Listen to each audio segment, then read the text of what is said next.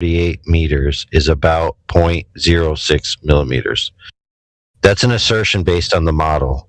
It's not a measurement that they did or took. Oh, it gets better, AI. Read farther. Dude, this is hilarious. Listen to this, though. Sorry. The towing tank only has a walkway on its south side, so the north rail alignment had to be performed from a floating pontoon, which was complicated. Dude, I can't believe this.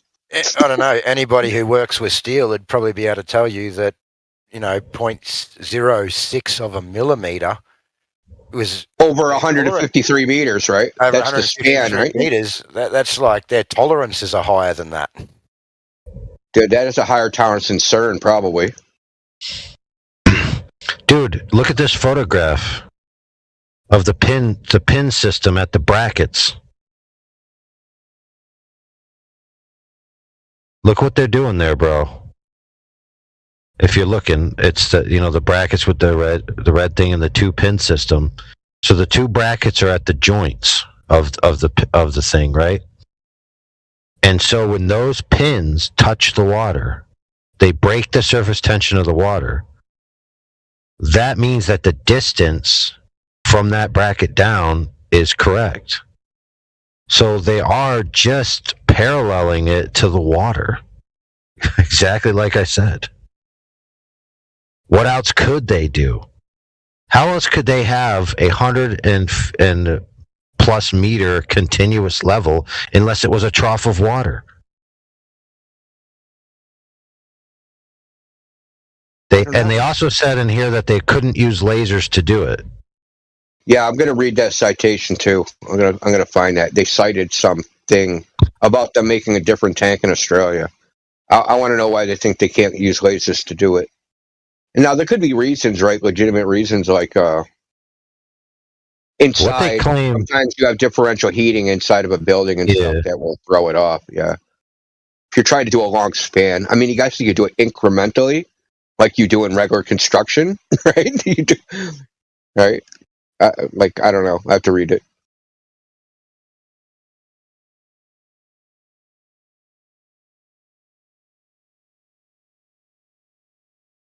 My God, dude. This is what passes for a Glober citation. I swear to God, that dude was just Googling furiously.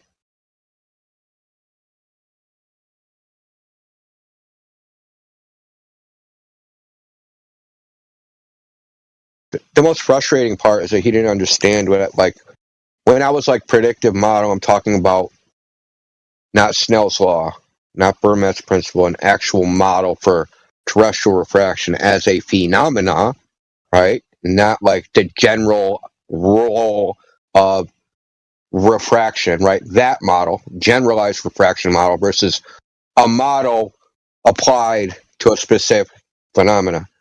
Like that shit was going over his head, man.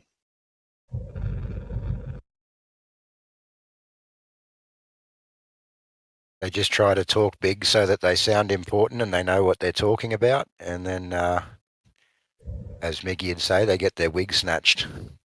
They like to repeat. That must have been frustrating to listen to, like from your point of view, right? Like when you're in it, it's a different thing. Like, dude. I just want to get in there and tell him what a fool he is. That's all. I've had some experiences with this guy before, as well as heard a fair few debates that he's had, and I just can't stand him, to be honest. Yeah, his debate techniques are transparent, dude. Whenever he gets cornered, he starts talking about you or talking about flat earthers or start calling you dumb, right? So he just does this all the time. Or he postures and pretends like you don't know something and he did, or you're freaking but it's a pretend, it's a freaking ruse, right? It's a diversion, right? To take eyes off the topic. Look over here. No, look over here. Look over here. Just don't how long did I talk to him? I never got an admission that there's no predictive model. I had to go through every goddamn iteration, right? Of us I call it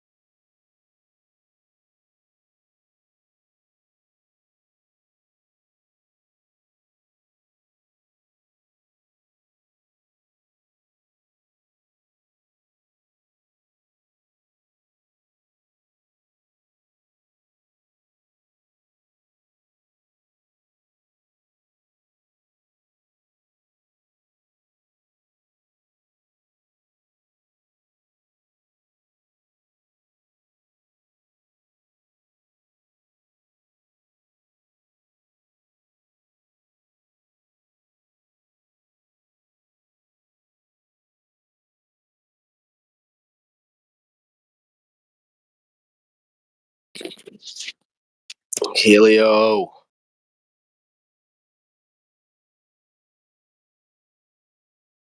What's Helio up to, man?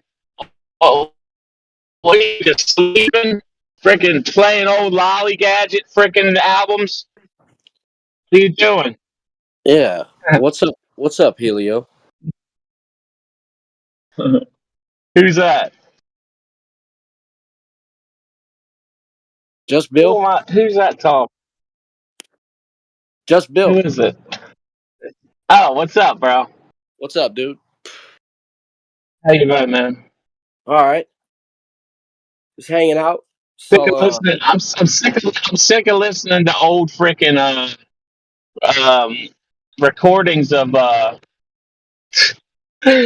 flat Earth debates between Nathan and dude. Some of the old shit I've heard it so many times, yeah, but man. it's still better than so much crap on the internet. I'm just like, dude, I'd rather listen to repeats of some on Flat Earth 24/7 than 90% of the trash on the internet. I hear you. I'm picking up what you're putting down. uh, What is it, Monday? It's today Monday? Happy Monday. oh, I had a freaking productive day. I roasted coffee for 8 hours straight. So You yeah, I got a lot done. you drank coffee for 8 hours straight? I roasted coffee for 8 hours straight. I gotcha. I drank coffee for 3 hours of those 8 hours. I usually Man. make coffee around 3 o'clock, and I make amazing coffee.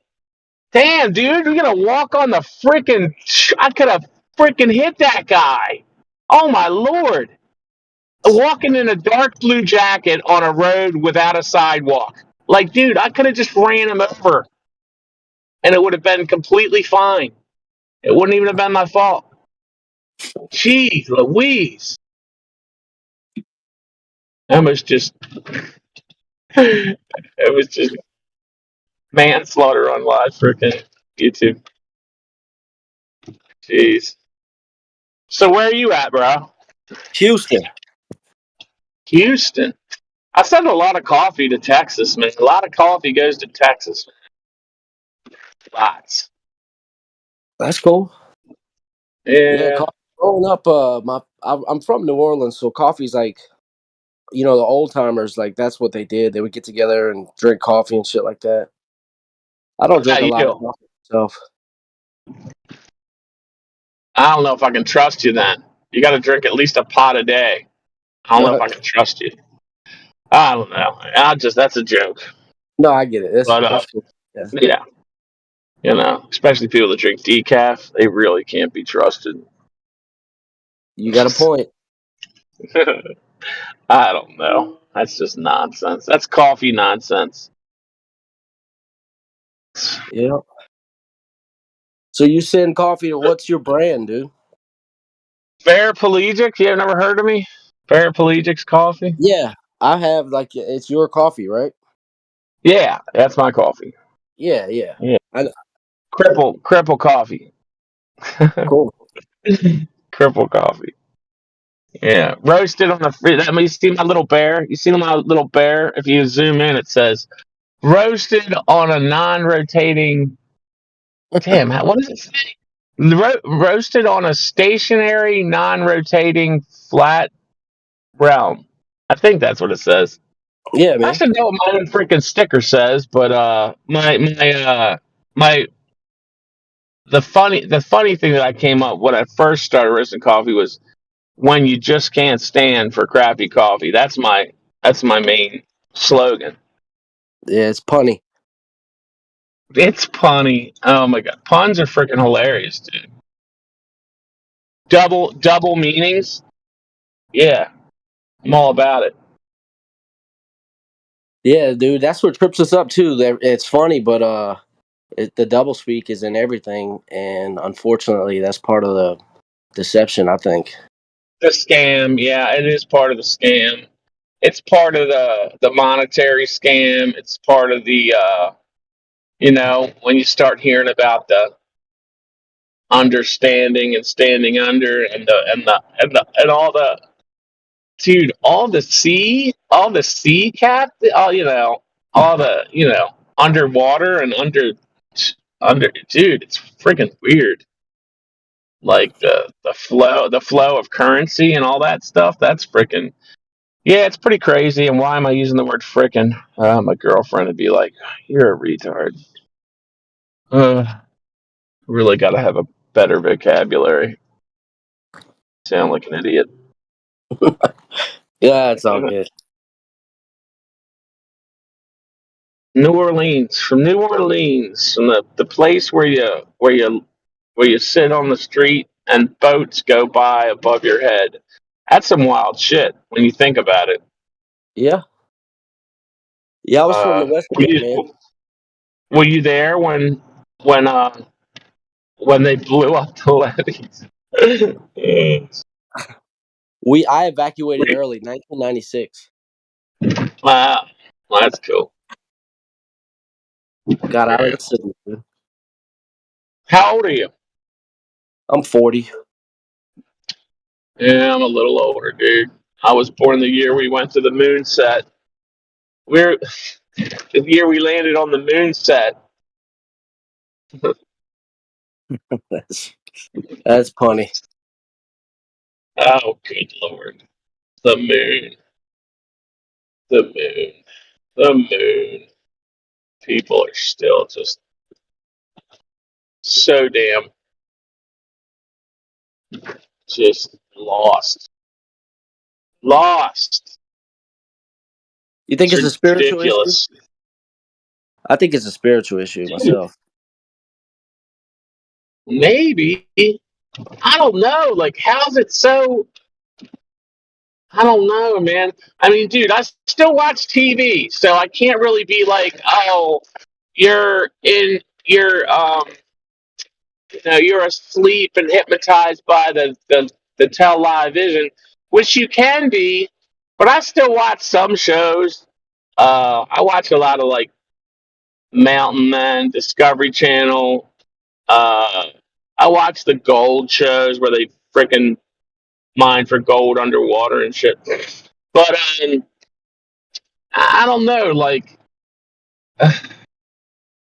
some people are just I don't know. I think they are just like in their own little matrix. Like don't wake me up.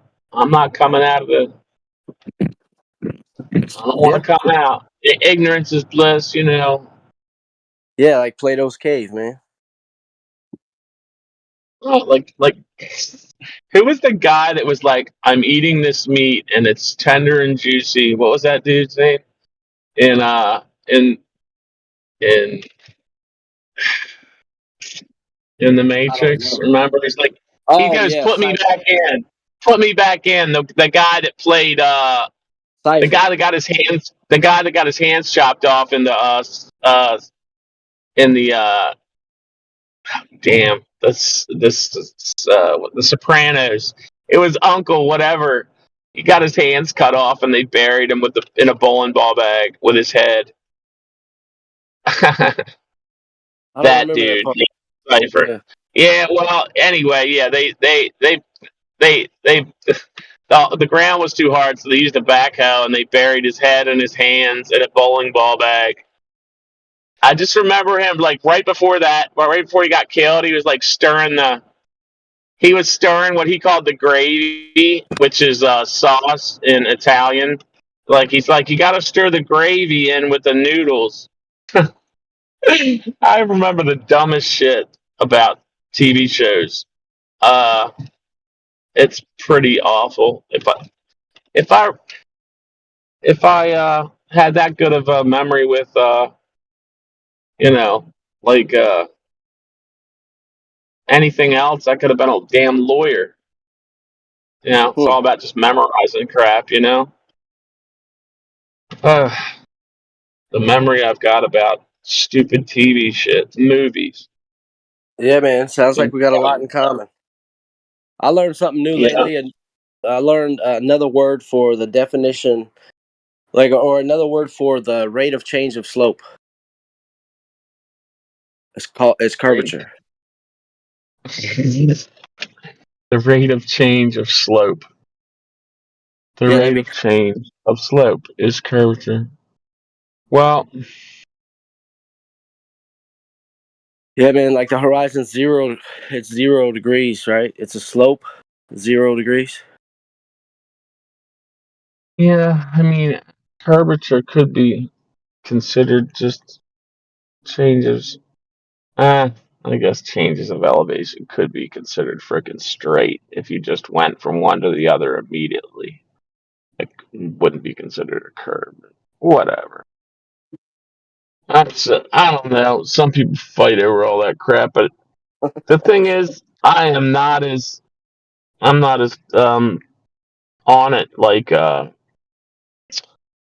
Dre's or just the other guys that are like Creation Bear. You know, the guys that had the debate thing down, all the fallacies and stuff.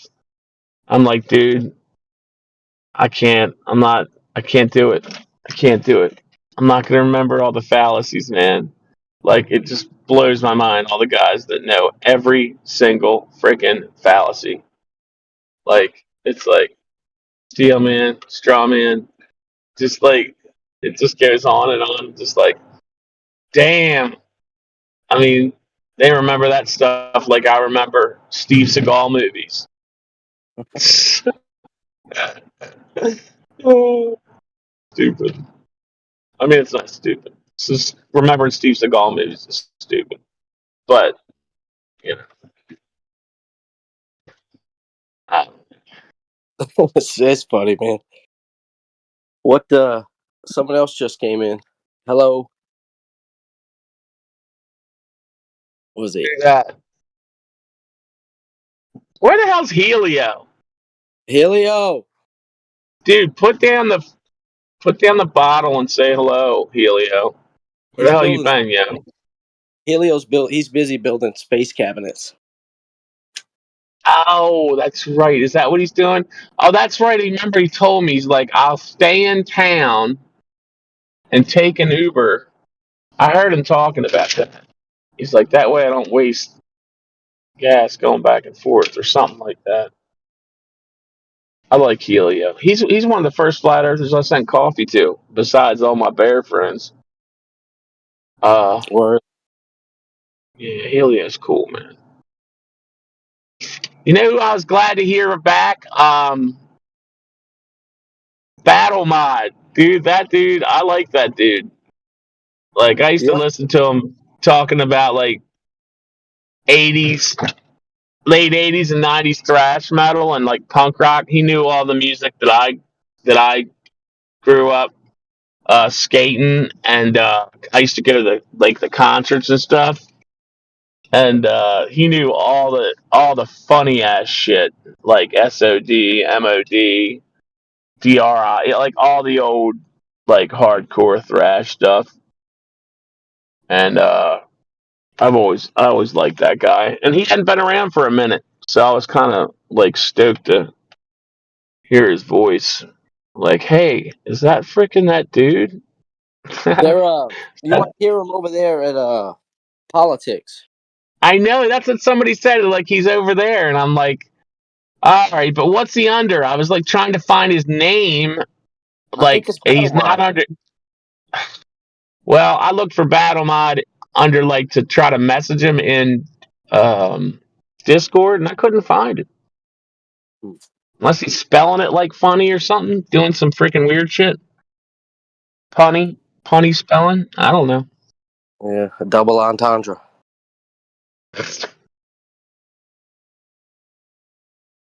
Something, something. So, Oh my. dude, good joke or what? You heard any good jokes lately? Oh gosh. Oh gosh. No, but I watched a Chris Rock skit today that somebody sent me, and it was like what to do not to get your ass beat as a black person, and he's like, don't.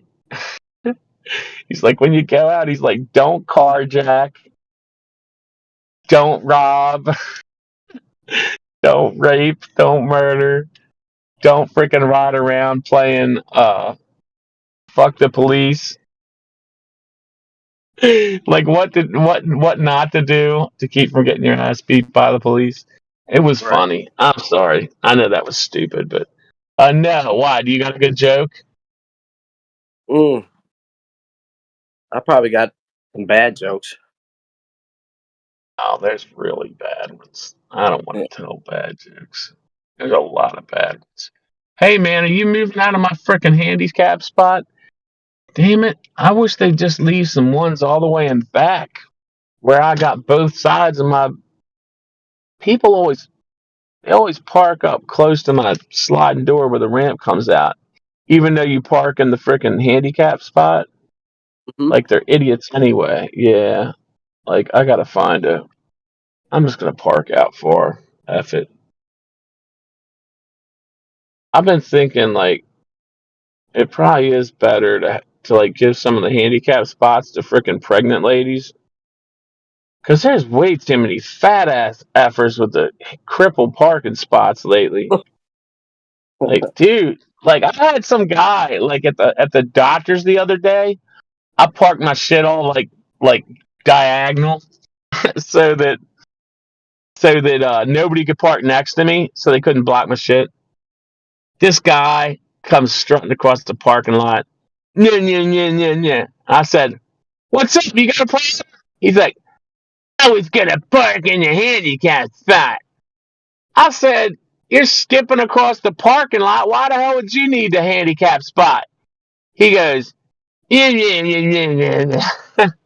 He just walked on because I opened up my door at the same time so he could see my wheelchair, and then he shut up, you know. But What he thought I was just being like, you know, like an asshole. yeah, like greedy, which I was being a little greedy. I took up two spots because that's so nobody could park next to me and block my shit, you know. Right. And he got an attitude. Dude, I love blurting that crap out. Like when I pull up to the post office and somebody's in the spot, I'll roll in with a mailbag. I'll be like, all right, who's in that handicap spot? Some dumb Yeah. kid with high tops and freaking. He'd be like, oh, it was me. I was only gonna be a second. I was like, oh, really? He's like, well, you want me to move it? I'm like, yeah, that'll freaking help. Now I've already parked freaking like way down the lot. I was like, I was like, man, you just, I just like shake my head. It's so funny because people are like, who's this loudmouth rolling in the freaking post office just being like, all right, who's got my spot? Making people feel all shitty. That's a pretty terrible thing to do. I shouldn't do that, but I don't know. I kind of freaking. And I'm curious, paraplegic. What's your injury, man? How'd you get injured?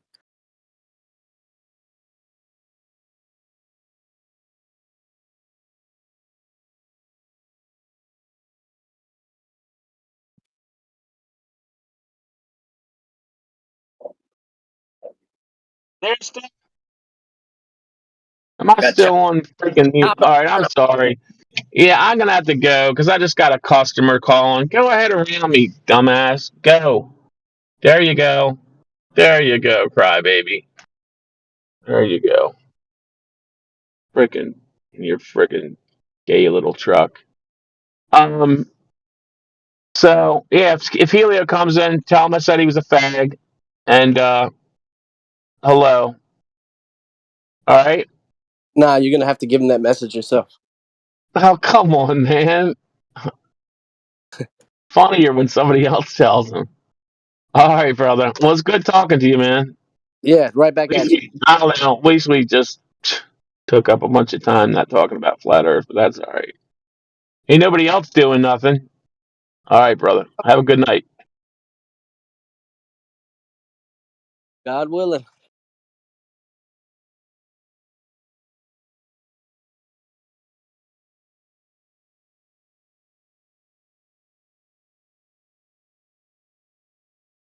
Liquid.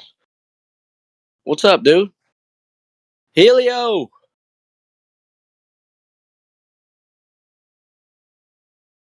Man, might as well turn on the bot.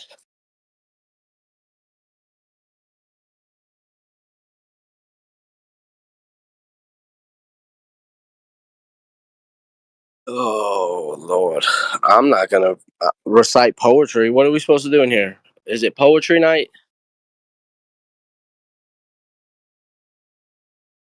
Open mic, Flat Earth 24/7 Discord, and YouTube.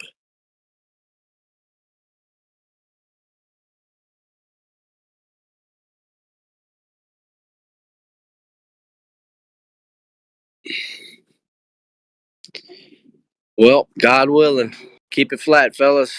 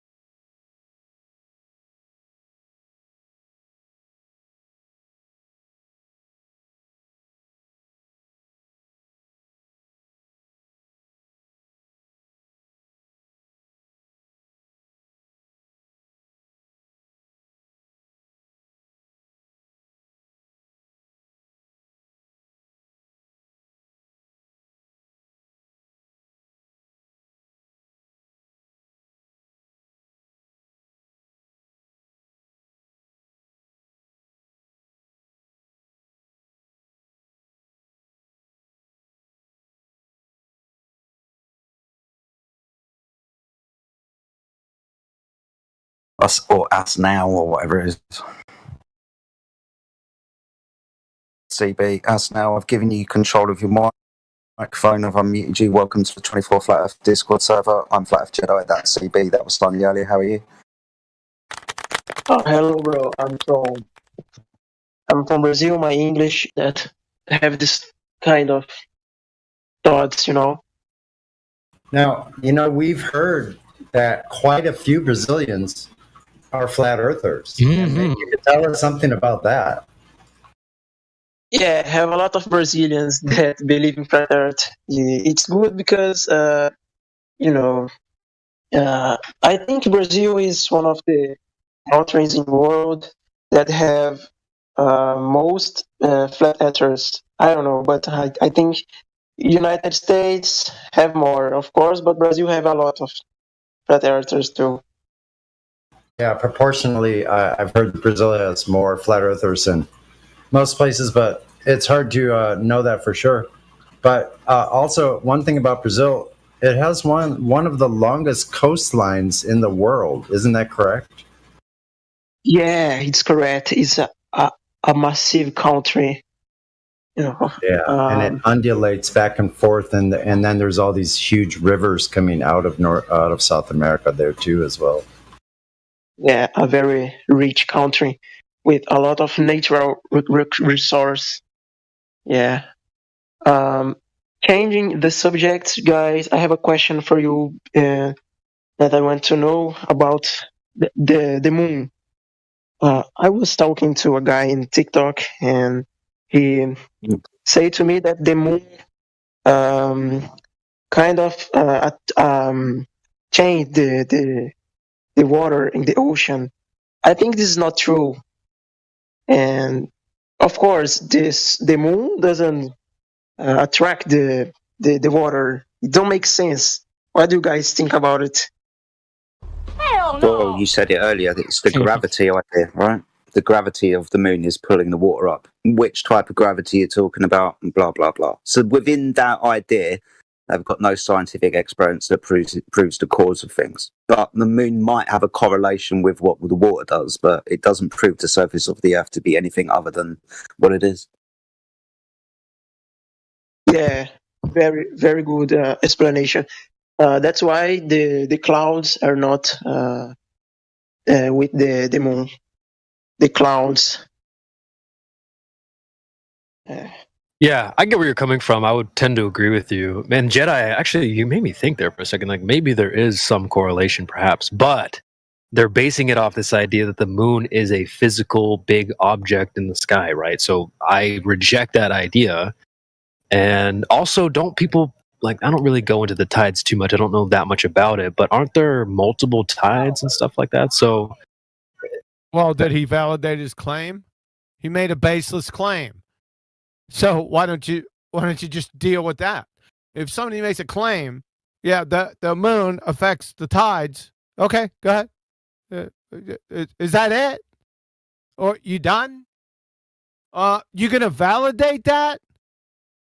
I got a claim. Fairy tale, pixie dust, invisible three-toed gnomes affect the tides. You still good? Hell no! Yeah, figured. Why don't you challenge him? Okay, no problem. You made a claim. You got validation for that? Besides wiki? Yeah. Take notes as in fact, I think we went over this. We went over this yesterday, right? They're asking you to explain something. They're pretending like they got the answer in the hopper, but they got Deuce 7 offsuit. Call their Deuce 7 offsuit. Guys, I have a question about the moon. I don't know really what can be the moon. Would be moon a plasma or an energy? No one knows. Yeah. Like the human being just never touched the moon. It's something nobody crazy. knows, and no one ever will. Well, not ever. You'll know it when you're kneeling in front of the Creator. I'm pretty sure you'll know. I'm with Kiwi on this one. I don't think that's a question you'll get an answer from like the men and women here on Earth. You're gonna have to wait or go ask whoever you think made the Earth So it wasn't me. So I can't tell you what the moon is. But, They come here all the time asking us questions, so that would be directed more correctly to the creator. It's kind of interesting. I mean, like even before I became a flat earther, I heard this quote that was like, the greatest mysteries known to man are the sun, the moon, and the stars. And it makes even more sense now that I'm a flat earther. No one's gonna know what the moon is anytime soon. Yeah, So get in line if you want to know, because I want to know too. Join the club. Yeah, I think it's probably energy, but I don't know. You know, it's probably energy. Brother.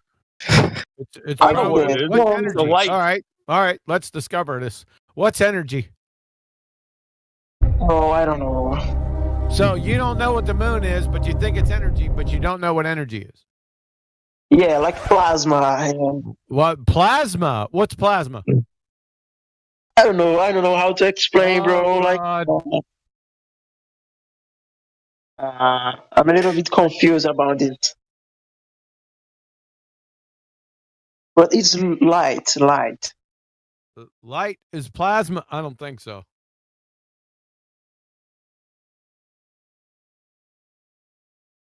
Well, what you'll learn as now is when you get to especially this server, we try to stick to things that we can test. So I think your best bet is to come down from the sky. The closer you to get to the ground, the better. You can actually test things here on the ground. I just want to get answers for my questions that I have about flat Earth, and They're not up flat Earth's not up in the sky. Yeah. Do you have any other questions? I just gave you the Huckleberry. As soon as they make a claim, anyone that's because they're going to ask you questions, but of course they're going to ask questions in a way that they like pretend that they have the answers. So when they pretend that they have the answers, ask them to validate their claims, or else. What happens when somebody makes a whole bunch of claims? Let's find out. Let's identify this individual. What is an individual that makes baseless assertion after baseless assertion without validating anything that they say? Globetrotter? Village idiot? Glober? That's okay. Those are synonyms. I understand. But you would challenge them, right? Maybe? Yes. Yeah. So validate that claim. Anything they say, validate it, right? Take notes as now. So. Is everyone here flat earthers or no? In the server, no. In this panel, I think so. Okay, fantastic. Yeah, the server's open for anybody that wants to join. There's no requirement to be a flat earther to be here. Okay. But here, have also the guys that want to, make fun about it. Yeah, that's my kind of party. Yeah.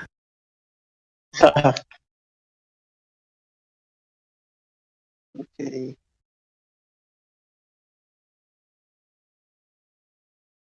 And they've been getting their butts handed to them lately, so I haven't seen them in a little while. But the ignorant ones roll in here from time to time. You got to be a little bit ignorant to walk onto a highway. So every once in a while, you'll have an ignorant person who joins, trying to swing their arms around all crazy, like this is a mosh pit or something.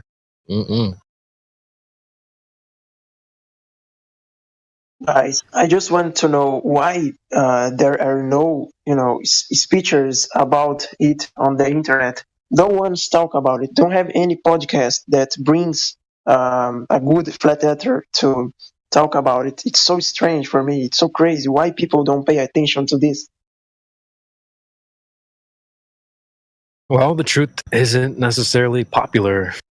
Doesn't really gain you followers, clicks, money to go out and tell the truth. Oftentimes you lose followers, you lose clicks sponsors, friends, Yeah. by telling the truth, right? Because the people think that's a joke, but the system obfuscates it a little bit, you know. Absolutely, that's the whole idea. Was to vilify it so it wouldn't be present, and to have the automatic reaction that it's a stupid idea. That's the whole point of them vilifying it and not putting it out there, not getting it out there.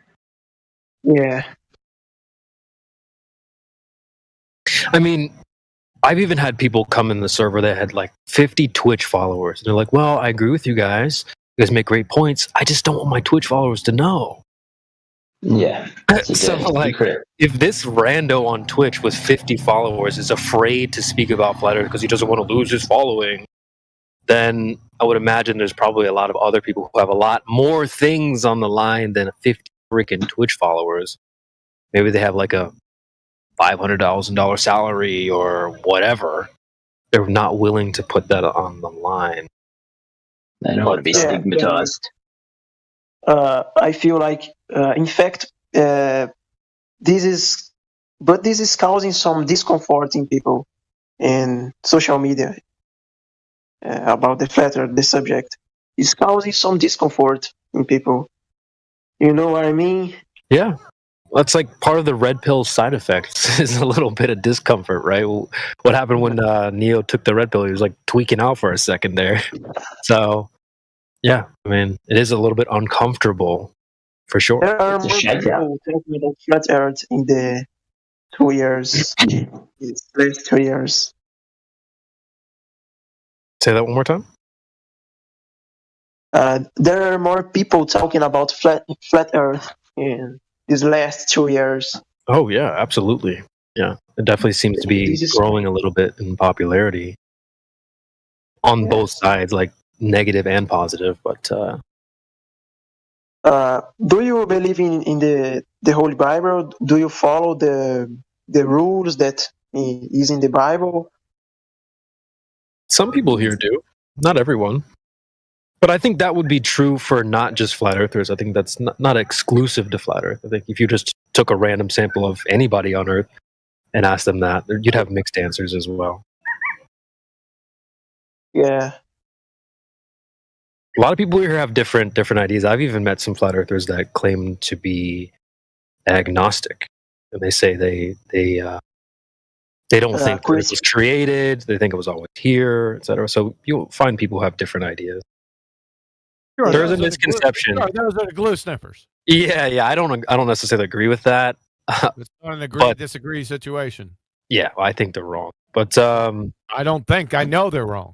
All right. They're wrong. Yeah. Period. They're the glue sniffers. Yeah. And no, I don't believe in the Bible. I know it for absolute fact. Bro, I don't have religion. I just follow the rules that is in the Bible. I just follow the God. Now we're off on religion. What's religion? Like some people get so aprisionated in religion, and this, like, bro, it's bad for people. People have to follow the Bible. Only the rules. The only religion I know is the heliocentric ball-tard spinning space monkey religion. That's the only one I know. I'm a Christian. I don't have a religion. That big religion. Yeah, that's not. The Holy Bible's not a religion. What's religion? Define religion. Oh, bro, something that people.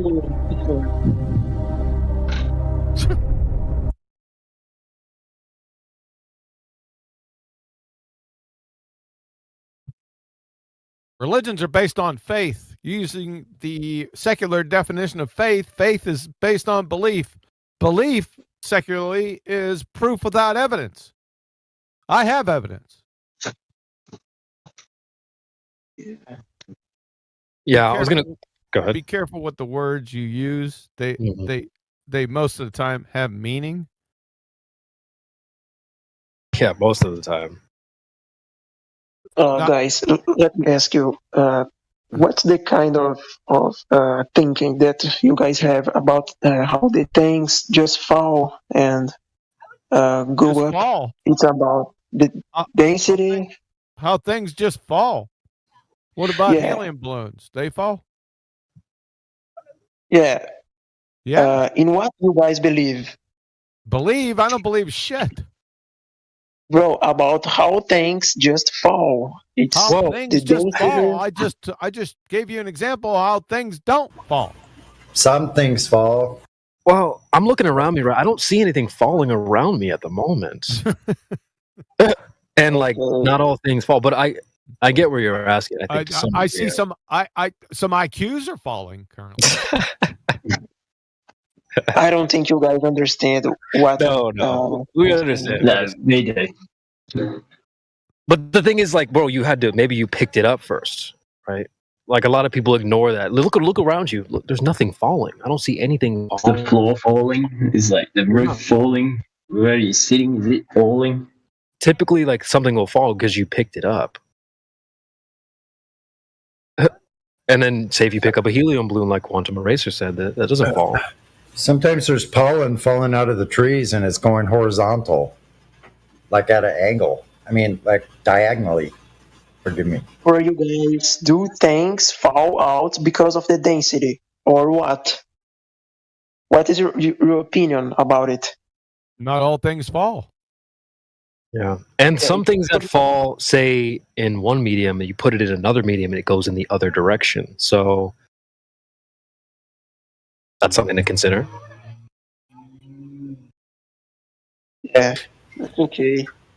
Like a basketball full of air will fall to the floor, fall to the ground or the beach, but you hold that basketball underwater, it'll go up. Exactly. So is there a universal falling? Probably not.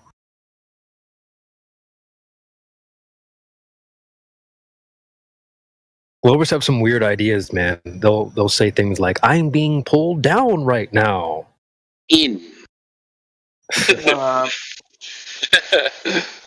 Really? Let me know about your mind, guys, a little bit more.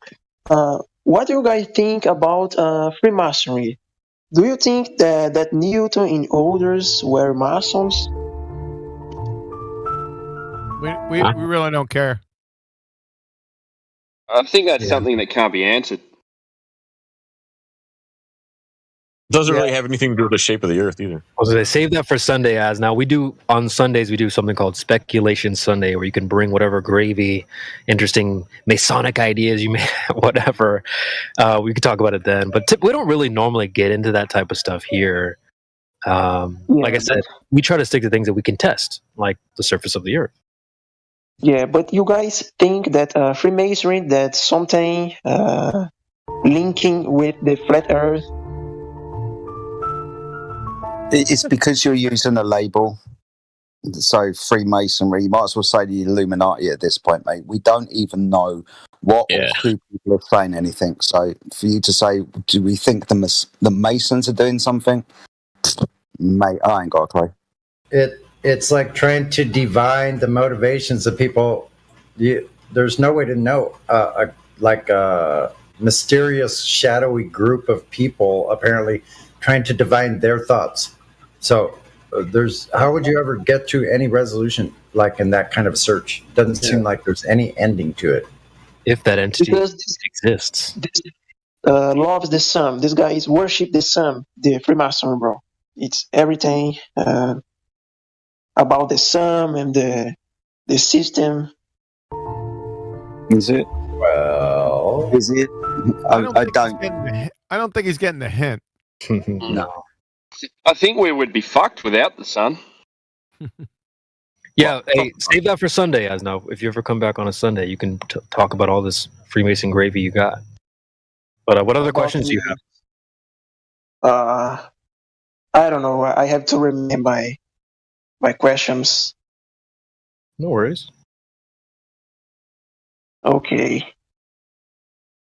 I like the sun. But it's interesting to hear like people's questions from other places because we all come from different places, and for us to come upon this thing, there are those questions that we all have walked through, that kind of questioning, as far as what you're talking about here.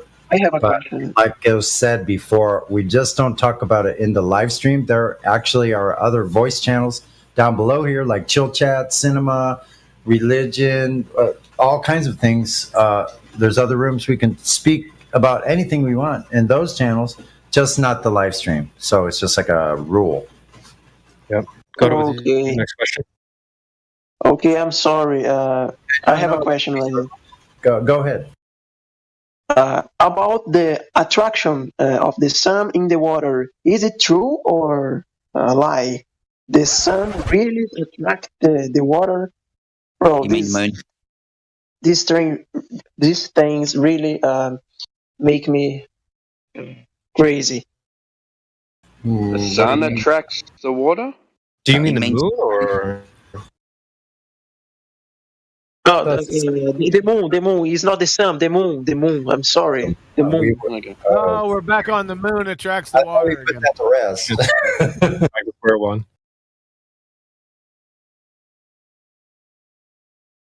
We don't know what those things are up there, so that's speculation as well. So, like we can only go on what we know for sure. We know when the sun goes over, yeah, it's going to heat the local area. I think we can experience that much. Talking about the moon attracting the water, Sonny. I know he is, but someone else was mentioning the sun as well. But it's not because of the gravity. But don't have any proof that gravity exists in the world. Yeah, we don't actually have any proof that the tides move with the moon anyway. Like the gravity is ridiculous. It's a god for the globe people. It's ridiculous, bro. Yeah. So what we do in here is we talk about, because we live on Earth, yeah, like in this realm, then what we can do is we just look at this, where we are. Because that's the only thing that you can go and touch, you know? Yeah. You can't touch the horizon, but, you know?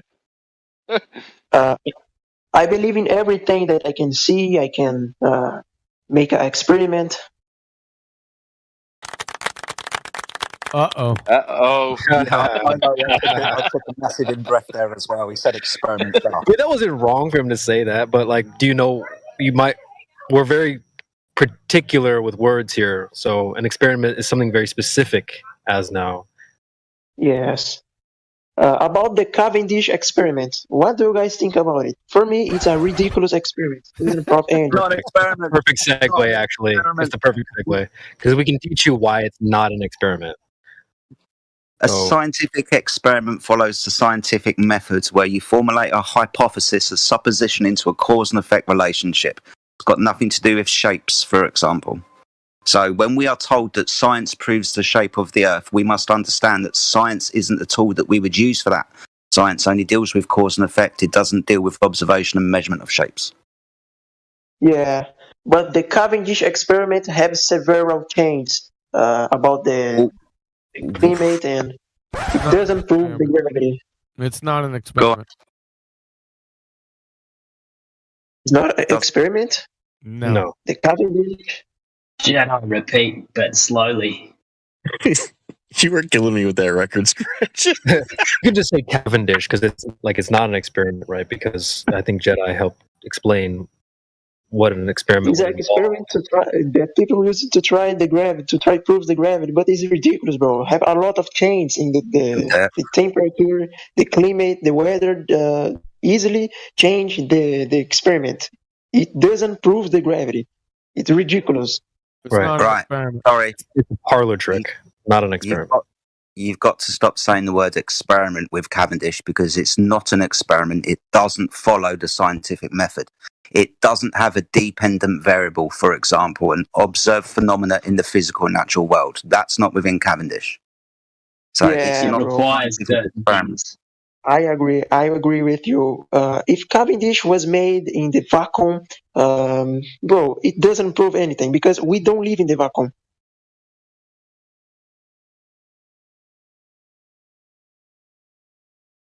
This experiment is ridiculous. Doesn't prove the gravity. Do you understand the words that are coming out of my mouth? Is the Cavendish demonstration proposed to be in a vacuum? Proposed to be an experiment. It's a pseudo experiment. No, that's not what I'm asking, Sonny. I'm asking, do they say that it was in a vacuum? Because I think the gentleman just said it's because it's a stupid quote unquote experiment because we don't. But is the demonstration claimed to have been done in a vacuum? That's my question. I think it's an experiment, bro. Well, hang on. It's not an experiment. We've already cleared that up. What I'm asking is, did Cavendish or whoever did this demonstration claim that was, or is it supposed historically that it was done in a vacuum? I don't think it is, but I don't know. That's what I'm asking. Does anyone know? Yeah. I'm just curious. Or was it just like in a shed? Did he just hang 2 balls in a shed? Or was it supposedly in a vacuum chamber or something?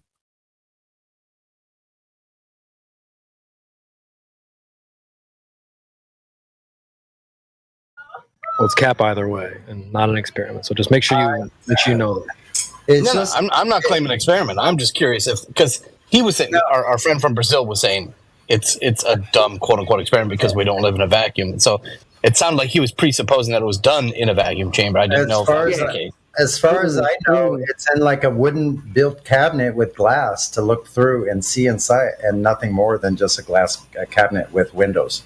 Yeah, I didn't. Yeah, I agree with you, Sonny. I didn't think it was done in a vacuum, so that's why I was curious. Yeah, was it done in his library?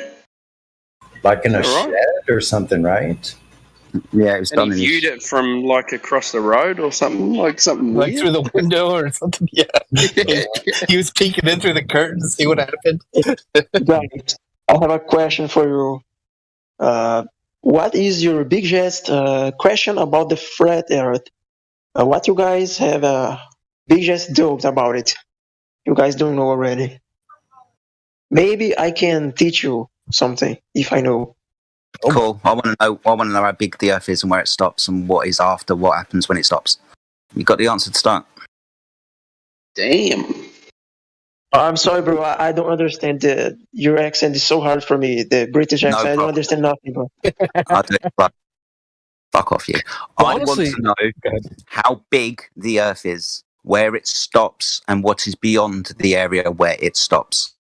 Oh, bro. Nobody knows it, bro. It's so hard. No one can mensurate it. It's so hard. Yeah, that's very true. But those are the types of questions that all flat earthers are going to ask. How big is the Earth? Where does it stop? What's the sun? What's the moon? How far's the sky up? How deep do we go down? All of those things that we don't know. Because the only thing that we can know are the things that we can test here on the surface of the Earth. Everything else is up for speculation. No, I think that we are too small to know this. I don't think your size is the issue, actually. Like, even if you were like say you were a giant, that doesn't give you information about what the sun is or whatever. So I think a lot of these things will be mysteries. Giants are for Speculation Sunday. Come on, CB. Got me. We don't have that right. We cannot know the size, the true size of the Earth. You know, so small for do this. But I also think even if you were quote bigger, there still seems like there's more to explore, perhaps. So it'd be hard to say. You know how they say the Earth is 70% water? It's well, how do we know how much water there is in total? So, yeah. The questions you said. Well, do you guys have any questions for me? Honestly, like Jedi said, the questions would all be impossible to answer because, we've all got questions, man. I don't know. I don't have any questions in the moment. But it's a lot of those questions would be directed to whoever you think made the Earth. I don't expect some of these answers to come from man or woman. Yeah. But the gravity is ridiculous. If you can destroy the gravity, you can destroy the globe. Oh, hold on. We don't have to destroy the gravity because there's no scientific experiment that proves gravity in the first place, so there's nothing to destroy. I mean, Just give some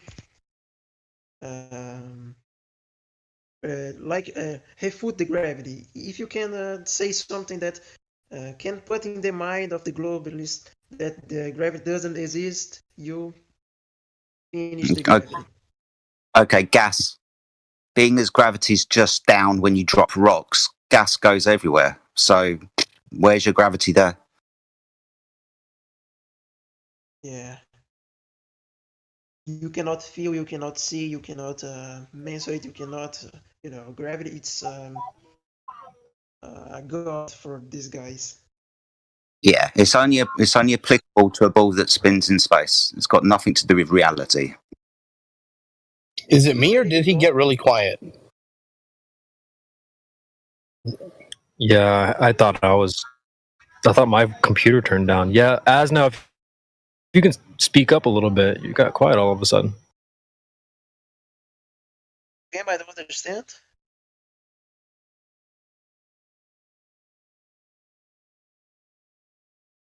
You're quiet.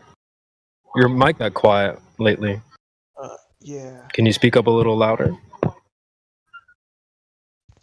It's because it's too late in my house right now. It's too late Okay. in Brazil. No worries, I understand. I cannot speak too much loud, or I will wake up my family. Gotcha. Understood.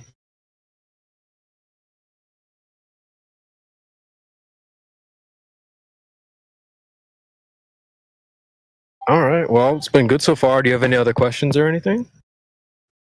I don't have a lot of questions, bro. I just came here to learn about it. If Hollywood can fake it now, how long have the systems are lying about everything, bro? I always love it when people say, I can't understand your accent, to the guy who's from the country that invented the language that we're speaking. Me, fucking hell, man.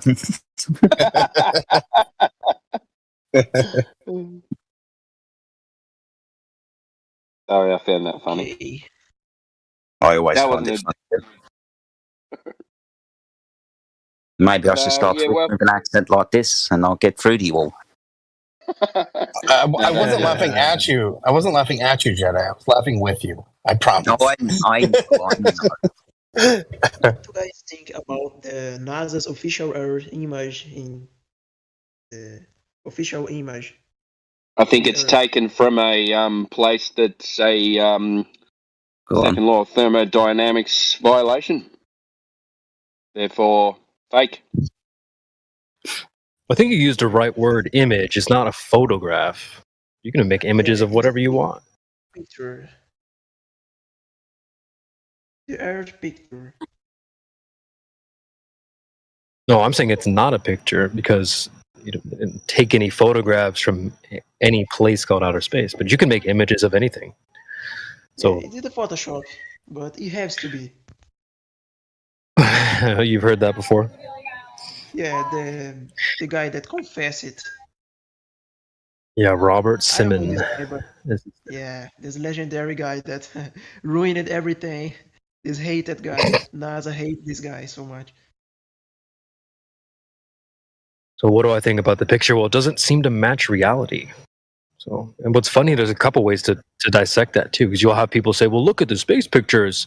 But then in the next breath, they'll go, but it's not a perfect sphere. It's like, well, how come the space picture shows a perfect sphere? And then another thing is like, well, you see all the bodies of water on the space pic, and they show curved lakes and curved oceans. And we all know water doesn't form into curve like that. So you can just go, well, it doesn't match reality. Let's go to that lake and find out if it's really curved. Spoiler alert, it's not. Do you realize all the clouds would have to be curved as well at approximately 8 inches per mile square, depending on the diameter, or radius from the supposed center? They would have to be curving too, all the way to like 90 degrees and beyond. Sunny. Guys, I think that photos proves nothing. When it comes to photos, they lose badly because every photo, every video, it's everything fake with fisheye camera and stuff like that to make fake videos with fake curve.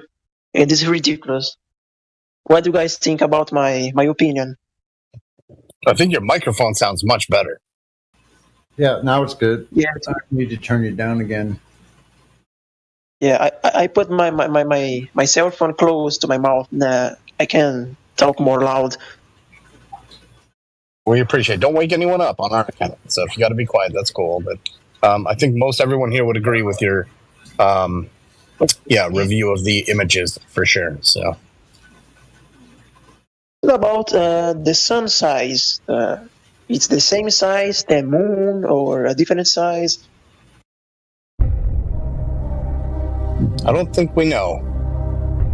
It's sun size. Yeah, I agree. Is the agreement that they appear to be the same size, or no?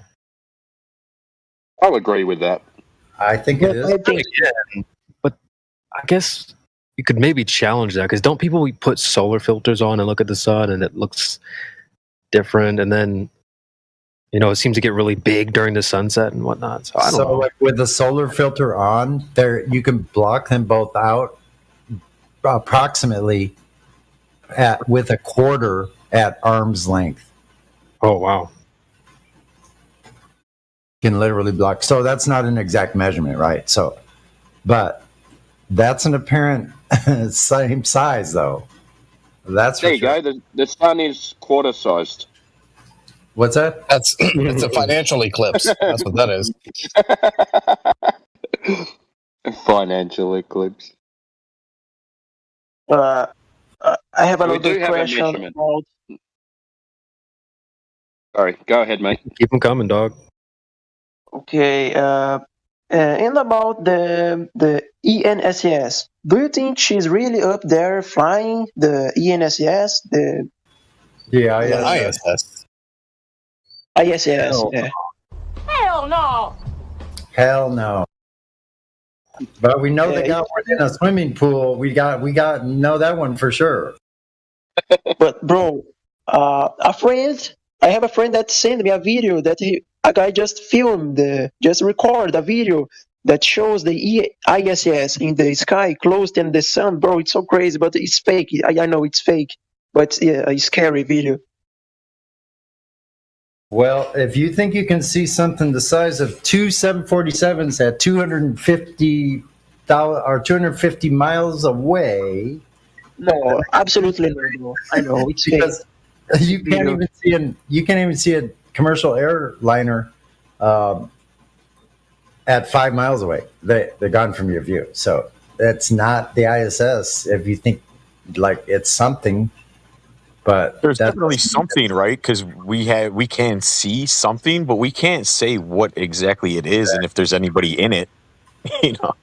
That's part of the Glober. That's how they're getting over on people, is because we all see the same thing. They're just attaching stories to them. Oh, that thing in the sky, that's the ISS. That moon, that's a rock. Sun, that's a burning ball of gas.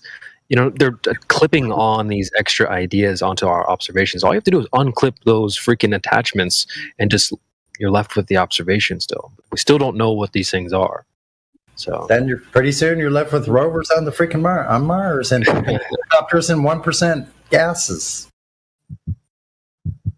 Wait a minute, guys. Wait a minute. I gotta go. I will come back.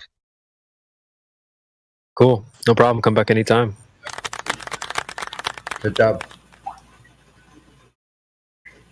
Obrigado for your time, dog. Porra.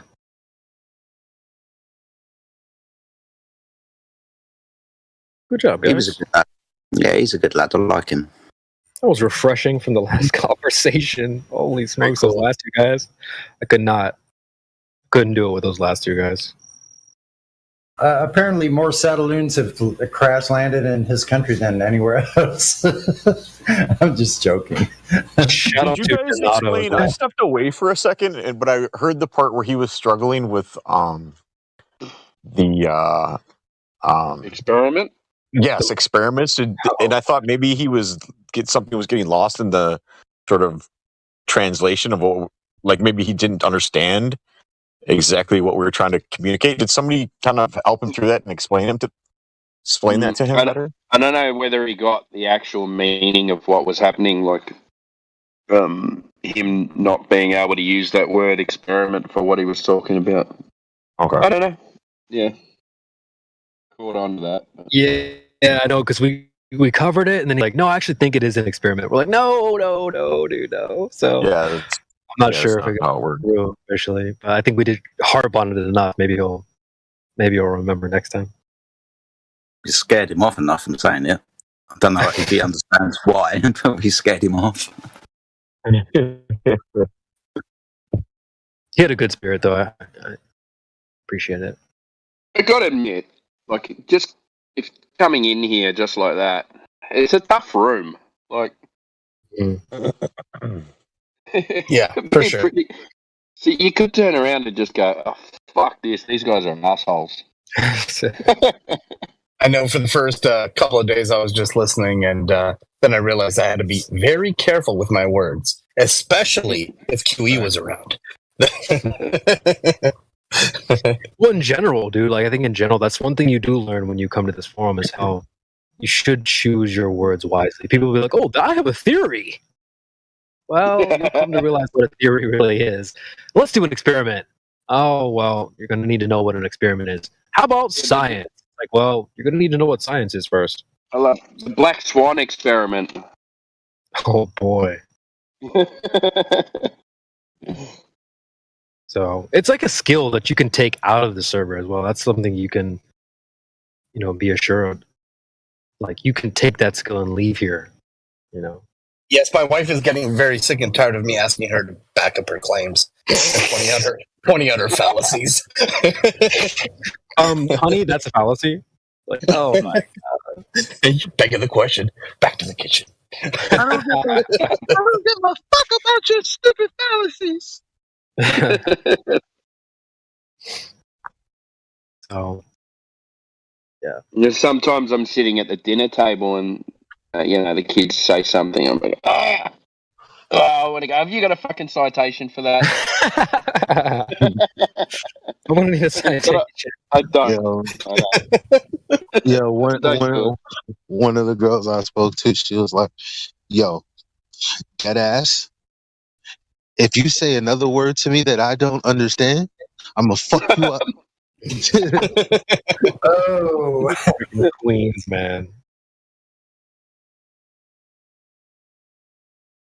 But yeah, it is funny though. You do take some skills with you from the server, so that's something you'll learn pretty quickly. Hello.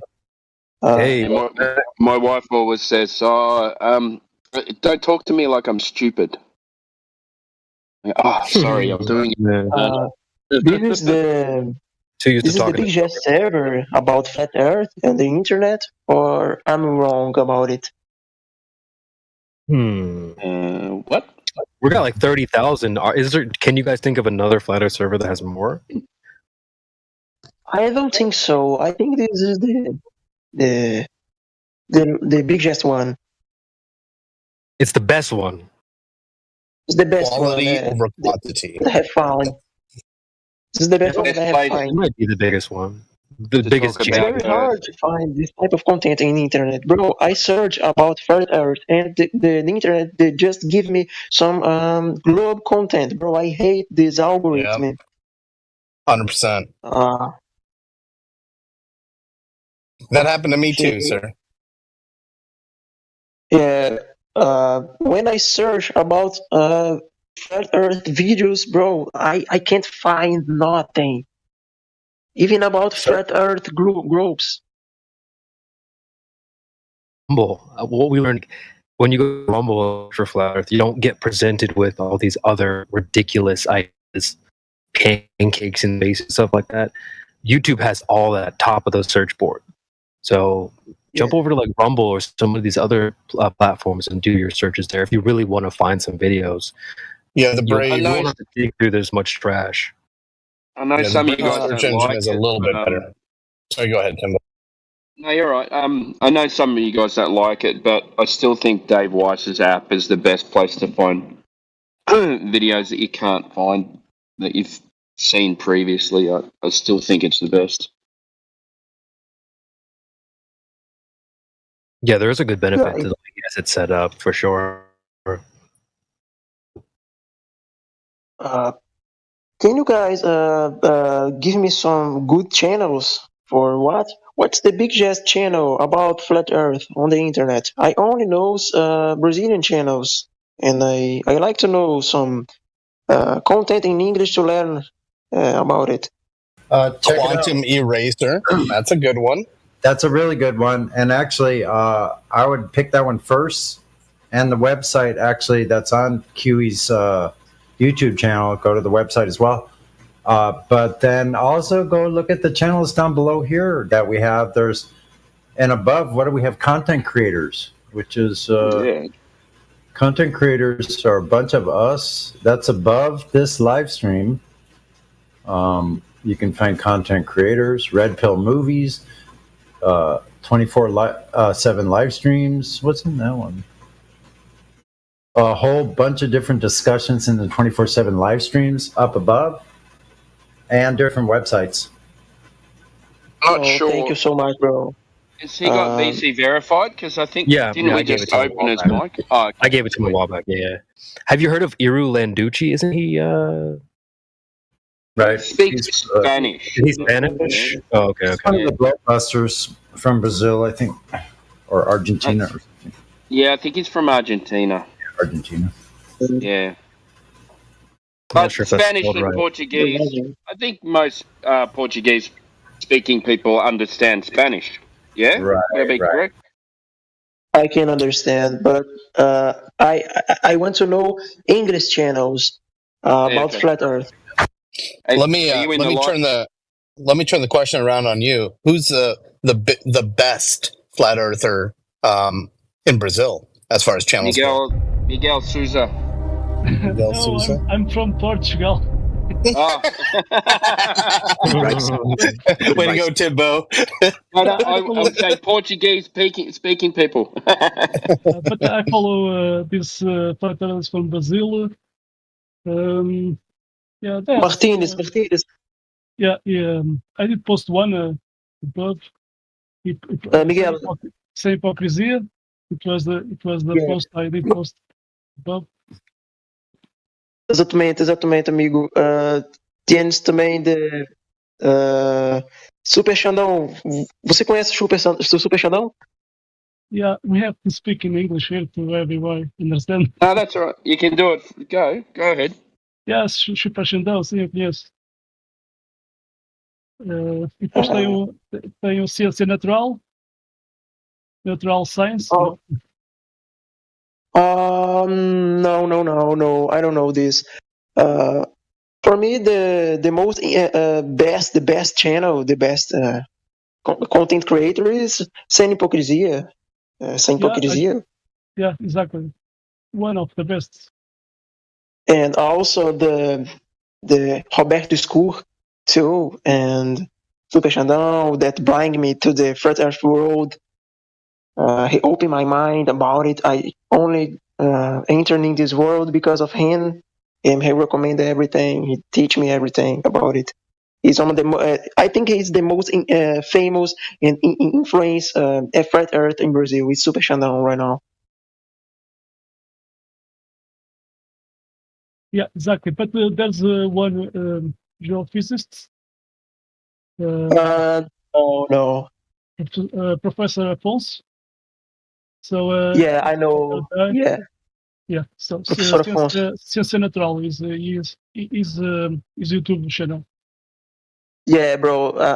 I know this one. He lost a lot of videos. The platform just deleted his videos. I don't know why, bro. The YouTube censorship. Yeah, the algorithm, the system just delete the good videos and polemic videos. yeah, you can always look at those videos at the BitChute, alternative voice platforms. Yeah, but in about Portugal, have good content creators in Portugal.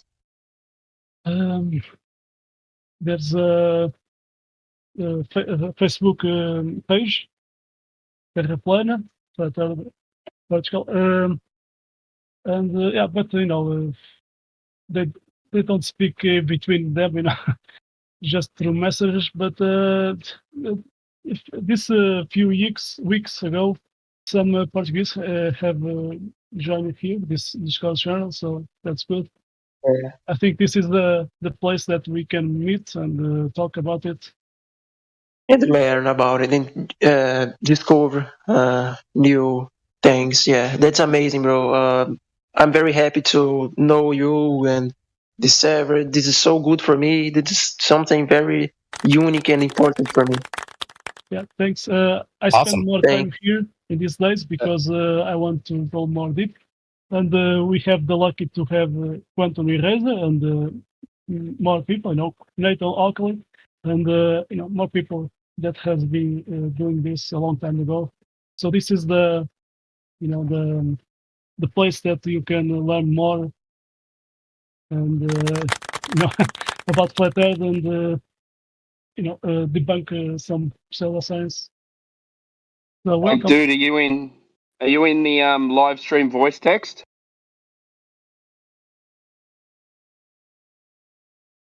Hello? No. Are you talking to me? Yeah, do you know what the live stream voice text is? No. I don't know this feature already. Okay, so when you pressed the button to come into the live stream, if you go back into Yeah. that menu, just Yeah. above where it says live stream with the red dot, there's one that says just above it live stream voice text. Oh yeah, I find. Yeah. Go click on that. DC check in voice test. Okay. Oh, No, a lot of live content. stream. Not that A one. live stream voice text. Oh, Yeah, not the wait VC a check-in. second. Oh yeah, I find. Yeah, this one. We are Yeah, so here. go to the bottom. Okay. Yeah. And I'm here on the bottom. Yeah, so go up. I just posted that app that I was talking about. If you sign up to that, I think it's about $2 or something like that. He's got all the videos on there that are shadow banned on YouTube, and you can Oh spend really, months. bro? Wow. You can spend months in there. He's got full length documentaries and everything. So just jump in Bro, there this is and. I also make videos on TikTok about flat Earth, and this it's very bad for me that I have a lot of hate on TikTok. I get a little bit famous in Brazil, and I can get some content and post on TikTok too here.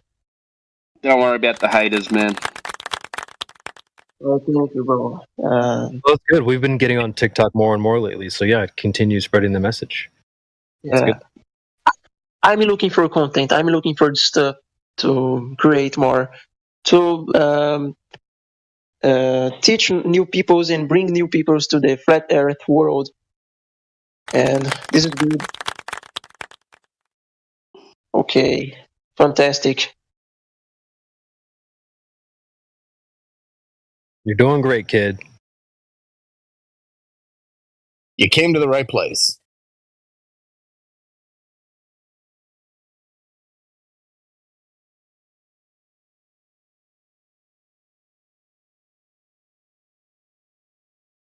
Isn't it funny when people come here like, so all you flat earthers are Americans, aren't you?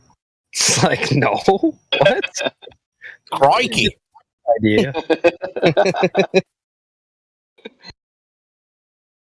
Are you guys Americans or Yeah, we're all American. Everybody's from the USA? Timbo's Somehow- American. Yeah. He's from the Australian part of America, and Jedi is part of the British part of America. New England. New England. New England. Timbo's from Arkansas. No, because I don't know how to spell it. Just basically Kansas. Are you guys red pill? What do you guys think about red pill? I don't think red pill is something for the family. My opinion about red pill is not one of the best. Maybe I'm missing something. Are you talking about an actual red pill or the? What do you mean by red Yeah, pill? the red pill. Are you guys? Everyone here is red pill. It's a red pill server.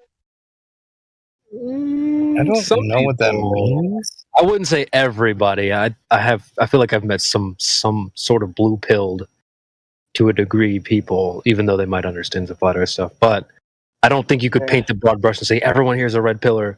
There might be some black pills in here. There might be some purple pillars in here, etc. So I don't think it's a broad brush. Yeah, I'm a kind of family pill. I'm a family pill. Me. Family pill? Okay. Yeah.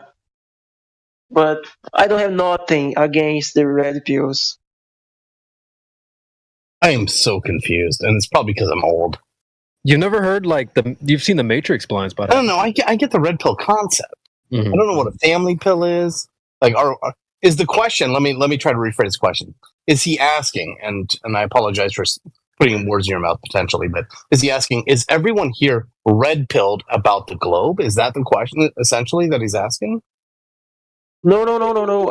I said red pill in the about the women's and some problems, Not So about about flat a whole earth. variety of topics. Did you say the woman's? About the women's, yeah. Oh, Okay, CB. like Back to dating you, and CB. stuff like that. Yeah, I got it. Let me slide in real quick. No, I'm just kidding. I think that I've been saying that we're not necessarily. We might not be in the same building, but I think we're on the same block somewhere. We're like red pill adjacent. We don't do a whole lot of the like dating type stuff in here. I've had a segment before where we talk about like would you date a flat earther, blah blah blah. But no, not everyone here falls into that. Some people don't agree with that as well. So I might fall into that. Maybe you could probably put me in that camp, but I know not everyone does. What about you, Asnar? You said you're more into the family type of stuff. Yeah, I'm a family pill. I want to meet a woman and get married and make a family one day because it's the biblical thing. I feel. I don't think that women brings problems for the man like some red pills think. So, CB, if I can ask a clarifying question, is this more along the lines, and this is my ignorance, so please excuse me, is this more along the lines of like the manosphere, Andrew Tate, I don't know, Fresh and Fit, what you were showing earlier, that kind of stuff? Is that kind of what he's alluding to here? Yep. No. Have some things that Andrew Tate say that I agree, but have some things that I don't agree. But I don't have nothing against Andrew Tate. But Andrew Tate is not a red pill. What pill do you think he would fall under? No one. I think he don't follow no one pill. I'd say he's probably red pill. I think he's red pill. Yeah, but bro, I don't know because he. Maybe. But he don't look like a red pill. You guys can probably judge for yourself here. I have a small clip if you guys want to take a listen. It's only 1 minute long. This is from his recent interview with Tucker Carlson. Why don't we just take a quick listen and you guys can react? It's only 1 minute long.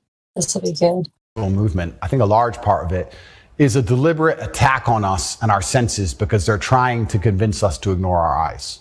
I do believe that is a bottom line. I think the bottom line of slavery are your own senses. Like, no matter what I'm told, that it's cold outside, I feel warm. That's the bottom line. So once they can convince you that your senses are wrong, well, then you're completely open for the slave programming. Once you can look at something with your eyes and ignore your eyes, you're a prime candidate. So I think a lot of this has also something to do with that. You are going to say that's a girl. That's what you are going to say because you have to. And if you say it long enough, you'll think it. And if you won't, your children will because we'll tell them. And so eventually, you're going to say it. And then it becomes true. Then you ignore your eyes. Now you'll believe anything, right? Till the next thing comes along. Now you'll believe all the people on the jets telling you about climate change.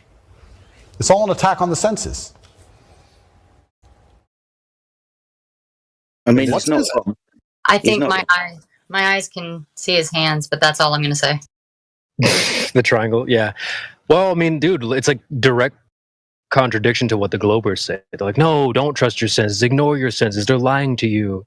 They're deceiving you. You feel the earth not moving, but it's really not. You see the sun moving, but it's really not. You know, they're trying to deceive you in your senses. So, I mean, it wasn't wrong. It wasn't wrong at all. If you don't believe your senses, then you can be told anything, right?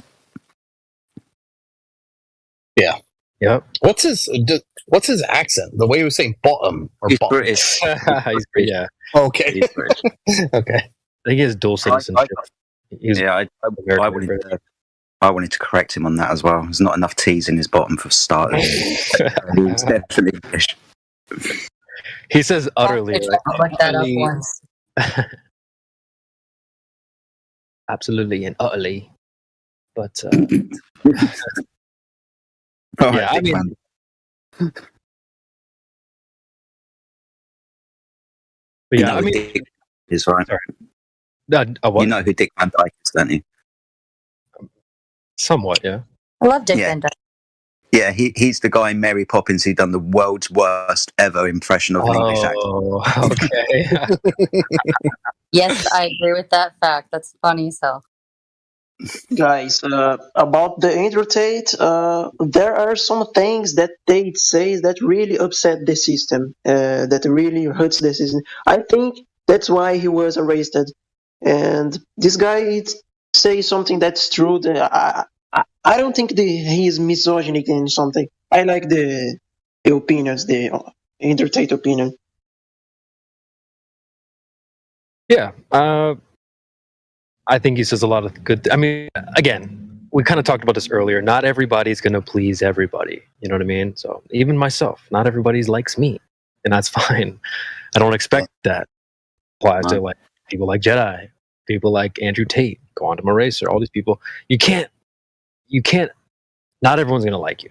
So you can be in a room full of 100 people and you say 100 things, and you're going to piss like some people off, and some people are going to really love what you said. So it's not just that; it's really like what somebody said earlier in this afternoon's live stream. Like, just somebody was saying in the chat that they were weary of anybody that they want to actually have attention on them. That's just that. It's just that. It doesn't matter who it is. yeah, I'm kind of with you on that. It's good to be a little skeptical. Like, why is this being presented to me? So yeah. Well, it's for the hands, of course.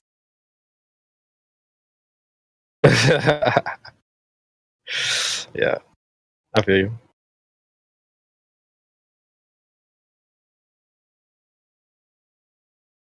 All right. About the curve, you guys already made an experiment using the Nikon P1000 to break the curve.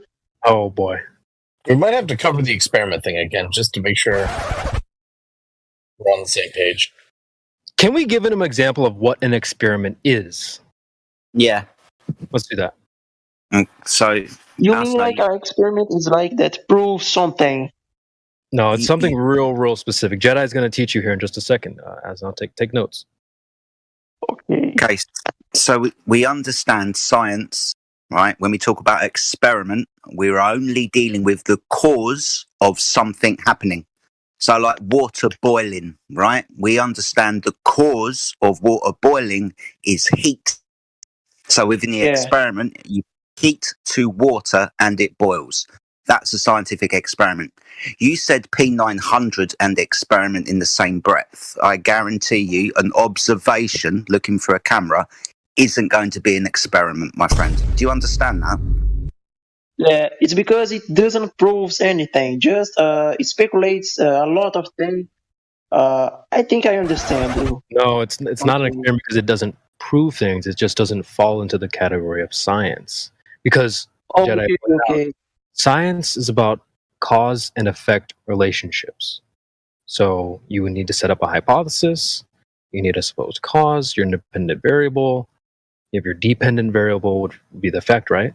And so when you whip out your P900, you don't have a cause and effect relationship going on there. So it doesn't fall into the category of science, and therefore it's not an experiment. You can call it a test, you can call it an observation, you can call it all these other things, but what you can't call it is science or an experiment. So we have to be very careful when you use that word. Yeah, because in the science can't have faith.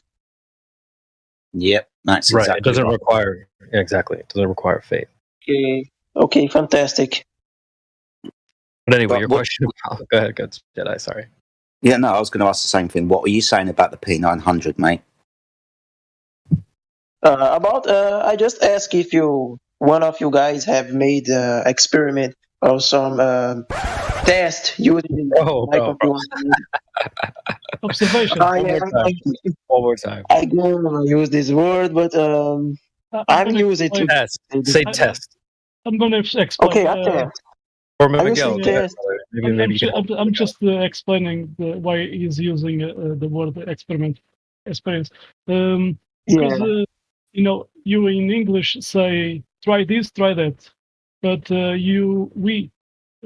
when we speak in Portuguese, we say experiment this, and experiment that. So that's why he's using a lot of that word experiment. But use Oh. observations. Yeah, observation. Doing observations. Fantastic, bro. I didn't know this, bro. Okay. My English sucks a lot, bros. I'm sorry. My English sucks. You are welcome. So Okay. Fantastic. Well, and don't apologize. Timbo's English sucks too, so don't feel bad. Okay. Really? Nothing, Timbo? Nothing? Just gonna let that go? It's all right, we'll Some get of right with it. some of you guys have a Nikon P1000. I don't. Some people in the server do. I don't think anybody on the panel at the moment does, or they just shouted that they have. But I know a few people in the server that do. I think it's so I do have expensive. one, but I haven't done a lot with it yet. I'm still sort of figuring out how to use it properly. And where I live, it's really hard for me to get long distance observations. I live in a very hilly area, and the lakes that we have are very you can't get good line of sight for a long distance, clear line of sight. But I take pictures of the moon and Yes. stuff and other shit. You have to put a good setup on the Nikon P1000. You have to configure the camera. It's so hard to get a good setup, good settings. Yeah, there's definitely a learning curve when you start getting into photography and figuring out what all the settings are and how to make them, all work and which settings to use for whatever you're taking a picture of. Yeah. Yeah. Fantastic, bro. Very good.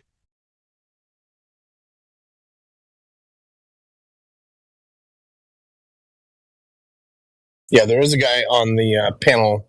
His name is Jim. He's not in right now, but I think he's quite the expert with his P1000. So if you have questions, you can always look for when he's in here and ask him some questions.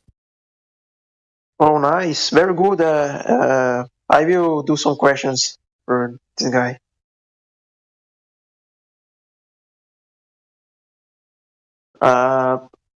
Sorry, Who is the owner? Who is the owner from the server? None yet. CB, what role do you need to get into the cult lounge? You or someone who deserves to be there. No, one of our Flat Earth friends wants to go in there and speak to Protofad. Who's the flat earther? Flat plane drifter. Flat plane drifter. Let me see what roles he currently has. Actually, sure, what role you need to see that. If there's a certain I don't know either. Let me just check his roles. Flat plane drifter.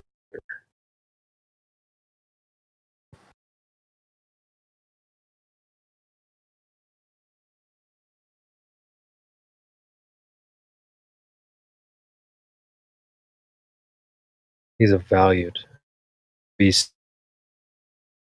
It's not under silver FE, is it? I'm only seeing golds in there. Let me see.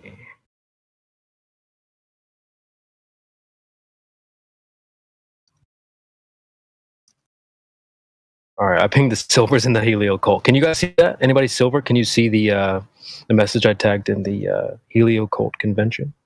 Yeah, I see it. Yeah. All right. So I guess silver's enough. Can see it. Flat plane is a value. I don't think there's like a secret way to get him in there though, unless we bump him up. Yeah. Right. Okay, mate. All right, flat planes, you're gonna have to come in, do a little performance for us. We can bump you up to silver eventually. If you're listening out there, brother. Guys, do you think that NASA have Freemasonry in the crew? Freemasonry in Save her for Sunday, big homie. We do that on Sundays. I think everyone in NASA is a Freemason, bro. It's so crazy. Think about it.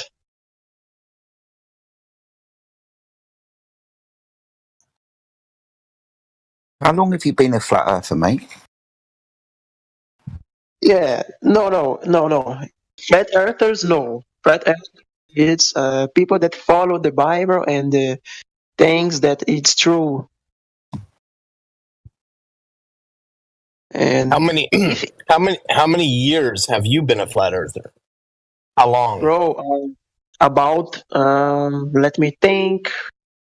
1 year and 6 months. No. About 1 year. 1 year. 1 year. Oh. But I know everything about fertility. Almost everything. I don't have any question. Okay. All right. I barely know anything. I'm a sponge. I'm learning. But bro, I want so much to see people talking about flat earth in podcasts, bro. It's my dream is to see talking,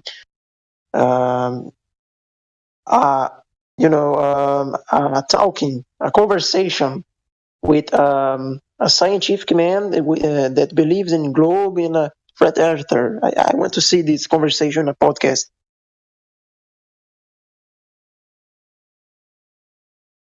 Because I know, bro, I know that flat earthers gonna beat these globes. Because we have proofs.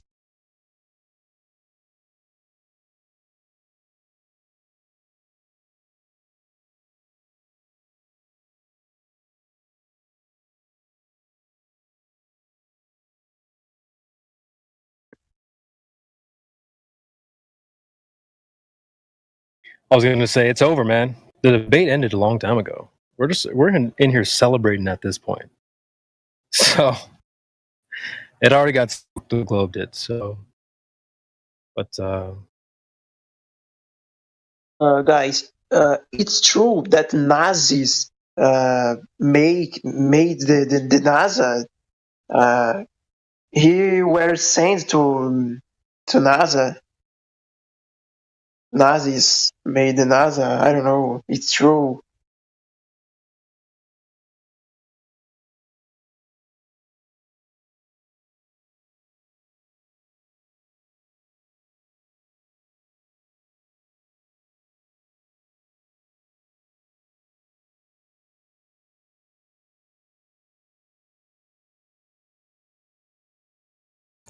I'm gonna have to go soon. But what else do you guys have for us now? Or do you have any other questions for us, buddy? No. I don't have questions in the moment. I have a question. What was the moment that you realized that the Earth is not a ball? Like, do you remember that moment that you did wake up? Are you asking for me? Yeah. Oh, bro. I was watching a live stream that my favorite YouTuber was making on YouTube, and it, bro, I just laughed. I just laughed a lot of this thing, and I think this was a joke, completely joke. And I started to searching about and finding new things and things that break my mind and get me so confused. And I get into this subject, and I fall in the world of the flat Earth, and I know a lot of things. And I don't think this guy is a joke right now. I know the truth. Even the Bible says a lot of things of the flat Earth. It's something very beautiful and uh, real. Even the water says the truth. You mean The natural Rio level of the world. River? You say Rio River. Yeah. Okay. Who? When you say Rio, it means river in the English.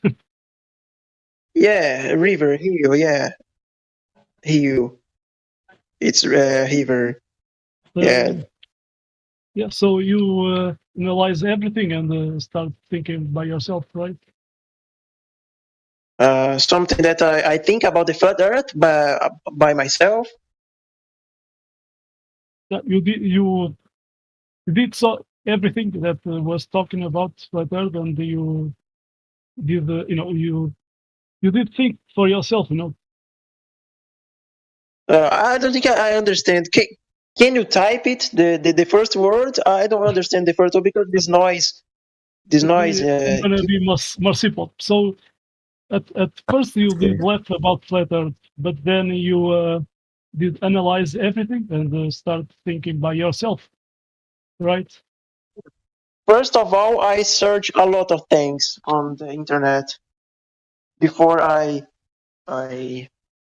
think by myself that that Earth is flat. You're welcome. In the beginning, it's very hard to believe in it, but you get so confused. It's so hard to believe in this. But I have something in me that says to me that the Earth is flat. So someone on YouTube planted a little seed in your mind, and you took that and ran with it and looked deeper into it and came to the conclusion that it was flat. Yeah, exactly this. First, perfect. I think this was a joke. I laughed about the guy. I make jokes, I think everyone made this one day in the beginning of the journey of the flat earther. Can you give us an example of what you searched when you said you searched for a lot of stuff? Can you give an example? Oh yeah, I searched about curve tests, and long videos that talk about the geocentrism, geocentrism, and I start to understand in a lot of channels, Brazilian channels, that talk about the flat Earth, good videos, good content, and complex things about this, about electromagnetism, energy, frequency, and vibration, things like that. Such a complex things that about the universe and your reality, about Freemasonry and about the system that controls the world. I don't know. People say that I'm crazy to talk about this, but I don't think I'm crazy. I just look for the patterns and make correlations, relations with the reality, and I get the conclusion. bro. That's good. I got a question. Have you looked into Flat Earth Society yet? No. I think these guys make such funny things about the flat earth. If I'm not wrong. No, okay. So one thing I do want to address is Flat Earth Society. It's the controlled opposition. So if you ever came across it, it's like disinformation, and the information they give you a little bit of good info, but then the rest of it's false. Okay, so I just want you to be aware of that. Or if you ever came across friends or family or anybody that you know that genuinely trying to look into Flat Earth, please tell them stay away from Flat Earth Society. And that's it. Yes, it's something like I know about the Flat Earth Society. Now I remember, bro. It's very sad that these guys make jokes about this. It's something very bad. Now the people make jokes about the Flat Earth and says lies about it, and people keep laughing. The reason why people laugh because they don't know the difference between like the real flat earth, the real truther, and the difference between the flat earth society only truther. We don't condone that, and that disinformation, they not genuine, they just exist for control opposition. So I just want you to aware of that, and I'm glad that you're aware of that. Thank you. Yeah, exactly, brother. It's true. But I feel the truth that the people don't know the model, the geocentrism. The people don't know and keep judging the thing, even that they don't know. It's very bad, bro. Okay.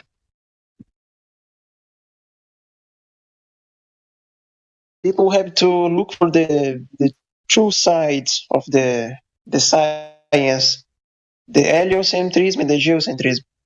But the schools and the system and the system don't tell you it. They just hide from everyone. Are you fully flat Earth, or are you still like questioning? No, I think he's fully flat Earth, Zodiac. Okay. Well, can't go any other way. I can't get nothing but the truth. Let's see. Oh, Chubbs? I thought Chubbs, didn't you have a flat earther? I guess he didn't. No, he didn't have a flat. Alright, That's it, guys. I feel like there's nothing hiding that will not be revealed. It is in the Bible. I believe in this. How many which Bibles have you read? Or which Some versions like King Cross version, my Bible, King Cross. You know this version? is it in English or is it a different language? No, it's in Portuguese. Portuguese, cool. But the separate, version, separate. I don't know. Yeah, I've only read I've only heard audiobooks. I don't think I've sat down and read a hardcover copy. Okay.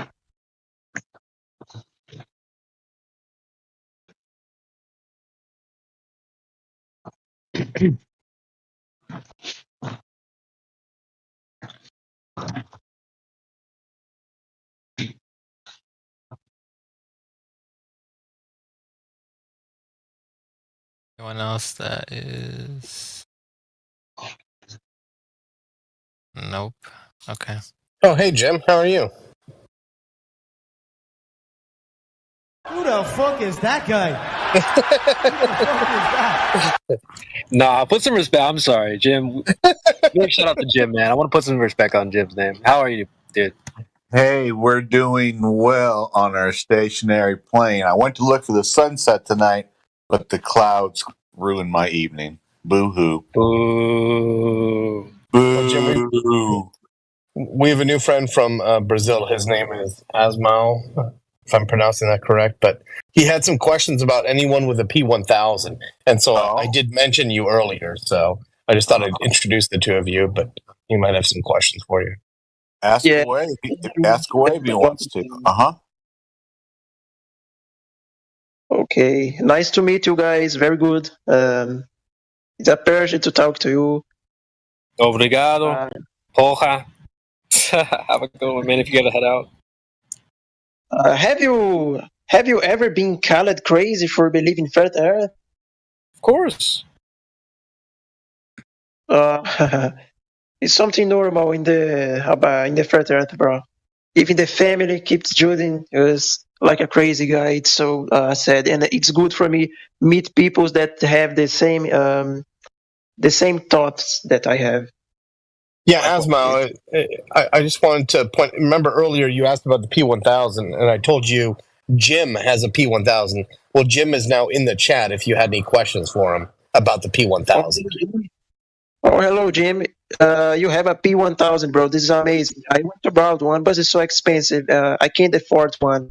It's amazing, bro. Do you have some videos on your? Do you have a YouTube channel that you post videos using the Nikon P1000 that I can see? Yeah, I'll. If you, let's see here. You are in the chat now, and you are ASNAO, correct? Mm-hmm. Yeah, this is my name. My real name is Caleb. You can call me Caleb. My real name. My real name is Donald Trump, so you can call me Donald Trump if you want. Let's go. Wrong. Okay. DJT.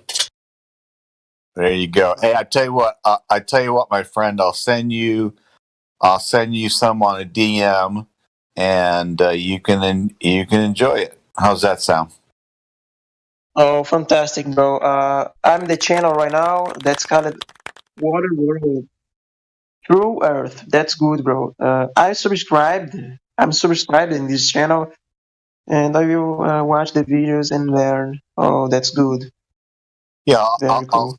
I'll DM you some videos, and then it'll have the link to my to my YouTube channel. Absolutely. Oh, nice, bro. Thank you. I will study this soon. Hey, later. you're welcome. You're welcome very much. And I just have one word of a warning for you. Watch out for Creation Bear CB. He's a tough one, man. He's tough. He's tough out there, man. You better watch out. Right, bro. He's tough out there, man. He's tough. Where did you live? Where are you from? From which place in the USA are you from? For get these images? Well, I live in northern Indiana. Yeah. Nice. I get a look when the weather permits. I get to look across to Chicago. Nice, very cool. Okay. So I'll get those videos to you, my friend. Thank you for asking. Amazing, bro. Amazing content. Amazing stuff. What is your profession?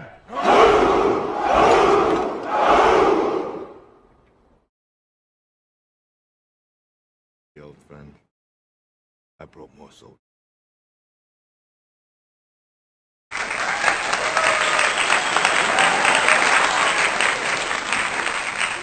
What it really means to live life golden. Yeah, we're golden, baby girl, we're golden. They're about to see it shine, 'cause we're golden. Get back into full view when, according to the curvature of the Earth, it should be obscured. Part of the boat should be obscured by the curvature of the Earth, yet we're able to bring it back into full view. So I don't understand like why no one brings that up, that anomaly, but like I think they do, but a lot of people like it or not. You might not accept my answer, but I got an answer for you. Sure. Well, that's because of refraction. Of course. Atmospheric refraction, right? But unfortunately, atmospheric refraction it can only occur with very specific atmospheric conditions. It's not an everyday occurring phenomena. You have to have it. It has to be the right conditions for atmospheric refraction.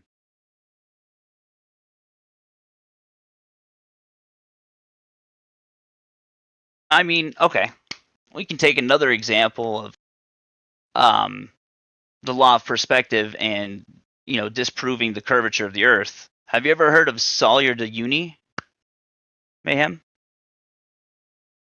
The Bolivian salt flats? Yeah, I know that place. I heard about it. Okay. So if you go there, if you've seen it, it's about like 100 kilometers wide and in all directions. Let's say it rains a little bit, like 3 inches of rain per se in this Bolivian salt flats. The reason why it's popular and people know about it is because it makes it look like it's a giant mirror, perfectly flat mirror. It's not convex, not concave. It's a perfectly flat mirror for over 100 kilometers. What's it called? Sawyer de Uni. I'm not sure if I'm saying that right, but just type in Bolivian salt flats. There you go. Or Bonneville salt. Is that what it's called? There you go. Let's see here. Let's look at this video real quick. Actually, I don't know about the Bonneville salt flats, but apparently that's another salt flats place. But the one I'm thinking of is in Bolivia. There we go. Secret Asian Man posted a picture of it right there. Gorgeous, by the way. So let's take that legitimately heaven. Yeah, it's like a perfect mirror. Like there's no warping in the reflected image. It's completely flat.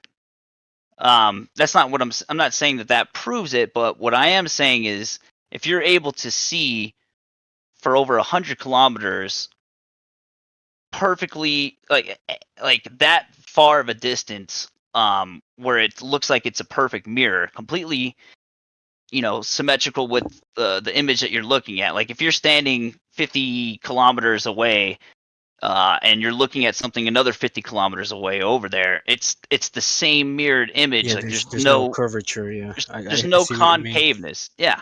Yeah. Well, my argue. I mean, I solely believe Earth is completely flat too. But my argue there is that Earth could be that very big. Okay, let's say that's the case, right? Let's say that that's the case, that the Earth is so big that you're unable to see the curvature of the Earth. For a while, yeah, for like... Okay, well, let's go back to Eratosthenes. Let's go back, because that's important. That's basically where we got the measurement of the Earth, right? Yeah, but I thought you said we can agree to disagree about Eratosthenes. Why are we going back? No, we are. But we're going back. We're going back to the measurement, though. I'm doing... I'm like I said, yeah. Keep going. So the important part of that measurement, right, is that it confirms, quote unquote, confirms that the Earth is about 25,000 miles in diameter, which is important. It's very important because based on that calculation and of spherical trigonometry by I think it was Aristotle. Let me look this up. There's actually a calculation that you can look up yourself that measures the curvature of the Earth. And it is this calculation, bear with me. And this is very important.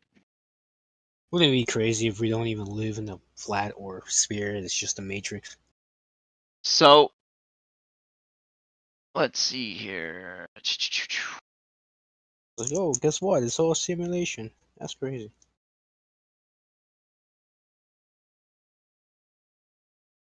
Let's see here.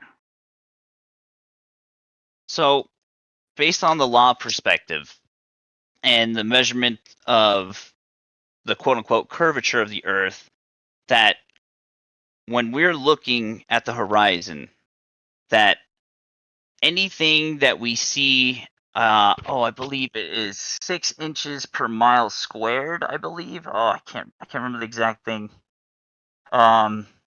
anyone could help me out here. Can't remember exactly what to find here. I can't remember what it's called. Try to find it on Google and it keeps giving me different things. But I think it's 8 inches. Never give him 6 inches when you can give him 8.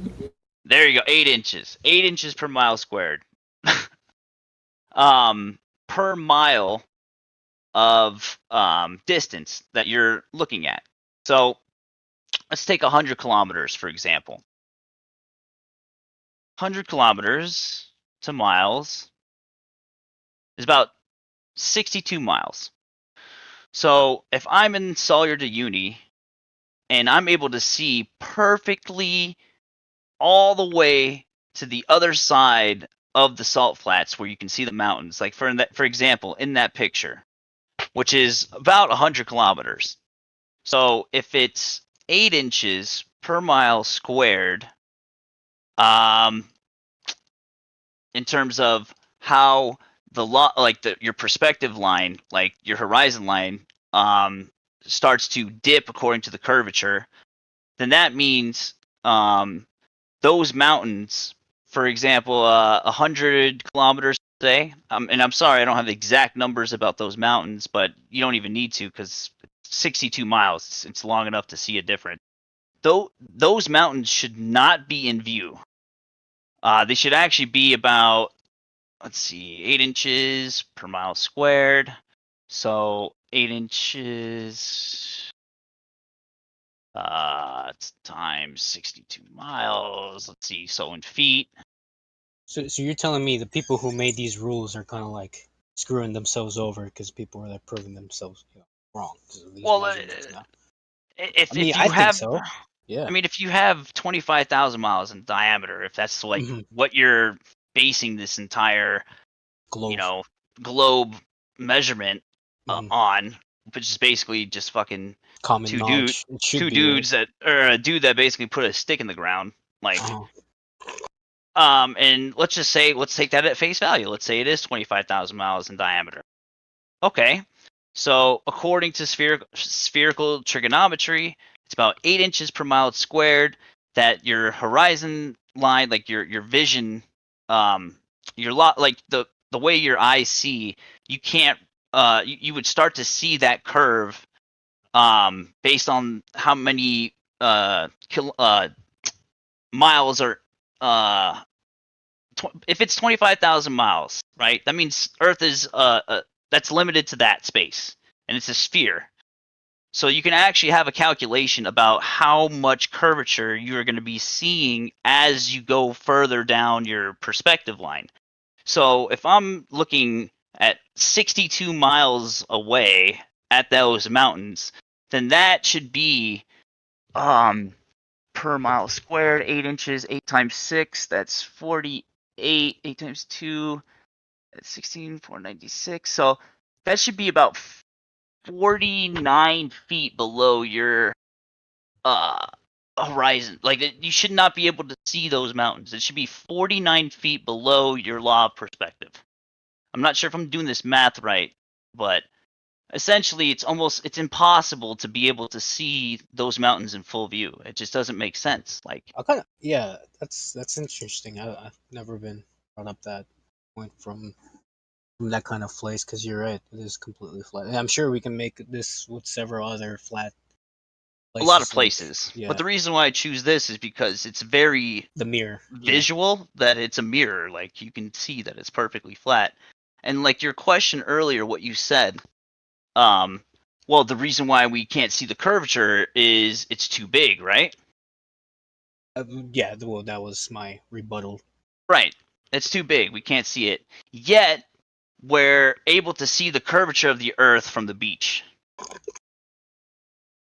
That makes no sense. That's illogical. In fact, how are we not high enough in the air to see how big the Earth is and the curvature of the Earth? Yet But Red Bull clearly, as they Oh, you've seen that? I've seen that too. The jump, yeah. Where you can see it totally change the fisheye lens, but yeah.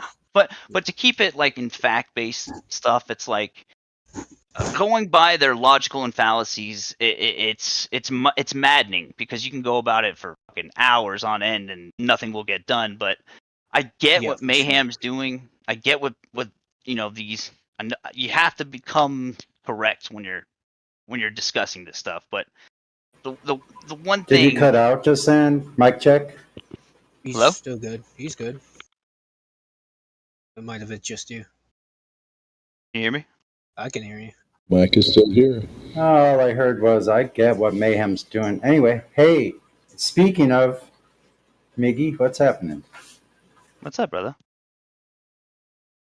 Did you cut out Beasticles? I don't think he did. I'm not sure if I am or not. I think I heard him. Oh, I okay, think you were okay. cutting out on your own. But yeah, man, that's a very good point. And like I said, it took me a while to really fully grasp that this whole world, possibly Let could me be let me yeah. was most likely flat. Excuse me for a second, guys. Let me talk to my the students in here, the academy. Guys, this exercise was meant for you guys to listen to and critique. We're going to go ahead and open up the panel to anything that you guys have heard within this critique. You guys go ahead and kind of help him out a little bit. Teach him how we do things here and kind of show him like what the arguments are about, what went wrong, what could have been better, and all that kind of good stuff. We can open up the floor to you guys listening to this conversation. Me asking Beasticle some of those questions. So go ahead. If anybody wants to jump in, if you were hearing the conversation between me and Beasticles, Hell yeah. go ahead. Well, just listen to some honest critique, okay, Beasticles? So no slight to you, it's just honest critique, okay? All right. So anybody want to jump in, or we all good?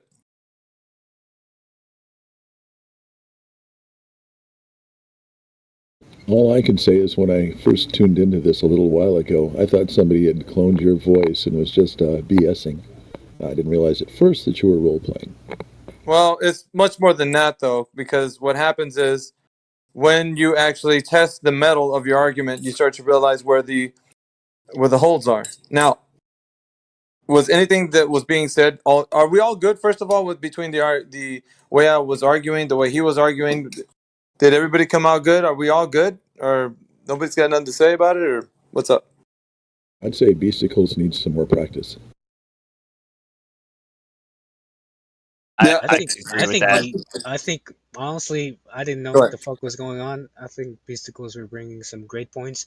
I would just probably keep the math to a minimum because that was kind of like putting me, or my attention wasn't being as focused as as when you started saying a bunch of numbers. That could just be me.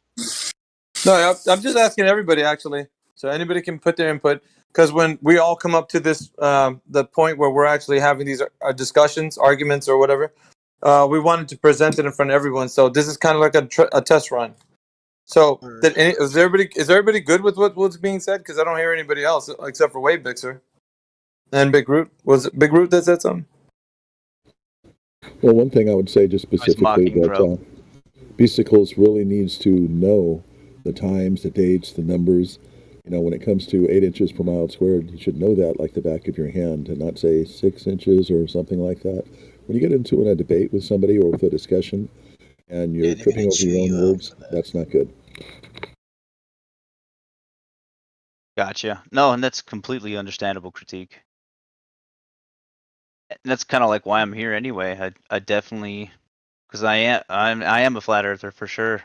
I might not exactly No, it's cool. have it in front of me. Yeah, it's cool. But what I'm saying is like when you get I'd be into the level prepared. of just check this out, right?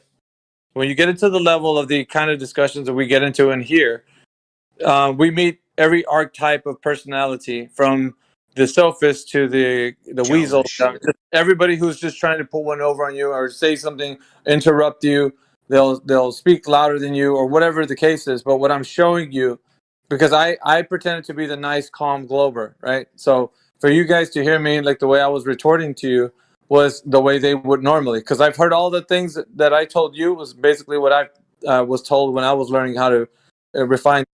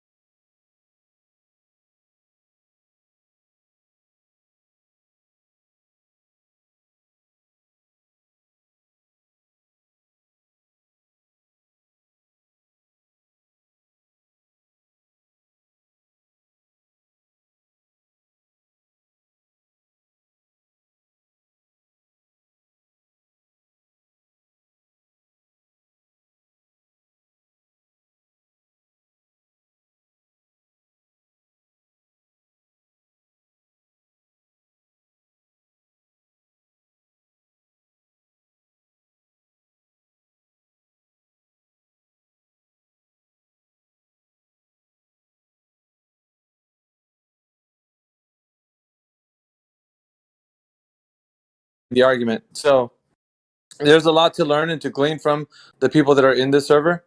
And so what I'd say is that I know you might be, I don't know, seniority wise, like 10 years in flat earth or something. You know, I don't know how long you spent in it, but that to me, it doesn't matter. It's not about seniority. It's about learning the arguments and understanding how to address them. So for me, it's more of like, you have to be well equipped. And this server, it sharpens your mind and your arguments get quick. You don't have to waste time with bloat. There's a lot of bloat that you actually get to, which is what I call derivative topics. Derivative topics are not needed if you can fundamentally take out the whole argument, right? And so if you've ever, I don't know, you don't know who I am, but I've curated the 3 points. The 3 points from the time that I started to where they're at today are, in a sense, well, I would say they're basically a tool that you can use to actually come at somebody to expose what kind of knowledge they have about the Earth being a globe. Now, once you have that knowledge, then you can move forward and then refine your logically consistent points to the person, and then they can understand what you're saying. Because right now, when you speak to a glober, they have their defenses up, their walls up. You haven't taken anything down, so they're gonna fight back on every point that you give them, right? So, what I didn't. It was no effort on my part to just tell you that, somebody else figured it out, and there was no coming to reconciliation of why I don't have that knowledge. You didn't make me understand that. So for me, it was just, I was just kicking back, listening to you say whatever you wanted to. In my head, I was playing the guy who was just like, you know what? I know it's still a globe. You haven't convinced me. You know what I mean? So I made your job difficult. So you were doing the heavy lifting. Meanwhile, I was the one listening to you tell me how you had to convince me. But see, in this specific arena, it's the other way around. We don't listen. We don't ever play defense. And if you start playing defense, then you're doing it wrong. So I always educate people here in this server about that. It's not about you playing your defense. point, yeah. You're once you start defending, you're already they got you on the ropes, and so they're gonna defend their claim. Yes, exactly. Okay. So this, and I put it to you like this: this discussion is not a debate. It's not up for a debate. So what it is the burden of proof rests on those who make the claim.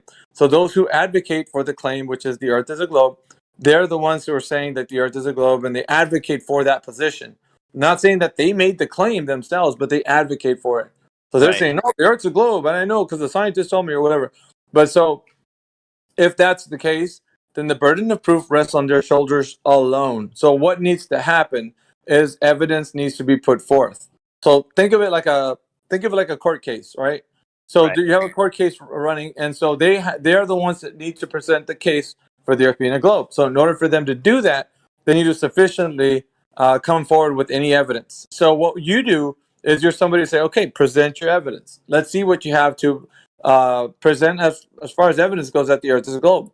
Now that's what you're waiting on. So if you get into like a spiel about like the Earth and the salt flats and all that stuff, you're trying to logically consistently provide evidence for the case of the Earth not being a globe, but it's flat. But they're not going to see it because their walls are up. They have their side, you have your side, and then when it's their turn to speak, they're just going to retort and tell you, nope, it's a globe because you didn't factor in gravity. You didn't look at the Eratosthenes or something. So in order for you to avoid that, you have to get them to admit they don't know. So I always teach people when they're in here is that when you go against an opponent that thinks that the Earth is a globe, you have to listen to the knowledge that they know. So the 3 questions. Have you heard of them? Up to nothing. No. Okay, so the 3 questions are this, and I'm just going to tell you so you know for future. Yeah. I curated these 3 questions. It goes just like this: Who has ever measured the curvature of the Earth any time in history with drop over distance? Who has measured the curvature of the Earth ever in history, any time in history, with drop over distance?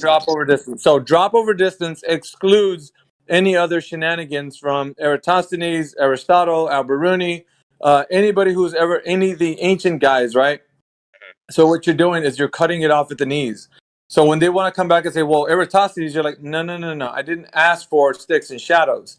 What I asked for was drop over distance. So the consequent of the geometric shape being an oblate spheroid would deem necessary that the shape would demonstrate the sagittal.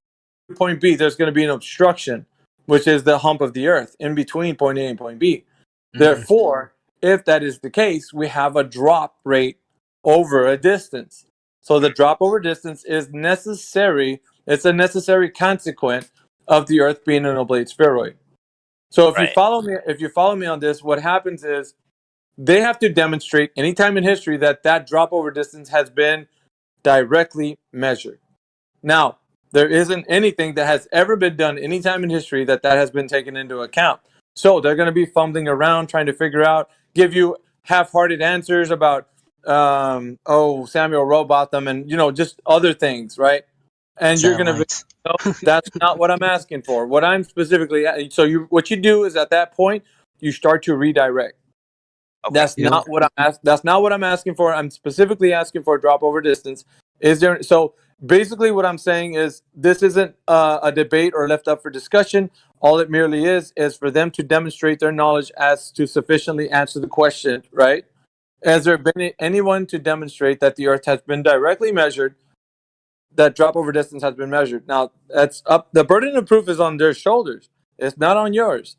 So at this current time, I would say turn off the answering of the questions. And they say, no, but then you prove to me the Eratosthenes. You say, we'll answer some questions after these 3 questions that I got to give you. I promise. We'll go through all whatever you need to, but first sufficiently answer my questions. And then we'll pour over ourselves into anything you want to know. But I have to know what you know first about the Earth being a globe. So first of all, you have to get them to answer those 3 questions sufficiently, or admit that the thing that you need from them, right, is the concession.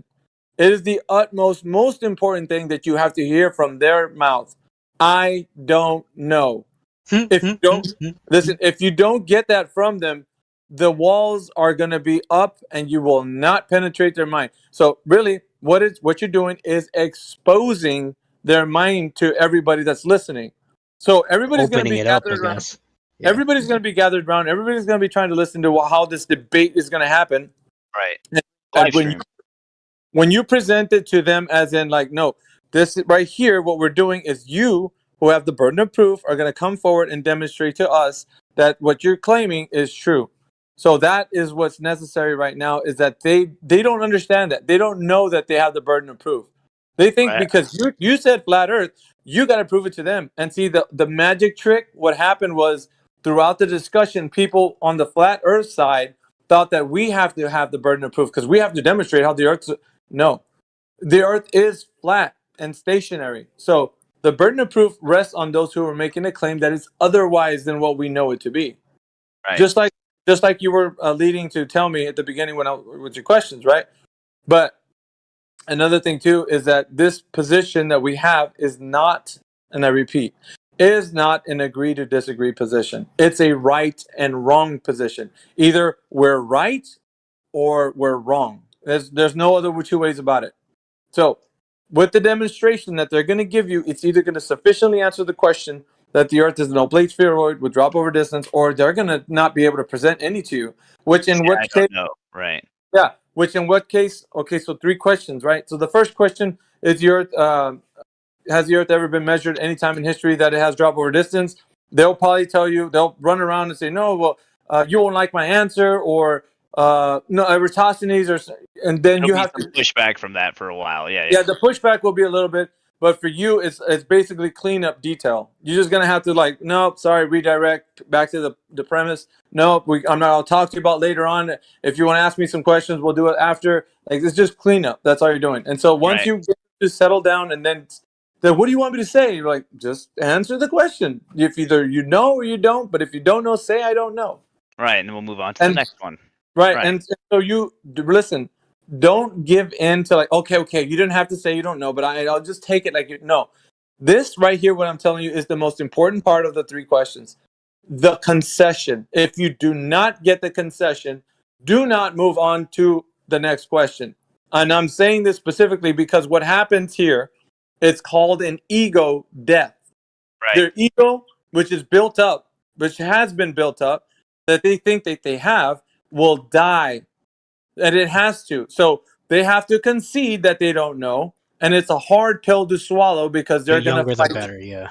They're going to fight, right? So once you hear that, I don't know, say, okay, that's fine. You don't know. Let's go to the second question. Like, be calm about it. Go to the second question.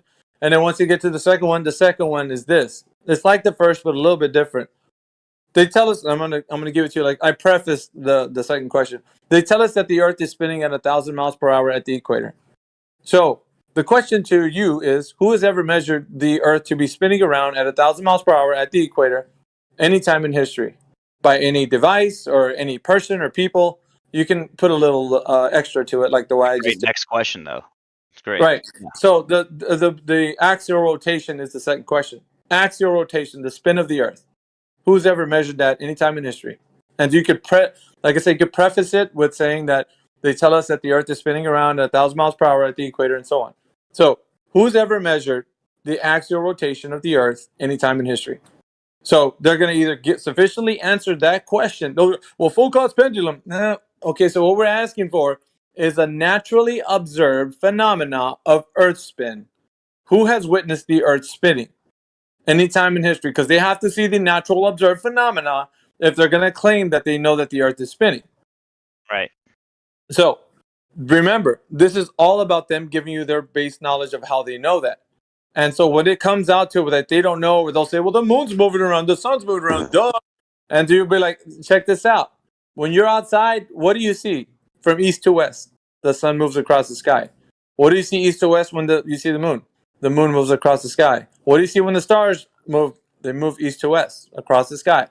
Everything moves east to west across the sky. Therefore, from our vantage point, we only see the sun, moon, and stars moving. At no time do we see the naturally observed phenomena of Earth spin. And if you appeal to Foucault's pendulum, then you're already in a fallacy, because you're using a man-made device. That's You're not using a naturally natural observed phenomenon. Exactly, it's not a naturally observed phenomenon. Correct. That makes sense. So you have to make sure your answers are airtight, because you'll get the sophist in there, you'll get the weasel who tries to like say things to make you put words in your mouth or something. So there's a little bit of pushback, I would say, because they already know that the collapse of their paradigm is coming, right? So second question, you still have to wait for the you have to wait for the I don't know. Don't skip that part. I'm making a very poignant effort to tell you, do not skip on the I don't know. Like, you have to hear that before you go to the next one. But as soon as they're frustrated, like, oh, man, what do you do? I don't know. Okay, we'll go to the next question. Next question. And so the third and final question, right? Once you get to the third and final question, is simply this. They tell us that the vacuum of space is adjacent to the pressure air that we breathe, right? So on the surface of the Earth, we're breathing at about 14 psi. So that's what we breathe on the surface. Yeah, you can measure that and that. So they know that. But they tell us as we start going up in elevation, the gradient air changes and it gets thinner and thinner, and we're not able to breathe. So by the time you get to the past the Kármán line at about 64 miles up of the Earth's surface, they tell us that the Earth starts to become the vacuum of space right beyond the Kármán line. So they're telling us that the vacuum of space right at that part right there is 10 to the negative 6. So it's about a powerful vacuum like on Earth can produce close to that, right? But further, as you further go out into space, it's called not just space but outer space. And outer space, outer space reaches levels of like 10 to negative 17 torr, right? So you kind of tell them all the rhetoric along with that, but here's the kicker, right? You want to go into where you start to tell them the most important part, right? So the most important part of this third question is, okay, so knowing that we have pressure on the surface and super low pressure up in the vacuum of space, how is it possible to have gas pressure without a container? That's the capstone, right? You have to say it that way. How do you know we have gas pressure without a container? You can say this: because if we have an open system and there's nothing stopping the gas from expanding, then that gas would naturally fill the volume of wherever it's in. So the gas would disperse. Right. It wouldn't stay in one place. It would disperse. Something's containing it. That makes sense. Right. So the question would then, like I said before, how can we have gas pressure without a container? So now you got 3 questions. And so their answer needs to be sufficient. If it's like, well, dude, gravity. We say, okay, now you said gravity. Please demonstrate how gravity is a container. Let's go out into the field somewhere. Can we test for this? Because you just made a claim. That claim needs to be tested. So now I need you to test gravity being a container. Please demonstrate that for us. Do you understand what that? Yeah. So instead of beating around the bush and saying, "Well, what about gravity?"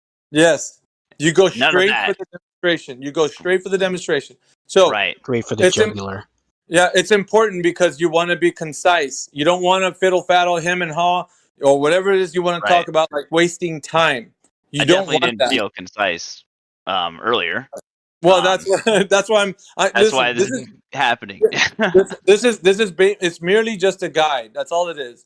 Yo, However, I didn't even know this was. It's a pretty good guide, though, for real. Yeah, dude, I didn't even know this was going on. They're definitely highlighting 3 very important key points. Yes, these are the that I've held. fundamental. Yeah, these are the fundamental pillars of the Earth being a globe. They're the most important information for someone who believes that the Earth's a globe. Okay, so I wasn't even done yet, but I'm going to show you something, right? Once you get them to this level where they're already denying the fact that they can't understand how gravity is a container, you need the concession once again. Now, either you ask them the question, right? You either know or you don't know. I need the answer, please. Well, gravity, I already told you. No, you didn't demonstrate that gravity is a container for gas pressure. Otherwise, we'd be having gravity containers everywhere and containing gas everywhere. It's not the case. Well, just go outside and look up. No, you can't appeal to the sky because I need a demonstration of how gravity is a Because container. the burden of proof is Right. on them because it's their claim. Right. So it's on them. So at the end of that, when you tire them out, because eventually they're going to be like, dude, what do you want me to say? I don't know. Yes, thank you. You don't know, and I'll go with that. So with that, you can wrap it up. Remember, and this ending part is even better than like me telling you to tell them like if they know or they don't know. This ending part is the masterpiece of the 3 points. Okay, so the ending summarization is you demonstrating to them that they have no knowledge that the Earth is a globe, and you do it this way. So you tell them this. So you're saying that the Earth, being a globe, number 1, spinning, number 2, in the vacuum of space, number 3, is just a blind belief that you have. You don't know that it is. You blindly believe it right now. You didn't supply any information to give any evidence to the claims, and I gave you the floor, but you didn't sufficiently answer the question. You said you don't know to all 3, and that's it. You demonstrate to them that they have a blind belief, and that is all. That is it. Right. You've done your best. And then depending on what happens after that is completely up to how they react. Exactly. It's you all get a it. big movie, yeah. You get it. But here's the deal, though. You didn't defend one time. They were on the defense the whole time, and they lost the whole time. Not only did they lose, they admitted to you conceding that they don't know 3 times on the most fundamental aspects of the Earth's position. And so much that they're gonna join the Discord. Well, I mean, that can be the case, but that's not the outcome. The outcome for what you did right there was not to convince them. It was not so they can say, "Oh, I want to be a flat earther." No, it was to expose their mind that they don't know. So everybody who hears will be like, "Well, let me take a shot at the title," and you're like, "Come on in, let's do the 3 points on you. Let's see how you fare." But every time, listen, since I curated these 3 points, there hasn't been a soul, from an astrophysicist to the regular layman, that's come in here to tell me they know. Not one. Can you write those down? Do you have those written down somewhere? So I can... Actually, yeah. Somebody might put them into the in the live stream voice text for you guys. That would be amazing. Mickey, yeah, can I expound upon this for just a moment? Yeah, go ahead. Remember that there is no curvature. We can't leave low Earth orbit because the Earth is flat and there is no outer space. No one has ever measured the circumference, diameter, nor the radius of the Damn it. Earth.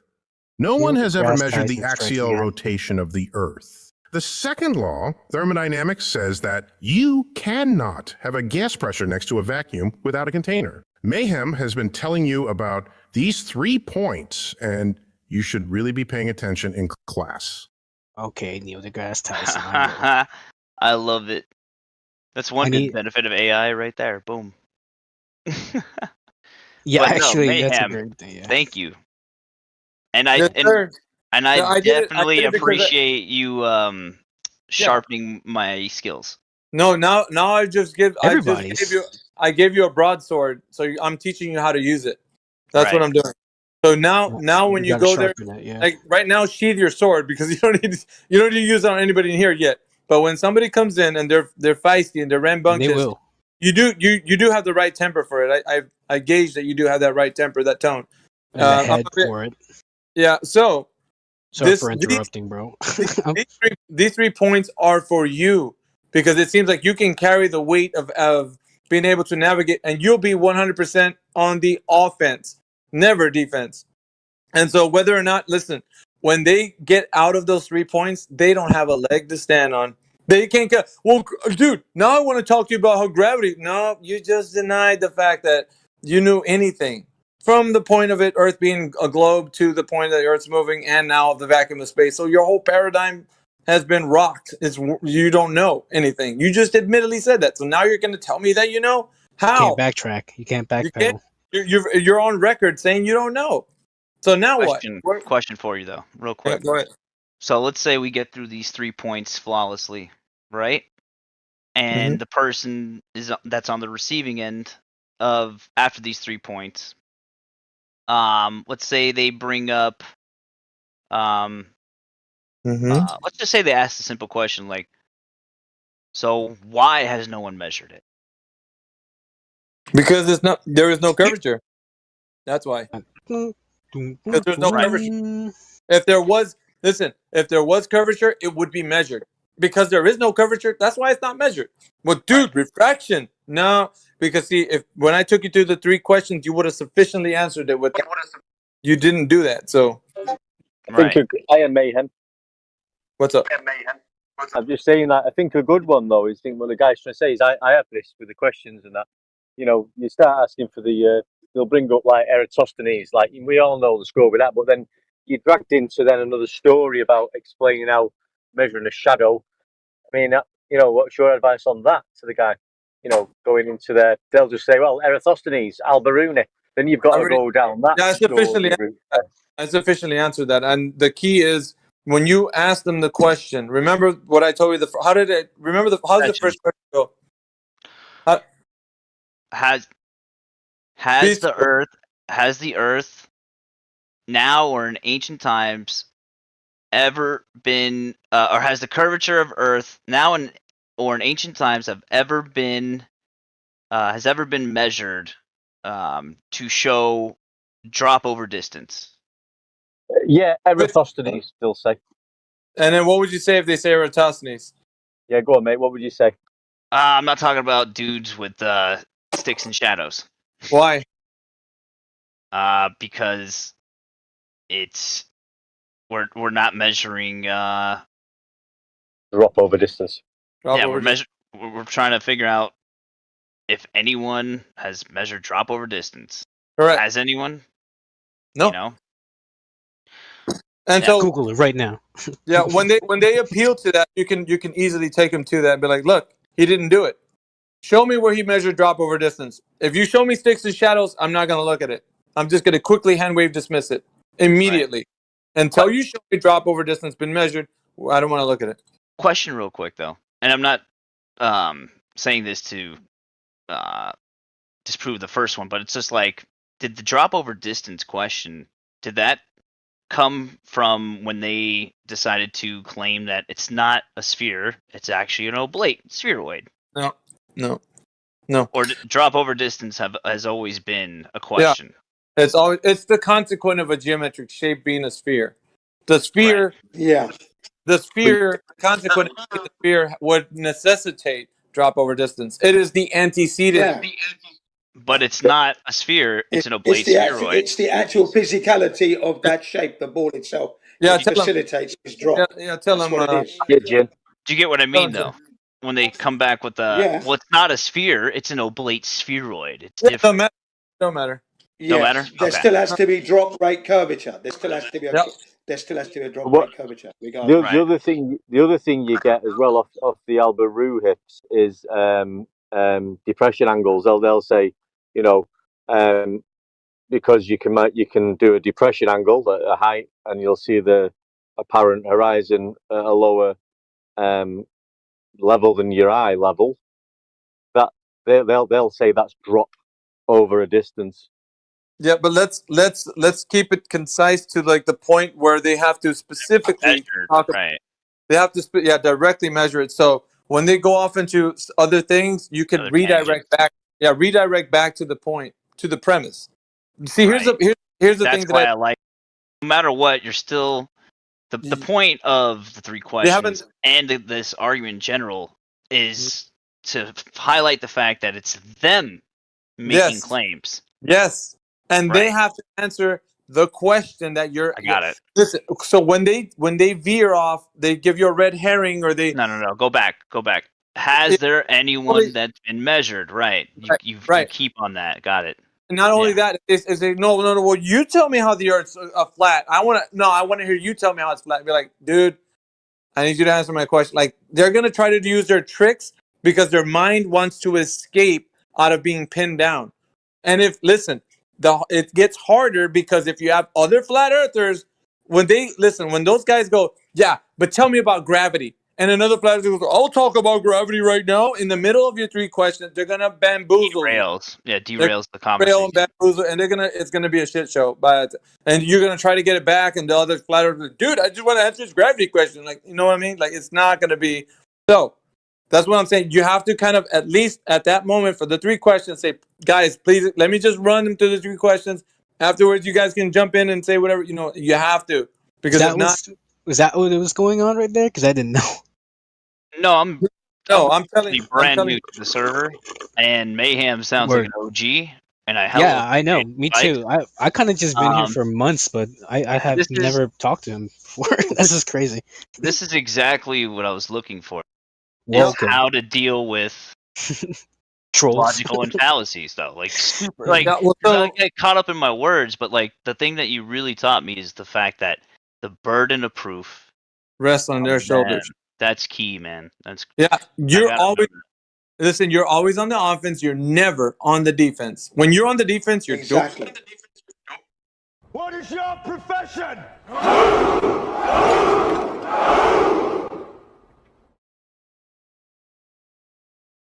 Old friend, I brought more soldiers. Aristotle said, "Nothing is more challenging than the ability to study, debate, and think through a concept without immediately accepting or rejecting it. It is the mark of an educated mind to be able to entertain a thought without accepting it."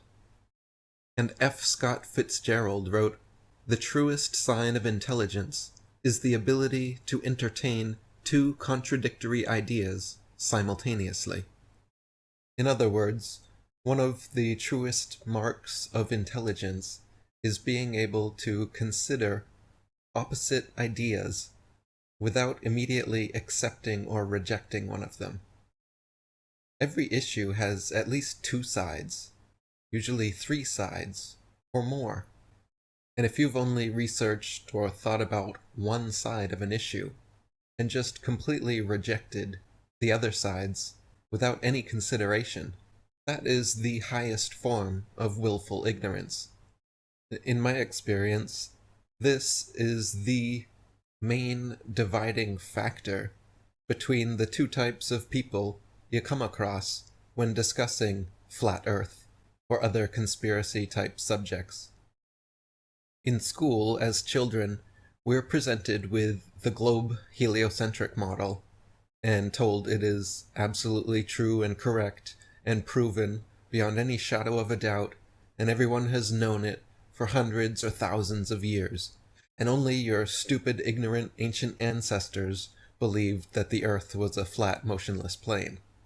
So, once you hear that, the vast majority of students will never consider that there could possibly be any other side to this story, because we've been told there isn't. But in reality, there are other models of the Earth. The globe is not the only possible shape of the Earth that people have believed in, or found evidence for. For thousands of years, people had plenty of evidence for and believed in a level stationary plane Earth. So there are two sides to this story. And in fact, there's more. Some people believe in a concave Earth. Rather than a convex sphere, they believe you're living inside a sphere. So there's three sides of the story now. And if you want to do your due diligence and actually find the truth, instead of just being willfully ignorant and pretending other options don't exist, other evidence isn't out there, the truly intelligent person, the true detective, the one who is going to get to the truth, must examine all sides of the story, must look at all evidence, and do so with an open mind, skeptical, critically thinking, not with a foregone conclusion full of ego, assuming they already know the answer to be whatever they were first told. No, you have to actually do your due diligence and research it. Research everything they say about the globe, everything they say about the flat Earth, everything they say about the concave Earth. Only then can you come to a truly educated and intelligent decision. The vast majority of people in the world have never looked into the evidence for a flat Earth. They were told it is convex, and they believed it. Now that the flat Earth renaissance is kicking off, and people are challenging their friends and family members about their previously held beliefs, there's becoming a clear dividing line between the two types of people out there. The first type is so sure of whatever they were first taught and told and believed that they cannot even for a second hold in their mind the possibility that what they were taught could be wrong. And along with this unearned confidence they have in their ignorance, usually comes quite the ego. People who are able to entertain opposing ideas without immediately accepting or rejecting them do so with a level of egolessness, because they are withholding judgment for days, weeks, months, while they consider opposing ideas. Truly intelligent people need to be able to consider opposing ideas for days, weeks, or months without judging, without making a decision, to be able to adequately consider all the evidence. If you just find the first piece of evidence and immediately make your judgment, how reliable can your judgment be? Imagine a judge who, rather than listening to the entire body of evidence over days of a court proceeding, just listens to the first piece of evidence given by the prosecutor and immediately smacks his gavel down and says guilty. That is what the globe defenders are doing. These people have not even considered or researched the flat Earth side or the concave Earth side. Or, I mean, there's other stuff, this square Earth. There's people that believe the Earth to be many different things. And it's disingenuous to just go along to get along with whatever you were told as a child. And you hear this all the time from globe believers. They'll come to you and say, if you were given proof of the globe, undoubtable proof, then would you change your mind and believe in the globe? Well, yeah, of course we would. All flat earthers would. And all flat earthers have gone through that process to become flat earthers, because we were all taught the globe and believed it as children, just like you. The only difference between current flat earthers and current globe earthers is flat earthers actually did their due diligence in researching and then changed their mind based on that evidence. Globe earthers have not done that. So there is a precedent to say that, of course, flat earthers, if presented with adequate evidence, are able and do change their minds based on that evidence. However, globe earthers, there is no evidence that they will ever or could ever change their mind, because they haven't. They still believe the first thing they were taught as little children, and instead of diligently researching the opposite side of the story, and, as Aristotle said, holding opposite ideas simultaneously, being the mark of true intelligence, yeah, no, they can't do that, because their heads are so full of ego that the second they hear somebody believing in such a silly, stupid idea as a flat earth, they jump at the opportunity to shit all over them. Their ego just jumps up and down with joy that there's somebody in this day and age that actually thinks the earth is flat. But I remember everything that I was taught in 3rd grade science class. So if it's the mark of true intelligence to be able to hold opposite ideas simultaneously without deciding, it must be the mark of true ignorance to immediately start mocking someone who tries to give you evidence for the other side of the argument. Now, if you're one of these globe defenders listening to this, because maybe a friend of yours sent you this, have you ever considered that maybe you could be wrong? Even if you feel supremely confident that the Earth is a globe, what is it inside you that needs to mock and belittle others who are skeptical and questioning this supposed fact?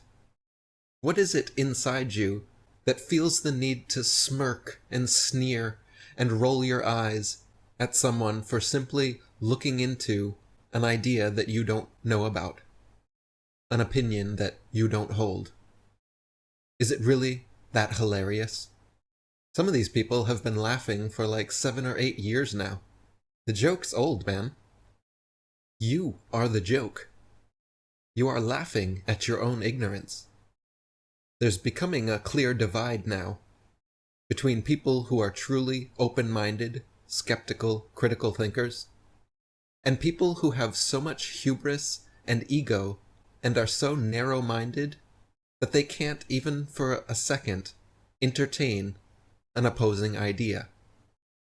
These people are unable to control themselves and just lash out at anyone trying to offer them a different opinion.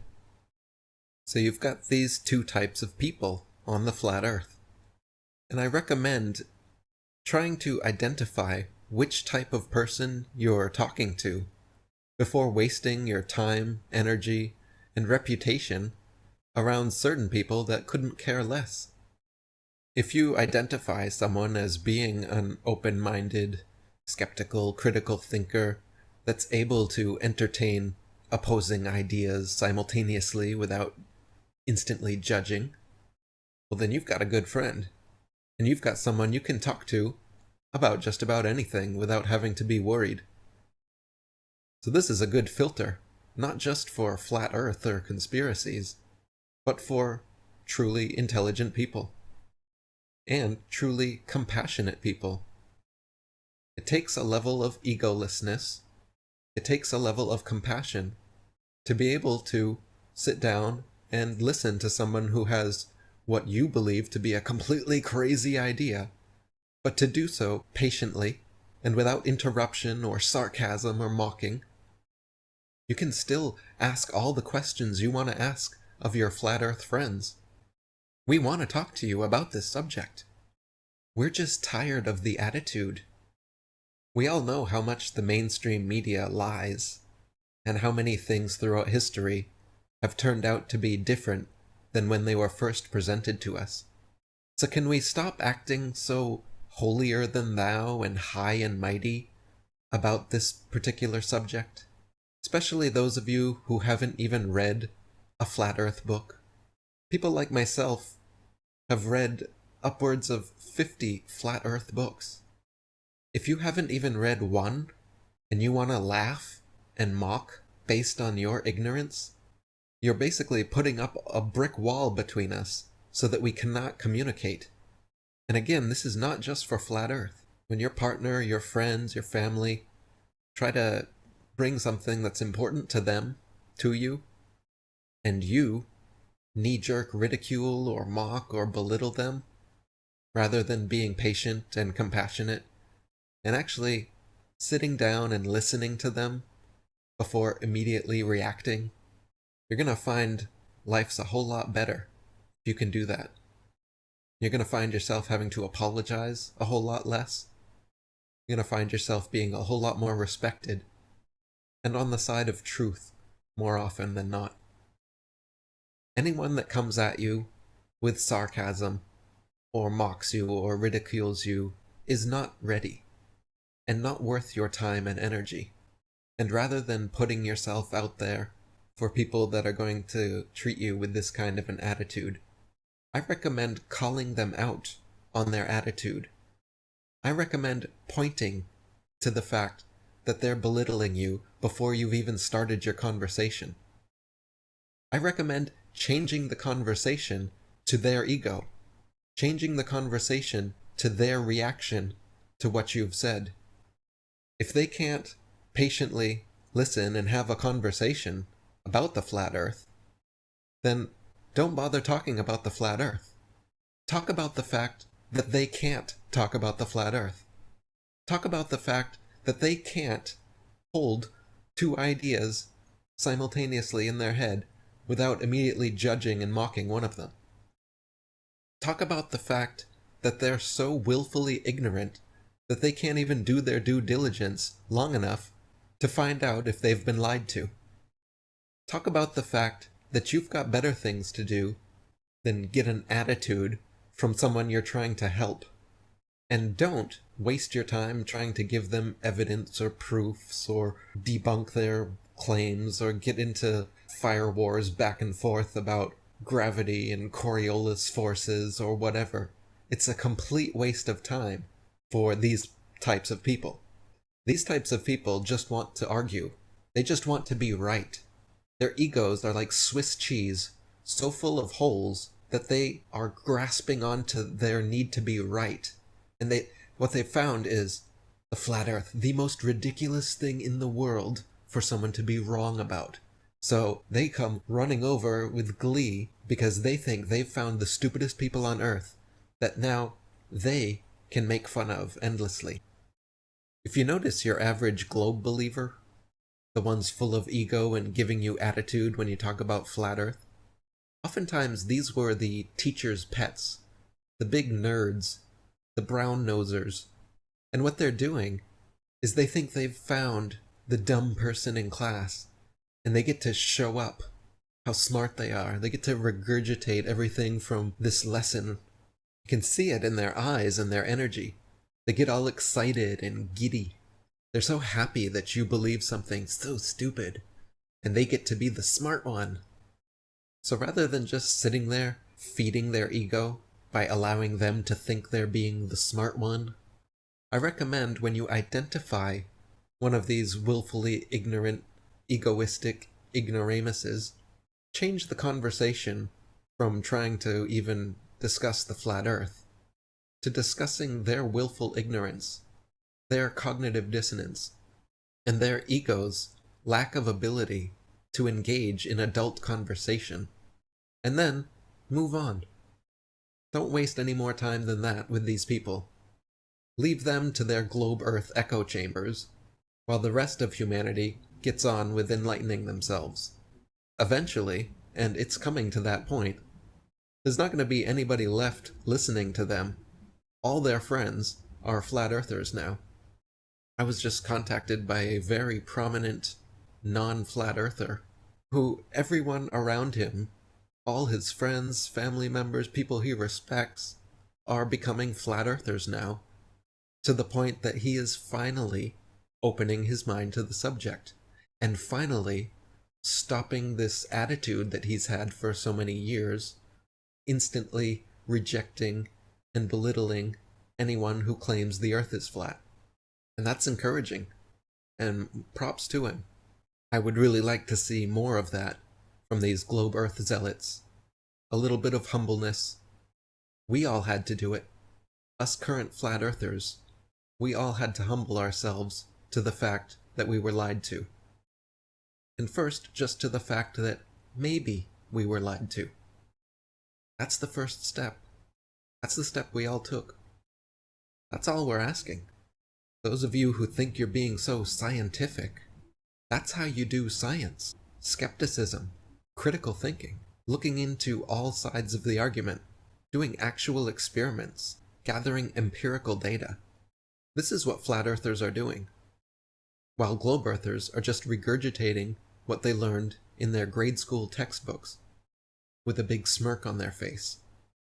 So if you recognize yourself in this, if you have mocked or belittled friends or family members for talking about flat earth or other conspiracy subjects, consider trying a different approach. Let's have a real conversation.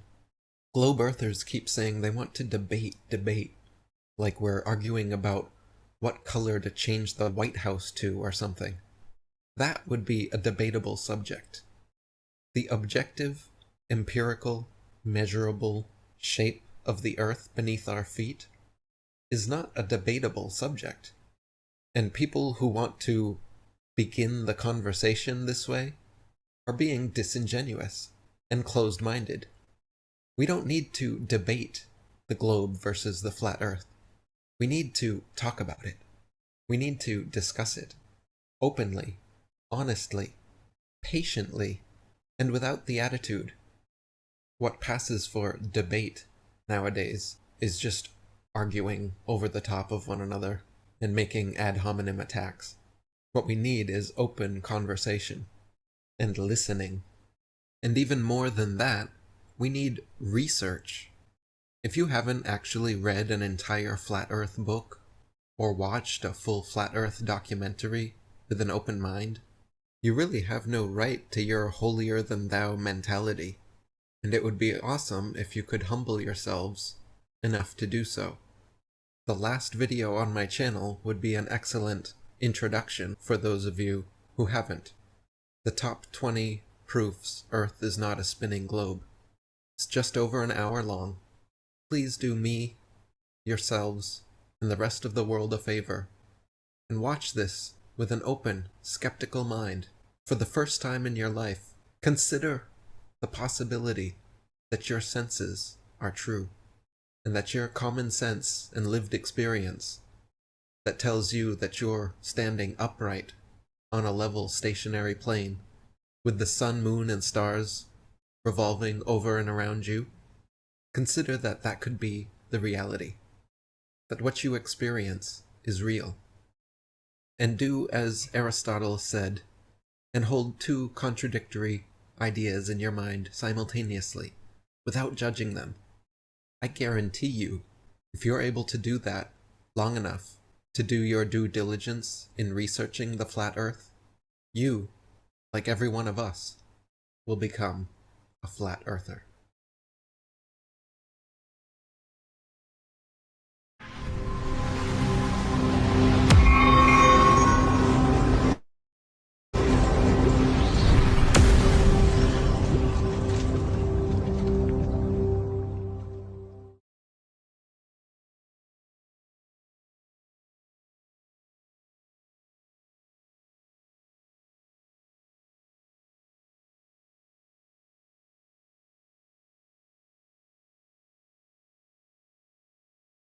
And this certainly has to be the most historic telephone call ever made from the White House.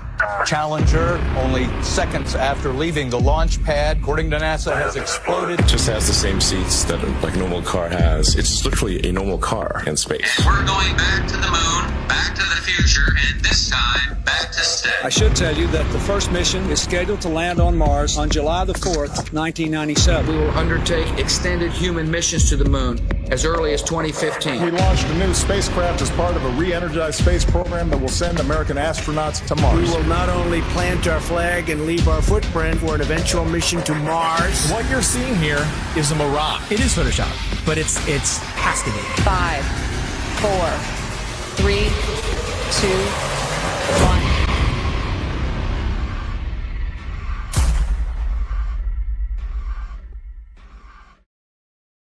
The one thing globe believers need to understand is that you don't just take the spinning ball Earth and flatten it out and put it back in the heliocentric model. Like it's just the only misfit planet and it's flat and the rest of the planets are round. No flat earther has ever said that. No flat earther will ever say that because it's not what we believe. The Earth isn't a pancake floating in outer space, and you will never hear a flat earther say that. And if you would ever actually take the time to study it for yourself or hear a flat earther through, then you would find that it's much different and things would actually make more sense. They've got the narrative control to where anyone that goes to search for this, they're going to see pancakes floating up in space, and it turns people away. Or they see a snow globe out in the middle of space with water falling off the sides, and they're like, what is this? It turns them away. The mainstream agenda was to push their false narrative, all these hit pieces on flat Earth. 2016, 2017, that was pretty much the end of the YouTube era, where we could actually find real evidence, real content. Any search engine, the algorithms are suited to their favor. You're going to see all the hit pieces. You're going to see all the stuff that's there to debunk flat Earth. So it's just, it's almost impossible to get the real information. YouTube played their part in it, and not just cherry picking which videos they wanted to show, but deciding whether or not they wanted you to subscribe to somebody. So on several occasions and with several different content creators, I'd press the subscribe button to then find out several days or several weeks later that I couldn't find that content creator, assuming they'd either been deleted or they'd been censored beyond belief. And of course they had been, because my subscription that was previously made was no longer there. And I know that I hadn't unsubscribed to anybody. And then resubscribing, you'd find again that down the line that the same things reoccurred. There's a major campaign by Google and YouTube and all of these corporate lying companies to discredit the flat Earth. Why do they have that disclaimer under every video dealing with the topic of flat Earth, that it is an archaic, antiquated, outdated model that the ancients used to believe in? Of course, the ancients were stupid. They didn't know how to build Gothic cathedrals, and they didn't know how to build cities and pyramids.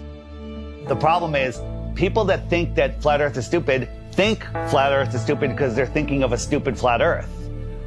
And they ridicule and make fun of flat earthers. It's absolutely ridiculous. Since 2015, the content providers for Flat Earth have had a living hell. We have been ridiculed, we have been trolled, we have been censored beyond belief by YouTube. It's really difficult to get the truth out there. YouTube controls the algorithm. Who owns YouTube? Google. These are these big corporations that came in and said, the flat Earth is getting way too big. People are finding this out. We don't want them to find this out. This will just completely destroy our agenda that we've worked so hard for. We're losing it because of our own technology that we created. So they had to get involved. Withholding information and knowledge is a form of control. Now, for new people coming into the subject, if you research Flat Earth, the Google analytic will give you government hate propaganda against the Flat Earth truth. If you go to Google and try to find anything Flat Earth related, then the first thing that's going to pop up is the Flat Earth Society. And that is something that has absolutely nothing to do with this movement. In fact, it's a completely made-up organisation in order to deter anybody looking for some sort of truth. so that you'd first of all get to that page, you'd see these ridiculous accusations and this spinning disc illusion that's going upwards in space that I can assure you nobody believes in. If the globe model was as strong as they claim to be, then there wouldn't be so much concern with anybody talking about a stationary Earth model. Now, everything's fine in court until somebody walks in with a load of shit on you. Everything's fine until somebody out there has evidence that's going to prove you guilty. And that's when you start acting suspicious. That's when you start panicking. That's when you start putting damage control out there, which is inevitably what these bots are, what these trolls are on social media, and of course the algorithms. This is just a new lie that was started in the 20s, and even before then they weren't really teaching anything about the world and where we were. It was just common knowledge. One of the main arguments that globe believers come at you with is we've known for 2,000 years. Aristophanes figured it out with his sticks and shadows. Well, Aristophanes may or may not have been a real mathematician. He figured out the shape of the earth. That would have made him the Michael Jordan of mathematicians, but nobody ever mentioned him in a book until the mid-1900s. What's crazy is I've talked to some elderly people, and they've told me that back in their day when they were in school, they didn't even learn about people like Copernicus or Galileo. Everything's up for grabs at this point. People like Christopher Columbus and any other figure in history could be totally false or created just for some sort of agenda. This is everywhere. We found somebody in Croatia. They said they were teaching flat earth through the 1930s. Most people think that this flat earth versus globe earth has been going back and forth for thousands of years. No, it has not. This is a brand new deception. They come up with these stories, these fictional stories, fictional characters, to reinforce that we live on a ball. All of our globe provers, Galileo, Aristophanes, Copernicus, the pictures of them show that they're Masons, but I contend that we don't even know if they're real. All of our history is a lie. I've met people that said that they were taught flat earth in the early 1960s in school. They were taught flat earth and globe earth, and then it kind of just went away. I interviewed Ruth, a 102-year-old woman, back in February of 2020, and she was taught flat earth in public school in Connecticut. Tell me your name. Ruth Heath. Ruth, and how old are you today? 102. 102. So you were born in 1918. 1918. And we were just talking, and I asked you what shape the Earth is, and what did you say? What were you taught in school in elementary school? I was taught in school that the Earth was flat. Where did you go to school? Elementary school? I went to Sprugeland School in Hamden, Connecticut. So how does it make you feel to realize that you were right as a kid? It makes me feel better. It does make you feel better, right? Oh, it makes me feel alive. Oh my God, that is so true. My whole life, I believed, what I was taught. That's and then right. when I discovered the flat earth, you feel better about it. Because we are the center of creation. That's right. We are important. That's right. We are here. We are God's children. And when all the problems that are happening in this world today. I'll give you some good news. A lot of the problems that they report on the news aren't even real. That's right. That's right. They're just keeping us in fear. Keeping up. That's right. That's right. That's right. I understand that. I understand. They just say what they want people to know. That we never went to the moon? That was all fake?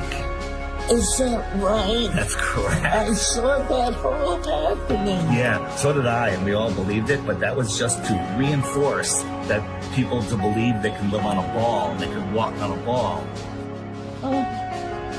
It's such a lie. It's such a lie, but knowing the lie is like going to a magic show. I woke up. Yes, that's what we call it. We call it red. This is your moment of waking up. Oh. It's when you go to see a magician and you know how the tricks are done, and the magic no longer works on you, and you're free from the illusion. So knowing this is going to free your heart. Cry. Yeah, it's okay. It makes me cry. Happiness. Yes. Tears of joy. Yes. Thank you. All right, Ruth, give me a hug. Here we go. All right.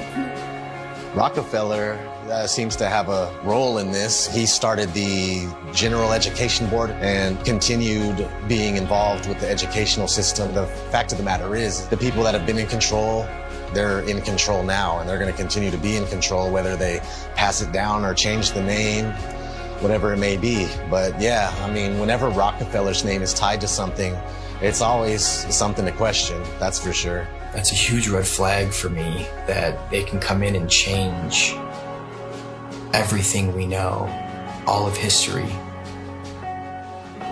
and turn it into deception, and keep teaching the deception over and over and over again until it becomes the norm. The same man who said that he wanted a nation of workers and not a nation of thinkers, this was the same person who was found guilty of antitrust violations around the turn of the 20th century, who then went on to get his fingers in all of the education systems, of course with the promise of, I'll give you money, I'll make sure that your school has everything that it needs as long as you push these textbooks, as long as you push these narratives and you push these ideas. I'm going to give you a nation of workers and not a nation of thinkers. And that's exactly what we've become. Now, this should tell you something, why we can't talk about literally the thing that we're standing on. Why is that? Knowing that there is a creator, absolutely, that is one of the main reasons to hide this. But, you know, at the same time, it's nowhere near comparison when 1 billion people find out that there's more land. It's about hidden land. I think there's possible they could be hiding land in here somewhere with us. And I think that the Antarctica Treaty is very, very, very sinister, and there must be something else going on. They went really tough with their implementation of the Antarctic Treaty and everything else, and just to keep people away from the truth. They didn't want people to know about more land. Haven't we been fighting over land forever? Isn't that what always happens? Countries fighting over land, but not on the outskirts of Antarctica. Oh, no. No fighting there. They're all in agreement. You can't go there. You can't explore any of it. That treaty was in effect in 1959. It can't even be questioned until the year 2041. The longest lasting treaty that all of the world signed on to at the same time and is still in place. Antarctica is the container of our world oceans. What is beyond Antarctica? Why is the government hiding Antarctica from us? Why is Antarctica completely off limits except for taking a tour of a little peninsula off of South America, which is nothing? And people go, well, you can go to Antarctica. We spent months trying to actually do it. Yeah. I was going to send a crew. They won't call back. You can't even go there. There's one peninsula where you look at penguins. Exactly. Then you think, I have some friends that went to fucking South Pole. Yeah. They put them in that little fucking island with penguins. You can't just saying you went to Antarctica and you walked around it. He's like being in New Jersey and saying you were chilling in California. It's fucking huge. There's about 100 different companies that you can spend a lot of money to go on a little guided tour of just that peninsula. But all of those companies are owned under one umbrella. One person controls them all. They don't let anybody explore Antarctica.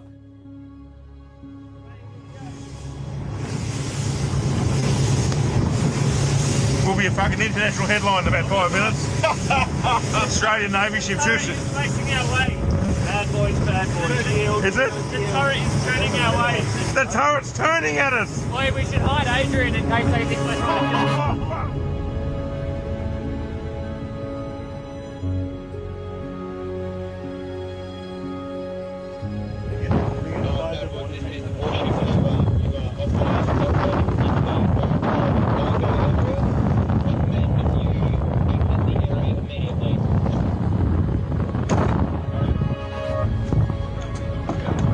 we're just traversing. Is there a helicopter coming at us now? Are we late? I don't know where. Just travel, just go. Just go. Send out the chopper. That's a drone. Is it? That's unreal. Oh my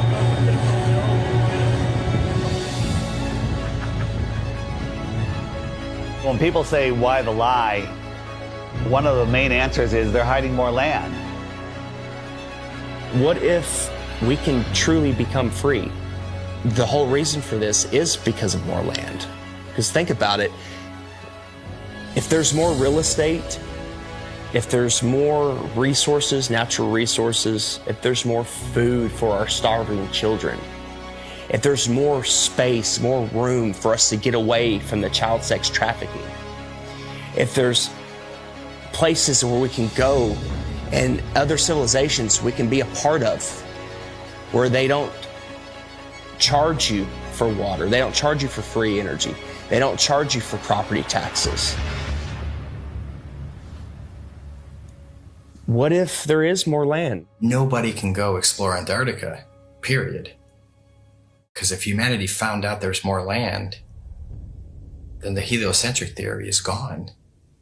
They can't start adding more continents on the bottom of a ball. It's just, they wanted it silenced right away. There is evidence out there through old maps, namely the 1,000-year-old Japanese Kawabashi map, which shows continents and lands outwardly of what they call the ice shelf or the ice wall. So why are they teaching the globe model? Well, you see, the globe is a container, and it's a container of all the known land. The Jesuits and the Freemasons, they needed a new model because they wanted a new world order. Because right now on a ball or in a snow globe, there's only 7 continents. That's all there is. So everything is very limited. We have a limited supply. Resources are very scarce because the Earth is a globe, right? It's cut off. Everything's cut off. If you open it up and there is more land, then there's plenty of resources. More land means more resources. Well, that's huge if they're hiding something like that. There's a scene in The Truman Show where Truman is like, I want to be an explorer when I get older. I like to be an explorer, like the Great Magellan. Oh, well, you're too late. There's really nothing left to explore. Imagine if there's like all these beautiful places to explore still, and finding out that there's all this land, it just opens up the door for discovery again. Have you ever heard of the eyewitness testimony written in the books, The Iron Republic, The Smoky God, Worlds Beyond the Poles? In the late 1800s, there was a series of articles written in Florida Magazine about a politician that was tired of what was going on here, got a big ship and a crew, was exploring Antarctica, and he found a passageway through, and he popped out into the ocean, was lost for about a month. Finally, they found land with a city, and they pulled up, and it was a very advanced, quite different civilization, and very friendly, and they stayed there, and he writes about all the experiences he had there. In the late 1800s, they were talking about more land beyond Antarctica. Remember, the word extraterrestrial means extra land. They're telling you that there's more land in here that they don't talk about. There could be more land in some of the oceans where it's just all blue on the map. Nobody knows. You're not cruising around on big ships or flying over it on planes and looking, nobody's out there charting anything. Have you heard of such a thing as no-fly zones? For instance, you can't fly in certain areas near the Arctic Circle or the Antarctic Circle. The reasons being is because there are lands there that we're not supposed to know about. They don't want those lands to be discovered. All these corrupt systems that are stealing money from us, kidnapping our children, just doing horrible things. They rely upon the cattle staying on the ranch, the slaves on the plantation. That's why flat Earth is the most important knowledge we can obtain, is because there is more land. Don't look at us and say, go prove it. They won't allow us to go prove it. We're not the lazy ones here. We're being restricted from going to prove this to you. So because of that, of course we're going to speculate. It's a red flag. If that's not a red flag to you, I don't know what is. They won't allow us to go. Allow us to go. If we go and there's nothing there, I'll admit I'm wrong. But all signs point to that they're hiding more land. You have to have permission to do everything. You have to have permission to marry the love of your life. You have to have permission to travel down the road when we have the inalienable right to travel from point A to point B. You people think you're free? You're not free. You're free-range chickens. That's what you are. You're free-range chickens held in an area. You're not allowed to go past it. If not, you go to jail or you get shot. Stay on the plantation, do what you're supposed to do, pay your taxes, and shut up. Right? Well, if there is more land, and I sincerely believe that there is, then that's the perfect reason to lie to everybody. And it's not just about hiding a place for more resources and where else we can go and dig for gas and gold. It's not about that. They're hiding freedom. They know that as soon as we all find out that there's another place to go without dictatorship, that we'd be gone. There's endless amounts of everything, and there's so much more land out there, and there's many places to explore, and they just want to keep us here in the middle of the pond, stuck here thinking that this is all there is. What happens to the price of gold and all natural resources if there's more land? Gold can't go to $1 an ounce. Gasoline can't go to 20 cents a gallon. We can all have, thousands of acres of land to ourselves. The whole system crumbles. The entire system crumbles, period. On the other hand, we have the North, which is also off limits. I went on my first official trip. I was going with my father and my grandpa Sinclair up to the North Pole. It was a very glamorous destination. I figured I was finally going to be let into the reason for the existence of this high security Arctic base. It was exactly right. We drove slowly through and past the buildings on a special top secret mission. And that's when I understood just how powerful and wonderful my father was. The North Pole is a biggie. It's always been in my mind. I've juggled with the idea, is there hidden land? Could they have possibly hidden a continent in the Arctic Ocean, which is seemingly an ocean? They could hide land there. Many old maps will show you the Hyperborean, 4 continents, and in the center, Axis Mundi. And I think that's what's there. I think there is Mount Meru. And I think that gives off an acoustic device. There's definitely something special going on up there, and if you just think about that long enough, why do compasses point north? I mean, that's really wild in itself. What if we all took our compasses out and just followed them until it stopped? A compass will always point north, towards the magnetic north. There's some kind of force or some type of energy, frequency, vibration that's pulling that needle to the north. It's crazy to think that all compasses are pointing north to the North Pole. No compass points south. There is no South Pole. There's no compass that's going to be, oh, go south. No, it's come to the north. There's something there. I think we could all agree there's something there. And it's crazy that they cover it up. They've covered it up for so long. There's ancient civilizations, the Nordics, there's people have talked about, the Rupert Nigra, the Mount Meru, the giant magnetic mountain at the center. An entire magnetic mass or a mountain that is strong enough to make everybody's compass point north. When I was a kid in school, they showed us a National Geographic video of the guys that were getting to the North Pole, and they just basically made it look so horrible and miserable and dark and cold that no kid ever in his life would go, hey, I want to go to the North Pole. So if you watch any documentary about the North Pole or anybody venturing to the North Pole, all you're going to find is some dude mobbing on an ice sheet, and he's got a little device in his hand. He's like, 3, 2, 1, North Pole. And that's not the North Pole, man. That's bullshit. I just don't know what this is. It's a map. My father showed me a map like this once. Inside the circle is your world and my world. Many others. No one knows how many. The dark tower stands at the center of all things. And it stood there from the beginning of time. And it sends out powerful energy.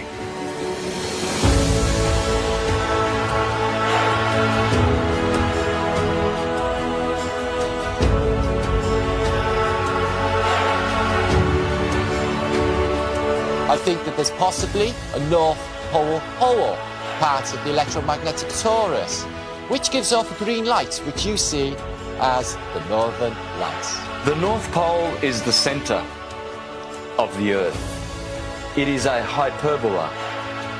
Because we live in a toroidal field solar system, there must be a plane of inertia intersecting it in the middle, and there must be a hyperbola, hourglass, in the middle. In the Srimad Bhagavatam, Canto 5, it calls this Mount Meru. And why are we not allowed to go anywhere near there? Well, simply because you cannot go there. It is a magnetic toroidal hyperbola. Therefore, there is no way that you can fly anywhere near the North Pole in the center of the Earth. Admiral Richard Byrd said he found more land, in the north as well as the south. There's a book called The Smoky God of a father and son that ended up finding more land in a race of giants with technology beyond your wildest imagination. Cartographers have charted, maps with land in the center, where all compasses point. There's just a lot of evidence pointing to more land. So yeah, 100%, I would put my life on it that there's more land at the north. It's just as heavily guarded as the south. Can't be like, go check the north and yeah, let me go check. I'll take some pictures and videos and come back. You're not even gonna get that close. You're gonna be turned around, the same as the south. All the way up until the 1600s, they had 4 land masses around the North Pole region. And right after the 1600s is when it slowly started disappearing until finally it was all gone. And you can verify this for yourself if you just go back before the 1600s and look at maps of all sorts. You'll see these land masses on each one, and then sure thing, these land masses just started being deleted from history. So what are they hiding at the North Pole? If we sit back and observe all of this evidence, this eyewitness testimony, the verdict would come back guilty. It would come back guilty. Okay. You are moving 1,000 miles an hour as Earth rotates. You are moving 18 miles per second in orbit around the sun, and you don't feel any of that. Okay? Okay. You don't feel any of that. If it's trying to fling you off the Earth, okay, but the force of gravity is resisting back, by what force is it trying to fling you off? That upward centrifugal force subtracts from the gravitational force that the Earth is trying to put on you. It subtracts. Okay. So, Chuck, what do you weigh here and now? 192 pounds. Yeah. I'll give you the 190 pounds, okay? Okay. So if you do the math, you run to Ecuador, because we're in the Western Hemisphere, so let's stay there. You run to Ecuador, you will not be 190 pounds. You'll be like 185 pounds. What? That's how significant it is. That's if I did my math correct, and I think I did, there are pounds less that you weigh for living on the equator than for living anywhere else, simply because the spinning Earth is trying to fling you off. Nice. Yes. Yes. If the Earth is spinning at 1,000 miles an hour in a curved trajectory, we're dropping at a rate of miles per minute.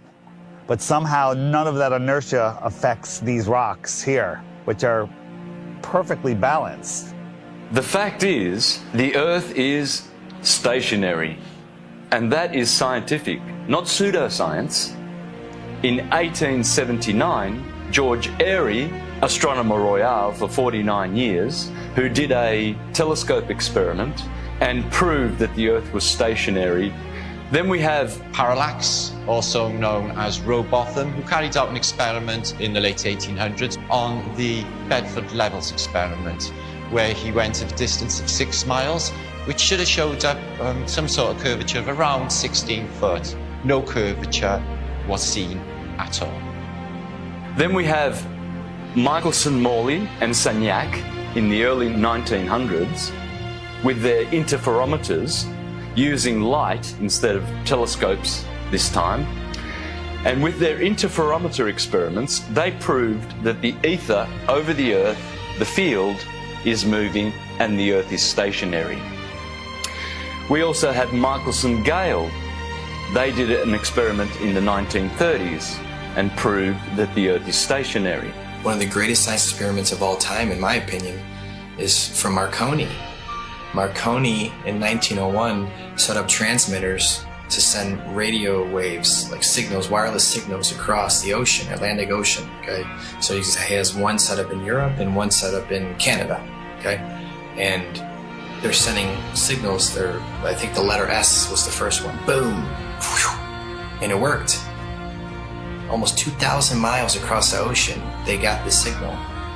There's no curvature. You're talking about 600 miles of curvature between the 2 points. But it worked because all water's level. I don't even know if he was trying to talk about that at the time. It was just more about his technology that he was coming out with. And have you learned about that in school? No. Then we have Pierluigi Ghina, a colleague of Marconi. And before he died, he showed people in his laboratory how the Earth is stationary. You can go to my channel, Mr. Astrotheology, and you can see videos of Mr. Pierluigi Ghina proving in his laboratory with strobe lights how you can prove quite easily that the Earth is stationary. Every scientific experiment throughout time looking for axial rotation or curvature has proven the opposite. They don't teach this in schools. Any observation, when you go outside on a calm morning, you can see a perfectly glass lake. And your senses will tell you that, nothing is moving. We, stationary Earthers, we have science, real science, on our side, and the globies have pseudoscience. In fact, all they have is Einstein saying, I have come to believe that no optical experiment can prove that the Earth is moving. And yet, the Earth is moving. Science! Yeah, Albert Einstein. I always recommend people go watch Albert Einstein in his interviews. He's reading cue cards. He's reading notes that someone handed him, kind of like people on TV nowadays. There is no optical experiment ever been conducted that can prove that the Earth is moving. The Earth is spinning at 1,040 miles an hour. You can't feel it.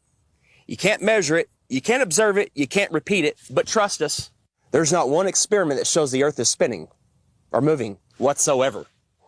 There is, however, an experiment that was proven in Behind the Curve. Bob Nodell was talking about the ring laser gyro, showing that there is a apparent 15 degrees drift throughout most of the day. When we turned on that gyroscope, we found that we were picking up a drift, a 15 degree per hour drift. And this was taken out of context. It was later, the experiment was done at a higher altitude and it showed a different rotation speed, which absolutely proves it's not the Earth that's moving, that it's the ether that is spinning above us. Netflix is mainstream. Netflix is the alternative mainstream narrative. Netflix can't go against the grain. They'll lose their contract. A documentary, like a mockumentary. I'm sure someone watched our movie and was like, whoever made this movie is a government shill, and they're just trying to hide it. Netflix is in on it, trying to hide it. Yeah, he accidentally proves that the Earth is round. It was the biggest mic drop. It was the biggest mic drop, and I love that you kind of cut it. The thing is, we have technology that is outrunning their lies. Now we have time lapse. Ooh, imagine that. We have time lapse where we can point at the sky, and year after year, day after day, hour after hour, the sky's spinning.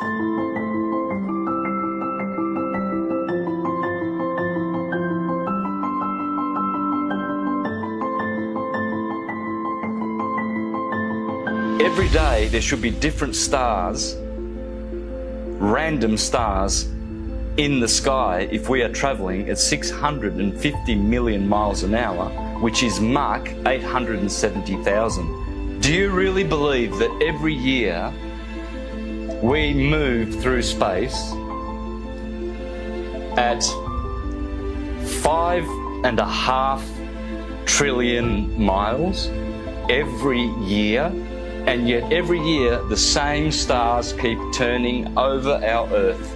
Aries, Taurus, Gemini, Cancer, Leo, Virgo, Libra, Scorpio, Sagittarius, Capricorn, Aquarius, Pisces, year after year after year, and yet none of those constellations distort, change shape, get brighter. There has never been, in recorded history, we have never seen any star get brighter or dimmer or any shape of those constellations, which are still recognizable today as they were thousands of years ago.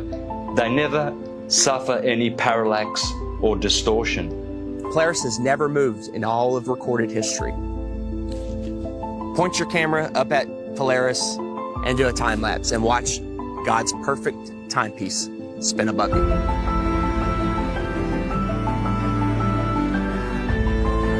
And we move 5,694,000,000 miles through space every year.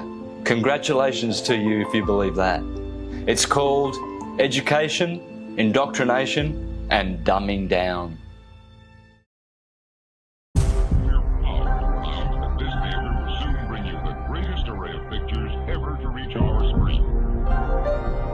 If you look back in history, you got Universal, their company. They started off with a logo with the globe in it, but it wasn't until like the 1920s that they actually had the motion one where it was a spinning globe.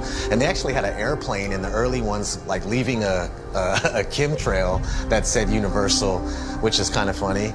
Nobody has been high enough to even see what it looked like. They were definitely trying to instill the image of a globe in people's heads, because obviously early on in the movie industry, they were one of the most popular companies to make movies, so people were going to the theater and seeing this globe. So they're showing you a globe before every single movie to program your mind. They were showing this globe before they even went up there to see what it was. I think the first man ever to go up and check is Picard going up there. I mean, that's a story we're not taught in school. From the practical point of view, Professor Picard's experiment is of the highest possible importance. These timelines, these dates, these are facts. We got Auguste Picard coming out in the 1930s in an actual publication by a science journal saying that the Earth looks like a flat disk with an upturned edge. Besides Universal programming you, you had Walt Disney programming you with space documentaries for almost 15 years straight. Some pretty crazy propaganda in the 1950s.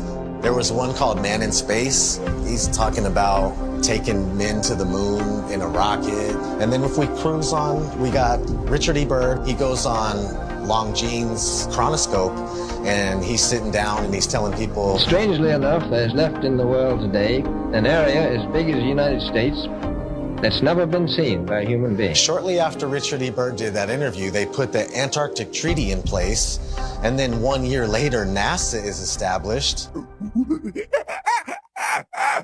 Almost 0 hour at Cape Canaveral, and enlarged 16mm pictures show a monkey specially trained and conditioned for voyaging in space.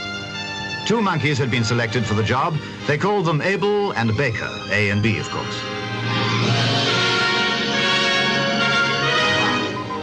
In fact, the monkeys came down safely near Antigua. Reported none the worse, after blazing the trail for human space travel. They come in and they're the gatekeepers for your mind. Like, they're making sure that people think that they live on a spinning ball, and that's their sole purpose. That it has always been their sole purpose.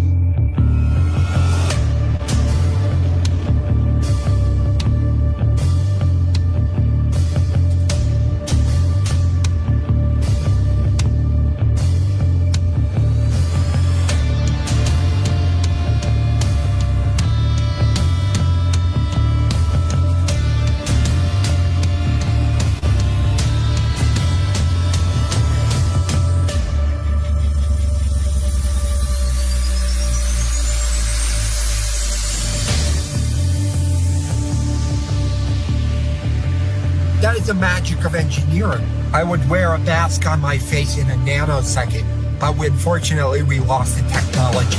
It can take days, even weeks, to produce just a single image. The dazzling final results, enough to keep us all dreaming.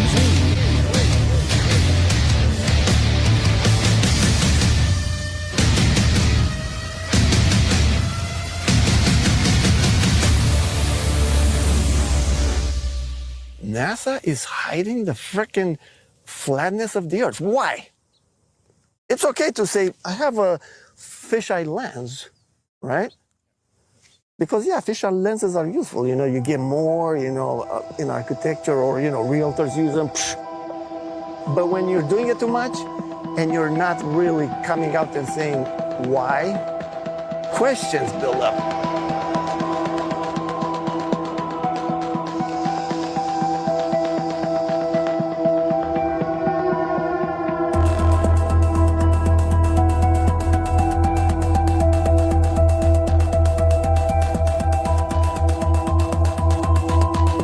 In 1923, a fisheye lens was invented. So these space agencies had a heads up already. And the fisheye lens was originally, I think, $27,000 to purchase. And this is in 1923. I mean, today that's about, what, 100 grand, 200 grand equivalent in cost? And people would tell me, Hippler, I'll give you that. NASA is a lying government entity, right? But what about Red Bull? Red Bull is just an energy drink. And I saw Felix Baumgartner jump out of the space capsule. Flat Earthers did a great job of debunking that. Of course it's a fisheye lens, it's not even a question. What most people don't know is that Neil deGrasse Tyson, the science priest of modern day, that everybody loves and they listen to him. Oh, he's so smart. Oh. He is a smart man in the sense of he knows that we debunked the shit out of that. And that dude who jumped out of a perfectly good balloon, Felix Baumgartner, edge of space jump. Now, I don't. It's he wants to. I don't have a problem if he does it, but the honesty of it would greatly diminish what I think people thought he was actually doing. And not only that, they made sure to photograph him standing there with a really wide-angle lens, which curves horizontal lines. So in the photo, you see this curvature of Earth's surface, and he's like, wow, he's in space, look at that. No, he's not. At that height, you don't see the curvature of the Earth. You just don't. That stuff is flat.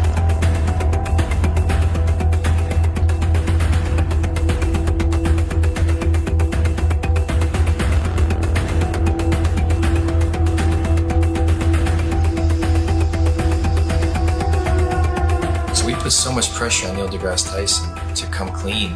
He had to. We exposed Felix Baumgartner. That's a complete fisheye lens. There's no curvature at all on this Earth, let alone they're trying to sell it as 23 miles up, there's curvature. Even though people will sit there and swear they saw curvature out of an airplane 10 miles high. Yeah, okay. So your priest Neil deGrasse Tyson admits 23 miles up, no curve. How do you feel about that? All right, maybe you say that's no big deal. Okay. Even though Felix Baumgartner himself said he could see the curvature of the Earth. It's almost overwhelming. When you're standing there in a pressure suit, the only thing that you hear is yourself breathing. You can see the curvature of the Earth. You can see the sky is totally black. You can see the curvature of the Earth. You can see the curvature of the Earth. You can see the curvature of the Earth. That's 120,000 feet, 4 times higher than most passenger planes fly. So that should make you go, right away, what's going on here? Who's lying, right? But you don't think there's an agenda here? You don't think people are lying here? Fast forwarding to recently, Richard Branson, his ugly ass, Mr. Billionaire himself. Officially the first billionaire to travel to space, so Richard Branson. So you go 63 miles up, you would all probably assume that, of course, you could see this giant curve of Earth. You're 63 miles up, holy shit. Richard Branson supposedly goes up 63 miles, even though it's nothing but fisheye lens footage. We exposed that. Here comes Neil deGrasse Tyson again, damage control time. Oh, by the way, you didn't ask, but I'm going to tell you. Do you know how high up above the Earth he was? No. So if you take a 63 miles. Oh, yeah, say right. So take a schoolroom globe, and that's how high above it is he? So he's about 2 millimeters above the surface of a schoolroom globe. So nobody has seen the curvature of the Earth from that height. I just want to make that clear. You can't see the curve out of an airplane, right? 10 miles. You agree? I hope you agree so far. Okay. So 10 miles up, no curve. Red Bull 23 miles up, no curve. Branson 63 miles up, no curve. So where is this curve at that you swear by? Because if you live on a ball, I don't care how big the ball is, it could be 4 times the size of what they told us, you would still see a physical curve at some point. That's what the horizon's supposed to be. That's how the sun is going. I mean, there's a curve of the Earth. All these theories involved with the curve of the Earth get thrown out the window. That's what happens with a new company. This is the fiction section. Fiction means it's a made-up story. Oh, hey, Elmo, I bet we can find your Galactic Gale comic book here. Oh, boy, Elmo, hope so. We all know who our enemies are. They are called the globalists, with their false idol that they give children on the teacher's table at kindergarten, the false globe of the global agenda. People are just deceived. I mean, I grew up from kindergarten. There's a globe. My kids, they graduated from kindergarten and it was a freaking globe. They gave them a globe at graduation to take home like an inflatable beach ball. And I was looking at that thing going, oh my God. We are taught that the Earth is a ball before we can talk. In school, there's a globe in the class. One of the first worksheets we get is a sheet on the orbits of the planets and the sun. And I actually still remember that sheet. I did it. I got it right. I was so proud of myself. Sesame Street has astronauts on, Disney. It's all globe programming. So your entire world belief is around this. If you think about it, they've gotten us at a very, very young age with the lying. Before we have any critical thought, the capability of thinking for ourselves. They teach us lies from the very beginning, from Tooth Fairy, Santa, dinosaurs. With Santa, for instance, I mean, we're taught this lie, you better be good. We need you to stay in line and be good. Don't be naughty, be nice. You want to be on that nice list. Santa will come and bring you these material gifts, and then fast forward, you find out Santa isn't real. For 5, 6, 7 years, however long the lie went on for, you've been conditioned a certain way, to act a certain way, so you'll fall in line. You'll do exactly what mommy and daddy tell you, what the teachers tell you. And when you realize that lie, it's subconsciously, you're taught at that point, it's okay to lie. It's okay to lie. It's okay to accept lies. It's okay for people to lie to you. It's okay for you to lie. So the whole world is a fucking liar. Everyone's a fucking liar now because they were taught at a very young age it's okay to lie. They get you with these lies of Tooth Fairy and Santa at a young age. So when you're an adult, you can't tell the difference between a lie and reality. And when you do find out it's possibly a lie, oh, it's okay. You're subtle. You're passive. You allow the lie because you're used to, it's okay to lie. You've been conditioned your entire life. It's okay to lie. It's okay to be lied to. So when the lie comes out, people are just like, okay, whatever. Got to turn on my Fox News. Got to go to the bar. Got to go watch my football. Give them bread and circuses, and they will never revolt. When people hear about flat Earth, when I talk to them about it, they think it's the dumbest thing ever. They think I'm uneducated. They don't realize that they don't know what they're talking about. And people say, well, what about ships over the horizon? You explain that. What about sunsets? You explain that. What about seasons? You explain that. And then they throw their hands up and go, well, why does it matter? What difference does it make? I still have to go to work tomorrow. That's right where they want you. They want you working in your slave job. They want you obeying orders, doing what you're told, and living paycheck to paycheck, and just not realizing where you are. The truth is, we're not spinning out of control, lost in space, where an asteroid could take us out. They want us believing we're running out of fuel. They want us to believe we're running out of food, when anyone can go and get a seed, stick it into the ground, water will fall from the sky, and food will grow out of the ground. There is no shortage of water, food, space. Every American family could have a half an acre in Texas and the rest of the country would be empty. They're lying about everything. You let your kids get raised and taught by other people that you don't know what they're learning. Everybody's disconnected. There is no harmony or anything going on with human beings. We're all scattered, disconnected, and pretty much what they're doing with teaching us this whole lie about the Earth being a ball, and you're flying through outer space, and dinosaurs used to roam the Earth, and if these powerful beings could get wiped out by a comet, then what are we going to do if a comet comes? We're done. So the heliocentric model not only manages to keep us all completely worthless floating amongst the stars in space, but it also keeps us in fear that we're either going to knock into something in the future, or there's going to be something that then bangs into us that causes some sort of horrendous collision and we're all going to die, or maybe, you know, some cartoon satellite has found another planet where there could be like flesh-eating monsters on there, and it's, you know, some sort of crazy shit that they throw down your face and try and say, you know, this is, as well as everything else that you're scared of, keeping your house, keeping your health, keeping your family together, there's also a chance as well that some rock may fall from the sky and kill you tomorrow. And another thing people don't know is that not only in 1920 did Rockefeller change all the textbooks and come up with his own agenda of what they want you to know, but there was a man named George Lemaitre. I felt like, you know, Einstein passed the torch to him or something. They were good friends, apparently, and George Lemaitre was a Catholic priest. Yeah, a Catholic priest. And in 1920, he said, hey, we came from a Big Bang. It's all about 1920 was a crazy year, huh? 1920, they said that we came from a Big Bang. We exploded from nothing. Well, how do you prove that? Well, no, you can't, but that's what was stated. So here's this Catholic priest where, in my opinion, they knew that even though non-religious people knew the earth was flat and stationary, they were trying to group, just call flat earthers at that time. They're flat earthers, they're all religious people. So let's bring forward a Catholic priest. Look, he's not a scientist. He's not government. He's a priest. He's Catholic. He's holy. This is brand new.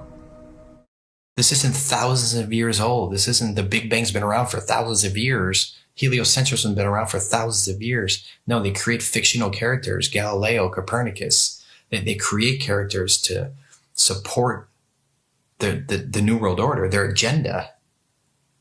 The way they change the entire school system and structure of what we know and all the information and knowledge that we obtain.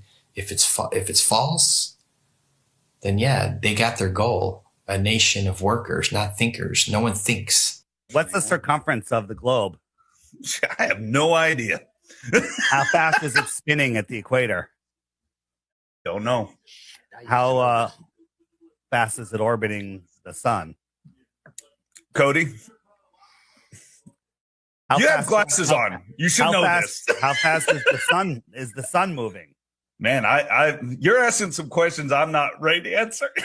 But see, this is the point. You guys laugh at flat Earth, but one, you don't know what flat Earth is, and worse is you don't even know what your own solar system is.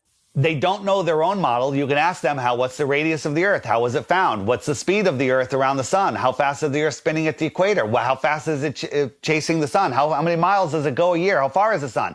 They don't know any of these things, but yet they defend this and they ridicule and make fun of flat earthers. All the things that I was patronizing and condescending and going, oh, sloughing off, that's not worthy of me. They rose up to eye level. And I remember saying, boy, the world is flat. I'm looking it in the eye. I see further, I see wider, I see clearer. I settled on near infrared, like some of these cameras can be converted to near infrared, you know? So then I started taking photos, and since I was doing a lot of flying, I started going up, and boom. I was actually amazed to see the incredible flatness that you get from high altitude. Everywhere I looked, there was like clues that the Earth is flat. And I was like, this is blowing my mind. Everywhere I looked, the Earth is flat. And NASA is lying about the curvature. So I said, something is eerily wrong over here, man. When I saw across the Gulf, right off the coast of Texas there in Louisiana, flying to Orlando, and I saw all the way out in the distance, and you could even see the rays of light at a different angle. That tripped me out. But if you really go up high, then you realize, oh my God, the Earth is extremely flat. This would be impossible on a globe.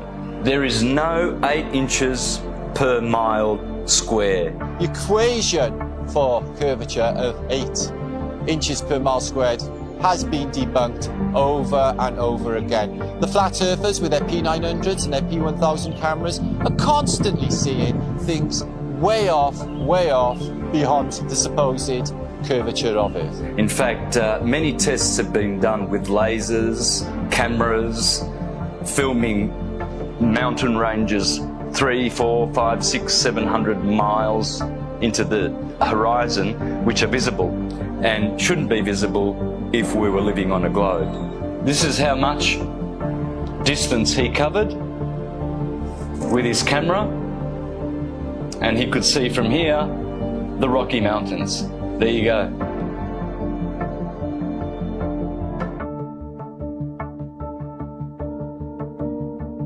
There is no 8 inches per mile square. There's no way you can see 500 miles on the other side of this ball. There's no buildings that are curving backwards. If point A to point B, you're on a ball, you know, they're not going to be flat up and down like on our flat Earth. They're going to be like this. There's no tilting. They've measured distances from the base of buildings to the top, level and flat. People look out at the ocean and you see ships and stuff, and it appears like these ships and boats, they go down, and that is a huge factor as to why people think the Earth is round. If you look at the ocean or a lake, it looks flat. Look at that. Look how straight and flat that horizon is. Looks flat, doesn't it? See, it looks like a table or a board. Now, once in a while, you might see mountains or hills, but those are just like little bumps on what looks like a flat Earth. As ships sail away, they don't disappear all at once. No, first, the bottom will disappear. See, the bottom of the ship is gone. Now we can see midway up, and then the whole thing disappears. So people realized that the world is curved. I mean, it's a big curve, but it's curved. That's what we call pseudoscience. You could buy a camera now that zooms times 100, and you could zoom in on these ships and boats leaving your view, your human eyeballs view, pull out a camera and zoom in on it, and suddenly you're back. It's on top of a level surface, still cruising. So the limit of your vision is where the sky meets the ground due to perspective. As they come together, that's the limit of your vision. That's called our horizon. The horizon is optical. If you had a super zoom camera, you can zoom in and make this angular size bigger to reveal small objects that you couldn't see. And then when you zoom out, it goes back together and things disappear into the horizon, not over. We see skylines beyond what we're supposed to see. I mean, the visibility from 100, 200, 500 miles away, it debunks the whole 8 inches per mile squared. Photogrammetry, I think, is one of the best way to convince yourself. You do multiple images of the ground, and then you put it in a software, and you realize how flat it is. You're seeing it yourself. It's your data. Nobody's lying to you. You've taken the data at yourself. It's not Jay Tolan that's trying to, troll you. Like some people, they're like, he's trolling people, man. And it's not SpaceX or NASA doing it either. It's yourself. Yeah, it's yourself. You're doing your own experiment. Many times when you're looking out over water, there's waves. Well, those waves will block entire city skylines. If this was a wave right near me, if my face was a city skyline, it blocks just the bottom. But if that wave was closer to you, It blocks much more of it. It's all perspective. And I thought I wasn't going to get anything that would beat this until I found this photo from Grandmere State Park. This is from Joshua Nowicki. And what you're seeing here is a mirage. Typically, we would not be able to see this. This image would be viewable from much, much higher in the sky, up in space. The story has been one of the most viewed stories on our website ever. They say my explanation is a cover-up. A cover-up to their belief that this picture is proof the Earth is flat. The one goal I had was to prove that what people are seeing from the other side of Lake Michigan is not a mirage, that they are actually seeing the city. What do you think, Skiba? I think it's amazing, dude. It certainly did. It's not a mirage, I can tell you that. No. Our focal point was the Sears Tower, Which is also known as the Willis Tower, right? Yes, the Willis Tower. The Willis Tower, and we can see it the entire time. We can see it the entire time.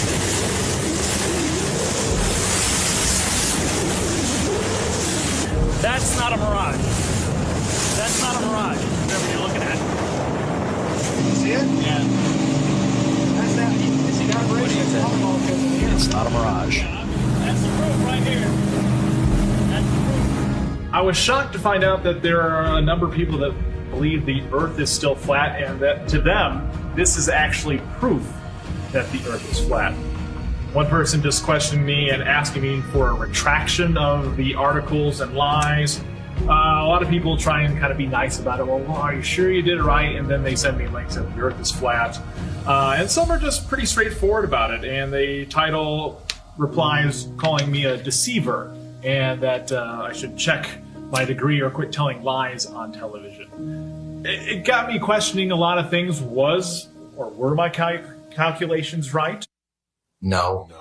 You can obviously see Chicago from that far away. It really is the Chicago skyline. We can see things farther and farther away than that and prove it. You can prove it yourself. You can go there on a clear day and see the same thing. You can go do the same tests and prove it to yourself. That's the best way to do it, right? Prove it to yourself. That you're not taking anyone's word for it. You're doing your own experiment. It's not a mirage. It's not an illusion. It's Chicago from 60 plus miles away. I mean, we could barely see the street sign a few blocks ahead of us on a foggy day. I mean, they're spraying our skies with shit all the time. You can open your weather app right now and it'll tell you the visibility. But that's how far they're telling you can see the weather patterns. There's so many different factors of why we can't see that far. We're not superheroes. I mean, take any flat and level road around your house safely. Test it out, make sure it's level. But you take your camcorder and you bring it all the way down to the ground and you zoom in and you see all this distortion and it kind of vaporizes and globe heads want to add like this bridge is bending around a curve and there's the curve. It's like, no, it's an optical illusion. That's all it is. This has been replicated many, many times. There is no curvature. Stop fooling yourselves. That even something like the sun, when it goes across this huge plane, it sets and it disappears due to perspective. So you're seeing it come and go on such a vast plane. It's so huge that the sun could come through and go so far away that it just goes out of your view and behind so many false horizons, i.e. mountains, trees, forests, city buildings, just really tall things. Keep in mind, the sun is much smaller and close.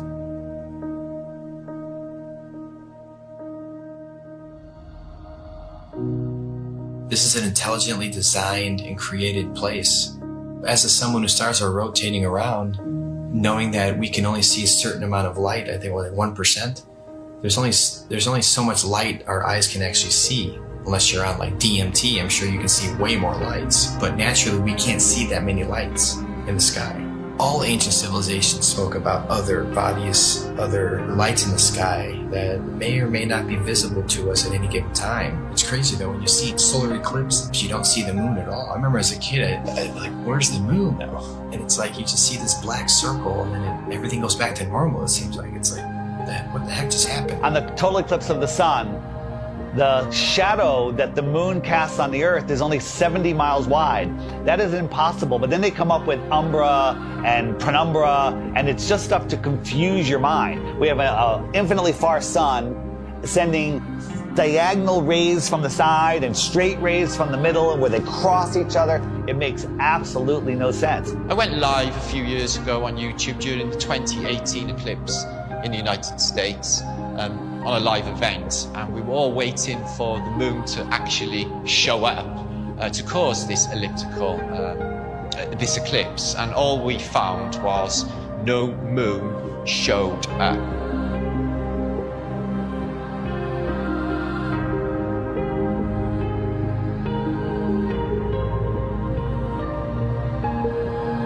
So that blew my mind to think that there was actually no moon visible, yet this effect of the sun literally being covered by an object I had witnessed. Why can't we see the moon approach the sun, eclipse the sun, or exit the sun? And we don't. We just see a black circle eclipsing the sun. We never see it next to the sun. Now people say, well, it's because the sun is so bright. When the moon is totally eclipsing the sun, you should be able to see the features on the moon. You should be able to with a regular camera, with your regular eyes, with an infrared camera, but it has never been seen. There's only been anti-flat earthers that will fake an image and fade it into a picture of the eclipse. There's no video of it. Think about what an amazing video would be if they could film it from the International Space Station or from the moon itself. Never happens because I don't believe the moon that we see is what's eclipsing the sun. There's lots of ancient mythology about other dark bodies. There could be anomalous bodies up there. They're not actually visible to us. A celestial body that we perhaps can't see, because there's on the spectrum of light, we can only see 1% of all the light rays, gamma rays, X-rays. We can't see these certain frequencies and energies and lights. What happens is the sun is eclipsed by the so-called moon, but it's not the moon, it's actually the north node. There's been, times documented in the past where there's, this eclipse, and the moon's supposed to be eclipsing, and there's no moon anywhere in the sky. Nowhere. Anywhere. That makes absolutely no sense. So there's got to be another celestial body. The oldest ancient symbols, and it's the black sun, a celestial body that we perhaps can't see.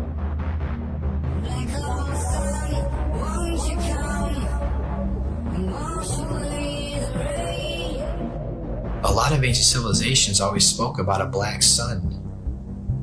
It's like, why are they talking about a black sun for hundreds, if not thousands of years? And that information now is turned into, oh, the black sun is an evil thing. It's like, well, yeah, of course, that's what they're selling it. They're selling it to you as an evil thing to stay away from it. They already don't want you to like the real sun in the sky. They push it so far away. They want you to not care about it. There's a reason it's close to you. There's a reason it's here for us. There might be more suns and moons on the outskirts of Antarctica, on the outer lands. There might be more suns and moons. There might be more suns and moons in our world here, but we just can't see it. And you talk about the seasons itself. Seasons prove the Earth is a stationary plane with a local sun. When the sun is circling over the Earth over here in the Tropic of Cancer, these people here, they have summer. But 6 months later, the sun is over here. It's going around over here.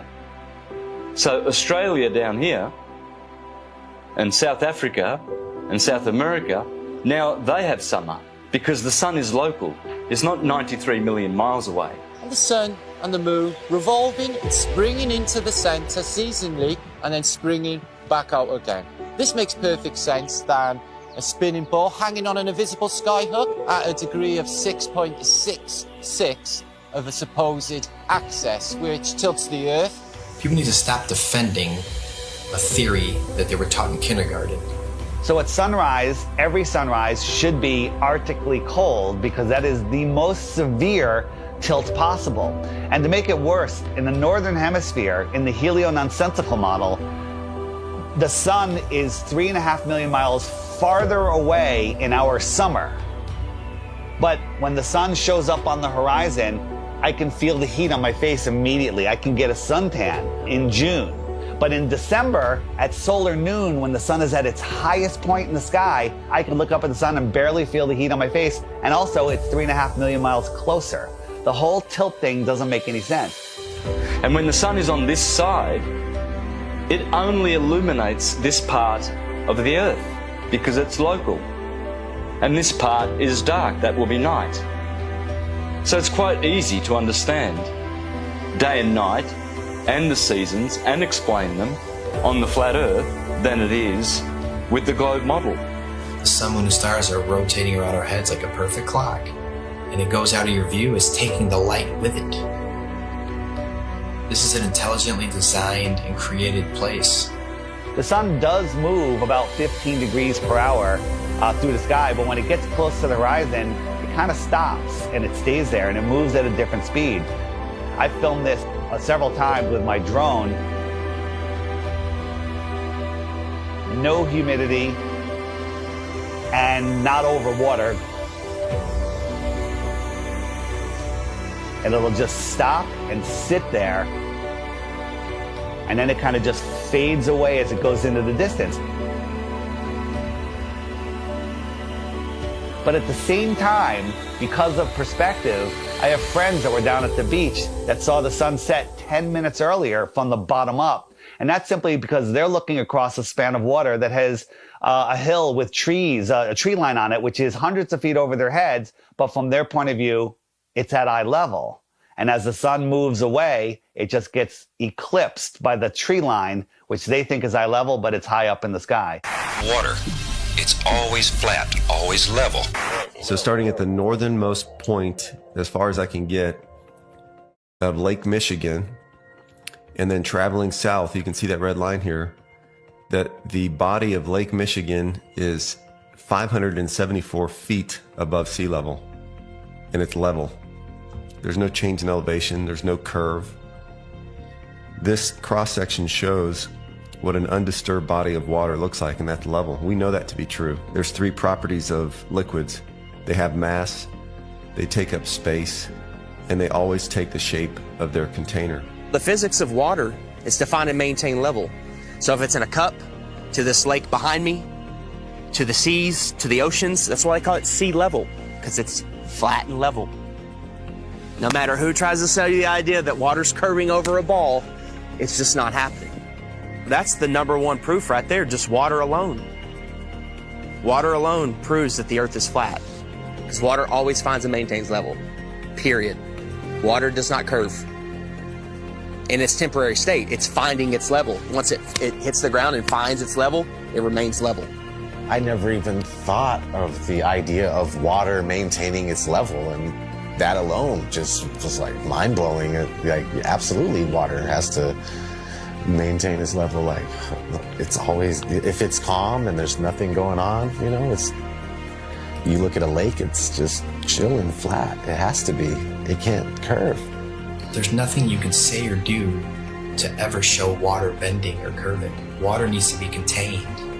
No matter what you do, it's going to remain level. The flat Earth proves beyond a shadow of a doubt the existence of intelligent design, a creator, and we are all important in the center of the universe. Yes, it is absolutely imperative that we know that there is a creator, that the sun, moon, and stars revolve around us, that we have a purpose. We are at the center of the universe. I didn't become a millionaire until I realized I was at the center of the universe. Now I have a purpose. Once you understand that you are at the center of creation, everything changes. And basically, we're unplugging from the matrix. We're unplugging from the heliocentric system.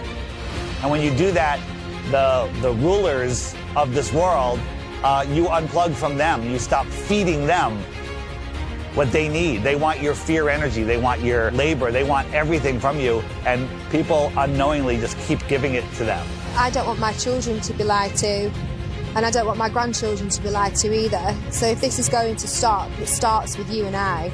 You know, they inherit all this stuff. You go to school and they teach you. When I was in grad school, man, I was shocked that most people, most of my classmates, were not really interested in learning. They were interested in passing a class. On the one side, tens and tens of scientists proven that the Earth is stationary, and we have nothing on the globe's side, so the Earth is stationary. No one thinks how easy it is to do this, and they pulled it off, unfortunately. But we're here now to completely reverse this, and people hate on us from the left and from the right. Everyone hates on us. Well, shut up with your flat earth stuff. It's not important. It's the most important thing. It opens the door for everything else. You want to know the truth? You have to know where you live.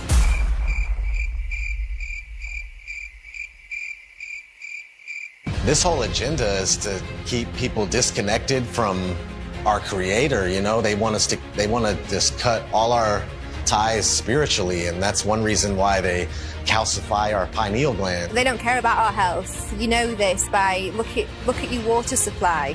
Even the water that you'll drink yourself when you go and buy bottles of it, it's got chlorine in it, it's got fluoride in it. These are all chemical waste products that they then rebrand and put in our drinks and tell you, oh, well, it cleans it.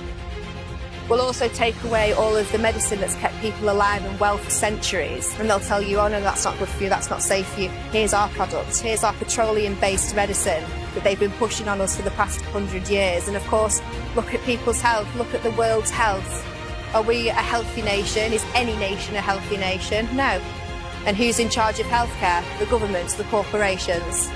So it seems like everything that they touch turns to shit, so why do we allow them to touch everything? Stop defending Rockefeller, Rothschilds, all these goons, these people that want the New World Order, the modern day people, Bill Gates, Schwab, all these people that they're pushing for it and they feel like it's almost there, and we're sitting here fighting it. We're sitting here trying to wake the world up so we can have a peaceful and loving world again. And you're attacking us.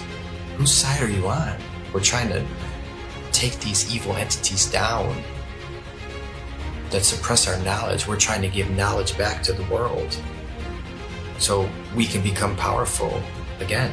If there's more lands, if 1 billion people found out tomorrow that they can all go to outer land space and visit other tribes and civilizations and explore technology and animals, the whole system would crumble.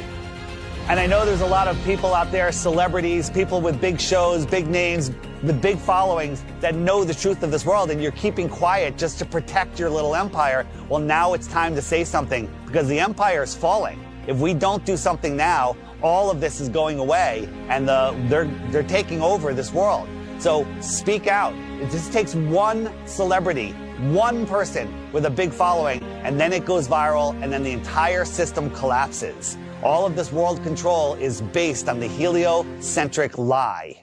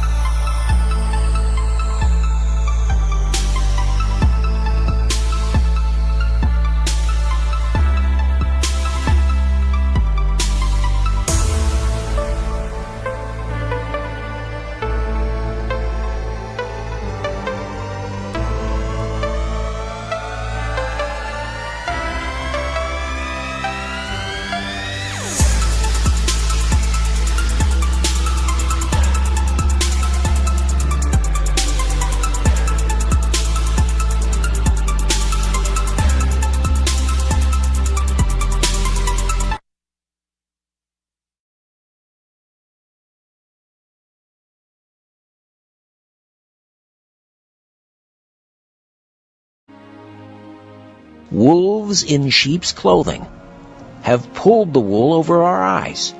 For almost 500 years, the masses have been thoroughly deceived by a cosmic fairy tale of astronomical proportions.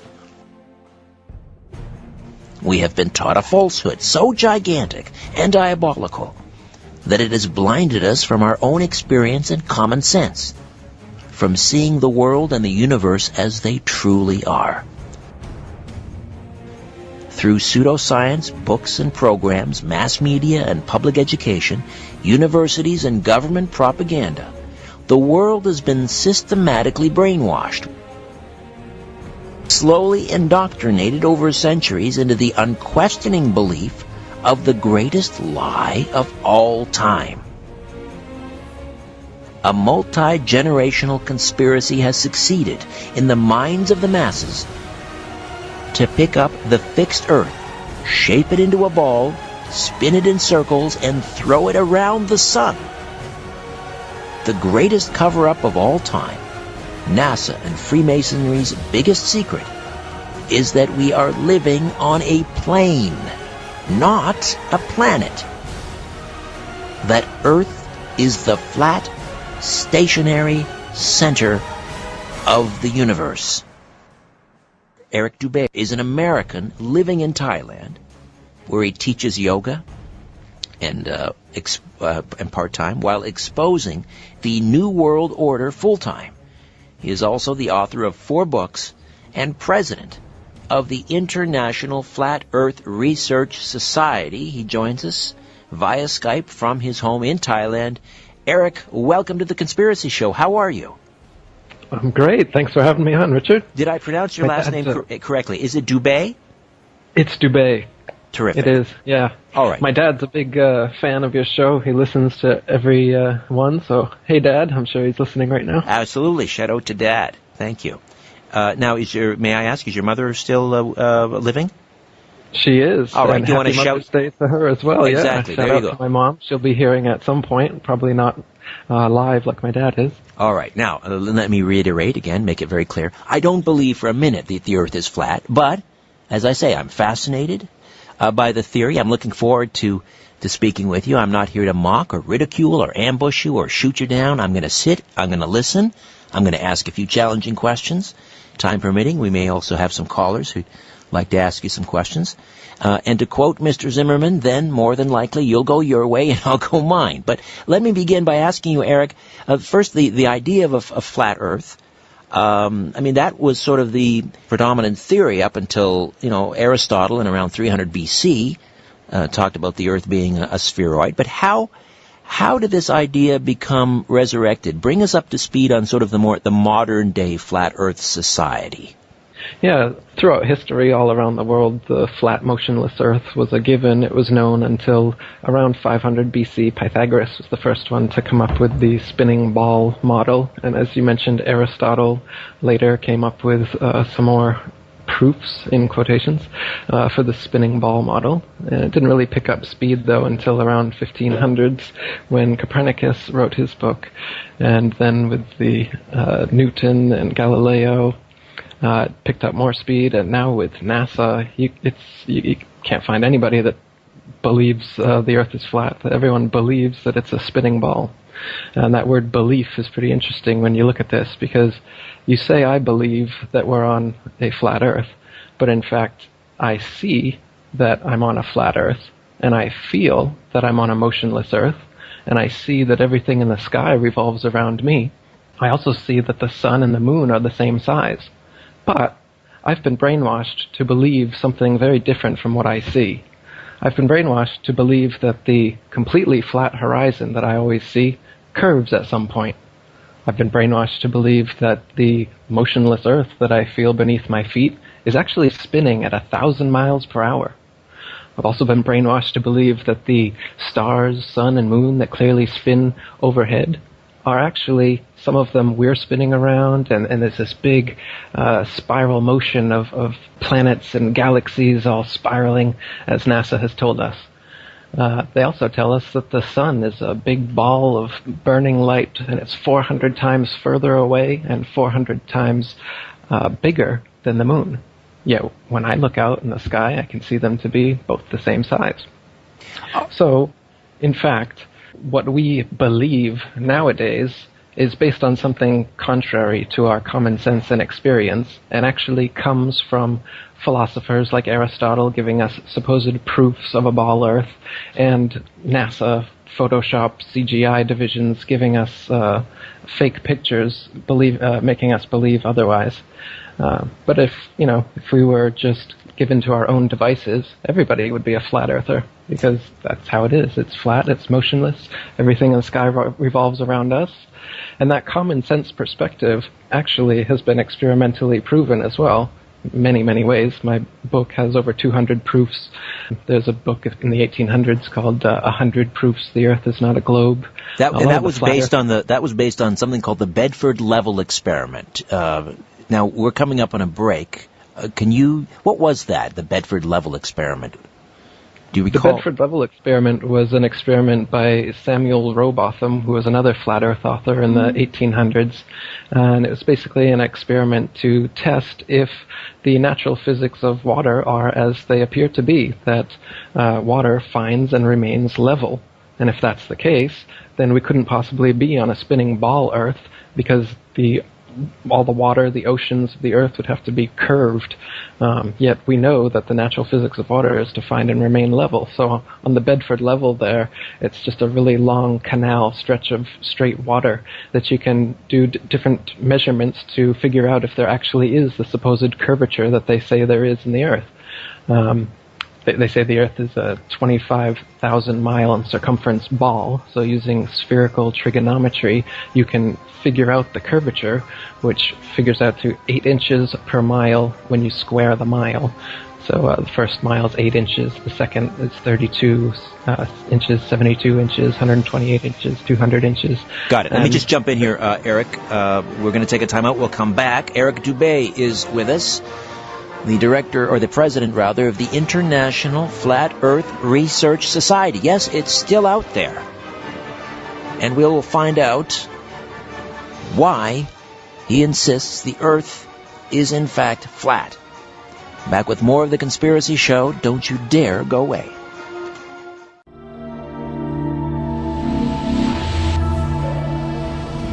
T-minus 15 seconds. Guidance is internal. Plasma's hard to take you guys. 11, 10, 9. Ignition sequence start. 6, 5, 4, 3, 2, 1, 0. All engines are running. Liftoff. We have liftoff. No, cut. Hey, let's wait until we get into orbit before the ball comes down. Thanks. Not going anywhere for a while? Right away, people. Back to 1. Grab a Snickers. Mission to Mars, scene apple. Take 2. Marker.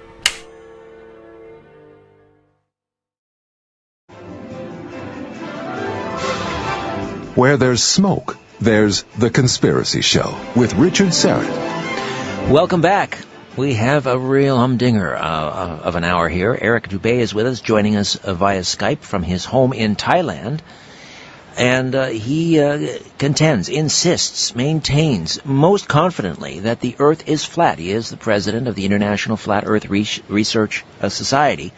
Now, you were talking about the curvature of the Earth. If it's supposedly curving, the curvature is approximately 8 inches per mile.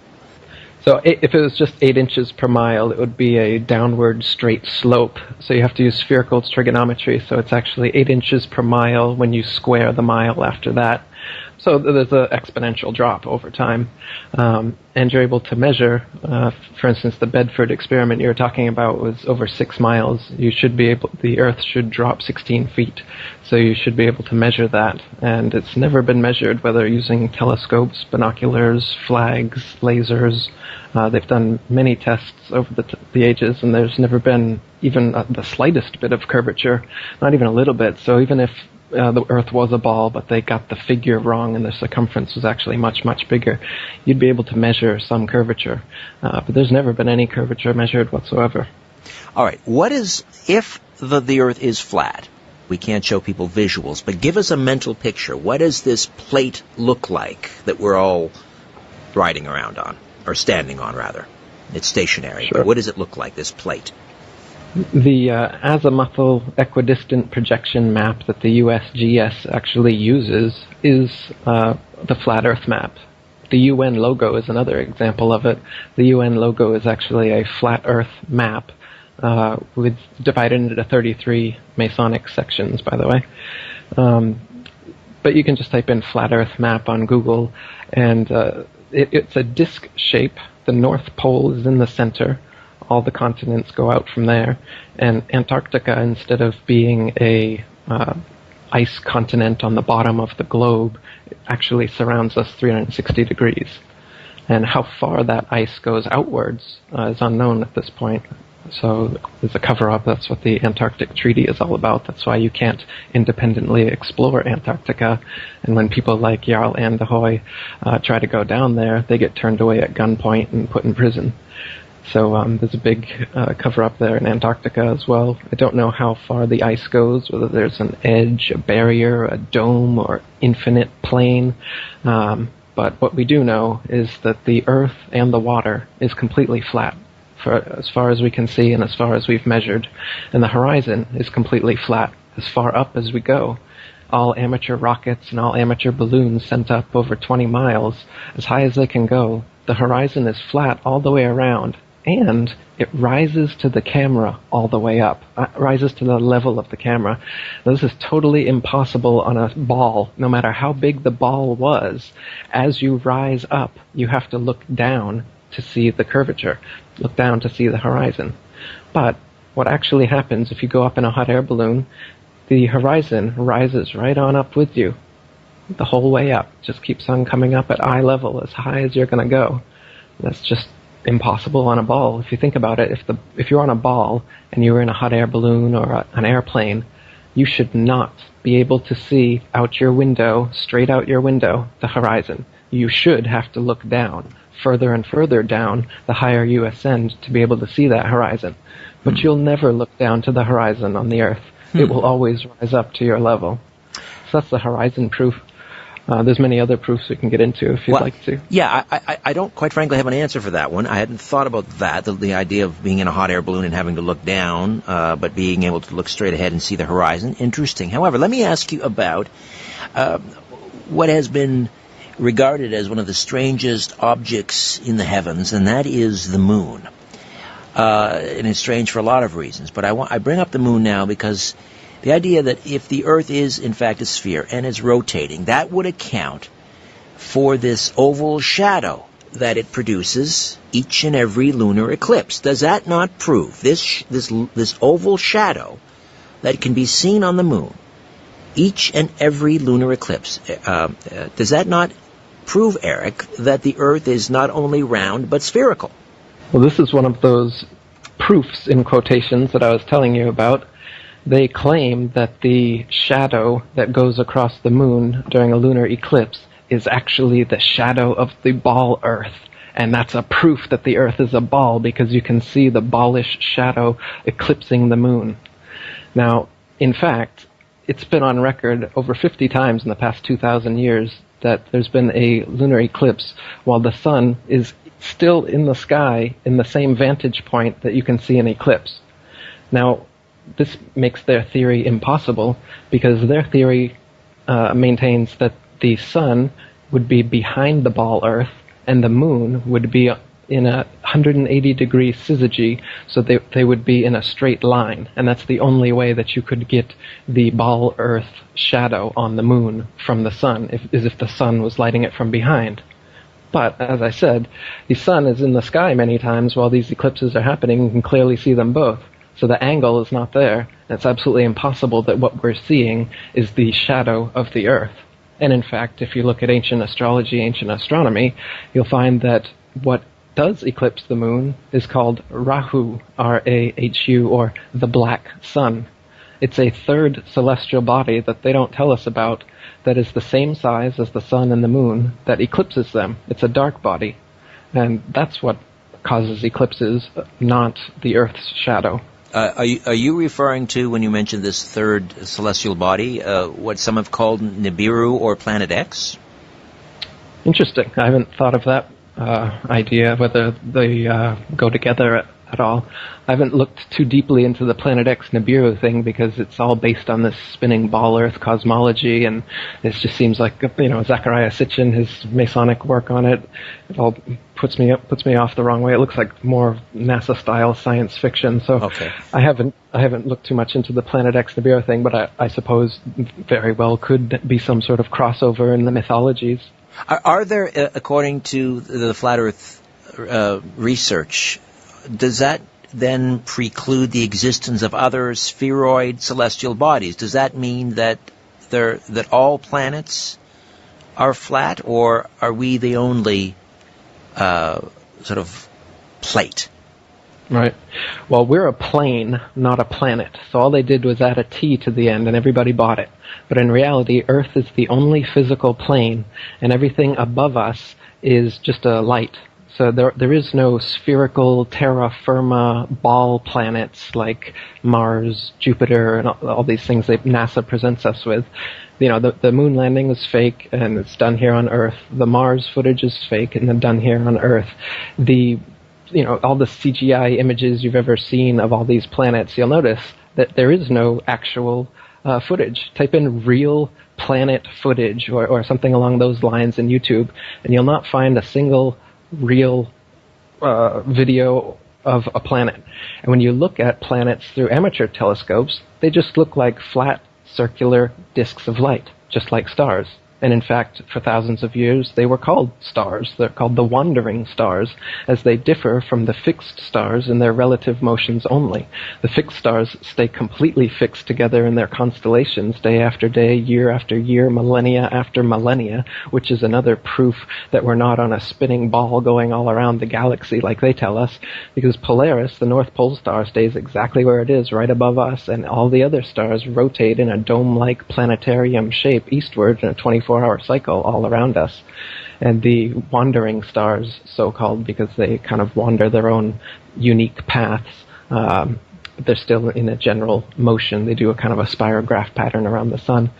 So, no, the sun, the moon, the stars, and the wandering stars that are now called planets are just lights. And they light up the night sky. They give us calendrical time. They divide not only the night from the day, but the years and the months, etc. The word month comes from moon month, and it's the cycle is the same with the female cycle as well. So there's a lot of parallels between, as above, so below. That's where astrology comes from as well. When you propagate the spinning ball Earth model, then suddenly astrology, which was an ancient science of consciousness known to our ancestors, suddenly becomes like some stupid superstition, because how could the position of the stars over us have any significance? But if we are the only plane in existence, and everything in the heavens truly does revolve around us, then that denotes a special importance to not only Earth, but to humans, the most intelligent of the intelligent designers' designs. If we're just, on the speck of God's fingernail in the corner of the universe, like NASA wants us to believe, then it's a very nihilistic, atheistic kind of view.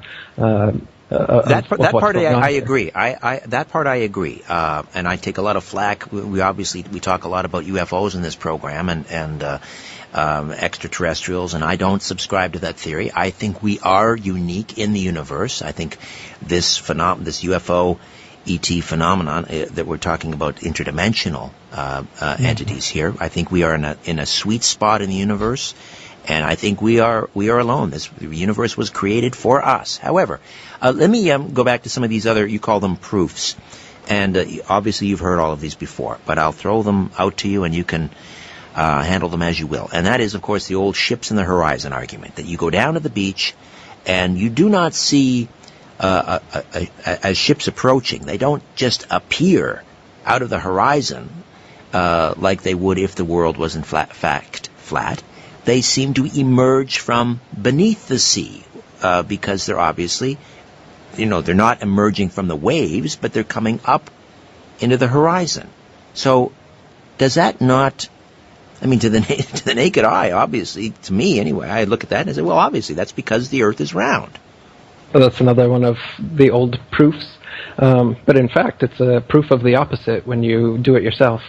Because what happens is if you watch a boat disappearing over the horizon, as you said, the hull is going to disappear before the masthead, and people have been saying for centuries that that's because it's going over the curvature of the ball Earth. But if that was the case, then after it disappeared from sight from going over the curvature of the ball Earth, you would not be able to bring it back into sight by using, say, a zoom camera, a binoculars, or a telescope. But in fact, you can let the boat completely disappear and then train a telescope on it, and you will bring the entirety of the boat, including the hull, back into view, proving that it did not descend over a wall of convex water, and in fact the horizon is the vanishing line of perspective from your point of view, and that's why you can zoom in on it, or if you rise in altitude you can see more, or on a clearer day you can see more, see further. The horizon is not the curvature of the ball Earth, as we've been told. It is simply the vanishing line of perspective, the law of perspective, as any artist would know. It's the same reason, railroad tracks seem to converge on each other off in the distance, this kind of thing. All right. Or in a hallway as well. The ceiling and the floor converge, yeah. All right. Same idea. You mentioned the constellations earlier, and let me just throw this one out again. And just to remind people, Eric Dubé is with us, the president of the International Flat Earth Society, or Flat Earth Research Society, joining us here on The Conspiracy Show from his home in Thailand. And before I get to the next one, and we are approaching another break, and I want to talk about some of these things you've already mentioned, but we'll come back to them. When, for you, did this realization happen? I mean, you grew up, I'm guessing, in a public school system. You had the same sort of, as you call it, propaganda, brainwashing. What was the aha moment for Eric Dubé that the Earth was flat? It took years of researching before I finally said, yep, it's for sure. Because what it's like when you're researching the flat Earth, it's like you've got your hands out, you got the ball Earth in one hand, you got the flat Earth in the other hand, and you think that there's a lot of proof for the ball and not so much proof for the flat Earth. And then you start to look into it, and you find all of these proofs for the flat Earth, and then you find all these debunked supposed proofs for the ball Earth, and then your ball Earth hand just starts getting weighted down with lies, and your flat Earth hand just rises up until you realize that we've been completely lied to, and the Earth is in fact flat. So I would recommend that this process will certainly happen to everyone who reads my book, The Flat Earth Conspiracy, and I've gotten rave reviews saying so. And also, you can check out all the 1800s flat Earth material. That's where my main aha moment came from. I was reading Robotham's books, Carpenter's books, like we talked about, 100 Proofs the Earth's Not a Globe. This one called Zetetic Cosmogony and Zetetic Astronomy. These are both good ones. If you come to my International Flat Earth Research Society, it's ifers.boards.net, IFERS. I've got all those books there and many other materials that you can look through. How many members do you have? How many members do you have at the International Flat Earth Research Society? I just restarted it. As you mentioned, the International Flat Earth Research Society was the first Flat Earth Society in the 50s, and then Leo Ferrari's came along in the 70s, and then his is the only one that existed in the form of the Flat Earth Society online.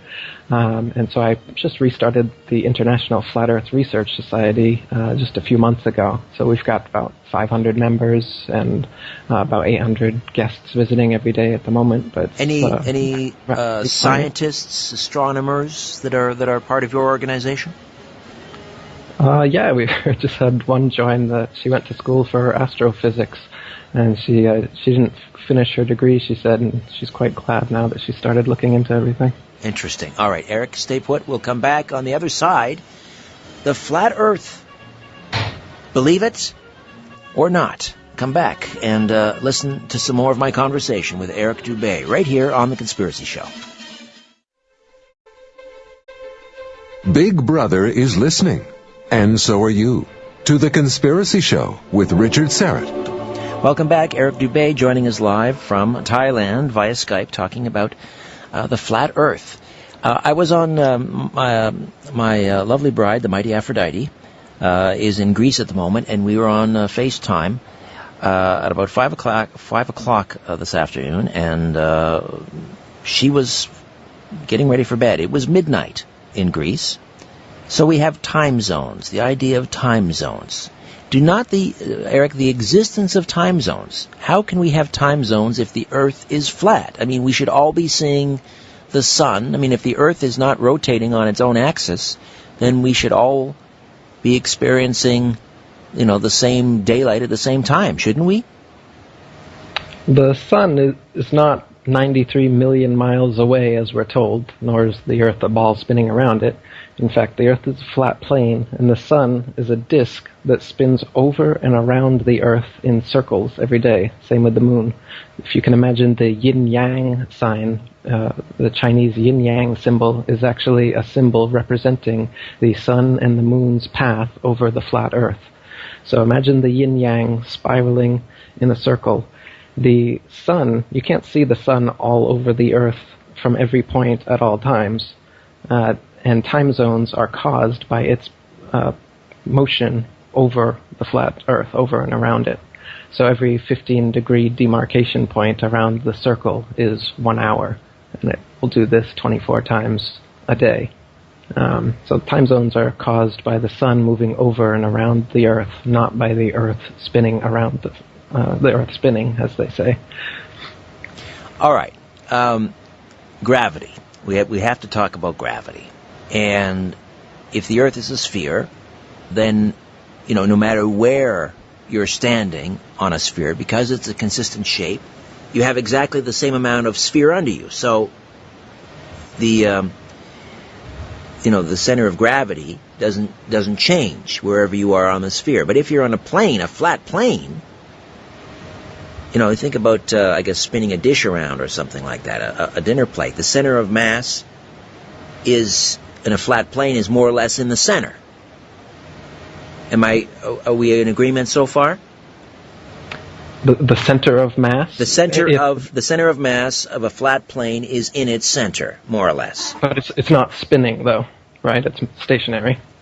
And the mass is distributed all over the Earth. I don't know how much more mass there would be at the very center than in Antarctica or in the continents. So I wouldn't quite say that, no. That's true. If it's not spinning, then the center of gravity would be consistent. Okay. Right. Now, gravity doesn't exist. Gravity is just their catch-all term for what they can't explain. So they say that the reason that the oceans, buildings, and people don't fall off the underside of the ball Earth is because of gravity. It holds us on. They say the reason that you don't feel the 1,000-mile-per-hour spinning atmosphere going eastward all the time is because gravity pulls the atmosphere along with the spinning ball Earth just so perfectly so you don't feel it. They say gravity causes the moon to orbit the Earth and the Earth to orbit the sun, and gravity actually is what caused the sun and the moon and the Earth and everything to form in the first place in their materialistic cosmology, where they try to get rid of God and they use gravity instead, another G word, and gravity is actually what created the planets and the sun and the moon and everything, and gravity caused the Big Bang, and gravity pulls the ocean's tides. Interesting how gravity supposedly pulls the ocean's tides, but it can never reach the lakes, ponds, marshes, and other bodies of water, can it? It just pulls the oceans. Nice. Gravity, that's gravity for you. But in reality, everything that nowadays is explained through gravity was already explained adequately through the laws of density and buoyancy. So if you drop a feather and it slowly floats to the ground, or you drop a brick and it drops right to the ground quickly, or you fill up a helium balloon and it rises, or you fill up a hydrogen balloon and it rises even faster, this is all based on density and buoyancy. It has nothing to do with gravity. Gravity is this fictional pulling force that they say pulls us to the center of the ball Earth and keeps us from falling off of it. But they can't actually show you any example of some mass, by virtue of its large mass alone, causing other masses to stick to or orbit around it, as they claim gravity, this force gravity does. So gravity was given to us by a knighted Freemason, Sir Isaac Newton, who just took the pre-existing laws of density and buoyancy and applied it to the budding heliocentric spinning ball model. And that's what we're taught in schools nowadays. All right, we'll take another time out. I've been on a plane. I've, fairly long trips on a plane. And it seems planes can travel in a relatively straight line for a very long time and not fall off any edges. They can, and also theoretically some do, actually circle the Earth nonstop. So we'll find out what that portends. What does that mean in terms of a flat Earth theory? Back with more of my conversation with Eric Dubé here on The Conspiracy Show. Stay with us.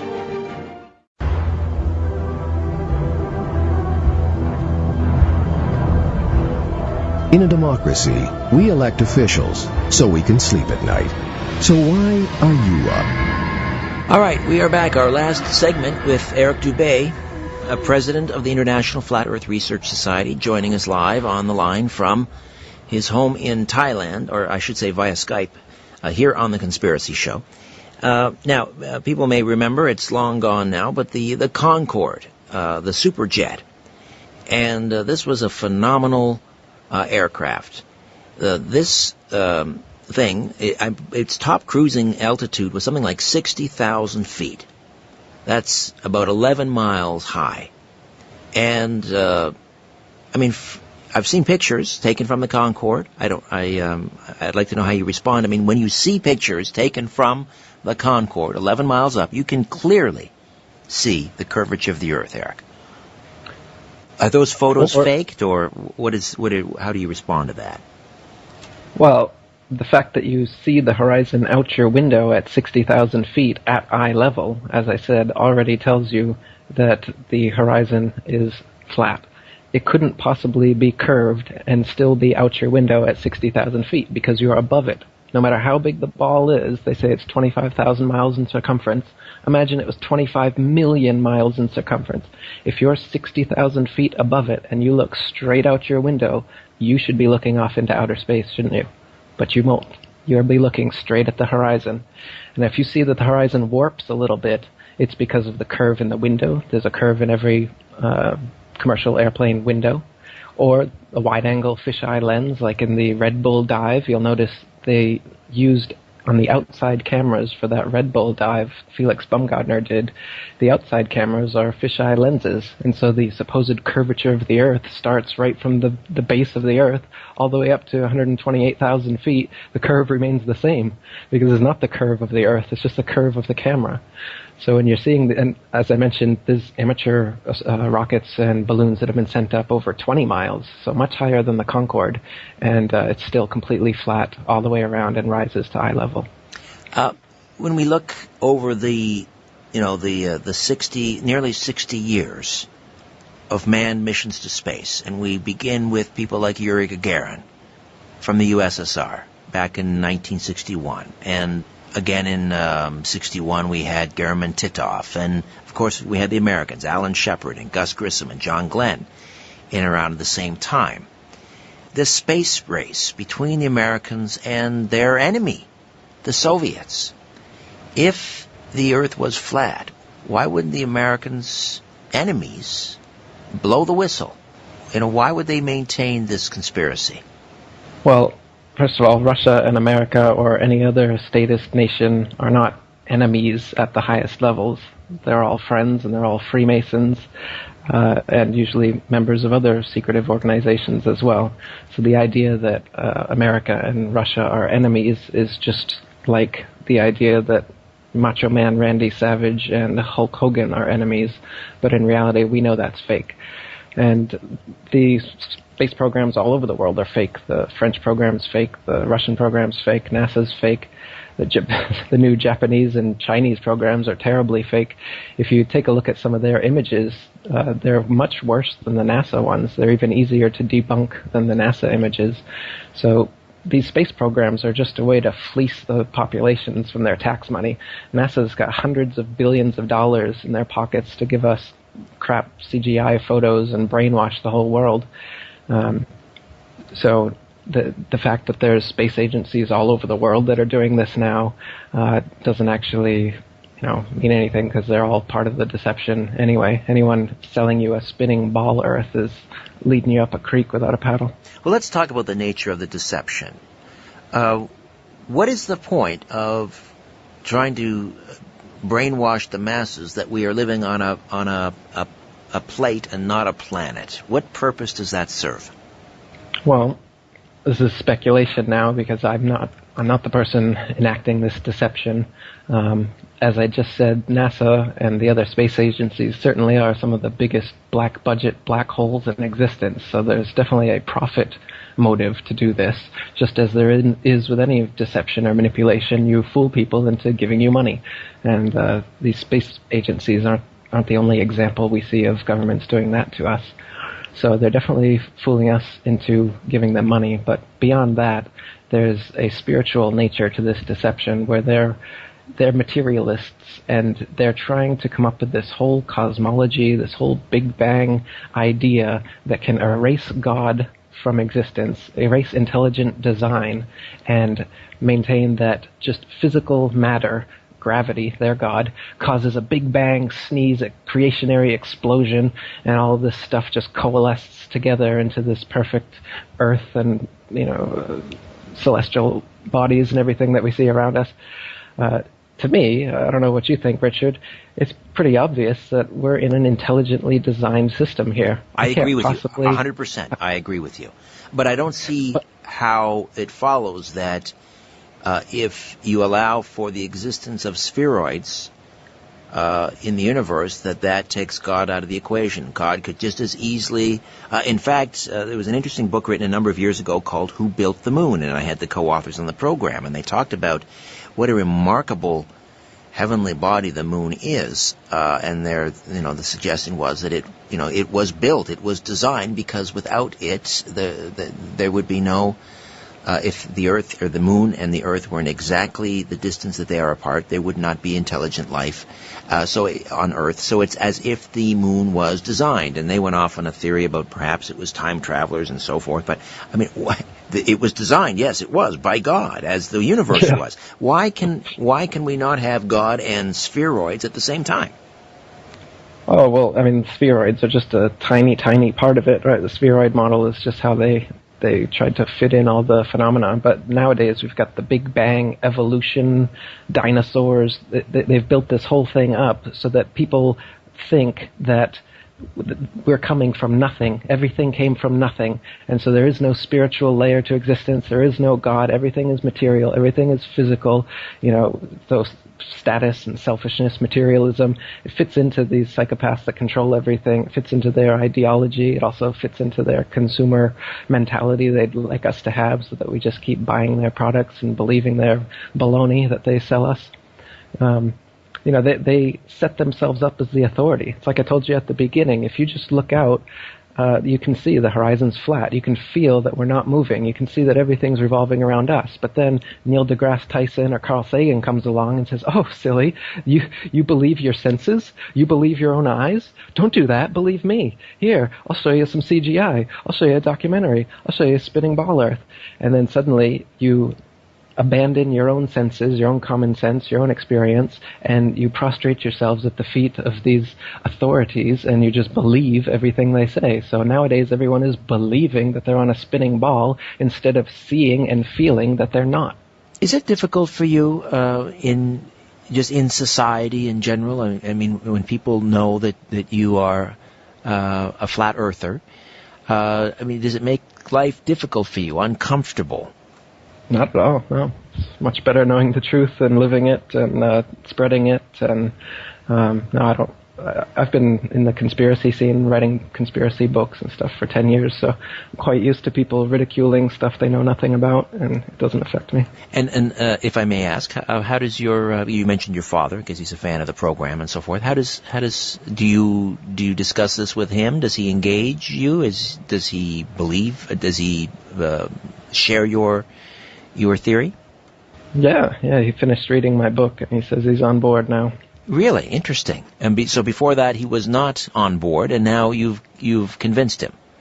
Yeah, actually, everyone that that's been in contact with me who has read my book is a flat earther now. I haven't heard of anyone who's read my book and still believes the spinning ball.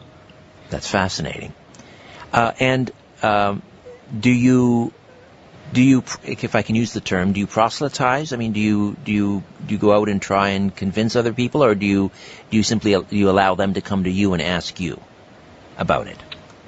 Sure, all of the above. I make a lot of YouTube videos. I have some blogs and websites, books. I go on forums. I have my own forum. Yeah, I've definitely been proselytizing this and other conspiracy truths for a long time. Have you offered to debate, let's say, a non-flat earther, let's say at some academic institution, an astronomer, an astrophysicist? Have you ever offered to debate any of these individuals, and have they ever accepted? No, but I would be interested, especially some of the bigger NASA names like Neil deGrasse Tyson. I'd love to debate him. And you're confident that you would emerge victorious? Sure. There's not even a shadow of a doubt in your mind that the Earth is flat? No, I researched it long enough to make sure that I was correct. It's fascinating. And still researching it now today. I don't have answers for everything. Like I told you, what's beyond the Antarctic ice and stuff, I don't know. There's still mysteries to it. But as far as whether the Earth is spinning or a ball, no, it's absolutely not. What about, I mentioned the transit, these long flights. Airplanes can now circumnavigate the globe, they would say, as one of the proofs that we are not living on a flat Earth. That you can fly around the Earth nonstop. Right. But you can fly around a flat plane as well. And so all these people from Magellan up to current plane circumnavigations are just going east to west around the flat Earth. They're not going under the supposed ball under Antarctica. There are no routes that go straight over Antarctica, as there should be, such as Australia to South America and some other routes like this. The straightest line path, if we are on a spinning ball Earth, is to go straight across Antarctica. But they never do that. They take the long route around. And when you ask them, why do you take the long route around instead of just going straight, they say, it's too cold. The planes can't handle it. But of course, this doesn't make much sense when they're supposedly out there in outer space and have gone to the moon where it's much colder and much hotter, and they have the technology to do that. So why can't they just go straight across Antarctica with these flights? They never do. So circumnavigation is only east to west, and that's possible on a plane as well as a globe. So this supposed proof doesn't actually prove one way or the other, because it's possible on both. You mentioned that the United Nations flag is, in fact, a depiction of a flat Earth. So what are they trying to tell us? They're trying to clue us in? Are they teasing us? Why would they do that? Well, it's not only is it a flat Earth map, but it's divided like a bullseye target into 33 sections. And, Freemasonry has 33 degrees. Right. So, and it's also blue, like the first 3 blue degrees of Masonry. So to me, the flag, the logo, is like a big nudge, nudge, wink, wink for the Freemasons of the world. It's the biggest and oldest secret society in existence with over 5 million members worldwide. And they're the ones who are behind this spinning ball deception from the get-go. So it's kind of a way for them, just like all the symbology they use in Hollywood and elsewhere, it's a way for them to communicate to each other, like, hey, we know what's going on. Meanwhile, the sheeple public can look at that and really not even pay attention whatsoever and have no idea what's going on. And it gives you this symbolic control over humanity because you know the symbolism, the right brain kind of information, and everyone else is locked in their left brain prisons where they can't read the symbolism and see what you're talking about. Ancient society, ancient languages were all symbolic. Hieroglyphics, cuneiform. Sure. Mm-hmm. They were all based on symbols, and so the people who were using those languages were much more right-brained.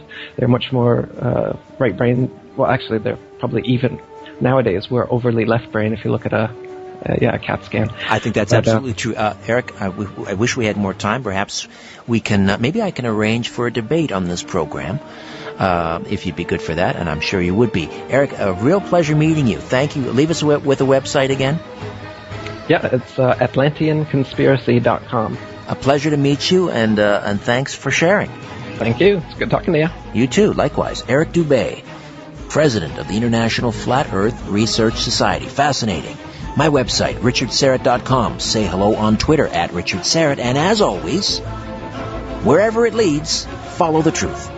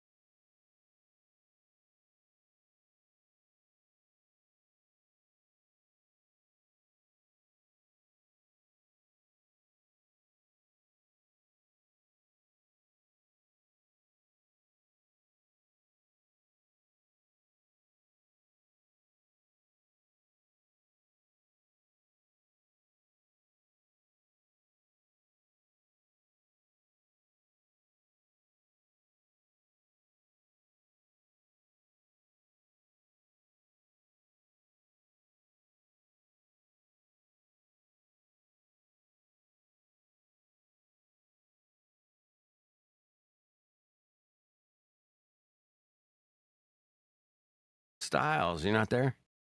You just tuning in, man? Where the fuck are you at?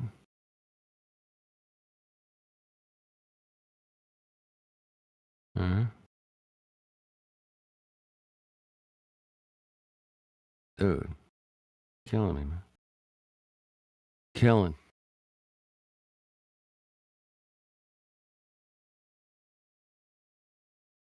All right, I just asked some few people to come down, man. Check in. We'll see, man. Most likely not. It's not going to happen. Nobody's going to show up. But I sent out an SOS, you know. What's up? Yeah, I didn't even realize I was tuning in, just waiting for you guys to start something up. But I'm over here with a couple of people. But if you start something up, we'll be listening. All right, man. I appreciate you listening. Good to talk to you, Styles. Of Good to hear you, course, man. man. Yes, sir. Right back at you, man. Thanks You guys for gonna? showing up, man. Yes, sir. You got a hell of a radio voice, man. You got to put that to use. Thank you, bro. Appreciate that. Yeah, no problem, man. No problem. I got that Wolfman Jack thing going, but you're probably too young to remember that guy. But anyway, Wolfman Jack. Yeah, I don't know him. I don't know him. you do sound a little bit like Wolfman Jack, man. Go Really? on. I'm gonna You got to look look that him up. up, man. Look him up. He's a legendary radio guy, man. Legend. Anyway. Oh, Yeah, Flatsy, man. Shit. She bounced. She's back. I don't know how that happened, but whatever. We'll It just did, look it past did the it. same thing to me when I came in. It put me in and then it dropped me immediately. And then it put me back in. I had to click it again. And Yeah, I had to jump back in. Did the same thing to me. So, yeah, it might be a Discord thing. I don't know. So I had a very good night tonight because I ruined the cosmic microwave radiation background for a guy that's staunchly into like astrology Yeah. and the cosmology and all that stuff. Yeah, that's the seasons, the months, like you're a Pisces or you're a Taurus. Yeah, that kind of I mean astronomy and astrophysics. My bad. strong. I even Okay. got it wrong. I've had a couple of beers. Forgive me. Hey, I'm going to crack another one, man. Hold on. I'll be right back. Thank you for showing up, by the way. Styles is here. I saw Hey, you and I Styles. was like, I'm going, but let me finish my Hold on. conversation with Sensei. All right, well, come back then. All right. No, I already did.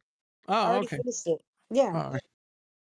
Hey, Styles, say hi to Flatsy, man. You got the coolest voice, man. Just say, hi, Flatsy. How you doing? What's up, Flatsy? Yo, Flatsy, I heard you before. I've been here when she was speaking before. I've seen her. What's up, Sal? What's up? What's up? From Alabama. Oh, that's what's up. Yeah, I'm from New York. You can tell I'm from Alabama. I can hear the accent. I definitely can. I can't tell necessarily that you're from New York. I Like that. know. It's a weird accent. Nah, it's fine. Yeah, both you guys have the best voices, man. Thank you. Right back at you, bro. You guys should do a show together. All three of us. Let's do a show. Fuck it. You know, everybody else has a show. Why not us? Right? Only thing is that I'm here with a couple of people. I was just gonna I know. listen in. But I'm just messing with you, man. We'll do something down the road, man. We'll put yeah. There's I'm not a, enough of us. okay. Go There's ahead. not enough of us to just listen in. We have to contribute to the conversation. There's only Exactly. 3. Exactly. Yeah. All right. Well, take care of your people that you're with, Styles. Yeah, Thanks for saying hi, brother. yeah, definitely. I'll be here. All I'll right. stay for a little while. All right, man. Well, tune us in, man. We'll be here for a minute. Yes, sir. All right. Hi, Flatsy, how you doing? How flat you smacking. doing, man? How you doing, babe? How you doing? I've been flat smacking I know I've today, heard you. I've been listening. and I was flat smacking yesterday. Um, I will be flat smacking tomorrow. you got to tune in to hear that beautiful voice. Damn. Nah, anyway, that new server is super hot, Yeah. super interesting. Me too. I got It's to super destroy kind of some. crazy at times too, as well. You know. Yeah, but I got to destroy the cosmic microwave background radiation for That somebody. feels good. I get it. It was great. I Feels loved good. it. I'm That like, is kind of. I like to destroy other things, but I can't mention them on the live stream. But yeah, there are some other things in the world that are just destroyable,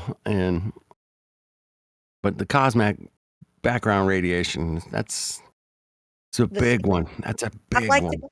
you can either call it like the CMB or the CMBR. You know, I call it the CMBR. Mm. These people don't even know what they're talking about when they're talking about the CMBR. I don't They know. don't know. There's a lot of things, assumptions based off of the CMBR, Mm. and the foundation of the CMBR is the oceans. It's the oceans, man. The I can salt prove water. Yeah, salt water. I can prove it to you right now. Do you want to Battery. hear the argument that I made? Yeah. Yeah. My husband's talking in the background, so you'll have to forgive me. Well, tell him to I'll shut up. Tell him to shut up. No, I'm just kidding. No. No, I don't have to do that. He's great. That's Yeah, great. I was That's great. He's home on a Tuesday morning. That's fabulous. tell me about it. Like he's usually working at 4 in the morning Right. this morning. Like Mhm.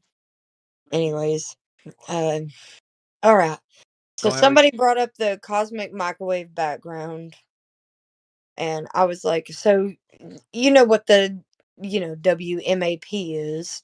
So I was kind of like prefacing it with that because it makes the claim of the axis of evil. The WMAP it talks about the axis of evil. Yeah. So I tell them about the Kobe virus or the DMR and the Planck satellite. The Kobe, I don't know how to pronounce it. It's like COBE Kobe. FIRAS /DMR. So Okay. it's okay. It's That's the name of the satellite. yeah, and Yeah. yeah, okay. Okay. Gotcha. They so they along okay, so they have the cosmic microwave background of the immediate background. So the oceans and the water in the atmosphere, or the let's not say atmosphere because I hate that word. I say Yeah. air. So let's say the oceans and the water in the air. Uh, if you put a cup of water in the microwave, Right. what happens to it? Oils. It gets hot. It's hot. Yeah. Yeah. So it's an absorber. Right. So the water gets hot. If it does get hot, then by definition, it's a powerful emitter, you know? Yeah. So if it absorbs, it also emits. Um, so if you want to take a look at like water molecules, hydroxyl and hydrogen bonds, the bond force Mm-hmm. of hydroxyl and hydrogen are the cosmic microwave background whisperer. If you want to just go ahead and have a preface. The water dimer in water vapor and condensed water acts like a simple harmonic oscillator. The energy in hydroxyl bond is 100 times stronger than the hydrogen bond. So when looking at the emission of the water dimer, because let's remember that the water dimer is water vapor in condensed water, okay? It will be equal to the ratio of the bond force constants of hydroxyl, hydrogen, which is also related to temperature. So when you're attaining the 300 Kelvin emissions, black body emissions, so we need to understand what a black body is. It's something that absorbs as much as it emits with thermodynamic equilibrium.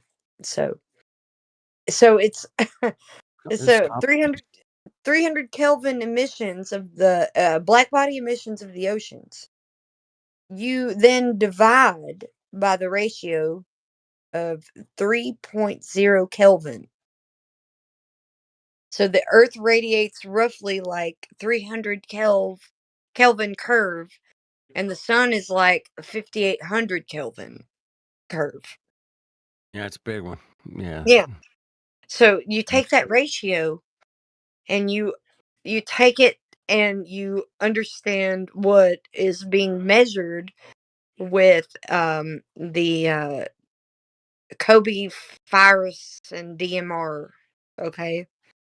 Mm-hmm. I don't know if I'm saying it right. I'm just kind of my southern accent. Oh buddy. Also Kobe at 900 kilometers. Yeah, right. It's not 900. It's not 900 kilometers, but we'll just go ahead and go with their narrative. Above the Earth, had a Right. shield protecting the horn, like the radio frequency and Yeah, thermal. I'm looking at the picture. Yeah. Yeah, radio frequency and the thermal, not microwave naturally. Mm-hmm. Have you heard of the diffraction? Diffraction before? Yeah, you know about diffraction. Low frequency waves and radio microwave diffract the most. Okay? Right.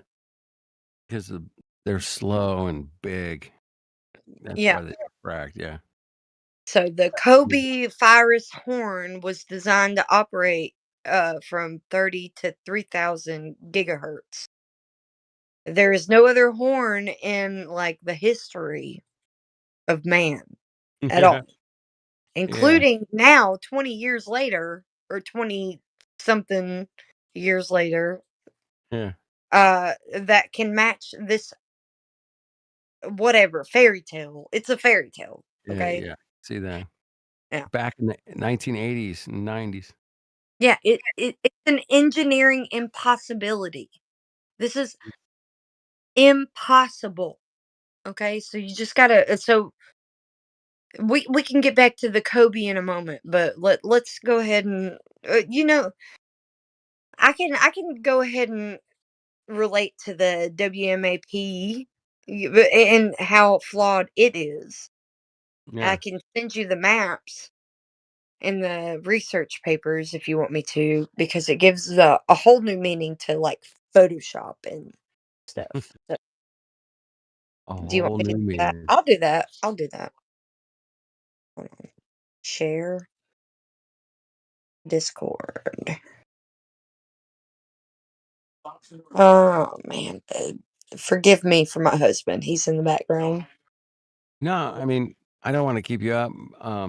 No, I'm up. I'm not going anywhere.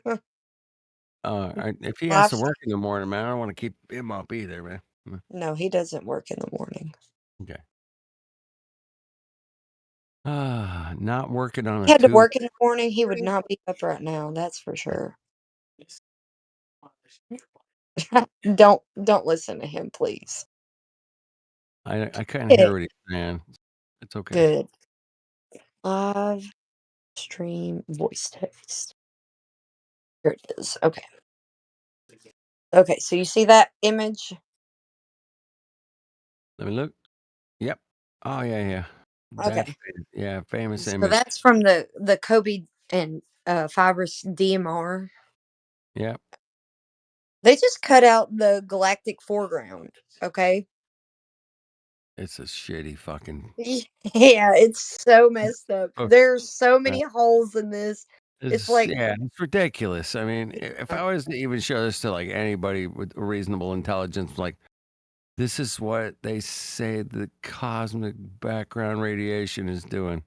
What do you we could think? just take one of them though and One. annihilate it. So Be like, let's do it. fuck off. The I'd be like, the "Really?" units of measure for the anisotropic and anisotropies. I'm not saying that Yeah. right. Anyways, are in the microkelvin, the U, Fuck. and the measure of the galactic foreground is in the millikelvin. Hold So on. we're I gotta talking get. about microkelvin and millikelvin. So you're talking about Shit. the noise is 1,000 times stronger than the alleged signal by experiment. So if you take it by experiment or common sense, whatever you want to do, it is well known that if you have a signal that is 1,000 times weaker than the noise, you cannot remove the noise, okay, to extract the signal. You need to be able to remove the noise to extract the a noise that you're looking for to Fuck have off. that. Yeah, No. okay. Fuck off. So I'm sorry. you have a priori knowledge of the nature of the source, and you can physically manipulate the source. So you've got to be able to do these things, okay?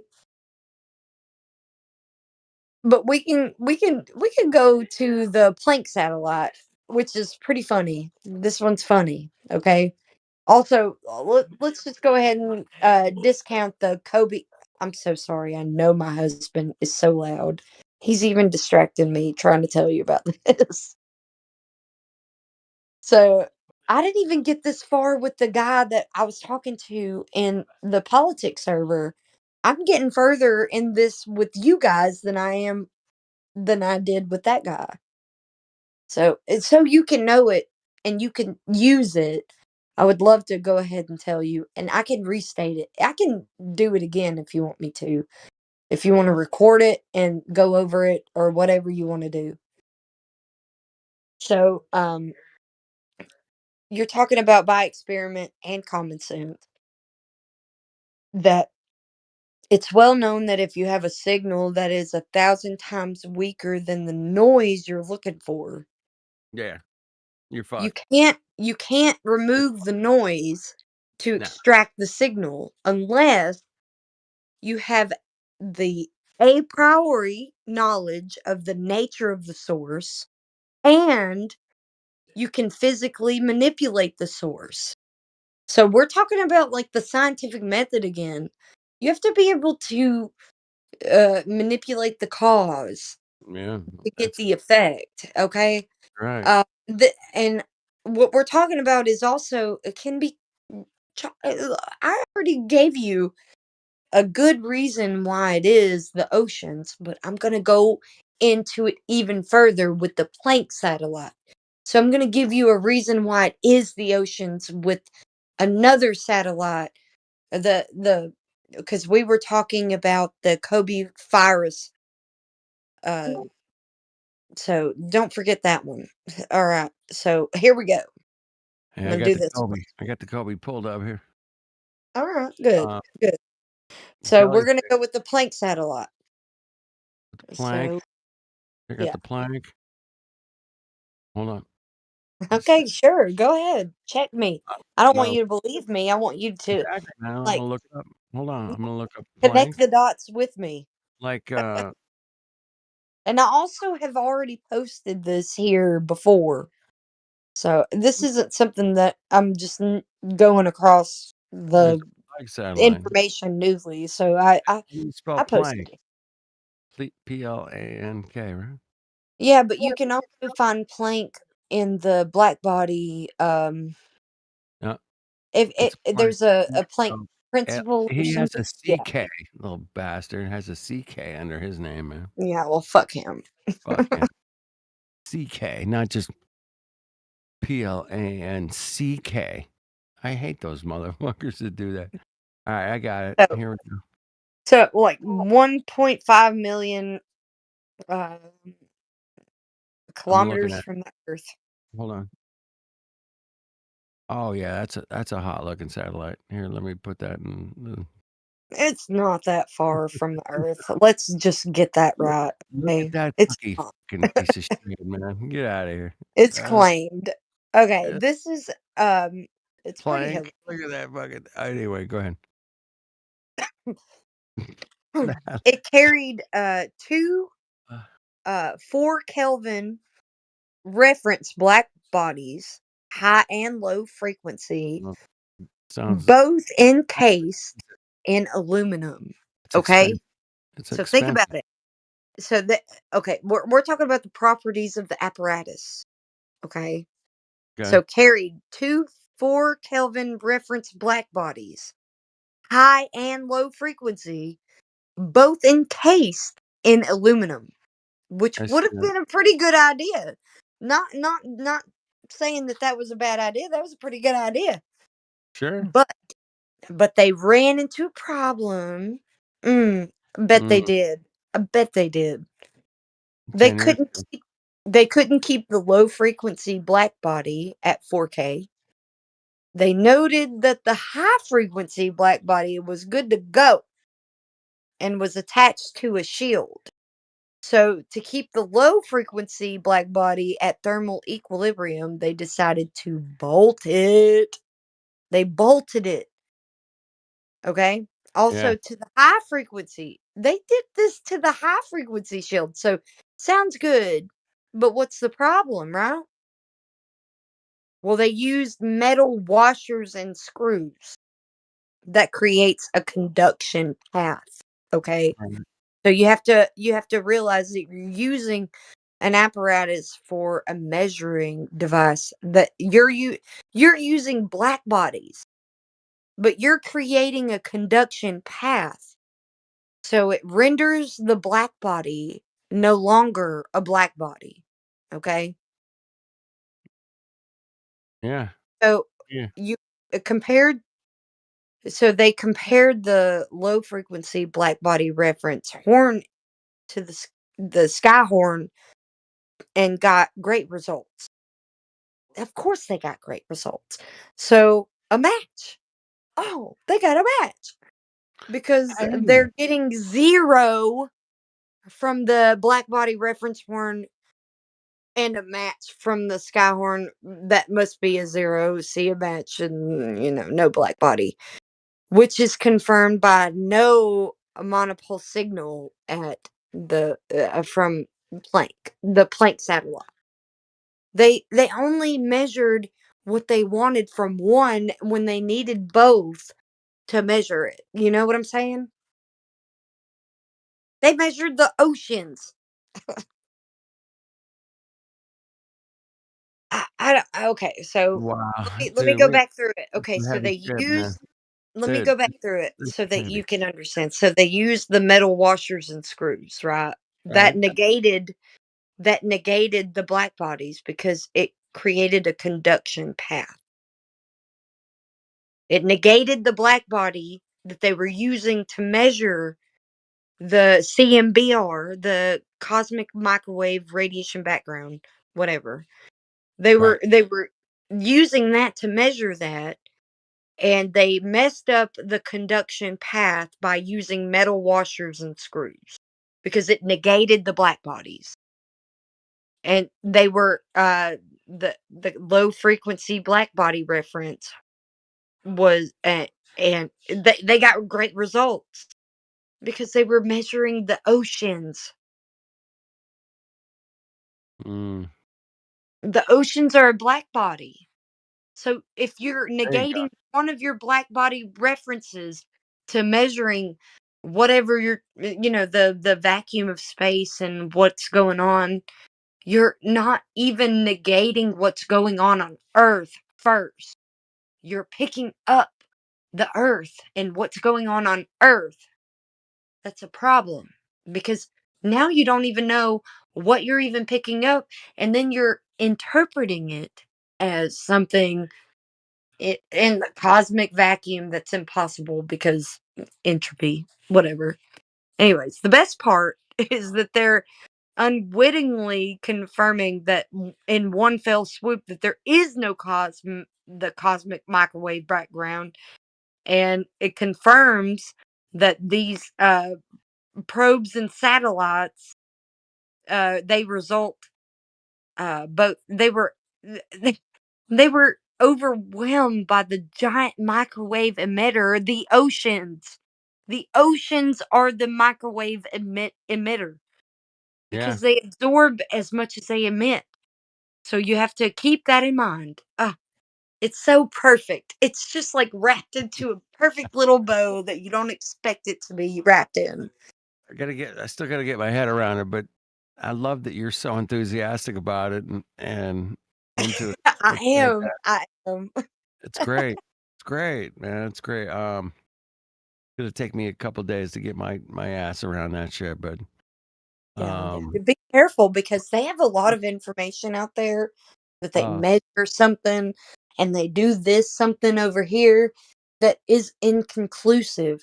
And I just a second ago I was just questioning Sensei, which is the guy that also got married to what's her name? She was a girl here for ladies' night that oh man, he married her. Sensei, what's his other name? dude, we have 3 marriages from the Discord. Get out of here. Yeah, but it's one of the 3, so we can narrow it down. Well, there was Glad and then Glat, that's it. Glatflobe or mm, Glatphobe or whatever. That's yeah, him. He's Sensei. yeah, okay. Yeah. He was presenting the incoherent dielectric uh Acceleration. what oh, man, I Yeah. can't remember. Dialectic acceleration, I think. Yeah, acceleration. That's it. Yeah. So I've looked into it and I've been asking him questions. And Yeah. I was just asking him questions. I was like, so who's 'cause like we ask people who's ever measured the curvature of the earth.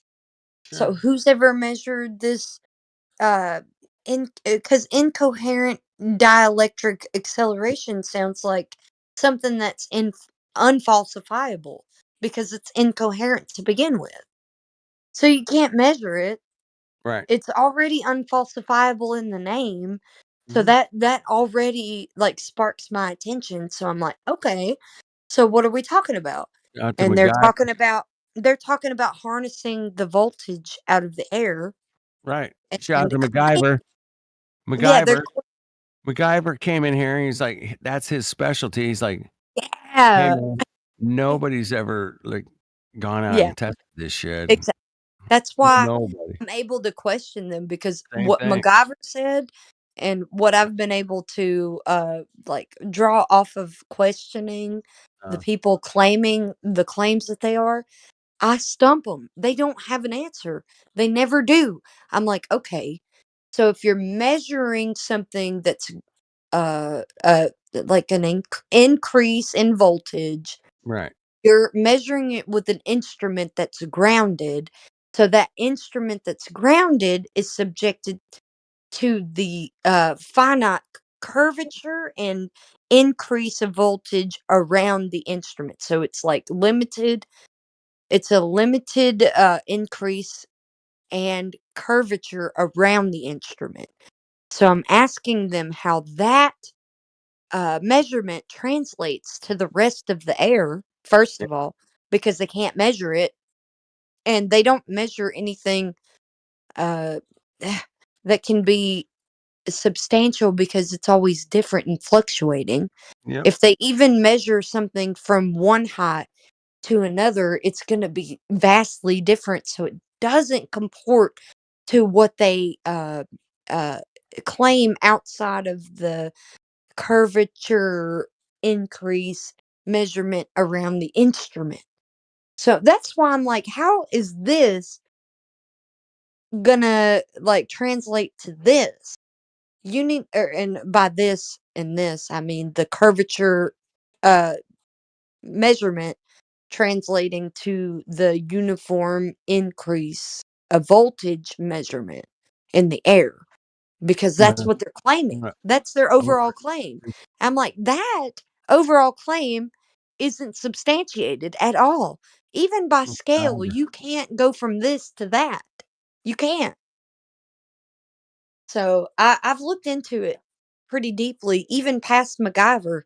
I've looked Yeah. into their evidence and what they present, and it doesn't match. He was so right. He Like is so right. he was giving us a little tiny hint Yep. towards where they were heading, and I was like, okay, I'll be on that train of skepticism because I'm very weary of, I don't know, any information being presented to me. I'm gonna take it through the strainer of scrutiny. I'm Yeah, sorry. man.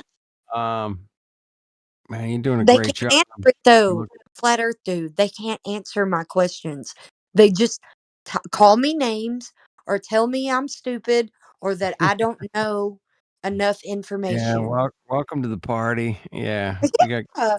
I'm you like, know, are you a Glober or what, dude? This is it's what Globers say to me. so bad.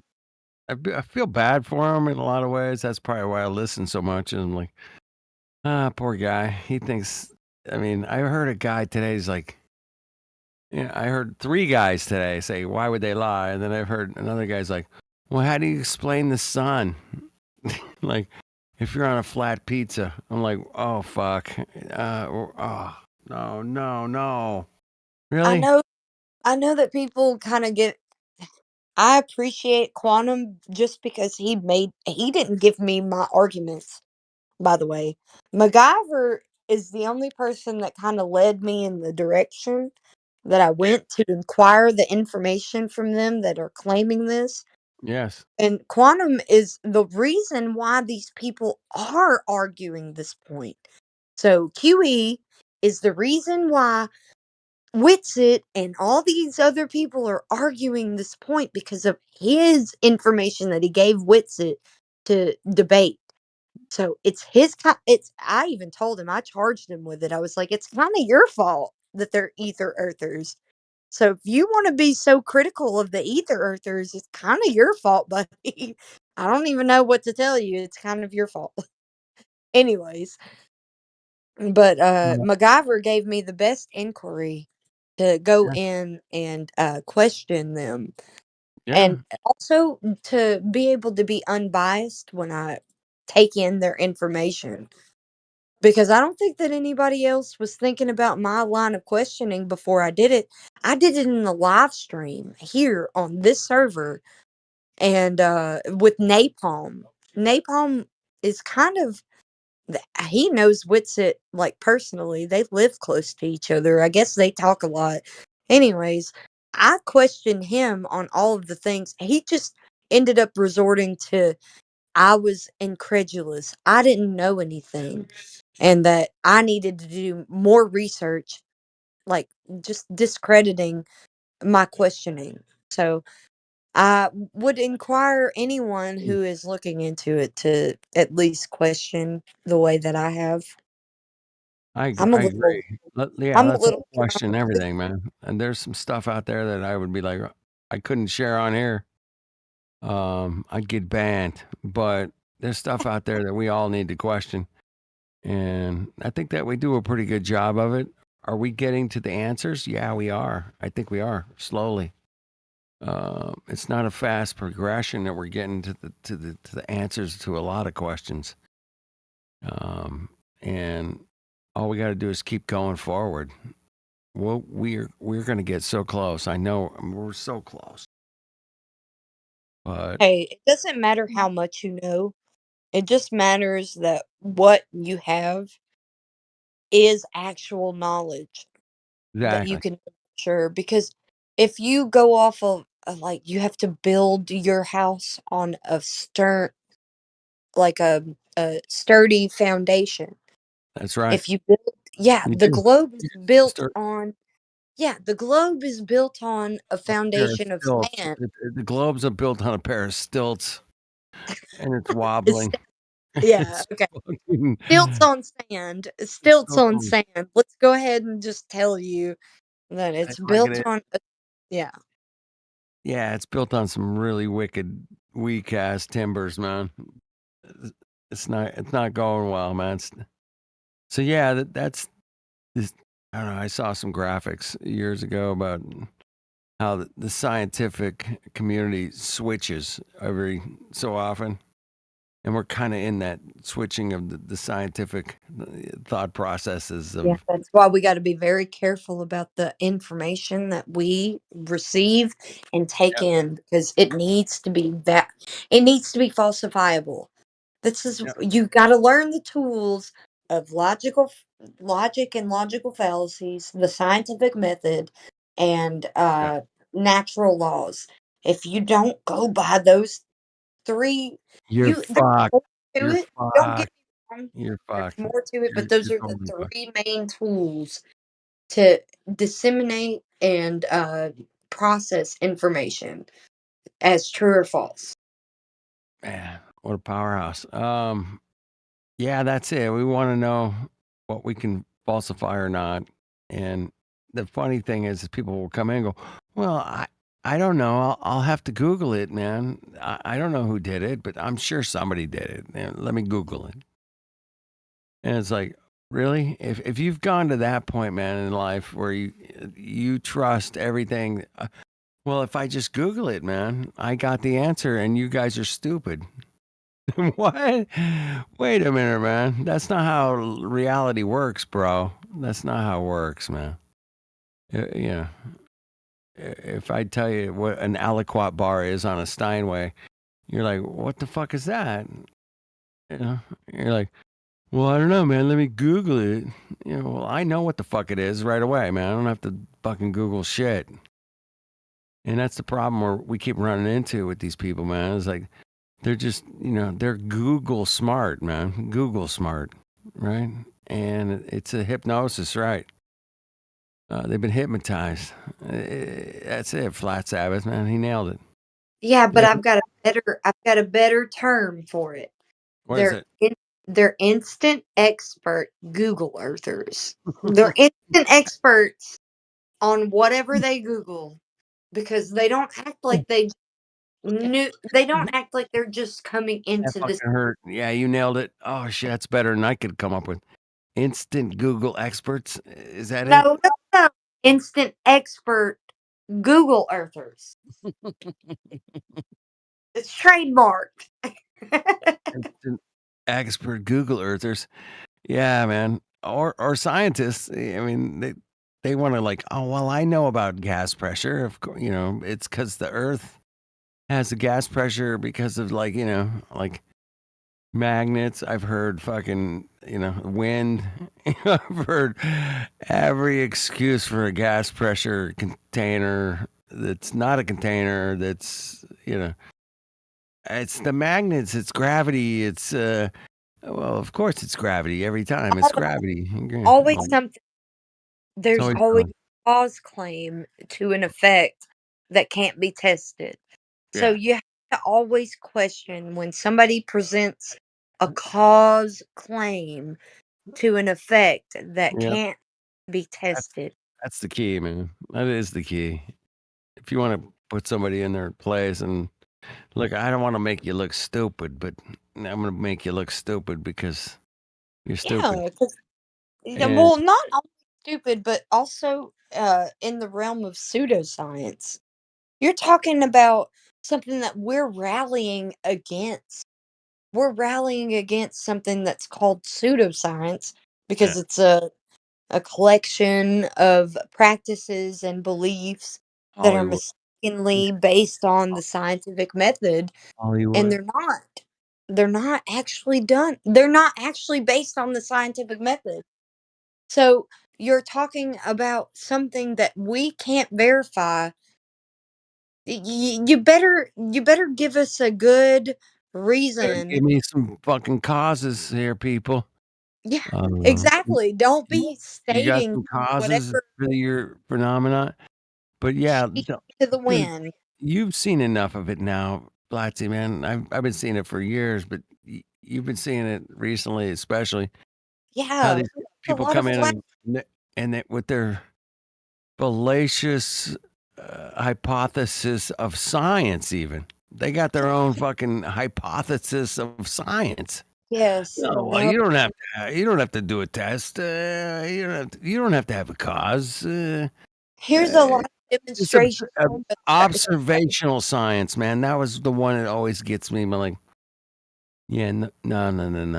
Yeah, but they Dude, always want to those post. motherfuckers can't get away with that shit, man. They always want to post correlations and then present the causation. The correlation doesn't always mean causation. Exactly. But And they'll we come in with have their, a lot of flat earthers well, how that do are you explain Mars, man? It's like a red dot in the sky, that's and that's a glober. I'm talking about flat earthers right now. I've had to like battle flat earthers just on their premise that they're like, "Oh, you're just denying all of these correlations and all of these things here." I'm like, "I'm not denying anything. You're painting me out to be a bad guy, and I'm right. just questioning where you got this information and what is the cause." And they don't know how to answer that. They don't. Flat Earther stone? Yeah, flat earthers with the incoherent Oh, the electric dielectric acceleration, I accelerator. think. Yeah. Yeah, exactly. So I'm questioning it to some of them, and Sensei or Glatflobe, he's Glut, the only Sean. guy that actually answered me honestly. He's the only one that answered me honestly. The other guys are just like religious zealots to the cause of whatever that is. They don't want to receive any questions. They're like, I don't want to argue about it. I don't want to debate about it. This is just what I think. And I'm like, but you didn't say that you just think this or that it's speculation. You put it as an actual fact in the Well, chat. You didn't say this may be the cause. You said this is it. This is the cause. You didn't say this may be. You said this is the cause. And I would like ping them back to their actual statement. And they were like, I was just putting it in there as uh, the replacement. And I'm like, why would you in I'm sorry. I'm just like you don't have to replace the stories that are falsification is independent of replacement. You're like breaking the laws of logic just to insert your own religion at this point. yeah, I'm, isn't that I'm interesting? worried. Oh, you should be. And I'm glad you brought it up because that's a lot of what we're dealing with out here, man. I don't even Yeah. have to like say that to him. I didn't. I wasn't disrespectful. I was trying to be respectful, but they were so You're never triggered and thought disrespect. that I was being disrespectful to them. I wasn't. I was just being inquisitive. I was asking them the right questions and they weren't able to answer them. And they were like, oh, I was just presenting it as a speculation. No, sir, you weren't. I just pinged you back to your original comment and you said it was this, not that it may be this. I don't know. I'm Right. sorry. No, you're good. It's good to be fired up and um in the fight and checking it out and looking into every possible thing that we can look into. That's what we do. That's Yeah. how we roll around here, especially. I love the standard because the standard is the reason why I got to this point. The standard that we hold everybody else to, All right. I hold even us to. It doesn't matter who you are. Yeah. Me If too, you're a man. flat earther or Well, globe earther, if you make a claim, you better bring the evidence to back it up. that's it, man. You got Bigfoot evidence? What do you got? Bring it. I don't care. Space aliens shooting rocks in space. What do you got to back up your evidence, man? You got asteroids. What do you got? You got some maybe a shooting star? Yeah, shooting star. I love you, Kenny. I mean, flat earth dude. You're the best. You're the best too, Kimmy. Um, I'm but talking to my husband and I'm like, man, I love just being able to talk to him. We usually kind of talk in back chats, but we're here together right now on the main server that no one else wants to visit. No, I mean, I've been around this game a long time, and I've seen many, many communities of people, 20, 30, 100, whatever it is, come together and discuss and argue and fight for what is truth. And That's true. it's great to be passionate about something in life. And if truth is your passion, It is. man, that's a good one. That's a good place That to start. that is my benchmark here. Yeah. I want the truth. I don't want somebody to feed me any other knowledge that I can't Exactly. verify for myself. Why I'm here. So you can say a lot of things and it sounds good to the ears, but I want to be able to do it and demonstrate it and verify it in real Yeah. life. If I Yeah. can't, whatever you're saying is just it's not relevant to me because Yeah. you can say something that may be half true but also half false. Yeah. You got to be able to even in your own claim be able to be like, okay, in this scenario it's this, Yeah. but in this scenario I don't know.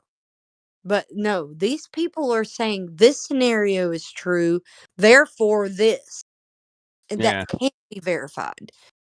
That's not good to me. That's the globe to me. Like they're like this curvature can't be verified, but all of this cosmology, like I can see the same thing going on in flat Earth with the ether stuff, Yeah. man.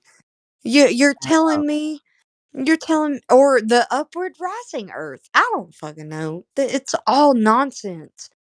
Hey, Flatsy, man, I just dropped a link to a channel um, from a guy who lives in Australia, and he put together some geometry about the globe and flat Earth, and he explained some things that you can do in real life at a party or you can show people, man, that they're absolutely messed up when it comes to their own belief of the globe, man. And it has to do with basic geometry. But he does a pretty good job of explaining. Most of his videos are only like 2 or 3 minutes, so you can zip through a lot of them pretty quick. But his name is Jazla111, and he's my favorite flat I earther. I One of my saved him. favorites. I saved him. But he's worth watching a couple of his videos. He explains some things about Earth's shadows and Earth circumference and the flatness of Earth and the curvature of Earth. Yeah, he does a good job, man. So Yeah, I saved him. I'll put it in the YouTube chat too. You guys should check out Jazzler, man. Check him out. Good job. Yeah. Yeah. Do you have the Rumble? I'll put I'm it in. on Rumble. But do I have Jazzla on Rumble? No, I don't think so. Maybe I do. I might have put a couple of his videos on my Rumble channel, but it's been a while. Yeah. Well, that's precious. Good on you. Well, good on Jazz too, man. I love that guy. He's he did what he did some stuff, and then he just dropped out, man. I remember the day he dropped out. He's like, dude, I'm done. This is the last video I'm making on this shit. If they don't get it by now, they're fucked. I can't help them. but he did a lot of helping me by looking at the geometry of the globe, man. Oh man, it's so fucked up. It's so bad. Yeah, but kind of like that, is it Bruce Brenner or it's Brenner? I know his last name's Brenner. Yeah, I've heard of him. Yeah, okay. Well, just kind of like him. He had to like kind of insert himself and then like take himself Oh, out. Brenner. Yeah. Brenner. Yeah. That guy, we did Is some it deep Bruce diving. or Mike or something? I can't. Whatever. Brenner. He's in Brent. this. His last name, I know that for sure. Yeah. Oh, go ahead. But yeah, we did some deep dive into him, man. What an interesting guy, man. Boy, what an interesting guy.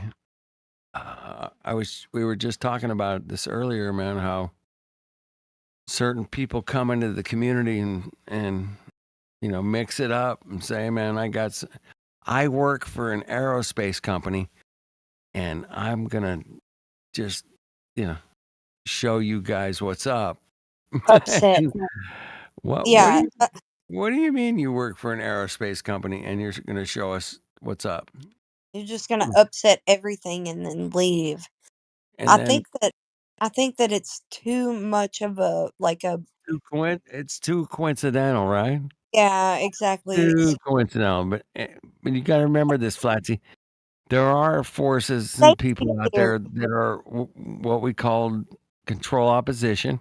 Not Yeah. saying that Brenner is one of those guys, but Don't discount it though, I please. wouldn't discount it. Exactly. I'm not gonna throw it out the bathwater and say, "Oh, that guy's 100% legit flat earther." No, because You're he's so not out here talking to us every day. yeah, you're so smart. But I don't tell you that. he's You got already some really interesting information, man. He does. yeah. And We got Stacy. hey, what's Stacy, what's up? this? Yeah, I've joined. Thank you How's the for conversation? joining. Thank you. Yeah, I just joined to outnumber you, so you feel like the only man. No, it's not good. I used to work. I did some jobs in where there's like 97% women, and I'm like the only dude there. Like, See, I'm not gonna do this that's guy. weird. This guy right here Yeah. is my producer. I am a producer of Latsy Klein music. Oh, cool! You're making music. Yeah, we made some music. We did. It's not available yet, but it's coming soon. I promise. In the Cool. works. It's in the I'll be works. excited to hear it when it's out. These things take time, and music producing it's not easy, man. You gotta.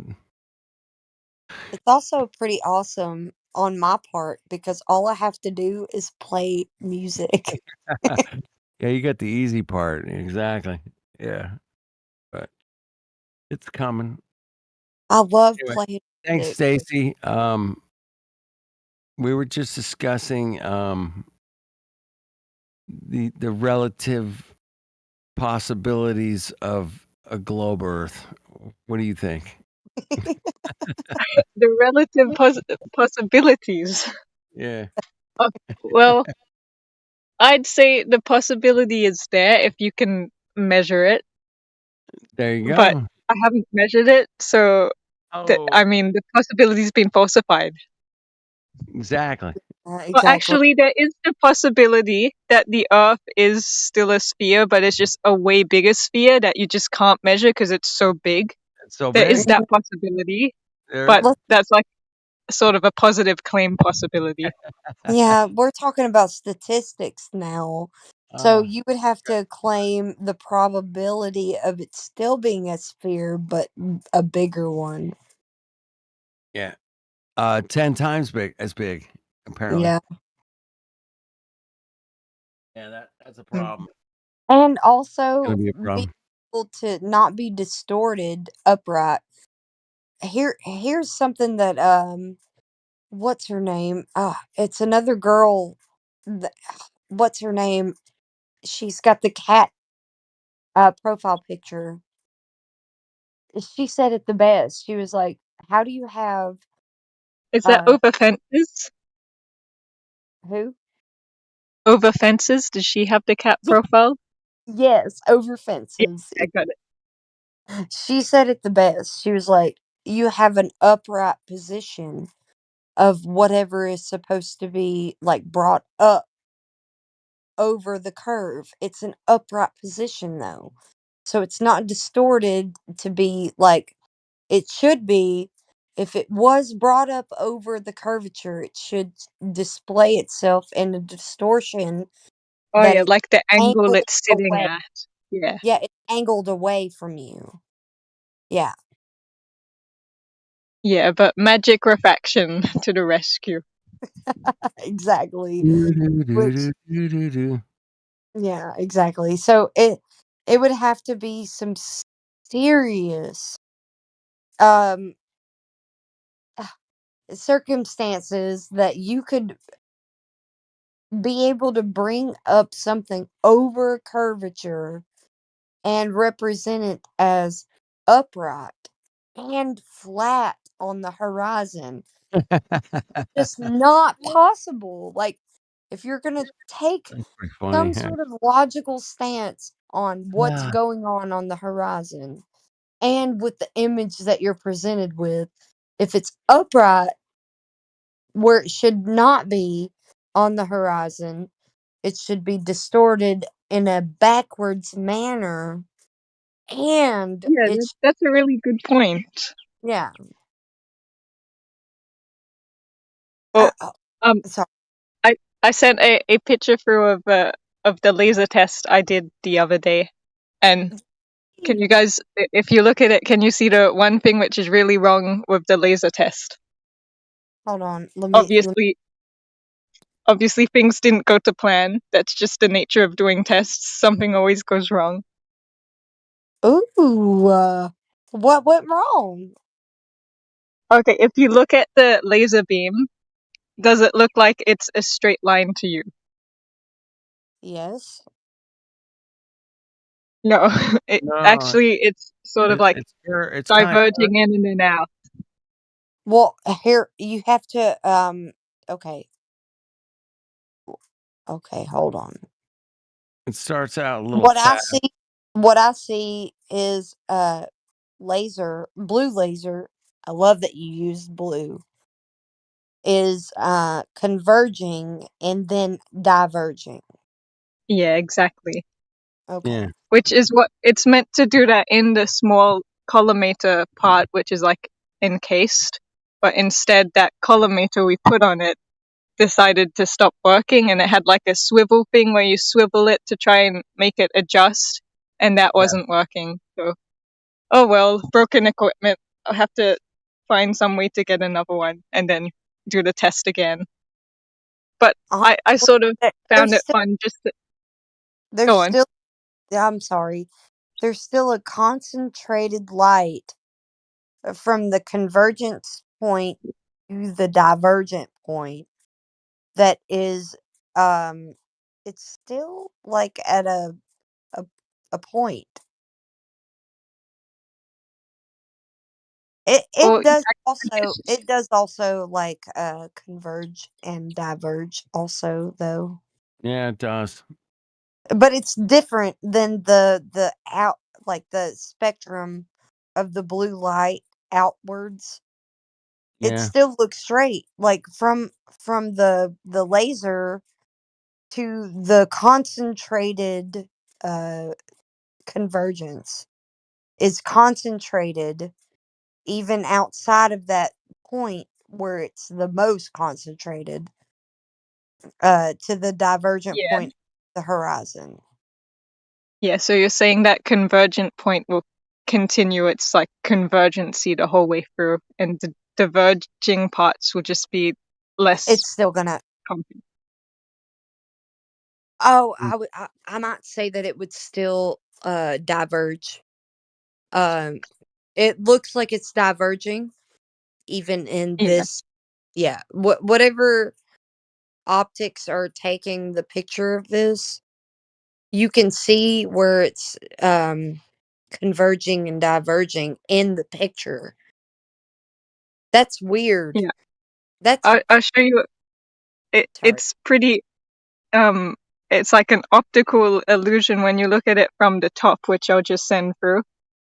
okay. You don't really notice it, but it's on a side view. You do notice it. So if I wanted to be super misleading and just present my results and say, "Hey, look, here's a top image of the laser, and you can see it didn't converge," then I could be super misleading and do that. But obviously, to deceive is not in my nature. But I can see it converging and diverging even in the top down. Can you? It Yeah. doesn't look so much like that to me. Yeah, I can still see it in the top down. I can see Oh, it. actually, yeah, Yeah. it's Yeah. less obvious though. No, it's more obvious in the Oh yeah, it is more obvious when I change my phone screen to like have less light reflecting to make it harder to see. Yeah, but you're also presenting how light works even in a laser. It's not a strong laser. You can tell that it's not your oh, man, I don't want to say it, but like it's not the best laser to demonstrate, but it still is. It's still not bad. I can't discount it. The divergence of the pinpoint and then out isn't super big. It's not big. You could still paint a target over there on that. What is that? Is that an island or a It's a lake. There is a little island, but we weren't going to the island. It was so like a pool, 16 kilometers long, so about 10 miles, I think. So that is 10 miles away? That Oh no, it that the picture is taken from where the laser's set up, from 10 miles away. I don't think I have any pictures of it at the moment because the other person who had the camera has the footage. But it was a very blurry blue haze looking thing from the distance. But it wasn't strong enough that the person with the camera on the other end, they couldn't see like a laser beam line just like going up above them or next to them or something. They could just yeah, see some blue stuff hazing in the distance. but I get it because it was diverging at their point of Yeah. view. So they weren't able to get a pinpoint. Wherever they were on that side, is it you said it wasn't a peninsula. No, just a pool. Okay, so it's like a lake. Oh, and Flat Earth Dude has to leave. See you, Flat Earth Dude. Yeah, Or maybe I he's already... see No, where, he's just muted. but I mean, from the top down, it is a straight line to the observer to where it can like I don't know the target distance. It is Yeah. that. Even in the side view, it's still that. So it wasn't a complete fail. It's just the laser that you're using, it's diverging at a small distance. It converges and diverges at such a small distance that you can't use it to make an accurate measurement of a Yeah, flat surface. exactly. Yeah. But I found it good anyway because I sort of had my suspicions that there was something wrong with the laser collimator because I did the test like some months back and had that same problem, but that was the first time I used the laser, so I thought, well, if I do it this time and I maneuver the swivelly thing, maybe I'll work out how to adjust it correctly. But obviously the swivelly thing didn't work. But I made it so I tried to like involve some other random flat earth people, try and meet some people, get a community going. So I got to meet another person that way. So I see it as a win anyway, even if it's not great proof for anything. It doesn't Still matter. good. It is still good proof of the flat Earth because the laser, the way that it is that like converging and diverging, is still over a flat. You can see that it's doing what it's doing, and it isn't because of the surface of the water. You can see it's because of the light itself. Yeah, it's independent of the water. Exactly. Speaking of water, I randomly learned a new word about water, and I thought, oh hey, as a flat earther, this is a pretty cool word to know. And it means like the top strata layer of a body of water, so the one where the sun's reflecting on the most and giving the most heat. And it's something like the epilymnium epilymnion. Or I mean, I haven't quite learnt the word because I can't say it, but I thought it was a pretty cool word. I'll try and write it in the chat. Okay. Yeah. Um I can understand what you're getting at because I can make the observation with my own eyes and what you're trying to do with the optics that you're using. Yeah, And and the cool thing wait, about that day, go on. I'll continue a bit later.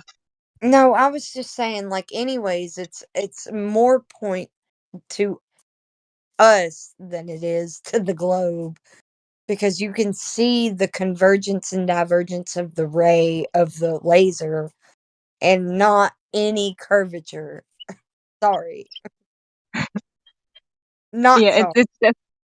definitely that our group of people tend to, take more care and observation into the optics of even just how the laser works rather than just thinking, okay, laser goes from A to B, therefore curvature or something. Like, we are very observant of different variables and all of that. And Box Ops has joined. Hello, Box Ops. Yeah, I was going to ask, were you able to like get the laser and like find it on the other side or make a video or anything?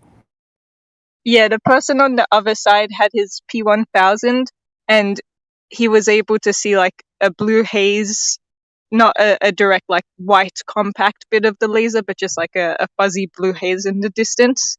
And he has sent me through the video, but I'm on my phone at the moment, so I don't have like the actual footage to share at the moment, but it will be on my YouTube channel eventually. I can give you a good rundown because of my own observations of her observations though. So if you look at the side view of the laser, you can see where it converges and starts to diverge. You can see that in the optics of the whatever's taking the picture of the The laser. camera. Yeah. Yeah, you can yeah, That's, the optics yeah, of that's the also camera. what I see with my eyes. And then on the bottom, down the down The top view of view. the laser, you can see the same uh convergence and divergence of that laser. So it makes sense that whoever is taking a picture would see a blue haze over there. So whoever is taking a picture of the blue haze, it makes sense because it's diverging or like it's converging, sorry, and then diverging outwards at a central point, even in the up down visual of the laser. So it's just the laser is not super I pigmented or concentrated, whatever you want to say.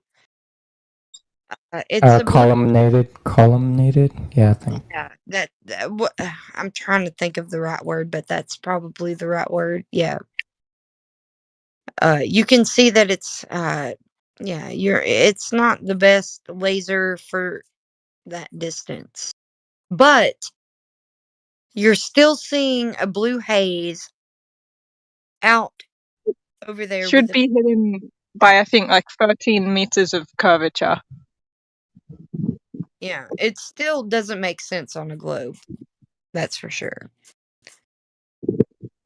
I don't know, to play devil's advocate, you could say, well, it's diverged over 13 meters, so you can see the bit which has gone over 13 meters.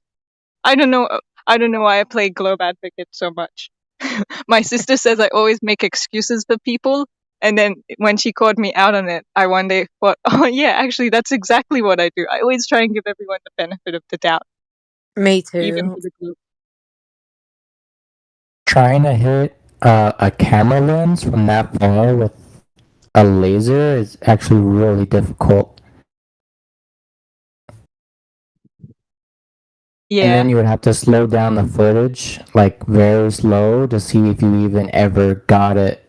So even if you tried for hours, it would take way longer just to like slow motion the whole video to see if you ever did hit it, because you're going to be moving the laser around to eventually try to.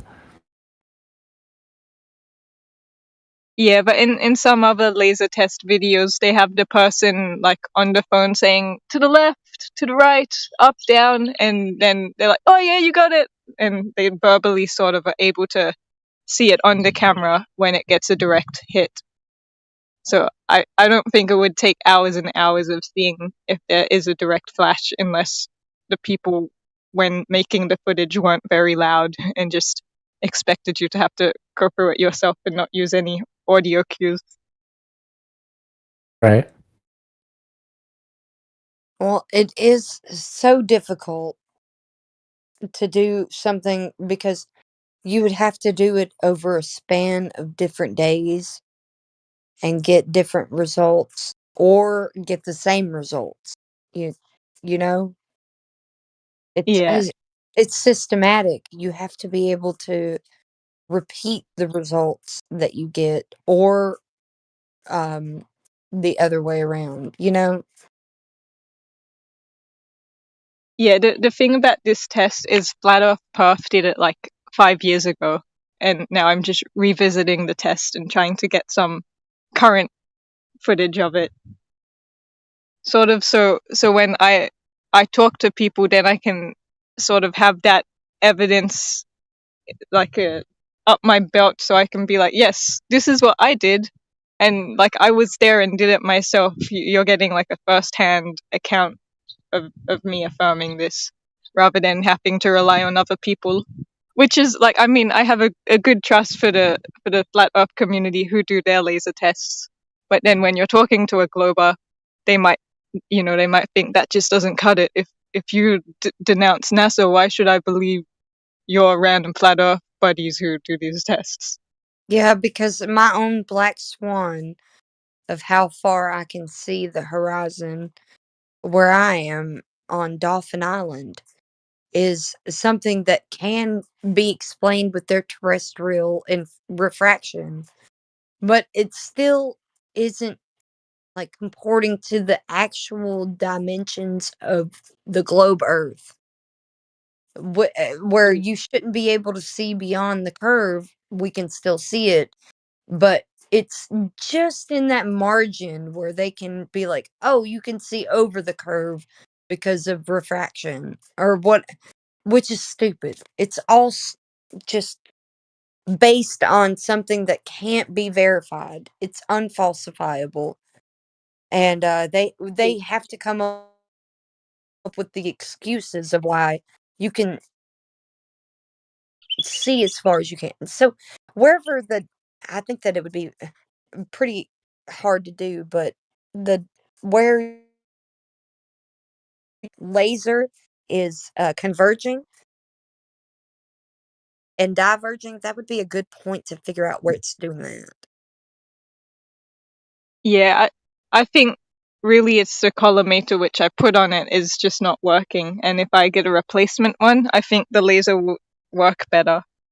Because the laser itself, I don't think does that. I think it was the collimator attachment, which is pretty old. But it's a good excuse because that was a times 10 collimator. So, like, if it was a meter, it would change it to 10 centimeters or something. like that.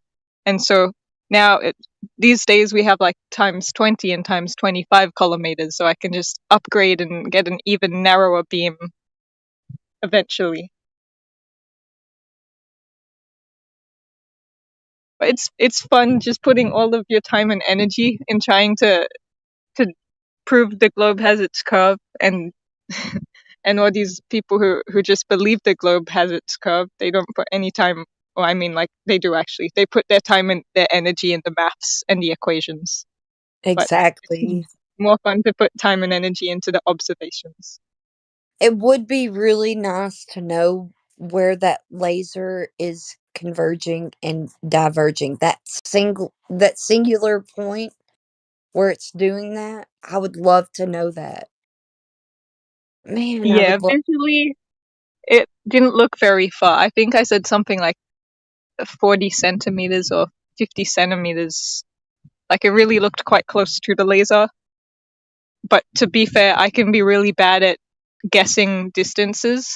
So I wouldn't take my word for the random numbers I'm just Yeah, putting out there right now. I think that you would be privy to giving an underestimate than giving an overestimate. So I appreciate the fact that you would do that because you a lot of people like to give the rounded value to the upper value, and I think that giving the lower value to the rounded value, eh, it can prove so much more in such a small, like, so everybody can understand anyways. uh to round it down would be better than rounding it up. Yeah, it's the more humble sort of thing. Gives a bit less room for error. Yeah, it's the more humble position. Yeah.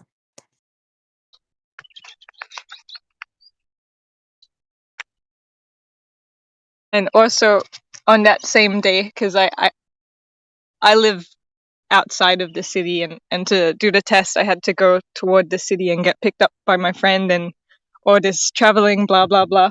So while I was around the Perth, I mean, it's not really Perth because Perth is not near the shore, but there's a place called Fremantle, and that's like a coastal sort of town. I went there and I had a look at, there's an island called Rottnest Island. Rottnest Island is probably my equivalent of your Dolphin Island.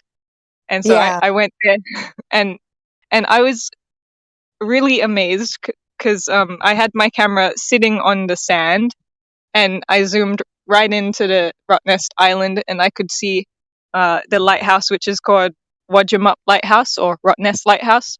And even though technically that's about 80 meters high, and the curvature expected would be 40 meters, so you could definitely just say, yeah, that's total proof that curvature is there because you only just see the lighthouse and you don't really see much land underneath, ignoring the whole mirroring thing. But I was amazed because it was right on the floor, and like I could see it, and I'm just pretty amazed and impressed with despite having such a low angular resolution, I was able to see it, and I saw that as a win, even though it doesn't prove, it's not like, oh, I saw too far, because technically, no, I didn't see too far. Well, you also understand optics and the angular resolution, where when you try to explain this to somebody on the opposing side, the, my experience is that they just choose to not understand it, or they just don't understand it. I don't know if it seems like they're choosing to not understand it, but that's only from my own like my own bias, I guess. But it Yeah, I just find seems when like they don't understand it. They don't.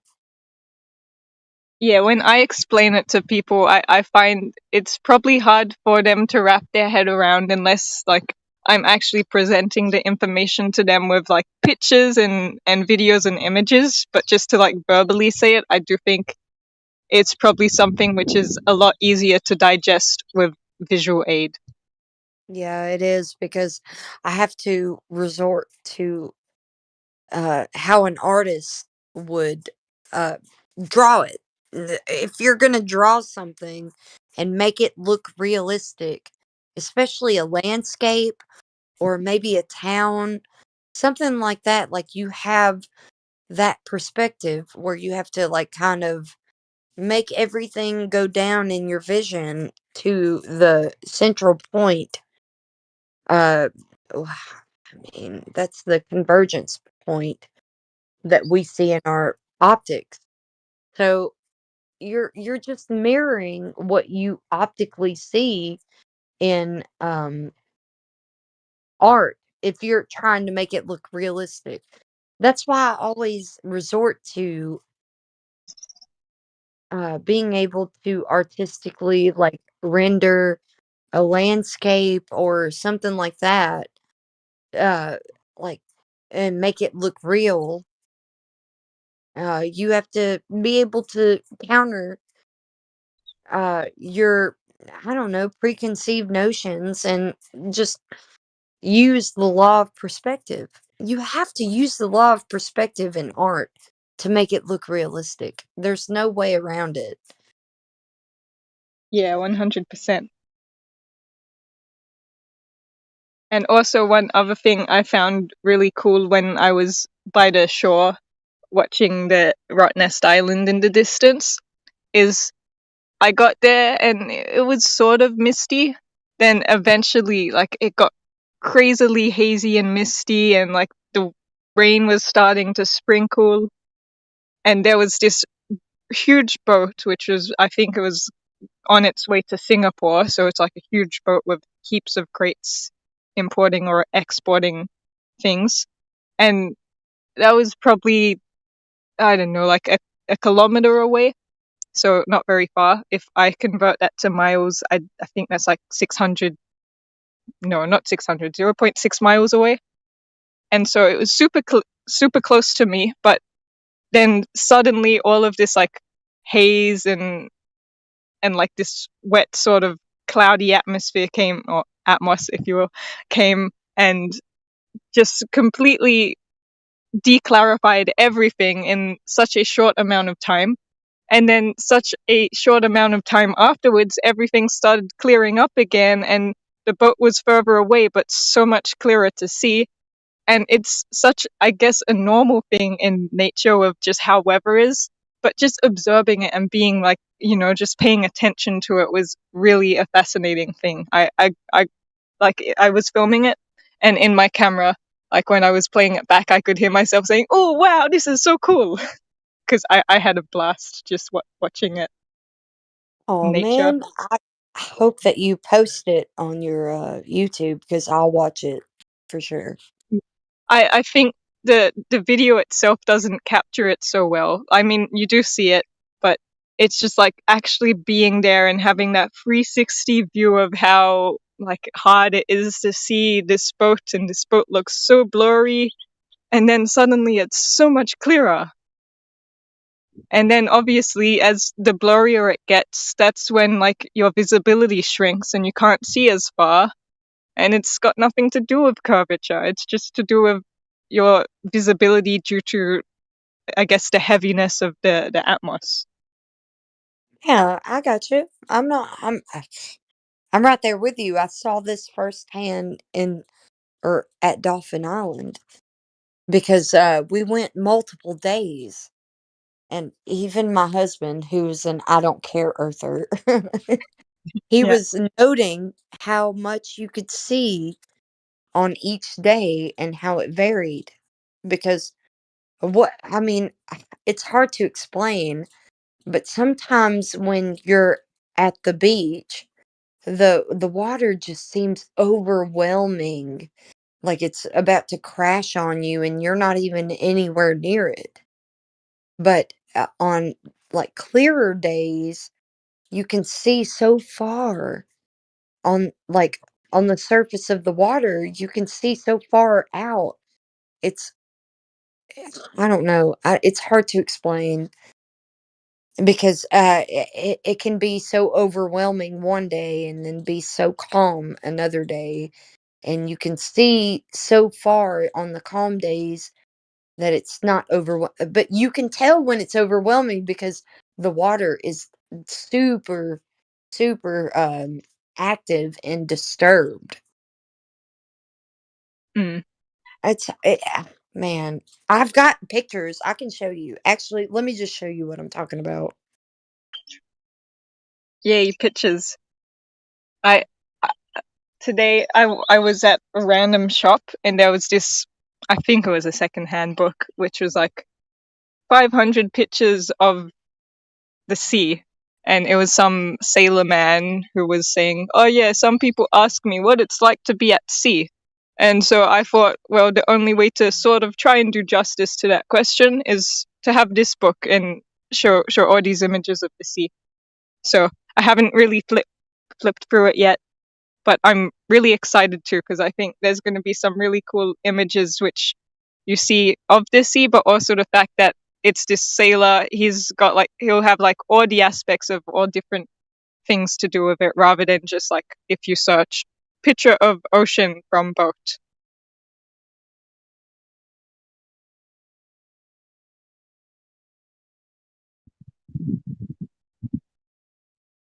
Okay, I see you have posted some pictures. Oh yeah, the waves are super choppy.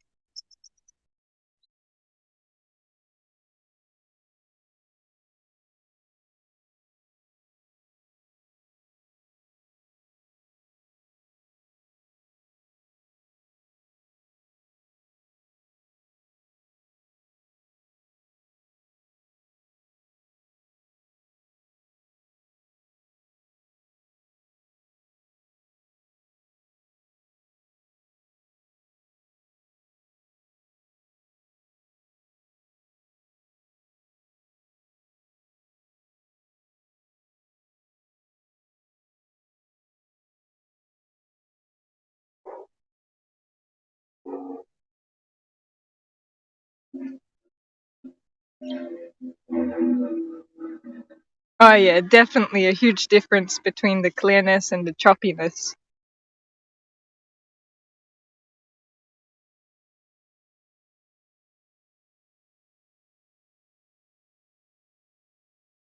I must say, when I much prefer going when the ocean's a lot calmer, because my observation points, they tend to be right on some of the harbors where they have lots of rocks, and so you climb down the rocks to try and get on a low position.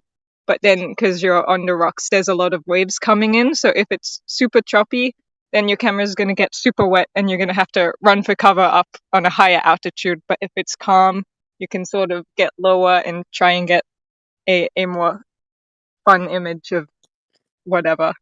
Yeah, exactly. So this, oh man, I tried to get the Oh, variance of each that's the day. one thing I forgot to do. I forgot to write in the sand, "Earth is flat" when I was there. Next time. I did that. I did research flat Earth. Did I send that picture? Yeah, I Yeah, did. it's there. It's not a good one. I have a better one of the research flat Earth. Hold on. Give me just a second and I'll send it. Send it. I saw on my YouTube subscriptions, Critical Inception was doing some flat Earth activism today. Oh yeah, he did. He got the So best cool. one with the guy that was in that hat and oh man, he was like science on the table.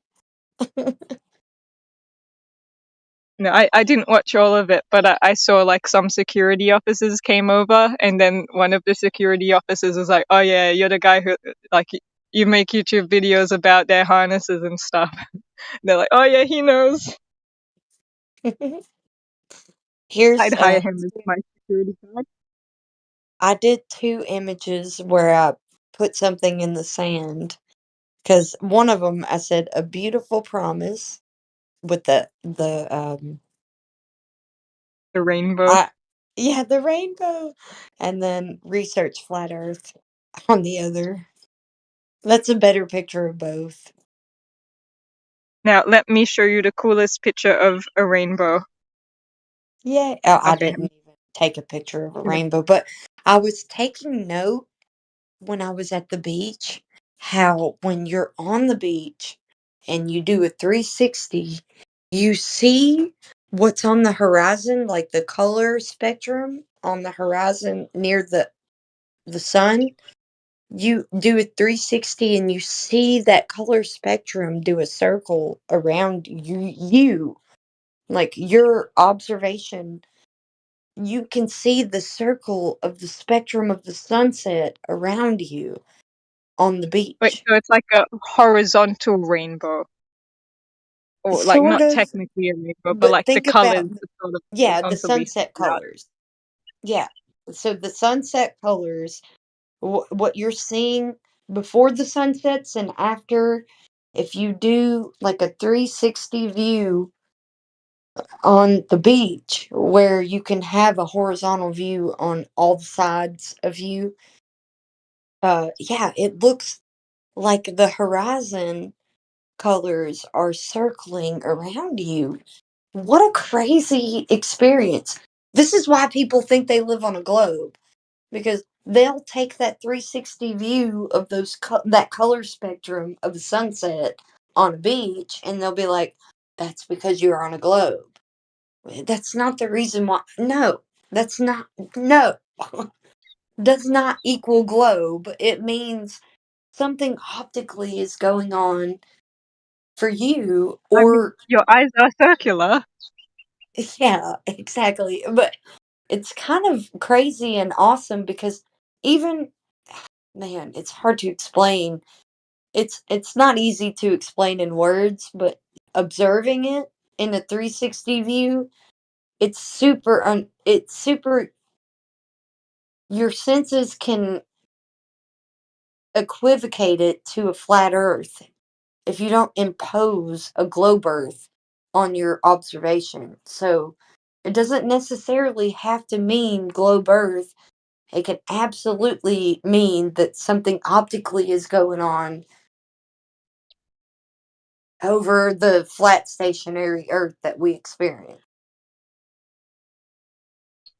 Yeah, that's a super cool observation. I've not been paying enough attention to have had that observation, but I'll keep it in mind next time I'm at Yes, like a place where I can see horizon to horizon. yes, Actually, that's a good even idea. if I get another free hot air balloon flight, that would be the perfect time because they usually like get up in the air just as the sun starts to rise, so you'd get it right when the sun rises or just before. Yeah, I should totally do that. Yeah, just take note of what I said, like, or you already did, but like the spectrum of the colors of the sunset like circle around you, but it's, of course it's different when it's like the opposite of the sunset. So I would at least keep that in mind, that it's not going to be uniform, but you can still see where there's a ring around you. You can see the ring around you, what the sunset is doing. It's so crazy. It's so cool. I love it. I don't know. I think it's so cool. So I think that everybody should experience it. But a lot of people will impose the globe on that observation, which sucks because it's something that you get to experience uniquely to you. I don't, Yeah, like this picture of the rainbow I sent through. People yeah, can totally that's be like, beautiful. "Oh yeah, proof of the globe. It's a circle." It's like, well, if it's a circle, I see like the whole thing. Just because I see a circle doesn't mean we're in a globe. Yeah, that's Anyway. beautiful. I love it. And I know that the rainbows that we see on a terrestrial level isn't actually that arc that we think we see. And the reason why we see the rainbow following us while we're moving, so you can't just pinpoint where it is because just like the sun and the moon or any light spectrum follows your subjective view of the light. So light is subjective to the observer. It is. It's just undeniable. It is. I can Yeah, like prove it to w- people if I have to.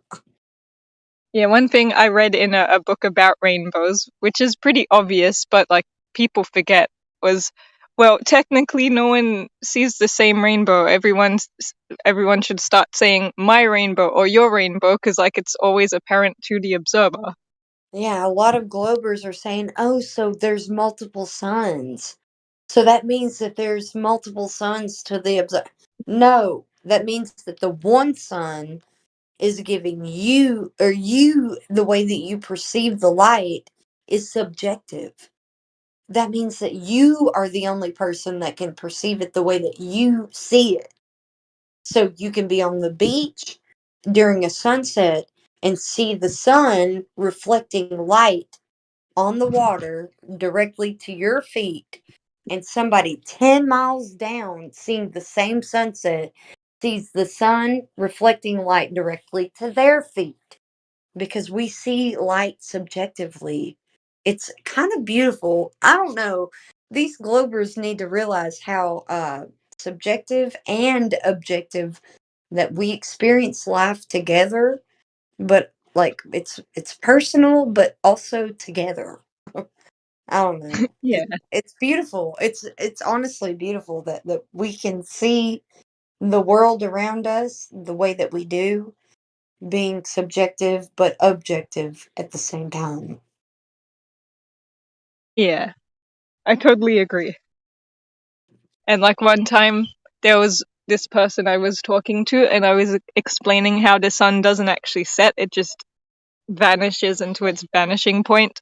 And then he's like, Stacy, you do know like the sun doesn't just like turn into a weird strange line, it's always a sun. And I'm like, of course, like I know if it looks like it's like vanished to me, someone who knows how many kilometers away will still see it in the sky as its normal round shape. I'm not saying the sun does like weird morphing, like physically I mean physically I probably shouldn't invoke that word, but in terms of what everyone else sees, yeah, it's always relative.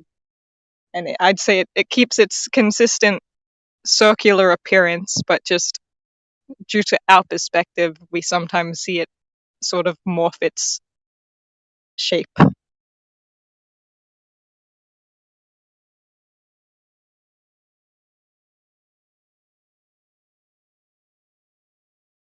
Well, the relativity of man, let's just say that relativism is being countered against us in the cosmology of the globe.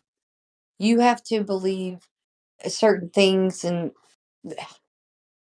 that would comport to the idea or the observation that you see these things follow you in your perception and your like subjective observation.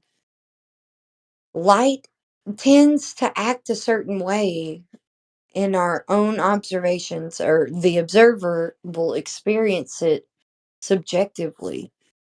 That means something on a certain level, but we have to deal with people that are skeptics of that, and they'll use that kind of observation against the flat earth, or just the idea of like where we live being the only place that there is. They'll use that against us. So you have to be careful. So you have to be able to reiterate that the light that we observe is subjective to the observer. It does follow them in their perception of the light. Just like the sun reflecting on the beach, the how it reflects to your feet. If you walk down the beach, it's still going to follow you. The reflection on the beach while it's still setting, not gone beyond the setting, but it's still setting. You're going to see that line of reflection come directly to you as you walk down the beach. It doesn't change. That's the way that we perceive light. You can go outside and see the reflection of the street lamps. If you walk down a sidewalk where street lamps are reflecting off of anything, that reflection is following you because the light is subjective to your observation. It's hard to explain. Yeah, but I agree. It's following like a shadow, even though they say the shadow is the absence of light. So I guess there's just similarities in different things. Yeah, And similarity, the absence of light, because shadows do follow you like light follows you. The lack of light should affirm how you see the light. Like, I don't know. I think that people should look at shadows as um not an absolute thing, but just like they see light, it's subjective to the person. You get what I'm saying? yeah, it's not a tangible thing or like a physical thing. But you're not also witnessing the same kind of shadow as someone else because of your observer point that you're looking at it. You see it differently than the person seeing Yeah. the. It's the same thing as the light. You see a shadow differently, just like you see the light being subjective. You see the shadow being subjective, also. Hey, and recently I I heard like some people were saying, oh yeah, well when you look technically like you can't really see in 3D because your eyes are 2D and you see things in 2D.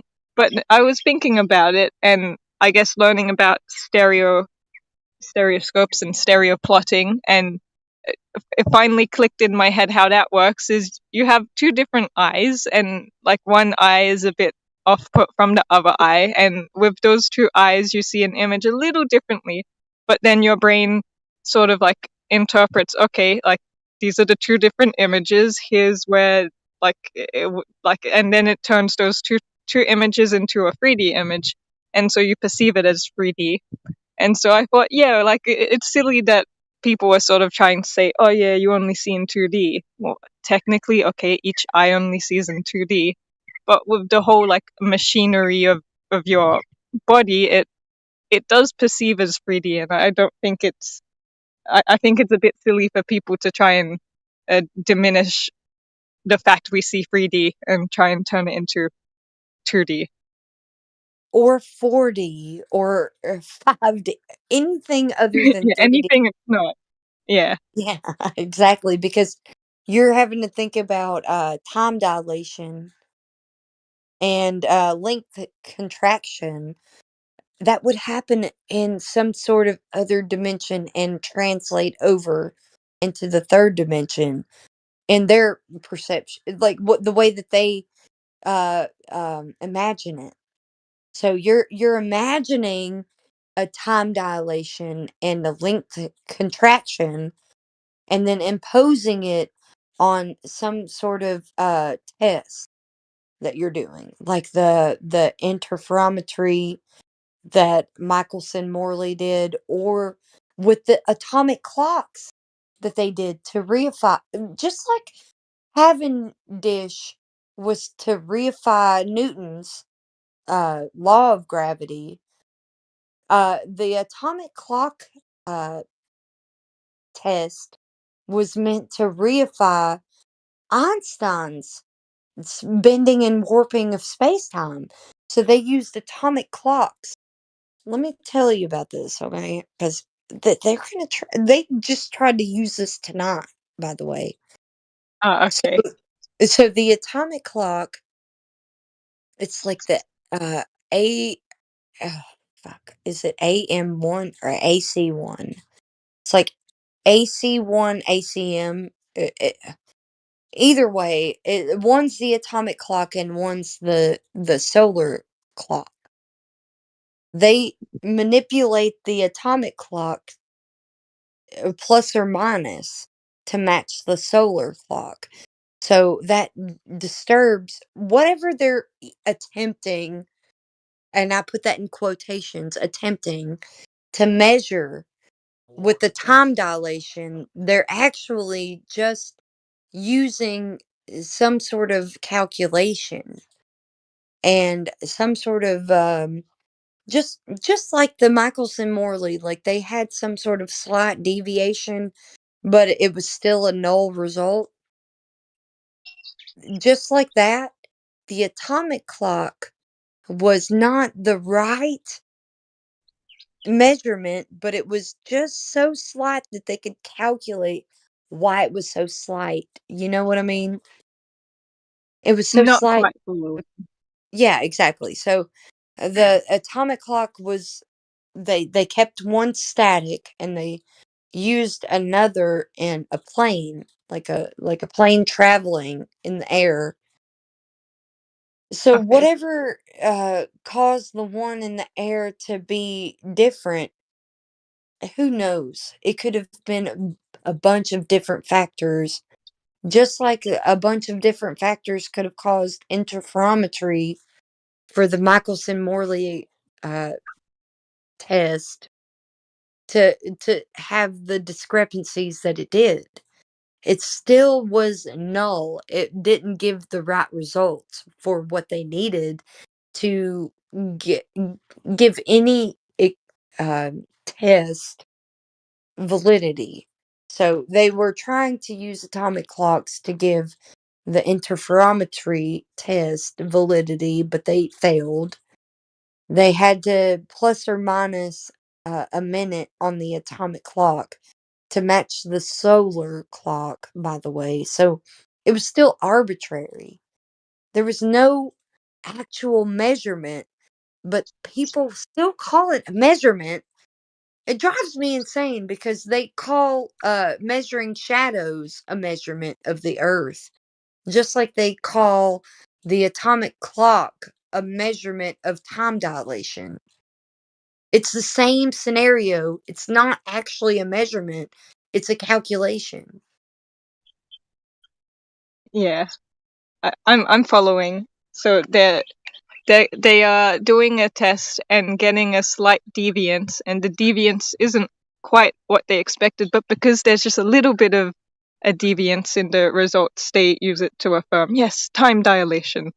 Yes, exactly, because they're not factoring in anything like let's say some sort of electromagnetic radiation maybe would result in the atomic clock being slightly off, but they even account for that slightly off to plus or minus. It's an addition or subtraction of a minute so that they can comport to the solar clock.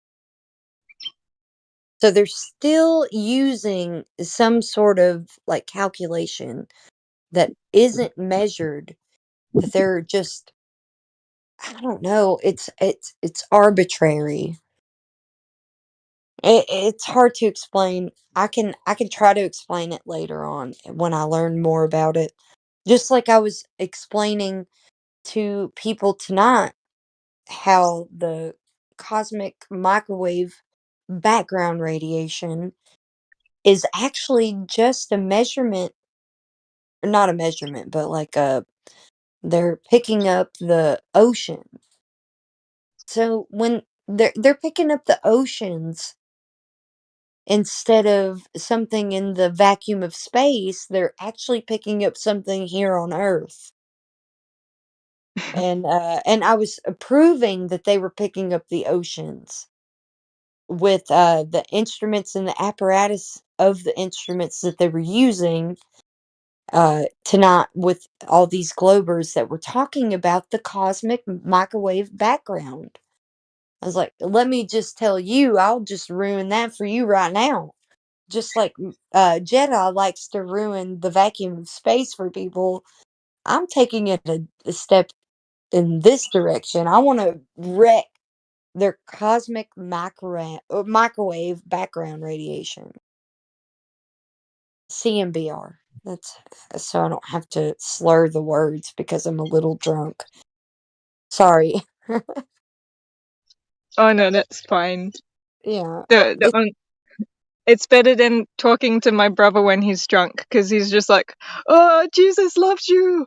You need to repent. You need to repent, or you'll go to hell." And he just says that for like hours and hours and hours. And then I say, "Hey, Mom, he's making a fool out of himself. You shouldn't be too happy about this." And she's like, "No, no, it shows what's in his heart." And I think, It oh, does, okay, Mom. though. I guess it does, but it's also kind of remedial. You're like, there's more ways to repent because repent means to change your mindset. To Yeah. be able to stay sober means to be able to stay on the right mindset no matter who tries to dissuade you. I suppose when I get drunk, I might start saying, "Repent, repent, repent of the globe. Repent from your globe bottle." You remind me of Bring Me the Horizon. Isn't that Bring Me the Horizon? Yeah. I don't know if you've ever heard of that hardcore metal I've band. heard of Bring Me the Horizon.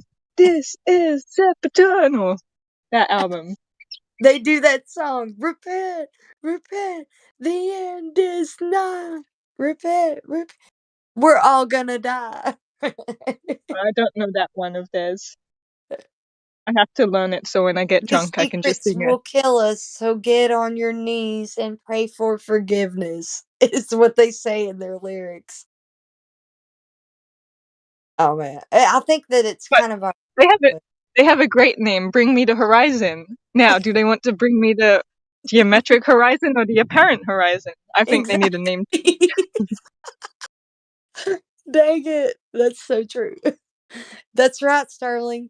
Sterling. Do they want to bring the apparent horizon or the geometric horizon? I'm sorry. I just had to say that to my husband. That was so perfect. Man. Yeah, I'm so glad that you know who Bring Me the Horizon is. That's great. Yeah, I liked that Sepaternal, or I never say the word right. Sempiternal, that album. But that was a pretty good album. And What then, is that album? Sempiternal, yeah. Sempiternal, yeah. yeah, they had some good songs on it. I can't remember them. I haven't listened to them in ages. But then I know they had this other album, and I think it was called Mantras or something, and that was, ugh, didn't like that one. Stopped listening.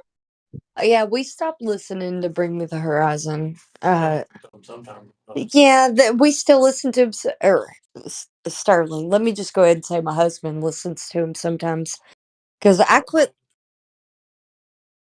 Yeah, me too. I was a bigger fan of their heavier stuff than their.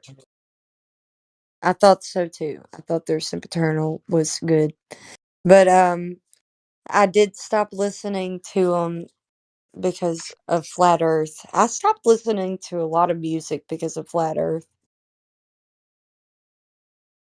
Yeah, I was into heavy music for a long time, but then Me, I don't know, I just stopped listening to music. I got distracted. Yeah, probably also distracted with just like more important things.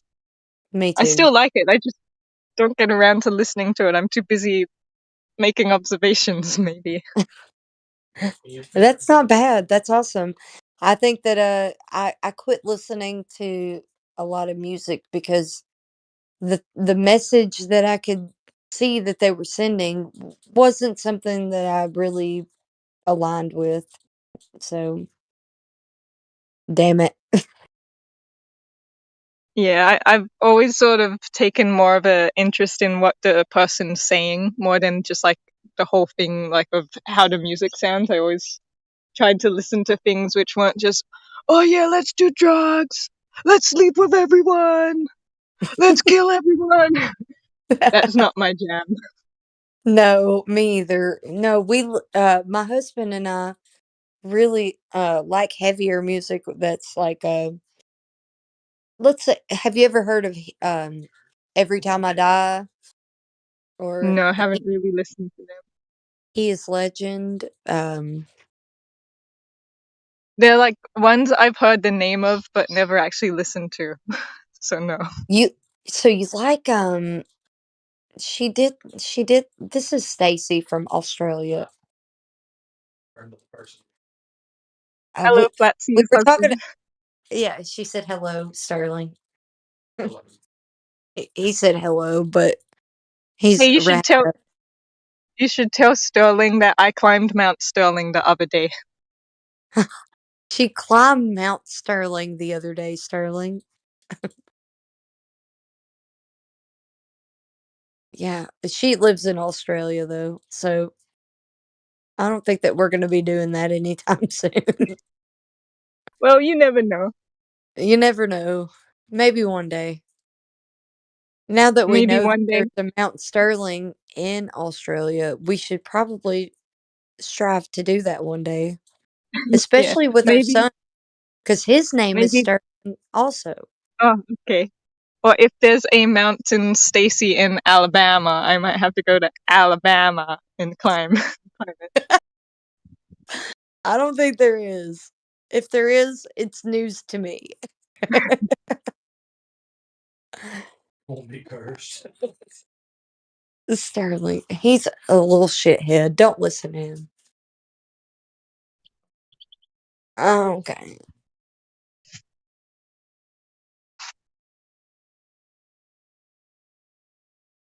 He's talking about something else, but he ain't even paying attention to us. Ooh. Anyways, I was thinking that what I was thinking of something, but I forgot. It's 3:33. Why do I always see the time at 3:33? Doesn't matter if it's afternoon or this late at night. I always see 3:33 every time. Is it because I'm looking for it, or is because it just presents itself to me? Please I tell think me. it's because time's dilating. Probably the best argument I've heard for that shit than any of the Globers.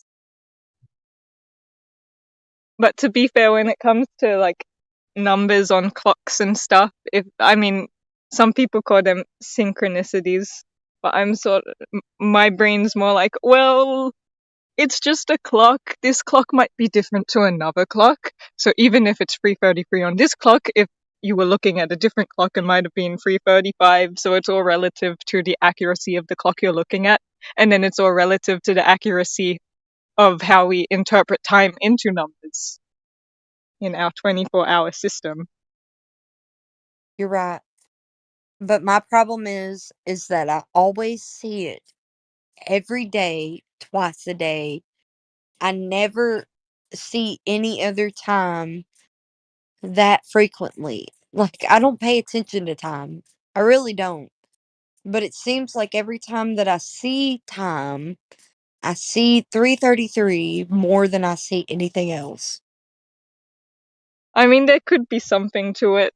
I can't like really say there is or isn't. I'm pretty impartial, but That's fine. I don't take any credence to it either. I'm not like, oh, it's got to mean something blah blah blah blah, like no, I'm seeing it so much lately that it's just not a coincidence. It's not. I don't take things as coincidence when I see it unbiasedly, by the way. I'm saying unbiasedly. If I see it that way that many times and I keep seeing it, something is going on. I don't know what it is, but something is. And I'm going to go ahead and not preface, I guess it's going to be a conclusion. I'll conclude that in my past, I have had a premonition of having my son that I have now way before I was ever even pregnant with him. I had a dream that I had a redheaded boy, and I was with Sterling. So I woke him up in the middle of the night, and I was like, I just had a dream that you and me had a son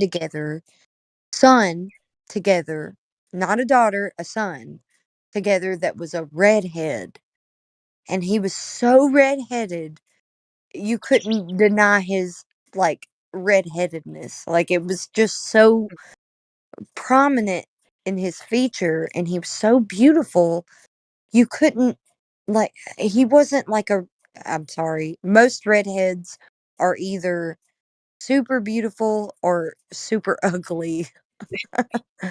To the eyes, to how you see them. I'm sorry.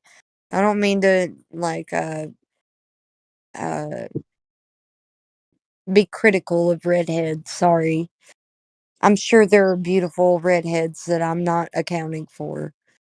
But my son that I have now, that I had a dream of way before I was even pregnant, I like had a premonition that my husband that I have now, he and I had a son that was a redhead together that was so beautiful. And now we have this beautiful redhead together that I had a premonition of.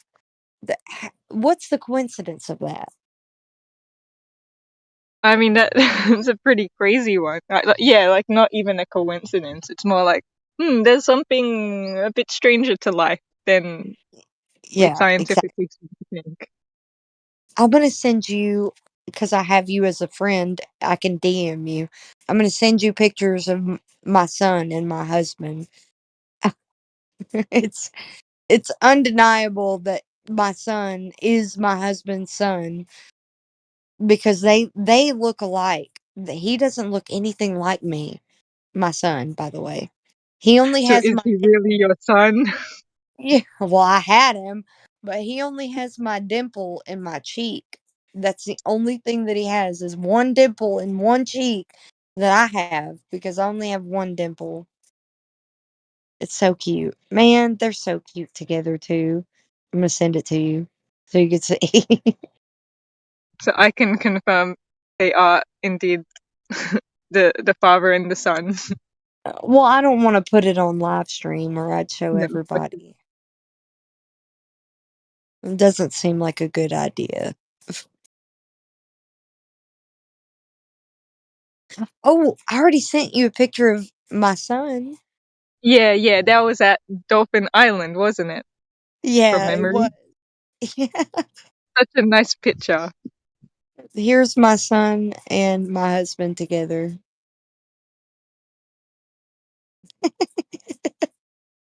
Oh yeah, there's definitely a resemblance.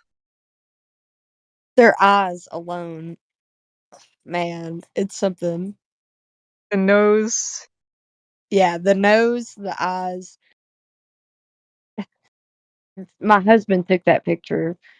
I didn't take it, but there's many more that will like you could see the resemblance. It's uncanny.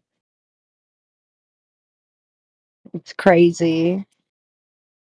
Oh, there's one of them on the beach. Missed it. Where is it?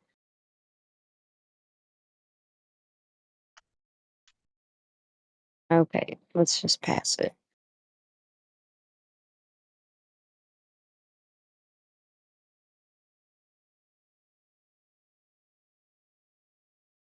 The one thing that my husband could not deny is that this redhead was his son because he looks more like him than me.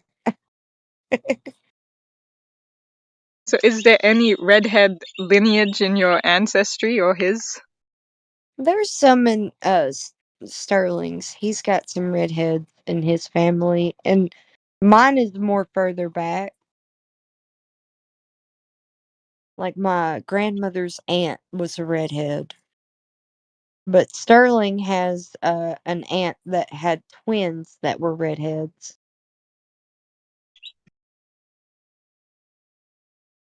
I don't even know if I have any redheads in the family. I don't Ooh, think we're much of a redhead bunch. Well, my husband also has a daughter, and Booger, my son, and her look so much alike. It's not even funny. They both look like Sterling.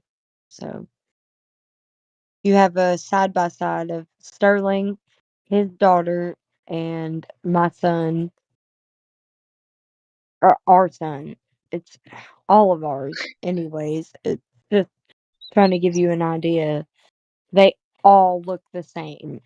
I stand out like the sore thumb.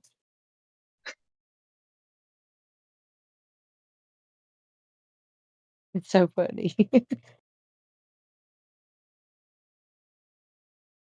No, I've got a really good picture somewhere. I've got great pictures all over the place, but one to display this fact that I'm trying to give you. I think like most people have heaps of pictures on their phones, but I'm the kind of person who has 0 pictures on my phone. So whenever someone says, oh, like, because I'm a twin, they'll be like, "Oh, can you show me a picture of you and your sister?" I'll be like, I mean, I can look for one, but I probably don't have one because I usually clear all my images and put them on my computer instead. That's smart. It's not a bad idea.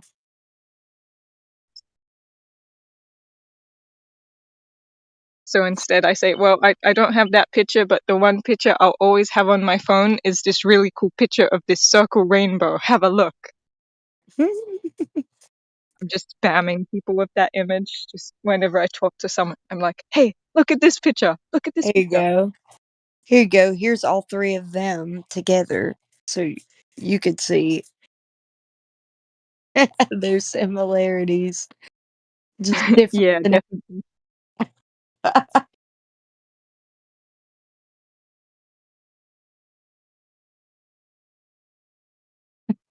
They're so cute. Oh, and Sterling's wearing a He Is Legend shirt. Yes.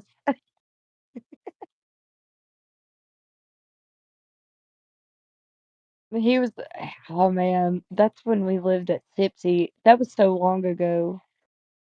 The one that I sent you with him and Booger, uh, at 3:39 or 39 past the hour.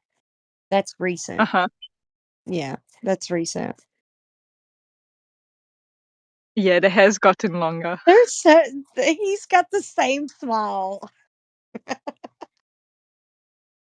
Sterling does not take good pictures, I guess. I mean, he does, but he has the same smile in both pictures. His go-to picture face. Yes.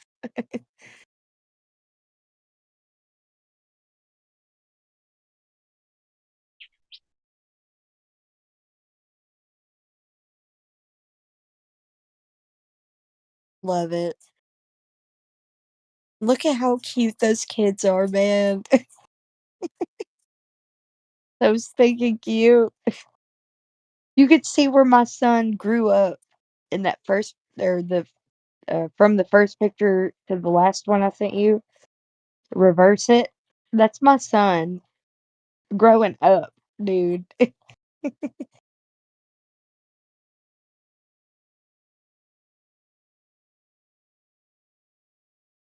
Oh, something else.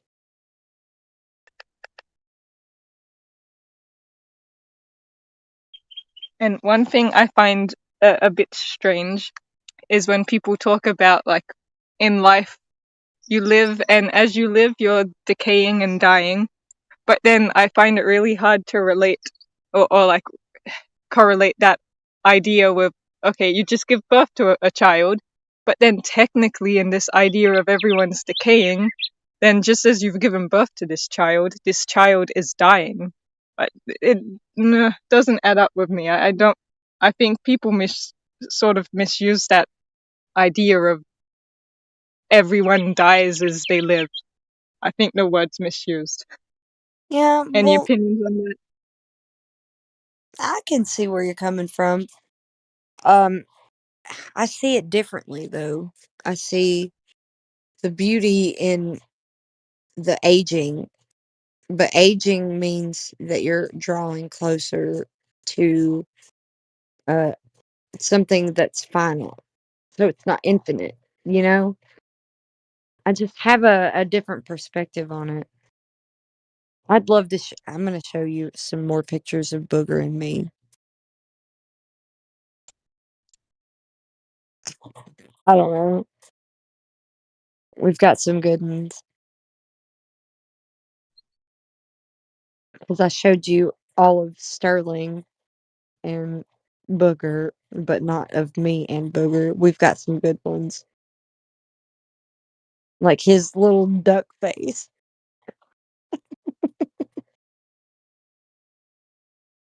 You're about to love this. Okay, I await in anticipation. And there it is. Oh yeah, there's the duck face. You got me and him on a train. His fingers in my mouth, giving me a silly face, and then us doing the duck face together, and in matching outfits. We're in matching outfits on that duck face. Oh, I'd hate to break it to you, but the outfit's not quite matching. He doesn't have that woolly hoodie. That's true. It's not super matching, but it's pretty matching. Yeah. It's matching, kind of. It's enough to make me swoon. The duck face reminds me of, so me and my sister have been doing this community theater play, and now it's coming up to like dress rehearsals and having to wear makeup. And I was like super slack, and I got there really late and didn't have any makeup on. And they're like, "Stacy, where's your makeup? Put your makeup on." And so Jacqueline gave me some lipstick, and then she was just saying, "Now go do your lipstick." And I had to like, then I was doing the duck face, and I was just trying to like not laugh, but just like having everyone watch, and it was just very hard to hold that duck face without laughing. Yeah, I get it. Because I couldn't. If you could see the pictures leading up to the duck face, it was so funny. Because he was like copying me. It was so funny. It was hard to get a picture of us doing it together, but it was pretty cute. Yeah, and I don't wear makeup either, so I get you. I'm not big on the makeup stuff. If you could tell by the pictures that I sent you, I don't. I'm not the kind who can even tell. I'm just like, I'm observant when it comes to nature, but when it comes to man-made things, it's like I have blinders on. Someone Me could be too. wearing makeup and I wouldn't notice. I mean, unless it's like super excessive, I guess I might. Yeah, exactly. Me either. I wouldn't notice either, unless it was. I mean, normally I do notice it because it always is excessive, but Yeah. if it's not, I can't tell. I can't. Yeah, there's been like times where it's just like come to me like, oh yeah, people wear makeup. I've like spent who knows how many months just like completely forgetting that's a thing people do. And now I've randomly been reminded. Yeah, I exactly. remember when that happened, I was just like saying to everyone, people wear makeup. I completely forgot that. Isn't that funny? Me too. Me too, Stacy. You're not alone. Over here in Alabama, there's a girl that completely understands what you're talking about. Wow. How funny. So I do have to say with the theater play, that's like where I'm most anxious about. Not the being in public and like having to sing a musical in public. It's the fact that, oh no, they expect me to do makeup? Makeup? What is that? How am I meant to do that? But it's okay. I'm sure I'll convince them. Say, hey, do it for me. It will be better that way. Yeah, I did. I figured out how to do makeup in the past couple of years. I kind of get it because it's kind of like drawing. So you have to be able to shade and highlight like a drawing, but on your face. It's like 3D drawing. I can get that, but I don't want to do it at the excess that some females will do it. Like they'll completely white out their face with product and then draw like the shading and highlight over that instead of just accentuating what they already have as shading and highlights on their actual face. They white it out and then do their own shading and highlights that doesn't accentuate their actual features but gives you the illusion of features that they don't actually have. Does that make sense? Yeah. Yeah, Like that's messed they're up to trying me. to emphasize the things like you see on the poster child things rather than what they've actually been blessed with. Exactly. Yeah, I don't know. Like I get it. I understand the artistry of how you can I don't know, accentuate your own features, but to the extent that people will um accentuate something that isn't there, they're able to do that with shading and highlights. They can do that. They can fool you into thinking they look like something that they don't if they didn't have the makeup on. That's weird to me. That's super weird. I don't know. Yeah, I could probably like paint some makeup on the face of the earth and elude it into looking like it's curved when actually it's not. There you go. Yep, there you go. Just relaying it back to the flat earth topic. This is really the way that we have to That's the ladies' disseminate night information. Yeah. discussion. Yeah, this information that we're getting about the earth needs to be able to be run through some sort of procedure that we can verify. And it just seems like they just want to paint over and unfalsify or make everything unfalsifiable. Like you can't tell that this is where the shading is or this is where the highlights are because they want to just paint over some sort of global um artistry of and impose that on what we see in reality.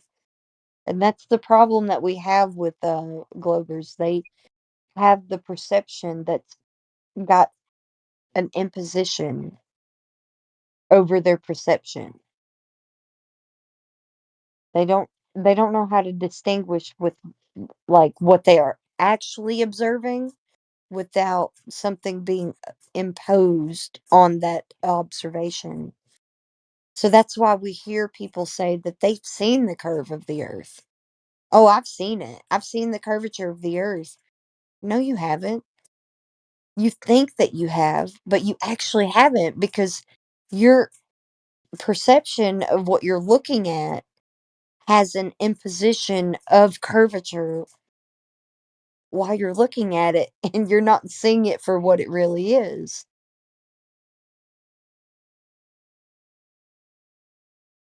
Yeah, it's definitely like not to sound mean, but it is ignorance when people say that.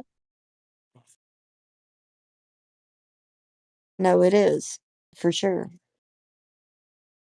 It's I mean, you can't I mean, you can present the evidence in front of their faces and they won't see it. They won't see the evidence presented to them because they have some sort of imposing view on that evidence that just they don't have the eyes to see. They don't have the ears to hear. Like they don't care to hear or see something that's so simple and that's right in front of their faces. Yeah, I was like I'm not really someone who reads the Bible anymore, at least, but I was reading one of these Bible verses the other day, and it was something like the blind who have eyes, and I thought it's a good analogy. Like we have, as in society has eyes, but I mean, like they used it more as a spiritual blindness, which I guess you could say the globe Earth is a spiritual blindness in the sense it takes you away from like what is spiritually just like the creation you are upon. But Yeah. blind but with eyes is an interesting poetic thing to say. Well, actually, I was paraphrasing a verse from the Bible with the eyes to see and ears to hear. So those who have eyes to see and ears to hear, I mean, the truth is something that anybody can say. You don't have to have accolades. You don't have to have some sort of background that gives you some sort of credence to be able to say the things that you say and hold any water. If you're somebody who's speaking the truth, it's the truth. It doesn't matter who you are, what degree you have from whatever college or university you have. If you're saying the truth, you're saying the truth. You know, it doesn't matter who you are. And that's what Miggy likes to say, and I like that. It doesn't matter who you are. If you're saying the truth, you're saying the truth. It doesn't change. Yeah. And the globe Earth cosmology has to change all the time. It's subject to change. They even leave the open endings for it to change. There is no finality to it because it's That all subject to change. Like, it's a that's because lie. you can't prove anything. You can't be 100% sure. Scientists don't believe anything's 100% true. Exactly. That's so silly. It's so silly because you can know things to be 100% true. You can know that, but you're being taught on this cosmological scale for this certain cosmology that you can't know. It needs to be open ended so that you can maybe come to the truth later on. It's moving the goalpost. You're always moving the goalpost. Just like with entropy increasing in the Bible, it says where the serpent made the fall of man, and uh, Adam and Eve ate the fruit from the tree of knowledge of good and evil. The serpent said, "Thou shalt not surely die. You should not surely die. You won't surely die." Like, I'm just trying to kind of transliterate it. It's a Yeah. transliteration of it is, you shouldn't surely die. But when they ate the fruit of knowledge of good and evil, entropy entropy was introduced into the system that we live in, the earth, and that's what we call, or in the Bible it's called death. So death entered the world, is what it says in the Bible. Paraphrasing. I'm sorry. I'm doing a bad job at paraphrasing, but death entered the world due to the fall of man because Adam and Eve ate the fruit of the knowledge of good and evil. And death is entropy. The law of entropy is something that cannot be defied. We all are subjected to it. On some scale, it can't decrease, it only increases. So that's if it's at a stasis, if you can keep it at a static um, position, it's only because you're adding energy. Intelligence is adding energy to something to keep something. It's like a chain reaction. So if you want something to stay at a static uh, rate of entropy, and it doesn't increase, it's because you're applying energy to the refrigerator. The refrigerator, the freezer that keeps your meat from entropy increasing on the meat. The entropy is always increasing on the apparatus, and whatever energy is having to be input into the apparatus to keep the meat at a standpoint of entropy. It doesn't Yeah. decrease, it just stays at a standpoint. It doesn't decrease, but it's just static. You get what I'm saying? But the refrigerator is having to have the energy input Yeah. into it to keep it at that. So it's still equalized because that is still undergoing entropy. The refrigerator has gears, it has machinery, it has things that won't last. You have to replace it, or you have to replace the whole refrigerator, or whatever.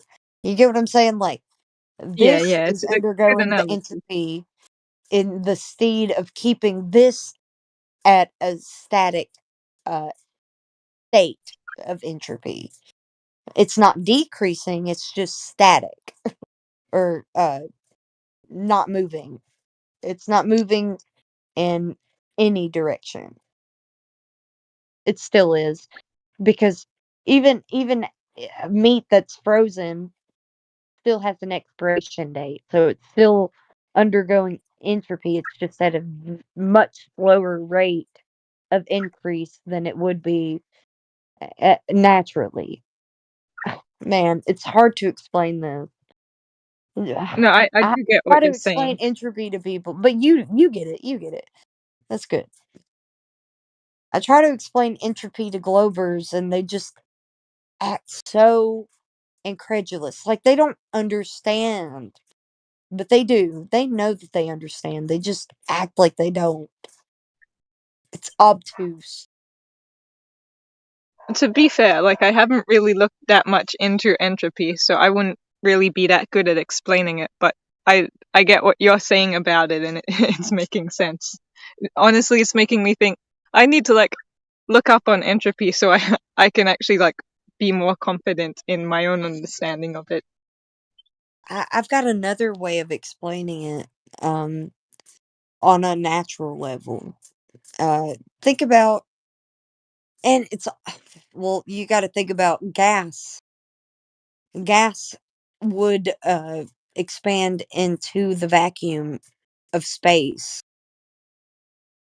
of Yeah. any volume and fill the available volume. That's why the vacuum of space can't exist, because it's next to a pressurized system that we live within on Earth. That's how we disprove the vacuum of space. That's why it's not real. But it's entropy. The second law of thermodynamics is entropy. But we're talking about on another way to describe it. I love to describe it this way because this is the way that I was able to kind of put it to memory and really visualize it. Think about a mountain, and a mountain has erosion over time because of snow and rainfall. So rain causes erosion in rocks, right? Mhm. So you have rain that's hitting a certain spot on a rock over time that causes a divot to a crevice to a a fracture, and the water is filling that fracture so much that that piece that is indented breaks off due to so much erosion and pressure, right? Yeah. And you have a rock slide, or you have a rock that glides down or rolls down the mountainside. This is entropy in the works. But another good way to describe it is that that rock hits a ramp off of a crevice that's jutting out of that mountain, and then lands in just right next to a valley, but keeps rolling and rolls down into the valley. Right? Uh-huh. So it doesn't stop at the precipice of the valley. It hits that precipice, but it has the momentum because it hits just the precipice of the valley and then rolls into the valley because the valley gives it You're more gonna have to tell me, what does precipitous mean? precipice, like the very end point of like a plane going into the valley would be like a downslope, like a hill. So you're where the plane and the down slope of the valley would be the precipice. That So like that the lowest part, or just the actual slope? well, where think about like the valley isn't just gonna be uh directly adjacent to the mountain, but it may be, let's say, like a couple of meters away from the valley or something, like or the mountain, sorry. So the valley isn't right on the mountain, but it's nearby. And Oh, so it's like sort of the it's boundary line between the land where it meets the valley from the yeah, mountain. yeah, Okay, exactly. good. So there's like a level out and then there's a valley. From the mountain to a level out to a valley. The rock is gonna go down the slope of the mountain, maybe hit a precipice, or not a precipice, I'm sorry, like maybe just some rock that's jutting out of the mountain that makes it like have some sort of momentum into the air and a trajectory towards I don't know, a valley. And it hits the precipice of the level ground, so it doesn't stop. It hits that precipice where it's just right at the Well, valley, I'm gonna and then guess. it I'm hits. gonna guess what you're gonna say. So the conclusion is, because it is like just where that precipice is. Eventually, that turns into the valley, and the precipice, inches its way a bit closer to the mountain. Am I right?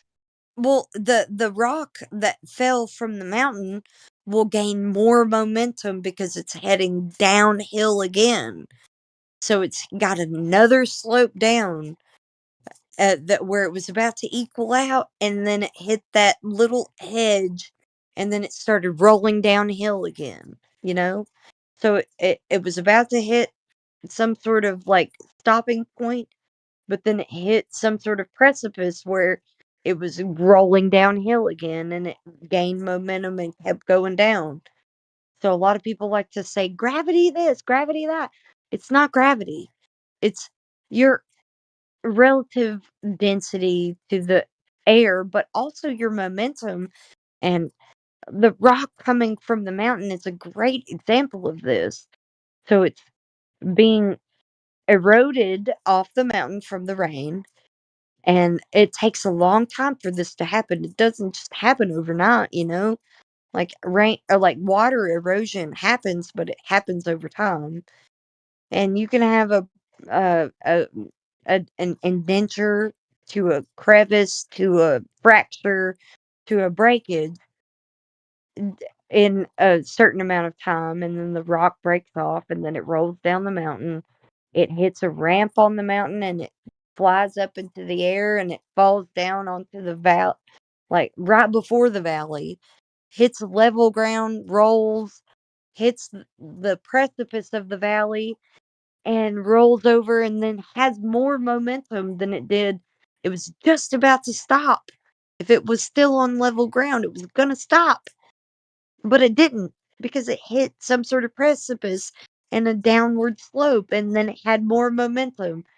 So if you have a lot of rock doing this from the mountain, it'll keep doing that. It'll hit that precipice. It'll fall. That valley won't be a valley anymore if a lot of rocks fill the valley from the mountain, and the mountain won't be a mountain anymore if enough rocks fall off and fall into the valley. So you can see a valley fill up, and you can see a mountain be brought down. So over time, this is what entropy does. It takes the mountain down, it brings the valley up. The valley is close to the mountain, and the valley fills up with the rocks from the mountain, and the rock leaving the mountain going to the valley brings the mountain down. This is entropy on that kind of scale, like a physical scale, instead of just gas. You don't have to think of it in gas. You can think of it in a physical form. So this is my physical form that I think of in my mind that I like to relay to other people. Like, this is also entropy. So Okay, yeah, that's an interesting. But to be fair, when I hear that, then it sounds like, oh, it sounds like the sort of thing someone would say. Oh yeah, and all of this happens in billions and billions of years. no, it doesn't have to happen that way, but I get you. And that's why I like to keep that one to myself. I only gave that one to you because I feel like that's the way that I see it in my mind. And I realize that that isn't something that happens within billions of years. I realize that it can happen in a very short amount of time. Um, that's okay though. It's just a good way to realize that even the Bible has scriptures where mountains are brought down and valleys are brought up and stuff like that. Like, there's scripture about that specifically in the Bible. So I've thought about it so much that I've even been able to uh not interpret the Bible that way, but just have a revelation like, oh shit, that's entropy that they're talking about in the Bible. I didn't even realize it when I read it first, but that's what that is. No, like So I appreciate the analogy. I think like a big sort of like problem I have with like the way I see the world is I kind of struggle to like imagine it like as mountains like getting smaller and smaller, because like I just look at it and the mountains there, and obviously like yes, like over time things like erode, but like I've just been brought up never really considering that. So like I've these past few years, I guess I've been like at the point where it's like, okay, well, it does do this, but then I think, well, but then there's also this other side of the argument where people are like, oh yeah, it's all over billions and billions of years with all of the like lichen turning the rock into sand and blah blah blah. So I get a bit off put, like, if if like how do I think? But yeah, it's interesting. It's something I need to spend my own time and like actually think about more. I yeah, like the well, analogy. what you just said is also true because a rock that like a rock that becomes smaller rocks will never become the bigger rock, just like the rocks that erode from the mountain will never become part of the mountain again. So if a rock is pulverized into sand over time, it's never going to be the rock again that it was. Like, it's only going to go back to it's only going to go to sand. Not back to sand, but you get what I'm saying. Like, Yeah, I know that's crazy to me, because like I guess I just grew up with such an ignorance that everything is just the way it will be, and like not really thinking too much. I guess it's probably because I think of destruction as a bad thing, and like not really seeing no like destruction in nature. That I mean, like it's not really destruction, but I guess a change in form to a smaller concentration is not a bad thing, and I just need to come to terms with it a bit more than my ignorant past comprehension had been. no, I get you because that also is what happens to us. You turn to dust. Like, when you die, you turn to dust. Your body turns to dust. So whatever is physical in this life, you can't take it with you. There is something that lives on in you, but it doesn't live on the way that other people tell you that you're either going to heaven or hell, right? They Yeah. love to say that, but that's not what's in the Bible at all. It doesn't tell you that at all in the Bible. It tells you that when you die, you actually die, and then when Christ comes back, you're resurrected. It doesn't make sense that people, like Christians, will be like, when you die, you go to heaven or hell, and you go ahead and be judged, and that's not what happens. Actually, you're risen from the dead when Christ comes back, and before that, you're just dead. You're not. You're not something else. You're not an angel. You're not a demon or whatever they try to depict it. It's not like that at all in the Bible. It tells you that when you die, you die. You're not living, you're dead. There is a state of being while you're dead, but it's like a dull state of being. You don't It's an unperceived realm. You're praying to be risen again the whole time you're dead, or you're just at peace, you know? Yeah, I think like yeah, I was one time like I started looking into like what is hell? Is it like actually the thing which is sort of poured out in modern Christianity? And yeah, I read it. It's like, no, it's talking about like this place in the ground where you rest. I mean, not a place in the ground like, this fire and brimstone place or anything, but no, just under the ground, as in, you put soil on top of you, that sort of an underground. And there you are, just decomposing with nature. And it's a much nicer sort of thing to believe than having to believe you're going to be in fire and brimstone, getting tormented for Well, forever long.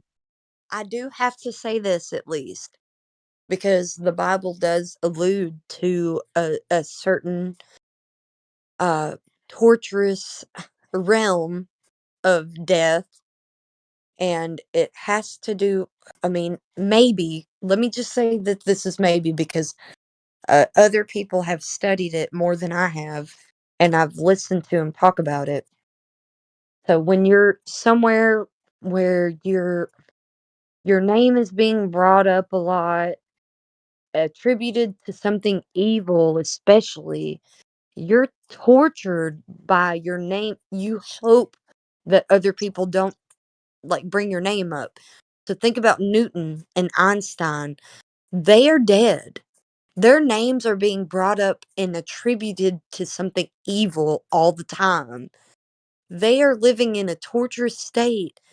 However, it's depicted in that kind of realm, whether it's entities torturing them or whatever, they know that their names are being mentioned in like reality.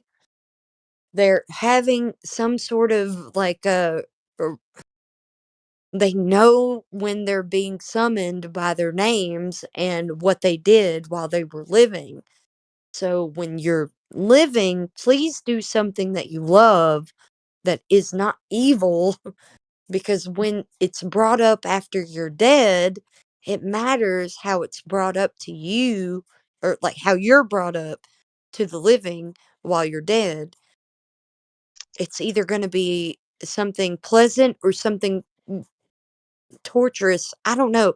Just this is the reason why we should all live good lives. Try to be good people. Try to have a good name. Try to be known for something that's not evil, that's good, because when your name is brought up after you're dead, you may be able to hear it, whether you can't interact with the living. So if anybody claims that you can, they're lying, or they are dealing with demons. I don't know. They're not dealing with you because you're dead. You're either hearing your name being brought up from the living in a good way or a bad way. It's either good or it's torturous. So I think that whatever that unperceived realm is, you're either there hoping to be risen for the good, and you're still living a good dead life, or you're living a bad dead life and it's torturous until you're resurrected in wickedness. Because people are resurrected in their wickedness, which would be what we're seeing as zombies now, which is gross. But we're going to see that if that's true. It is true. I'm not going to deny the truth from the Bible because I believe the Bible. I'm not going to deny it. I know that we're going to see the evil raised up in their wickedness and the good raised up in their righteousness. So we'll see both sides, and we're going to see some really effed up stuff from the wickedness being raised, and the good righteousness being raised is going to be crazy too. So I don't know. It's all going to be crazy. Entropy is going to be Yeah. decreased like they all keep hoping it is before the time that it's meant to be.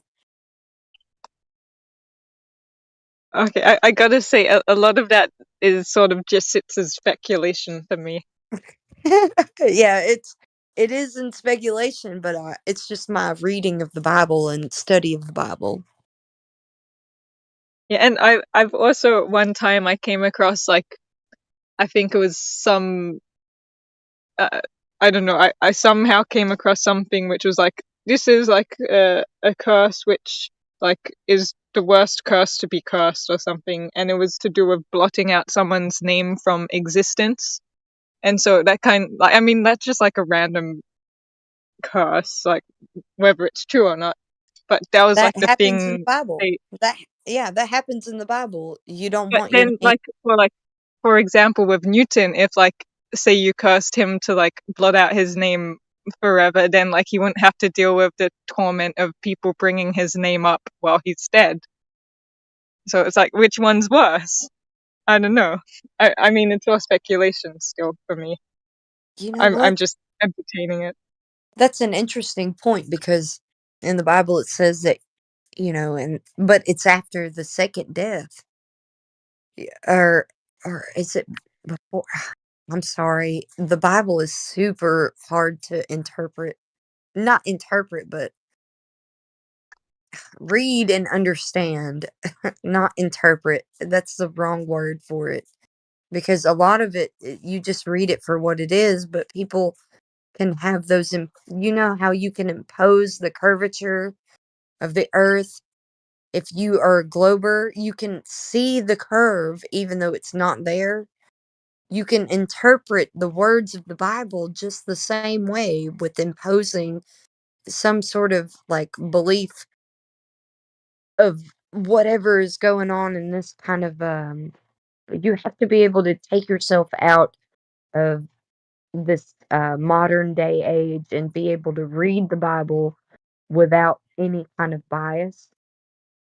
It's Yeah, hard but to then do. also it's hard with like the word choices used in translations, which may try and get you to think a certain way because of the translators trying to push an agenda as well. But Yeah, I guess just use everything with your own discernment. it really does take discernment because a lot of the stuff that's translated in the Bible was discreet. It was so discreet that they were using vowels when the language that they were deriving the translation didn't have vowels. So they inserted vowels, so they weren't technically changing the word. They were just putting vowels in to where it could be interpreted from other transliterations um, from one way or the other. So, like a woman and a child could be translated from the government and the people of a certain area. That that transliteration could be interpreted from government to people, from woman to child. Does that make sense? As in like the word is I mean like the word sort of changing. Just adding vowels to certain words that didn't have Oh, vowels okay, would so like be, the vowels change the meaning. Oh yeah, yeah, I yeah, get it. like, Like they're different words by then. yeah, from like government to woman. and from people to children. Okay, so because it has no vowels, but then when they add vowels, they get two words out of one word. Is that sort Yes. of what you're saying? Yeah. Okay. Yeah. And so the transliteration was subjective to whoever was. Transliteration is different than translation, because just like Yahweh, or you hear a lot of different words for God these days, especially now on the internet. They're saying Yahuwah or Yeshua for Jesus and stuff like that. The transliteration is still valid. That's why we say Jesus and we say God. So these are transliterations from like Yahweh, or Jehovah was a mistranslation anyways. And there's just like a I'm so sorry. There's a lot of different, like Messiah, uh Hamashiach is like the word for Messiah, but the transliteration of Hamashiach is Messiah. There's a lot of certain discrepancies in the transliterations, especially with the vowels added to the actual scripture. It was it's it's so arbitrary. You have to be careful, and you have to be able to follow the line. It takes studying. You have to study it. There's no way Yeah. around it. It's wrapped in confusion, and it's gonna like frustrate you. It does me anyways. Like I've tried researching it. I've come to certain conclusions, and then I've come back from those conclusions to realize that I don't really know anything about the Bible. Like, and then I had to go back in and then figure it out. I don't know. You have to be Yeah, careful. I'm sort of at the point where, like, yeah, it would take so much energy just to like look into, like, oh, does this word mean this or that or that? Or do you need to learn the Hebrew, or do you need to like rely on someone's translation of the Hebrew into the English and all of that? Like, just sounds like a lot of energy going into something, and then by the end of it, I feel like I just get exhausted and all into like the semantics and everything. Me too. I'm not gonna lie to you. I'm not even gonna lie to you. I've been so confused lately. I understand the premise, and I do understand history to the point where I know that Jesus, the person, lived, died, and was risen again and rose into the sky. I know only because of witnesses.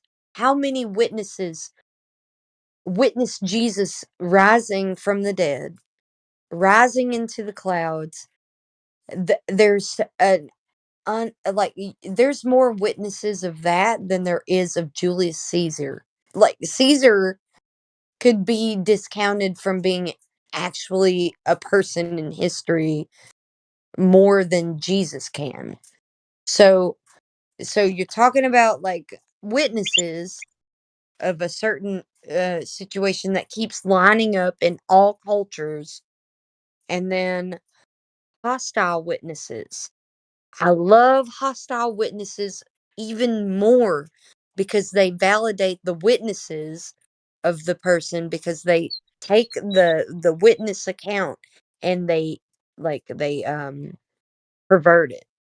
So the Muslims pervert the witness of Jesus account later on, and the Talmudic Jews pervert the account of Jesus later on with he's yeah, Jesus existed, but he's in hell boiling in excrement, like human waste.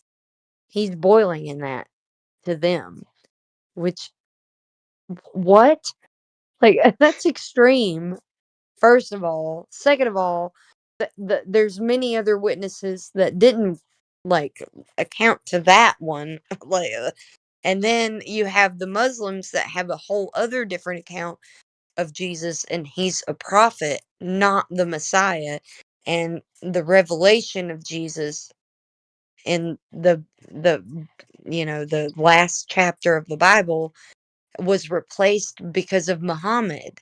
So they have all these different hostile witnesses of somebody that they didn't want that message to spread.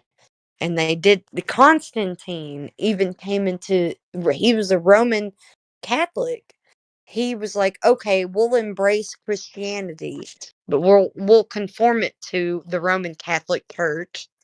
So the Roman Catholic Church is the way that it is. People think that that's Christian, but it's not. It's a conformity to reconcile. They didn't want to keep killing Christians anymore because they were persecuting Christians and trying to kill them and torture them. So they wanted to stop that because they were martyrs. They were spreading the message even more by killing them. So they needed to stop that and then just take over the religion. So that's the Roman Catholic Church taking over Christianity with their practices of it. And it's just crazy, man. There's so much more to the history of it. Even with the history of people who came up with the mathematics of the globe, you go back and you can see that these people were given an incentive to come up with like a, a, a mathematic calculation of certain things, like like the ellipsis of the planets, the wandering stars, to rotate around the sun. They were given these incentives to come up with the calculations that would match the cosmology the most. That's where they were able to come up with the formulas that we have now, the mathematics that we have now for the cosmology. Yeah, some of them were faulty. That's why they were replaced later on. But you have some sort of line of lineage for the cosmology of the globe with this incentive to formulate the mathematics for it to match it being a globe and the wandering stars being ellipses and all of us being like the same and revolving around the sun. These things were given to like, even, I'm sorry, it's hard for me to explain, but I know for a fact that they were given these incentives to come up with these calculations over time, that they weren't just something that they came up with. They were given the incentive to come up with the specific things that they did, and they gained fame, they gained fortune, they gained wisdom of the secret, whatever, the secret knowledge of the Kabbalistic and Zohar and all this stuff was accredited to them, or was even maybe given to them beforehand. I don't know. Yeah, It's I read one of, hard. if I can remember his name, I don't think I remember the name, but there was one astronomer guy, and he was like promised a whole palace and an observatory and everything he could ever want. And you think, wow, that government must really love him and his observations. A whole palace. Yeah, it's more like, hey, we'll give you this if you come up with this.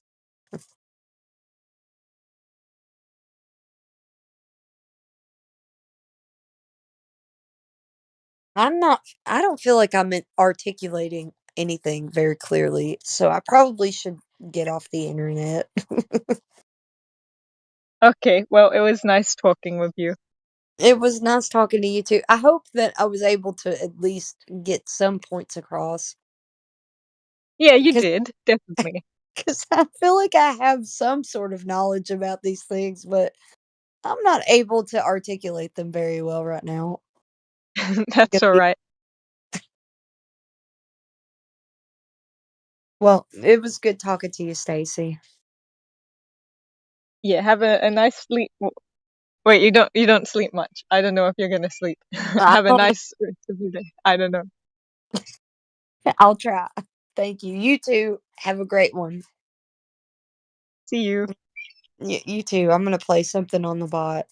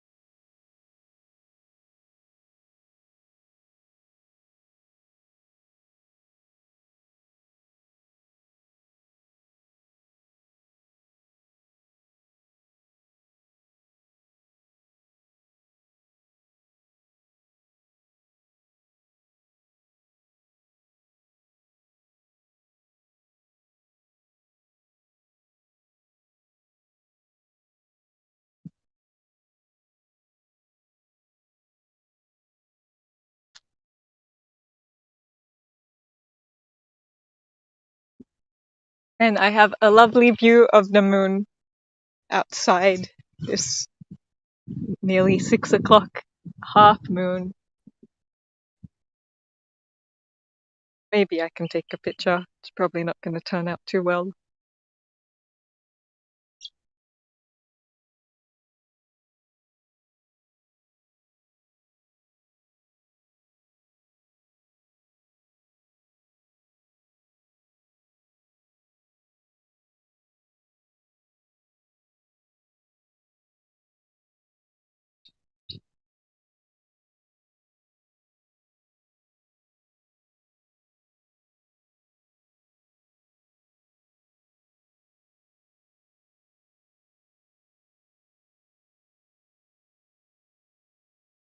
Okay, in the live stream text, I have a picture of the moon, live from Western Australia.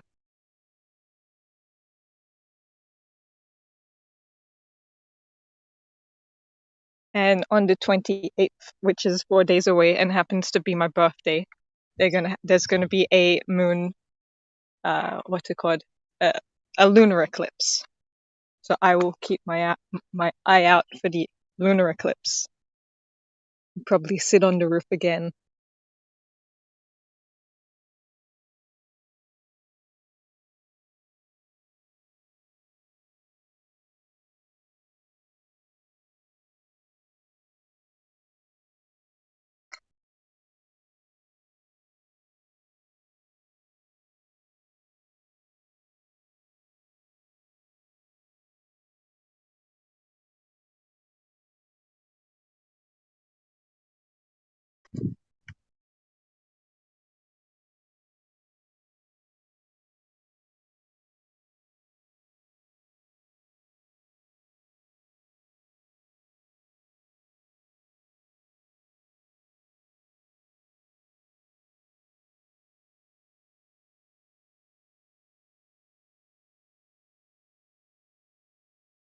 And also because me and my twin sister's birthday is coming up, we've been thinking of getting like some 2010 music playlist for when we invite some of our friends over. And when me and my sister were like looking through some classic sort of high school music and stuff, one of the, not high school, maybe even more primary school, one of the songs was what's it called, Fireflies, and I found the lines in it so funny. I'd like to make myself believe that planet Earth turns slowly. It's hard to say that I'd rather stay awake when I'm asleep, 'cause everything is never as it seems. Yes, definitely making You're myself making it. believe the Earth turns slowly. You're making it hard to stay on mute. That's a horrible song. It's horrible, but it's great. It's It's so horrible, like but it sounds good. It sounds good, but it's whenever I hear it, horrible. if I hear it on the radio now, I can be like, hey, random person who's also in the same store as me, when I'm listening to them sing this song, let me just remind you of what they're saying. They're saying they'd like to make themselves believe that the planet Earth spins slowly. Isn't that an interesting thing that person's saying? A great And conversation starter. so true. I just nominated you to be upgraded to silver. I think it's gonna happen. Whoa, silver. What do silver people get? We get access to like the back chats of the server, so you can talk to people in the back chat. There's like a locker room. There's Oh, okay. other It things sounds like that super mean, like back chat. Let's back chat everyone. Let's gossip about everyone. I know that's exactly. not what it is, but that's what it sounds like. No, it is. The Oh, guys it totally is? gossip, yes. And not the girls, the guys. Oh, those guys.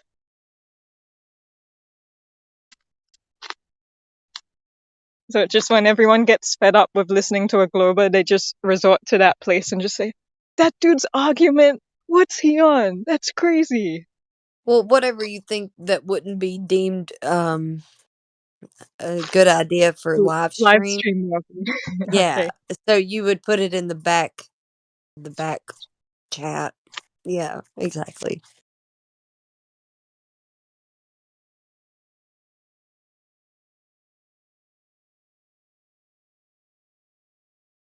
Nothing is ever as it seems on the globe Earth.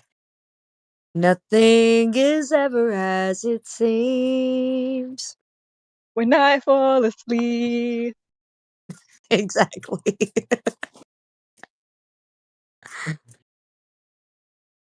I actually think it's pretty good lyrics. Like, it's really saying, you're asleep. You Or have to force yourself to believe it. yeah, but what about the song? Or the rest Gravity of the song, boring. is working against me. Oh, gravity seems to bring me down. I don't know what the words are, actually. I'm just guessing, but something like that. That Gravity song? I'm not sure of the Gravity song. Who is that by? I can't remember. Hold on, let me look it up.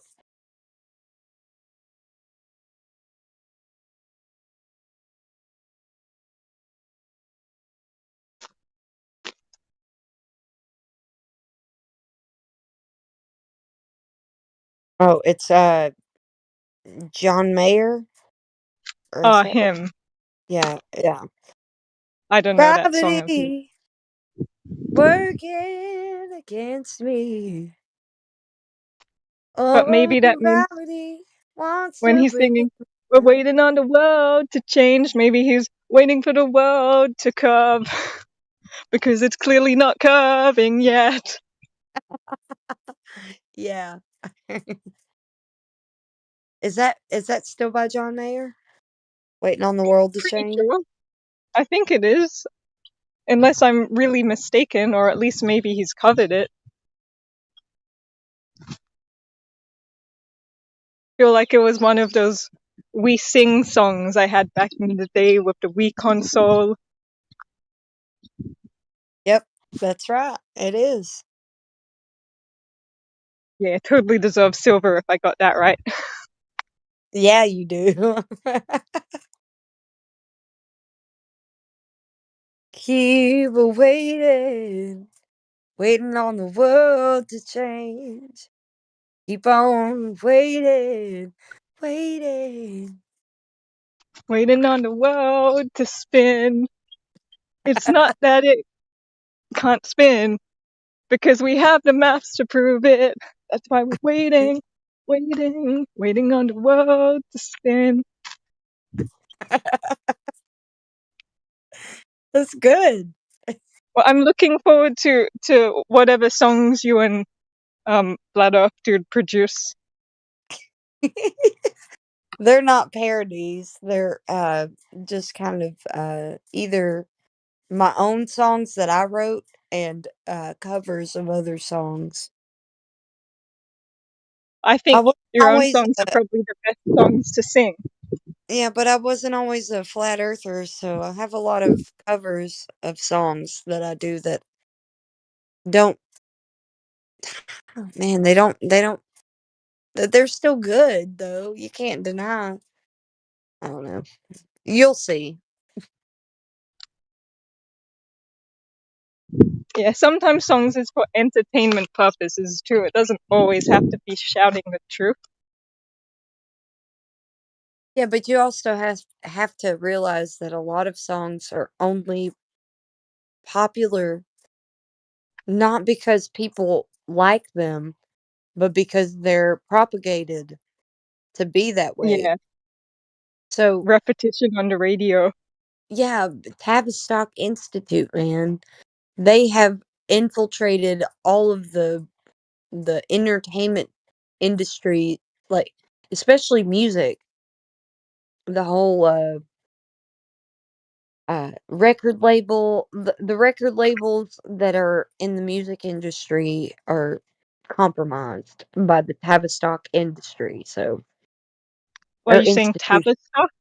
Tavistock Tavistock? institution, yeah. Okay, never heard of it. Oh, I have to look into it. that'll change everything. Music will be forever changed for you if you learn about Tavistock institution. I'll Okay. I don't have like a link. I've only learned about them in passing, but I know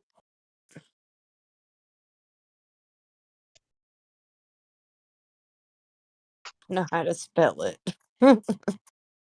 I'm good at remembering things. I'm not so great at there it is in the live stream voice text. Okay. I'm not so Tavistock. great at remembering links to sites and stuff. I Oh, can do really? it. You can't remember the whole URL.www/abth125? No, Come no. on, Patsy. I didn't learn about it from a singular website. I learned about it with like it was a cumulative uh bits and pieces of knowledge that I've man, it's hard to learn about them because they're so discreet. So to really be able to dive into it, you would be introduced to the Illuminati. Illuminati this, Illuminati that. It's actually more uh compartmentalized than it's like the military. So you don't have to you can't point the finger at one single thing unless you draw it all the way back to the center, the central point of how it all just kind of branched off. Ah, it's hard to describe, but a lot of other flat earther, not a lot of them, but some of them Like, Flat Earth dude knows what I'm talking about, but he's probably asleep. uh, he'd probably have some links. I just memorize things, okay?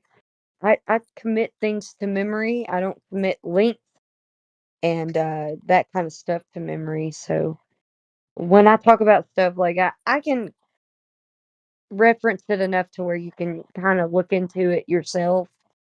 But the Tavistock Institution has a lot to do with what our music industries are doing, like the record labels of the music industry is influenced greatly by the Tavistock Institution. Okay, well, it's piqued my interest. I will look into it. And yeah, like even with, I mean, I'm not sure if Illuminati is like the best word because it's sort of like, It's not. yeah, It's but what when everybody resorts to. It's kind of sort of like a problematic straw because man. yeah, it's problematic that they resort to Illuminati because there's other things that they can resort to that have a more leg in the game. Like that you can tell when somebody's got more skin in the game. Uh yeah, but it's just such a cop out to just say Illuminati. And I get it. I can see the collaboration of other industries together and other companies and even today now we have to deal with like monopolies and uh, what is man these kind of companies that have come together to lobby the government. It's Yeah. not it's not something that's new. We're just seeing it so much more profoundly now. It's being normalized and being labeled as capitalism. It's not actually capitalism if you can have monopolies. That's not capitalism. So it's stupid. It's really just such a mess. I'm sorry. I don't like we have the dumb, like we call them libtards over here, the libtards, and then we have the radical right or whatever they're called. Are they called the alt right? We Uh-huh. have that kind of system over here right now where you have to be one or the other when they're both speaking truth, but they're using the truth to their advantage. Like every now and then, one side will speak the truth so that the other side can speak the controversy against what they're saying because of things that they've said in the past, like will work in their favor to discredit what they're saying now. So we've got I don't know. Man, it's hard to explain. It's a false dichotomy. The whole Yeah, left and exactly. right paradigm is a false dichotomy that people will Two different gravitate. wings of the same bird. Exactly, exactly. It's so messed up. But yeah, just with the Travistock thing, which I haven't looked into, but I know one time when I was a bit more immature and I was like, there was this band which everyone in school liked. So I thought, oh yeah, this is a cool band. And then I started noticing, oh, there's some odd things about like the pictures they're being taken with, like with the one eye. So I started looking at like all these pictures, and like by the end of it, I saw like, I don't know, however many, like 150 or something pictures of just like those sort of club sign sort of things, one eye, peace eyes, and like all of that. And it's like, okay, something to this. So that's sort of what I'm guessing might be about this Travis Stock thing. And Yeah, you know, so people say they Illuminati, attribute but yeah, you know, they attribute it to Illuminati. They attribute everything to it's like one of their fail-safe places to attribute all of the corrupt things to. It's not the actual thing though. There's other you have to it's a look at scapegoat. it. Yeah, it's like one of those things where you can drag everything to the bin. Illuminati is the bin where you can just select and drag it to the bin. Like that's what it is. Illuminati, that whole idea of the Illuminati is the trash bin on your computer where you can just drag files to the bin. Like it's not the actual thing, it's something else.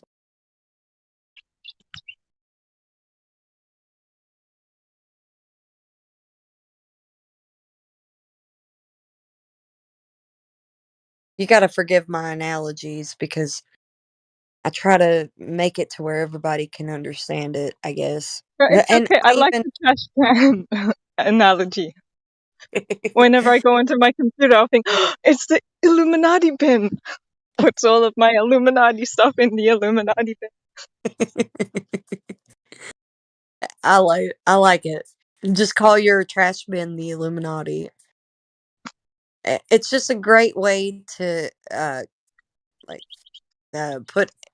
coagulate everything that is corrupt into one thing when it's all compartmentalized. You have to be able I don't know, it's hard to explain, man. So the Tavistock, Hollywood, all of that in our country over here, and the mainstream media, now the social media. So we've got social media, mainstream media, Hollywood, the music industry. I mean, all of this is and all of it's coming at us at every angle. We don't have as much as people want to hate Americans. You probably have good reason to hate Americans because they're so they're so they're so ignorant to what's going on that they don't understand. Hey, everything that you believe is a lie.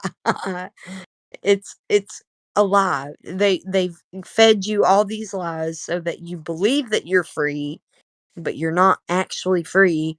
You're subjected to false dichotomies, like the political system will feed you false dichotomies. And I mean, what are you to do? Like, you're also bombarded and inundated with all of this other information that you can't even verify. You don't even care to verify. You're taught to not verify it in the school system. So we've got, oh, well, that's the other one, the school system. So the schooling, the music industry, Hollywood. I guess you can say that the school system is also the college institutions. Hollywood, man, and the mainstream media. Just inundated with a bunch of information that's false at every angle that you can even look.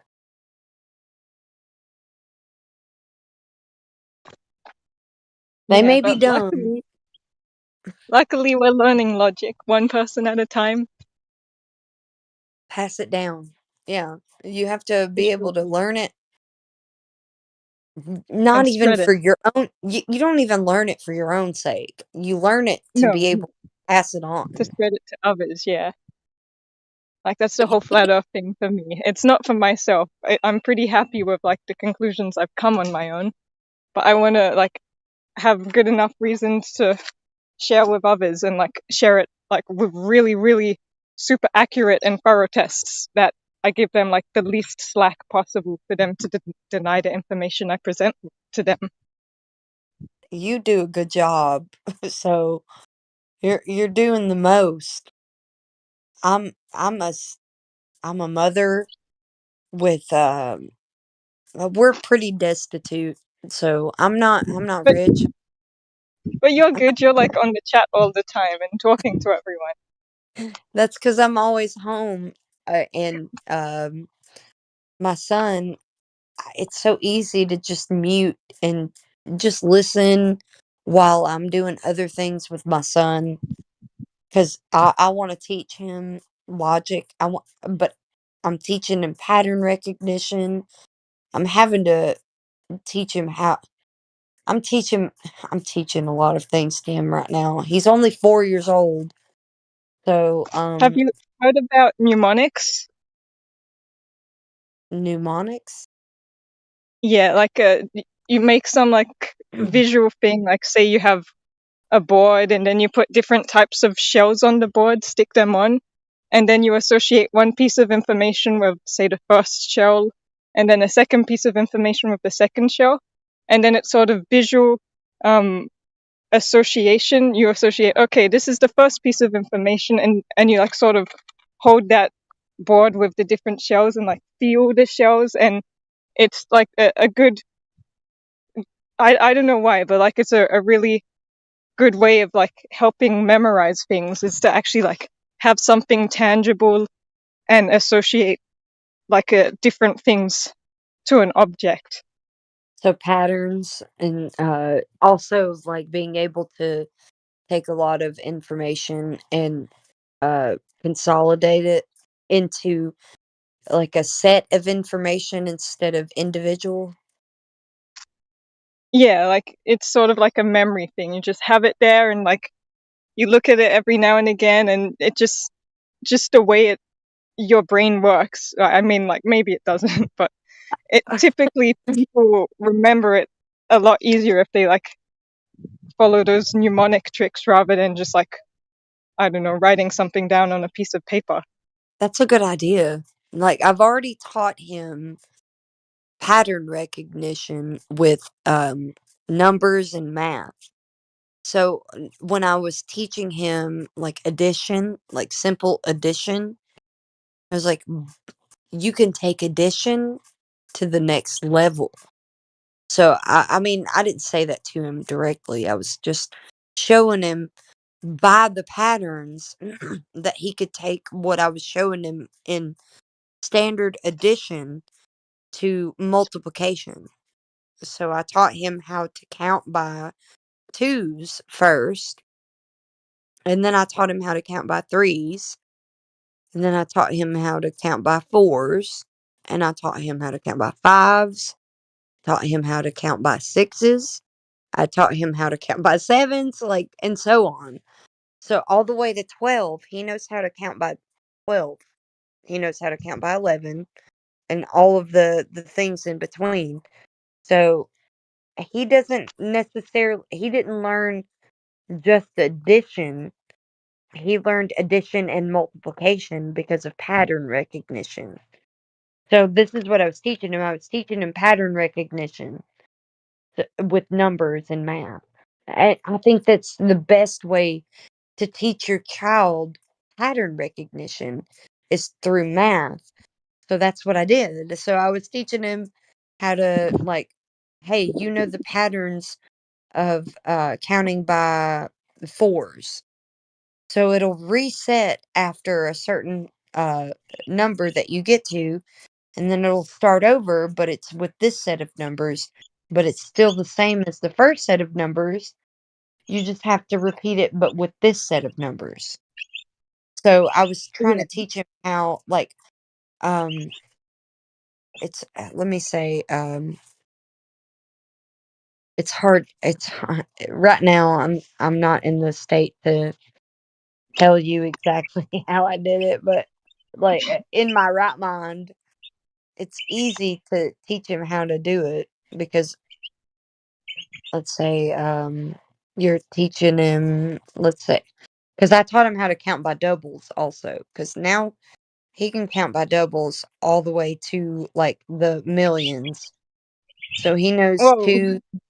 he knows 2, 4, 8, 16, 32, 64, 128, 256. He can say he knows these numbers by heart. 512, 1,024, 2,048, 4,096, 8,192, 16,384, 32,706. He knows these numbers better than I do. Yeah, 65,536. Like, he knows this better than I do. Like, you have to think about it for a second so that you can, like, what's the double of, like, you have to be able to think about it. He doesn't have to think about it. He just knows it. So if he's counting by fours,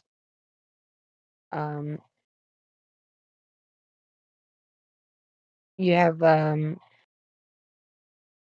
let's say, it's, oh yeah, okay. So you got 4, 8, 12, 16, 20. So you got 24, 28, 32, 36, 40. So I'm telling him, just like um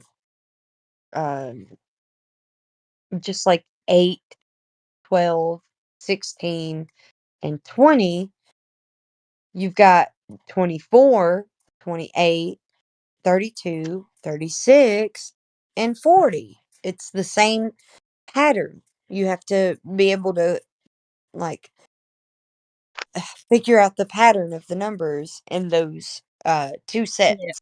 That's two And sets then of you're super counting by flexible. 4. What's that?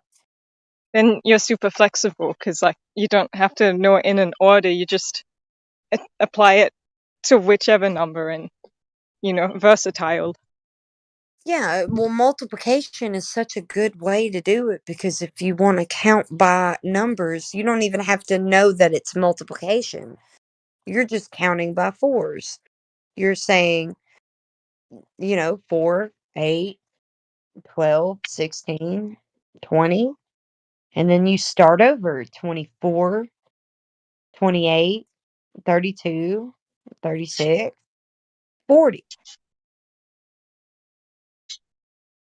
It's I don't know. It's also a pattern. It's not just uh, being able to realize what you're doing, but it's also a pattern.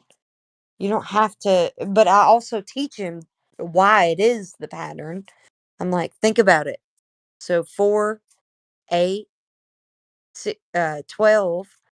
Think about it, baby. That's what I say to him. I'm like, think about it, baby.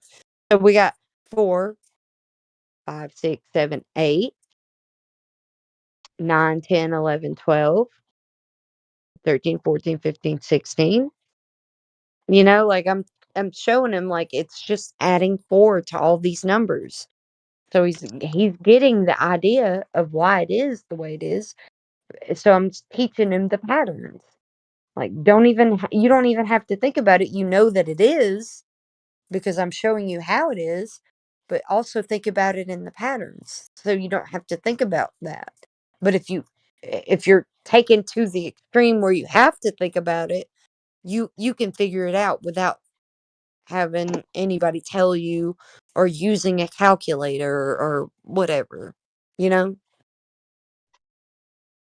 Yeah, that's a good way. Good for the younger generations to be good at maths and stuff like that, because we've He took definitely it on, let computers get in the way. he took it on himself to learn doubles. I didn't teach him how to double numbers, okay? He learned how to double numbers himself. So he learned the 2, 4, 8, 16, 32. He learned all of that on his own, by the way. That's crazy. I can't, when he did that, we thought he was just saying random numbers. We had to figure out that he was actually doubling numbers. We had to figure it out that he was doing it. It's crazy. So pattern recognition was working on this child. So if I start, like, getting lots of, I don't know, like, measurement data on optics and the lengths and ratios of things, I'll go give your son all of the data and get him to work out what the pattern is. Yeah. He'll be able to figure it out, surely. I tell Globers all the time, I'm like, my son knows math better than you. And so don't even start acting like I don't know math. Like, my son that I've taught how to do math knows math better than you. So you don't even need to just stop.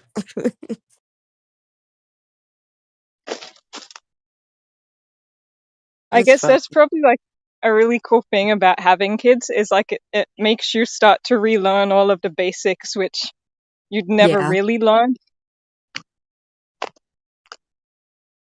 Well, I did. I've always been really good at math, actually. So I in college I had to take a compass test to place myself in certain curriculum, like the basics. You have to take a compass test to where I'm from. I don't know To like if everybody has qualify. to do it. Yeah, but it tells you where you're taking all of your basic classes, and if you have to take remedial classes or what have you. You know what I mean? So Okay. when I took my compass test, I placed the highest in math. I only had to take one math class to graduate uh, with math. Like being like that was the only class I had to take to graduate college. I didn't have to take any more. So no remedials, just the highest course in math, and that would have been substantial. Or not substantial, um sufficient. It would have been like that was the only one I had to take. So I placed the highest in math. I took a lot of math courses in high school though, so I had an advanced diploma. So I took pre-calculus and trigonometry, also chemistry, all at the same time. It was a nightmare. So many formulas to remember. It Formulas. was a nightmare. Well, I remember when I was doing maths, for some reason they put me on like the highest advanced math class, and I ended up like getting a D or something, like a bad mark. I think I got like, I don't know, 35%. And then I came home like with my test sheet saying, look, I got 35%. I got 35%. And my mum was so disappointed. And I was like, Mum, why are you so disappointed? It's so good. It shows you that I'm like so bad at this top level maths class. It's great. I found it funny because like that's how I interpret it. It's like it's honestly telling me like I'm so bad at this. I need some help. Get me down to a lower class. So I found it funny. That's how I interpret bad scores, whereas other people, I mean, to be fair, some other people are in like the lowest class and really struggle, which was not my case. But Well, yeah. to be honest with you, oh, sorry. To be honest with you, the idea of calibrating your success that way, I mean, that was good. That's how it should be done. That's why kids should be homeschooled. Um, it's really just a mess in the school system. You don't get to learn what you need to learn in the school system. Everybody learns I a learned different. how to be I learned how to be really bored. Yeah, That's me. all. I only skipped school one time. I was successful though. I didn't get in trouble for skipping that time that I did skip. That was the only time I've ever skipped school. Like, it was only one class. It was oh, man, it was my Spanish class. I was taking Spanish 1 in high school because I had Spanish 2 that I had to take. for my advanced diploma. I took Spanish 1. The teacher was out because she was having a kid. Like she was pregnant, about to burst. Yeah. Anyways, she was out for maternity leave, and we had her substitute teacher. Please forgive me. I'm sorry. Anyways, we were going to the library for her class all the time, and this teacher did not care what we did. Like, she would just give us the curriculum. She wouldn't teach us. She'd just give it to us and let us go in the library. And one of my really good friends at the time, all the way up to very recently, because we were roommates twice. I've lived on my own since I was 15, and she and I were roommates once, and then we were roommates again, uh, once in an apartment type situation. It wasn't really an apartment, but kind of. And then we were roommates again with a 3-bedroom house, and so we rented this house out together that extended to her boyfriend that turned fiance, to my boyfriend that turned to my husband. He's my husband now. So pretty funny how it all progressed. But we used to be roommates in a house. Now, I'm off with my husband and whatnot, and she's off with hers, and we've both got our own families now. But we skipped that class together. For my first time ever skipping school, we were right next to the community college that was attached kind of to that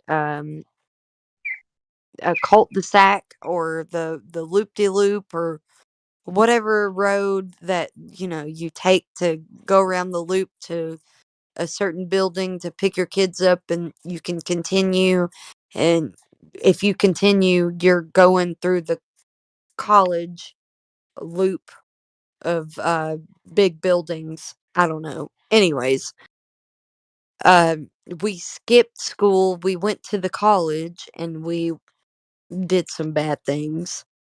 Let's just say we smoked something, and then we came back, and we returned to class before it ended. So it was no harm, no foul, because the teacher didn't care. The substitute teacher didn't care. She just was like, "Oh, you went to the bathroom and you were gone for 15, 30 minutes, whatever. You're back in time before the bell rings." And we got away with it.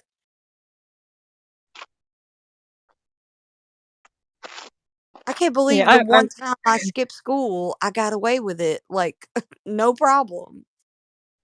I'm I sort of kick myself at my school past. I was such a goody two shoes. These days, if I went back to school, I would have been like way less boring and like cookie cutter. Be Me way more too. I was rebellious. Like, boring. I was so boring that was the one and only time I ever skipped school. And I only got detention twice. Not even twice. I got detention once for playing Halo on the school server with somebody else's I used someone else's name and login to play Halo. She almost got in trouble because of me, and I was like, "No, no, no, no. She didn't do it. It was me using her login because I couldn't log in with mine. So I used hers. So please don't let her be in trouble. She didn't know that I was using her login to play Halo." So I got her out of trouble and took the fall for her because it was my fault. I should have taken the fall, and I did. yeah. So I got her out of trouble because it was my fault. And that was the one, and that was the one time that I got in trouble at school. There was one other time that I almost did because I failed a marijuana test that we all took in the auditorium together. I had done marijuana and I failed the swab test, but we were all taking it. It wasn't just me singled out, but I was the one that failed it. I went to the principal's office and he let me go. He was like, "You don't have to. You're fine. You're not in trouble." Like I got away with it. Shit. I got away with so much stuff because I was such a good student. I had good grades. I never got in trouble. The one time I got in trouble, I made sure that I didn't get somebody else in trouble by default. Like, I was a good student. Like they didn't like look down on me or anything. Yeah, me and my sister could have done a lot of the switcheroos, but we were too boring. We thought, no, we won't be bad like that. Man, I don't think I would have ever been bad had it not been for influence. So there was enough influence to make me do things that I wouldn't have. Like I was like, oh man, we shouldn't go. We shouldn't go. We shouldn't go. Like the time that I skipped school, like I was saying, oh man, I was anxious the whole time. I did not want to do it, but I did it, and kind of happy that I did it. I don't know. At least I did it. Like that's one thing that I did that Yeah, and it a means lot you of won't. people did a lot of, but I only did it once. But at least I could say I did it once. Yeah, there was one time you didn't care about the school's authority over your time and where you were. We did it too, man. And we got back in the school because we made sure we could get back in the school. Like, normally you would be locked out or something. Like, we didn't get locked out. We were fucking able to get back in. We were so smart and clever. Like, it was so cool.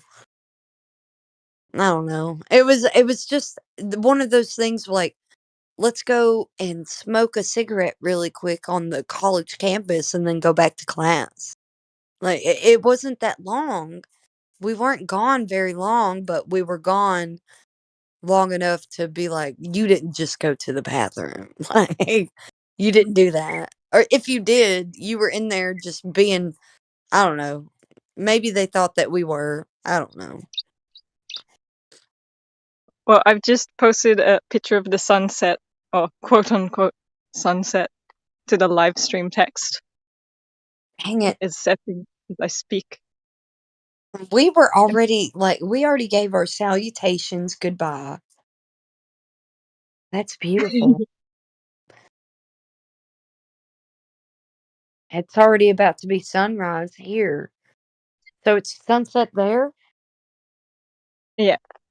It's about to be sunrise here in Alabama not too long from now. How crazy is that? You're watching it go away and it's about to come here. Is the moon up around where you are? I'm not outside. I don't know. I'm not gonna lie to you. I'm like sitting right here, and my husband has his side of the bed. I have my side of the bed. I'm on my side of the bed in my bed. So he's eavesdropping / sleeping. You're subliminally planting flat earth messages into his ears as you sleep and discuss the topic. He's not in here. He's Oh, doing okay. something right now. He's not usually um n- he's usually asleep because he's got work, but he doesn't have work right now. He's kind of like contract work, but it's different. It's union work. So he would it's hard to explain union work. Well, just as the sun has set, it had like a cool pink sort of color, which was where it had set, just a pink. What time is it there? It is 6:30 roughly p.m. So it's 5:23 a.m. for me, or 5:26. 5:26 a.m. for me.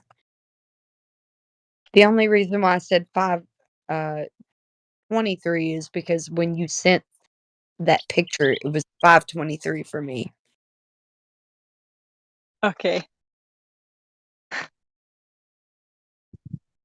That's something else. Because it's about to rise over here. And about, oh man, when does the sun rise? Like that's the sort of thing I can comprehend conceptually, but I can't really I don't really know it well enough to wrap my head around it and really know it, how the sun's here and setting to me and it's going to be appearing to you, because it's just so far away from me and I've never been everywhere at once that I can only understand it in concept. Trying to find you. Using stellarium is such a pain in the ass because I you're not usually use you're not time and where date. it says it, but you're kind of where it says. It's using the celestial sphere and putting it onto the terrestrial. And the terrestrial's not a sphere, but the celestial sphere is actually a thing. So it's funny how they're able to do that. Yeah, I think It's there's a so lot of things which are quite unfairly going well for the globe Earth. Some things, not much, but some things like that well, works well with their things. they have the mathematics on their side and the models that they've made with those mathematics. They do comport somewhat to reality, and it's hard to dispute it to the common glober because they don't realize what's going on. Yeah, it's hard to work out that the ground you're on, or there's a really loud truck driving by, that the ground you are on does not have to appear the way the sky above appears. Well, the celestial sphere is completely different. They man, they make it into a globe Earth instead of showing you that it's a celestial sphere. They're able to wrap around the celestial sphere to the Earth. Like, it's able to be wrapped around mathematically, even though that it doesn't actually look that way in reality over the Earth. It's hard to explain to the common glober that you're imposing the celestial sphere over onto the Earth. It's actually not a terrestrial sphere, it's a celestial sphere with the celestial navigation and stuff like that. The reason why they're able to wrap all of that around a globe is because of our perception of the sky in a dome-like fashion anywhere that we observe it on the Earth. So it's not actual, it's just apparent. So they're like, oh, since it's apparent and it's not actual, we can hijack that. And man, and everybody's like, so how do you explain stars in the southern hemisphere on a flat Earth? Like, okay, buddy, you got it all wrong. You're talking about the celestial sphere and the southern hemisphere of the You celestial believe sphere. Australia exists? Yes, I believe it. I'm here. I wouldn't exist if it didn't exist. Gosh, it's crazy. It's hard to explain it to them, though, because they don't understand.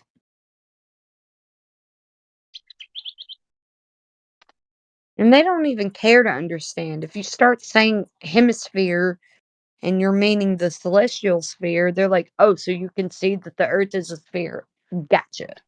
And then they channel out of the conversation. They don't even care. They've already checked out. Yeah, they're looking for keywords to like affirm what they want to hear, and yeah, it's not really. Sometimes it's not a conversation. It's just they're listening for you to trip up on words they want you to say, despite what you intend when you say those words. And sometimes, most of the time, they don't even care about what you're saying. They're ready for you to stop talking so that they can talk Yeah, and about teach you something how you the didn't world talk works. about. Exactly. No, Flatsy, the reason you can see the stars is because it's a globe. And have you heard of Hey, this thing called parallax? Salt Lake Stacy, how do you have a sun on the flat Earth? How does it not light up the whole Earth? Oh, oh no, I never thought of that. Oh my. Wow, I'm How does gonna it have to not like light up spend the whole hours Earth? now. How do you have Oh, eclipses on a flat Earth? yeah, that's such a good point. I I cannot answer you, Glober Flatsy. They ask these questions all the time. I'm just like, God, you're so remedial in these arguments against flat Earth. All you need is the measurement of the globe to explain the phenomenon of eclipses. Exactly. Like you don't have your eclipses without the globe Earth. You're placing the burden of proof on me when you haven't proven the globe. Like, that's a problem. Exactly. And one article I read, because one of my friends has like this magazine called New Scientist, and actually I found it really funny. Like on the blurb of it, it was like, "Hey, are you sick of like, do you value what was it? It was like non-biased information and factual information and evidence? Then put donate some of your money to our institution for medical research and Nope. in your will." And I thought, oh, that's such a funny starting sentence. Like, do you value unbiased facts and evidence to the Yeah, medical institute? let me Okay. see that unbiased information you got, buddy. Let's Yeah, but see if it anyway, followed the scientific method, buddy. What was the in observation? What what was the hypothesis? Like, you just these are the tools that we can disseminate information from. Like, you do need flat Earth, but you don't need it necessarily to be able to take other information in. It's great to have flat Earth because this is where you get the art of being able to process information given to you, given the tools that you've learned from being a flat earther. You yeah, need and it to not be logically fallacious, so it needs to be logical. You need to know all of your logical fallacies, so you know the opposite of logic. You also need to know the scientific method. Yeah, that's fine. Learn the scientific method. It's not hard. It's pretty easy. And then know all of your natural laws. Your natural laws kind of comport to the same things. Like, you don't have something um crazy. You just have things that can't be ran through the scientific method. They just are. They're laws because they they aren't scientific laws, whatever. That's not a thing. Natural law is not scientific law because natural laws can't be ran through the scientific method because they are a constant thing that we have to their laws of nature are different from science. You have to things which base can't be your engineered. anything that's scientific around the natural laws because you can't get around those. You can't defy those. Those are things that are standard, and like Yeah, the law of the book. refraction or entropy or gas laws. Like there's 7 gas laws, like Boyle's law, and I can list them all for you, but you got 7 gas laws, and then the second law of thermodynamics. The first law of second law of thermodynamics is entropy. So the law of entropy still ties into the second law of thermodynamics. The first law of thermodynamics is like energy and matter can't be created nor destroyed. So you have like a cyclical nature going on. That nothing is created nor destroyed. It's all just a cycle. Yeah, and anyway, getting back to that newspaper thing I was talking about, there was this article in it, and it was talking about eclipses. And then in it was saying, like, in 1915 or something, some Brazilian researchers were studying or, like, plotting out where the stars were during the eclipse, because, like, the moon, or so they thought the moon covered the eclipse, so it was darker, and they could actually see some stars in, like, the middle of the day. And then they reported, oh, like, where we see the stars is, like, deviates from where the stars technically should be. I thought, hey, that's kind of interesting. I mean, they'll probably say parallax or, like, atmospheric refraction or lensing or something. I thought that was interesting just to read about.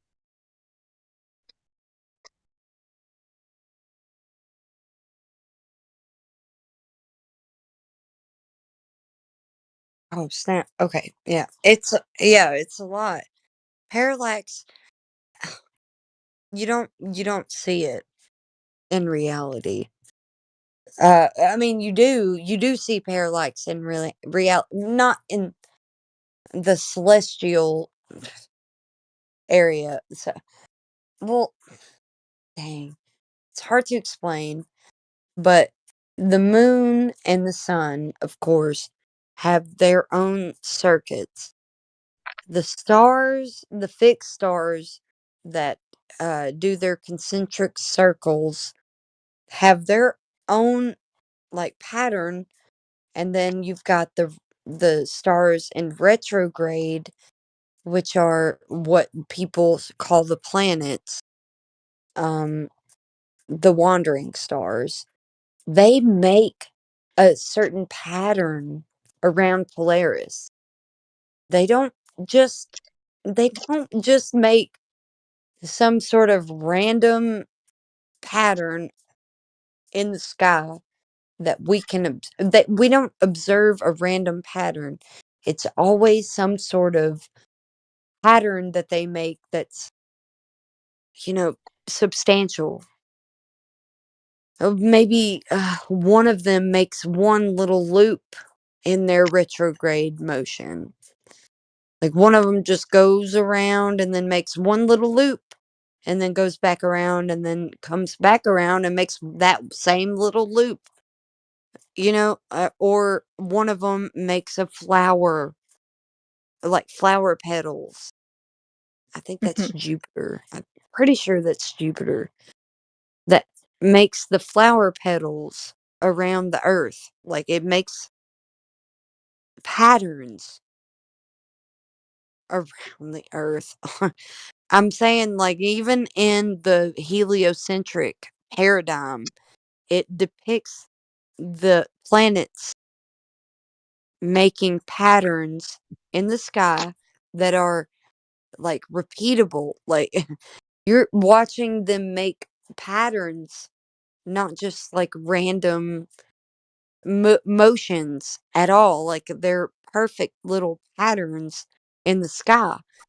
They're saying that that's ellipses of them going around the sun in comparison to us, but they wouldn't make such perfect geometric shapes in the sky if that was the case.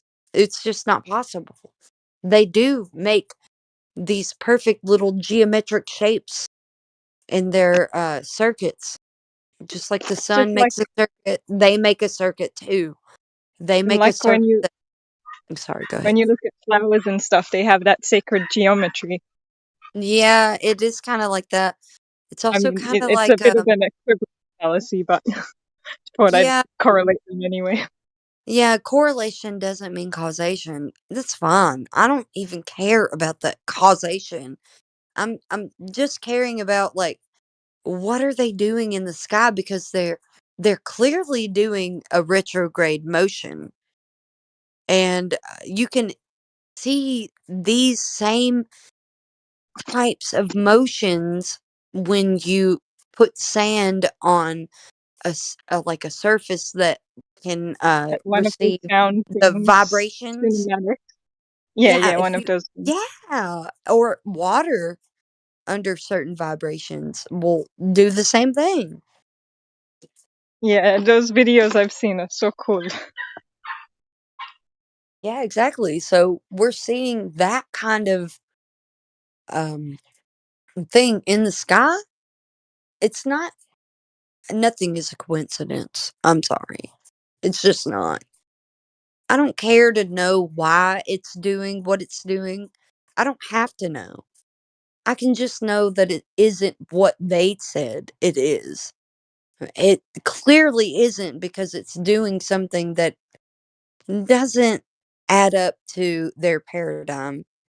First of all, because of the second law of thermodynamics, but if we want to whistle past that graveyard, we can look into the motions that the the wandering stars make around the earth in the Bible, or I think it's in the book of Enoch, or I'm trying to remember exactly. Pretty sure it's in the Bible too, where it talks about how the fallen angels that were, looked at as gods here on earth before uh the flood, they were chained up in the heavens. So we're seeing the chained up fallen angels that were considered gods. People still look to them as gods because of paganism. They are chained up in the sky somewhere that's not where the background stars are moving, and they move in a different motion because of their proximity, maybe. I don't know. Who knows? Uh, they move some way that's I don't know what deceptive. I don't know what stars are, but I don't really like to think that there's some chained up entities in the sky. But at the same time, I don't know what they are. So who Well, knows? in the Maybe they. Bible, they predict that those chained up entities, because they're chained up, they will deceive humanity and deceive humanity into worshiping the gods of old. So we're witnessing that in modern times. Like, people are worshiping the heliocentric, the planets, the those things that people just don't understand that they're worshiping, because worship means something else. They're actually fulfilling prophecy in the Bible.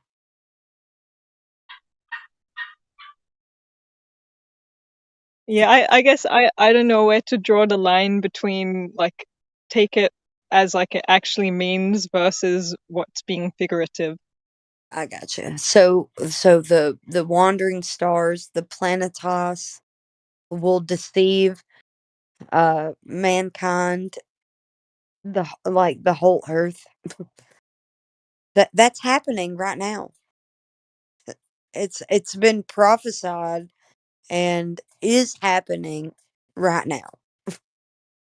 But is it so Uh, much that the stars are deceiving us, or that we're interpreting the stars in a way which deceives who knows? ourselves? It's crazy. The nuance of the prophecy is kind of crazy, because it's nuance. It's not Worship doesn't mean what you think it does.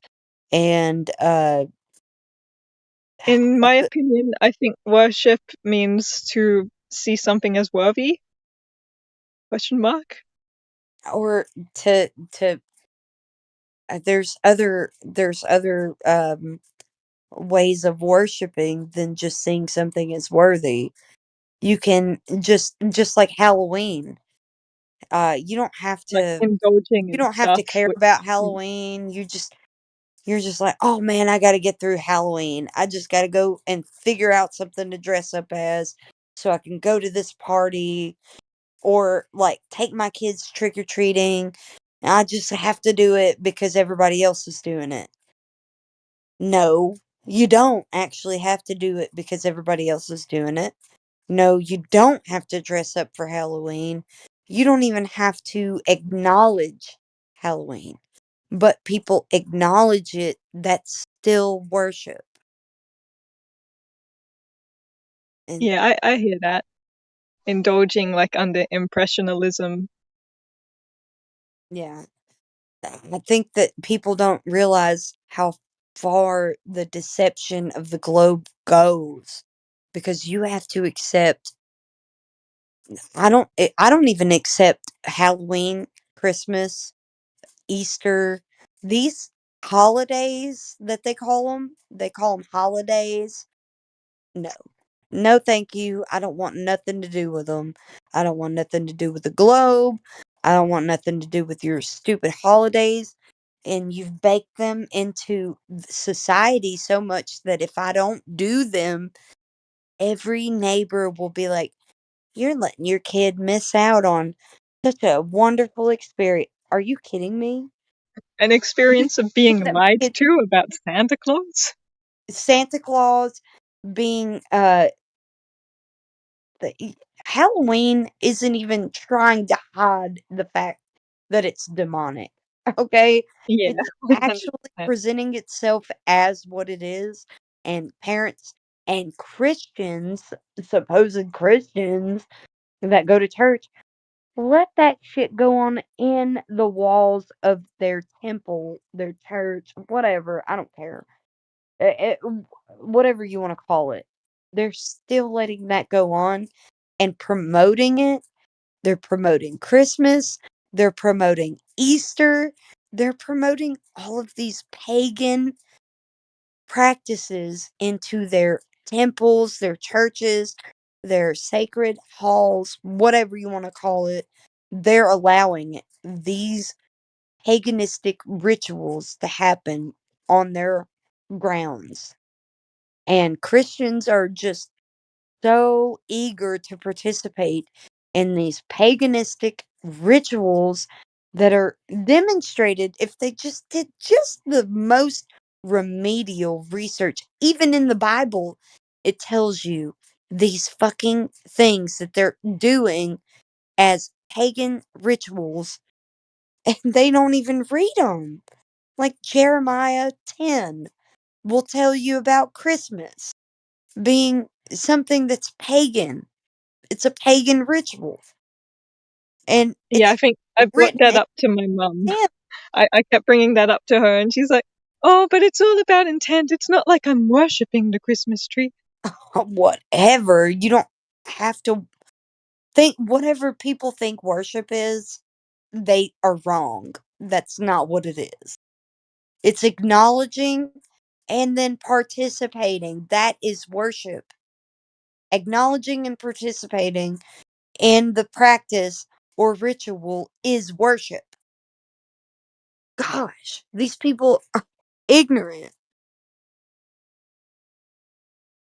I don't Yeah, well, know. that's the first sort of time I've heard worship sort of described that way, but it's made me think, yeah, maybe I should look into the word. It's really important to know because a lot of the globers that we talk to, they just have such a belief system in the globe.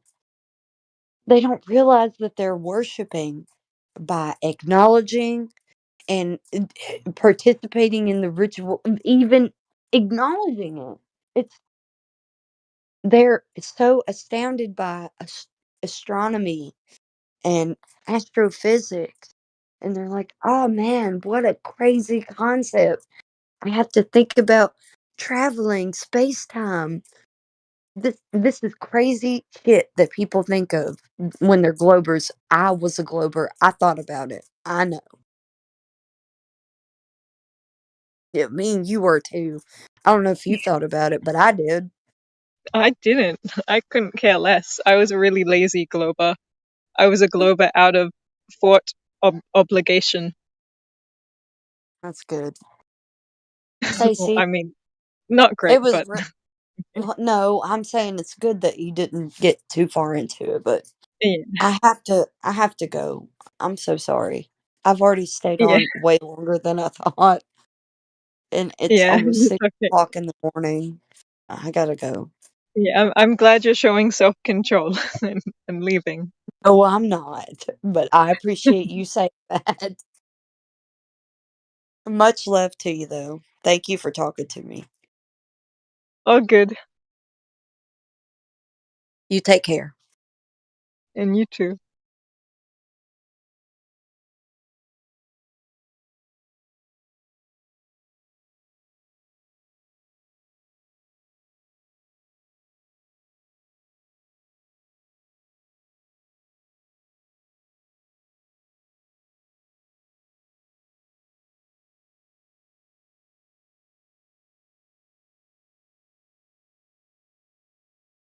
Now that the sun has set, I am sitting on the hammock and waiting for the stars to come out.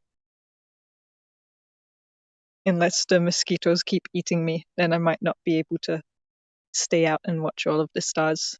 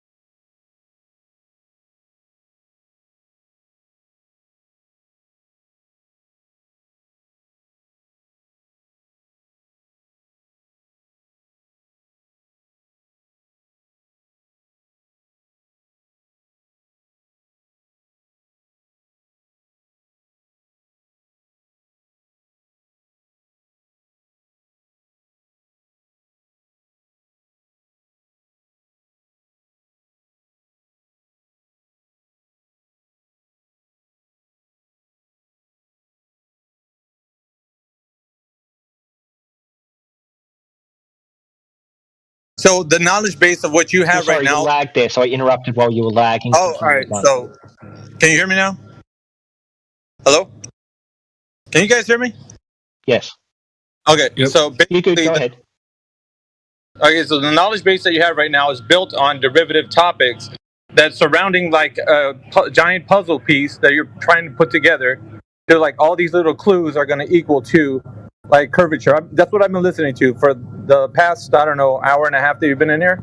That's what it sounds like to me. You have a lot of evidences that are going to equal to your answer. Is that correct? That is correct. What's wrong with that? Because it's not one single direct measurement of the thing in question. So let's put it this way. I'm just going to give you an analogy, right? Like the ones you've been using. So basically, if I have a basketball and I tell you it's a cube, you would be telling me that it's incorrect. And I would be saying, how? You said, because we can directly measure this thing, which it turns out it's going to be a sphere with a radius, diameter, and circumference. And you could show me how in math, also in principle, how this actually operates in reality. So if I was to tell you to do the same with the geometric shape that you're actually standing on, it would not be the same, and I would ask you why. Because it's the same thing in reality, something tangible, something you can actually look at, and you can actually apply maths and then directly measure the thing that you're in question, right? So in this instance, it feels like it's a bit more obscure, and all these little clues that you're talking about don't seem to add to the single direct understanding that we know that the Earth is curving with the set rate that they're telling us with the diameter and radius. So what we're doing right now is we're going round and round and arguing about derivative topics, never getting to the underlying premise that the Earth is indeed measured curvature, because we have all the metrics, as you may or may not know. They're made public to everybody, so we can pull those up and we know what they are. So what I'm saying is that it's a fruitless endeavor that you're on right now, this quest to actually try to prove the thing that you're actually trying to prove, but without proving it directly, but indirectly. And so maybe to you that makes sense, but to everybody here, I know, but I'm saying, but to everybody here, it makes more sense to directly measure the thing in question, and that hasn't been Can done. you directly measure something that is as large as the Earth? Yes, absolutely. With the variable. Listen, because I'm going to tell Can you. you do it the same as a basketball in your hand? Yes, absolutely. No, you can't. You can't, because you're big and you can have bigger things to use as measuring tools for that Earth, right? For that basketball, sorry. But for the Earth, you can only measure a small patch of the Earth at a time.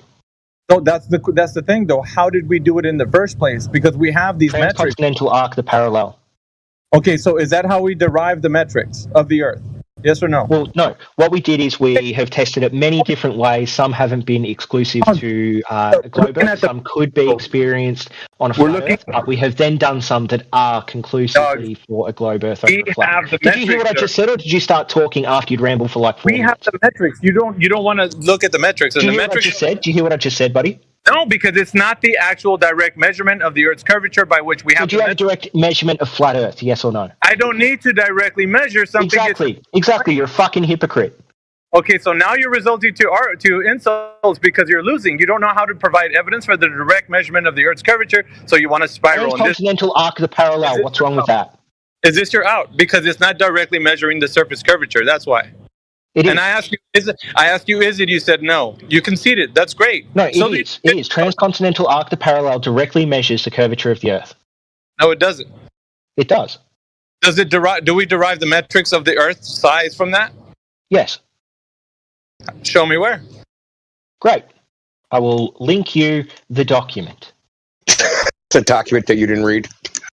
Yeah, the one I did read that you didn't understand. You thought that dude, you can listen. That they listed as direct measurements. You thought they'd already applied some form of transformation. They did. Read page 47 this time. They did. They did in Indio. Remember, you linked it to me and you read it, and it said that they had put the data in and then they put the calculation. Sorry, it's called a horizontal reduction. So, right? like, listen, I asked him for direct measurement. He said no. Now he's saying yes. He's going back and contradicting himself. But what he's going to pose, because we've all seen this document, right? This PDF. I think is it page 19? Is it on the 4th paragraph? He's going to be astounded to know that it's not. They didn't directly measure anything. They actually pulled it off the Clark spheroid model. That's what they're using. So they didn't measure the curvature of the Earth. He's denying that. He's denying that that's what they did.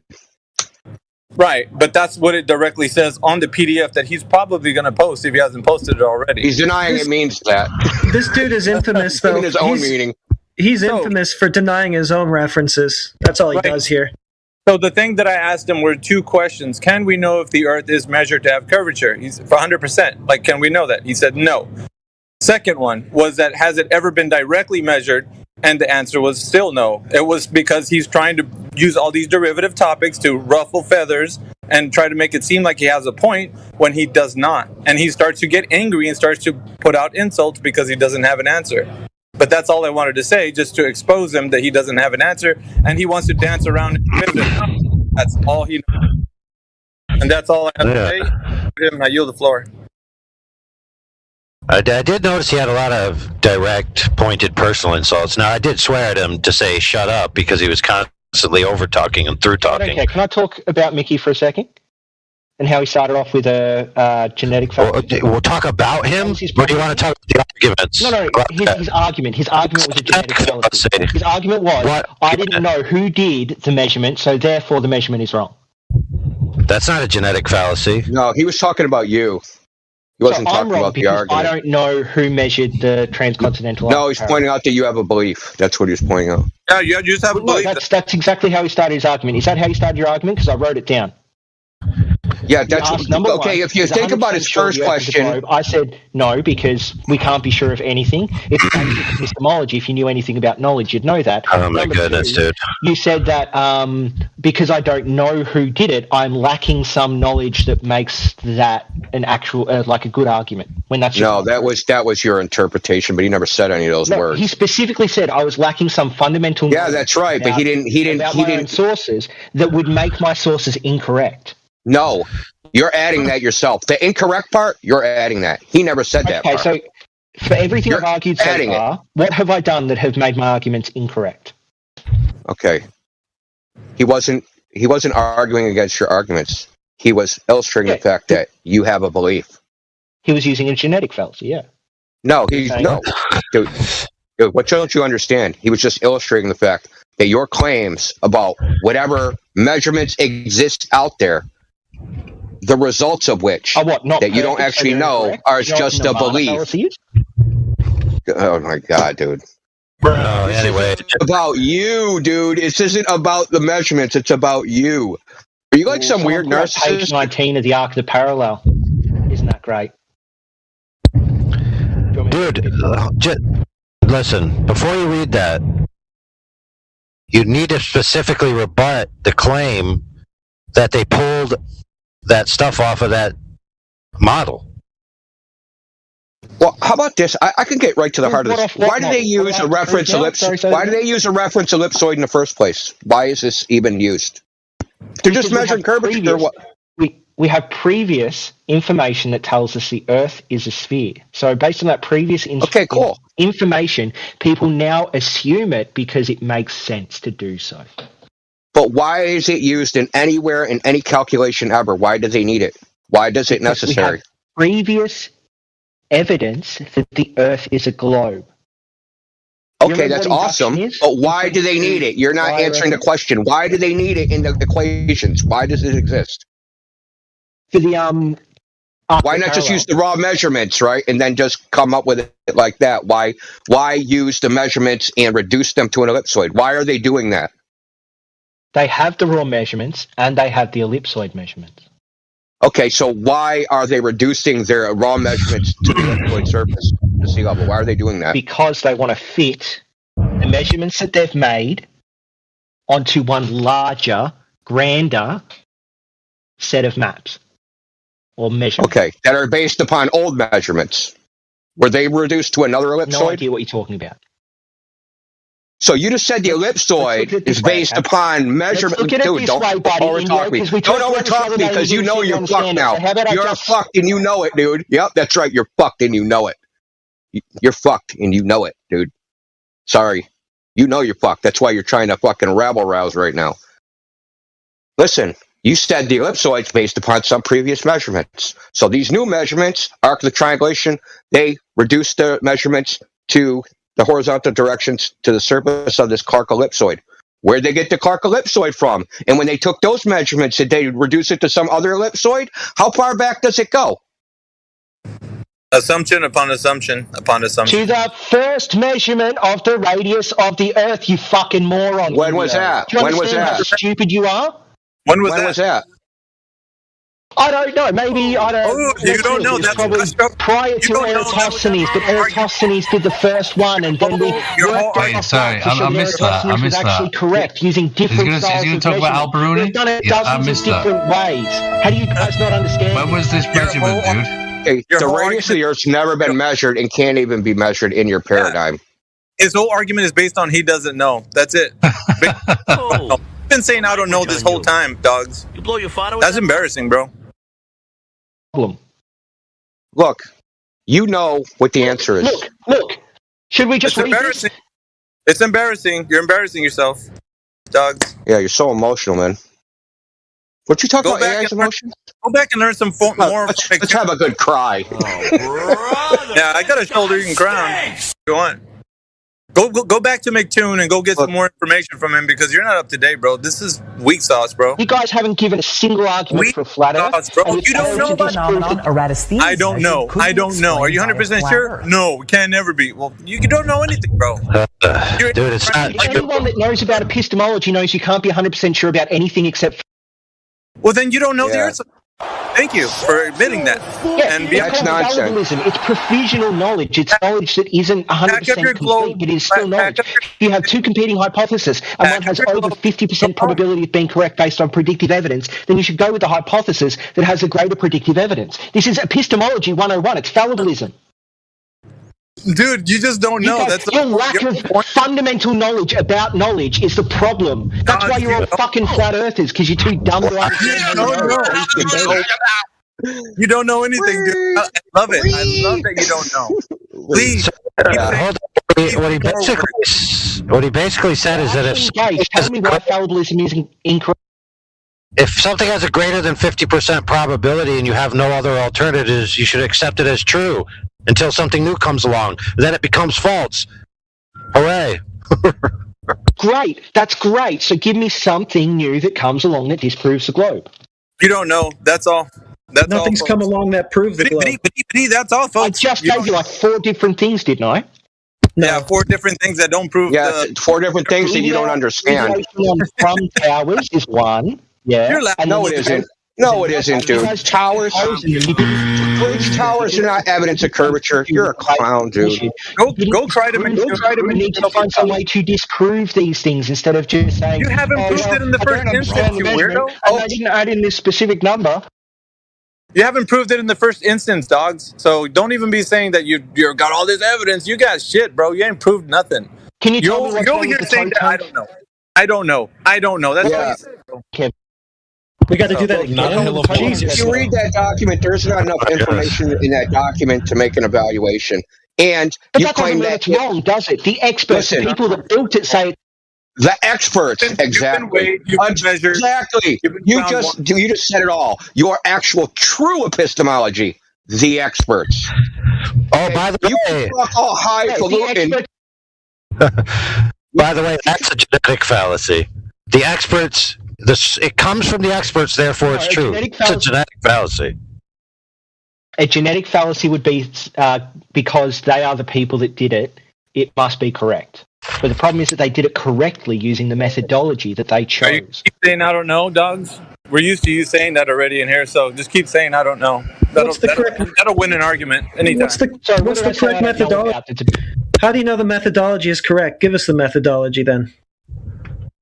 I don't have to. The toe tank works. Okay, so you don't know the methodology, but you know it's the correct methodology. How does that work? The same fallacy. This is crazy. It works, dude. The tank works. And because the experts worked on it, and it works.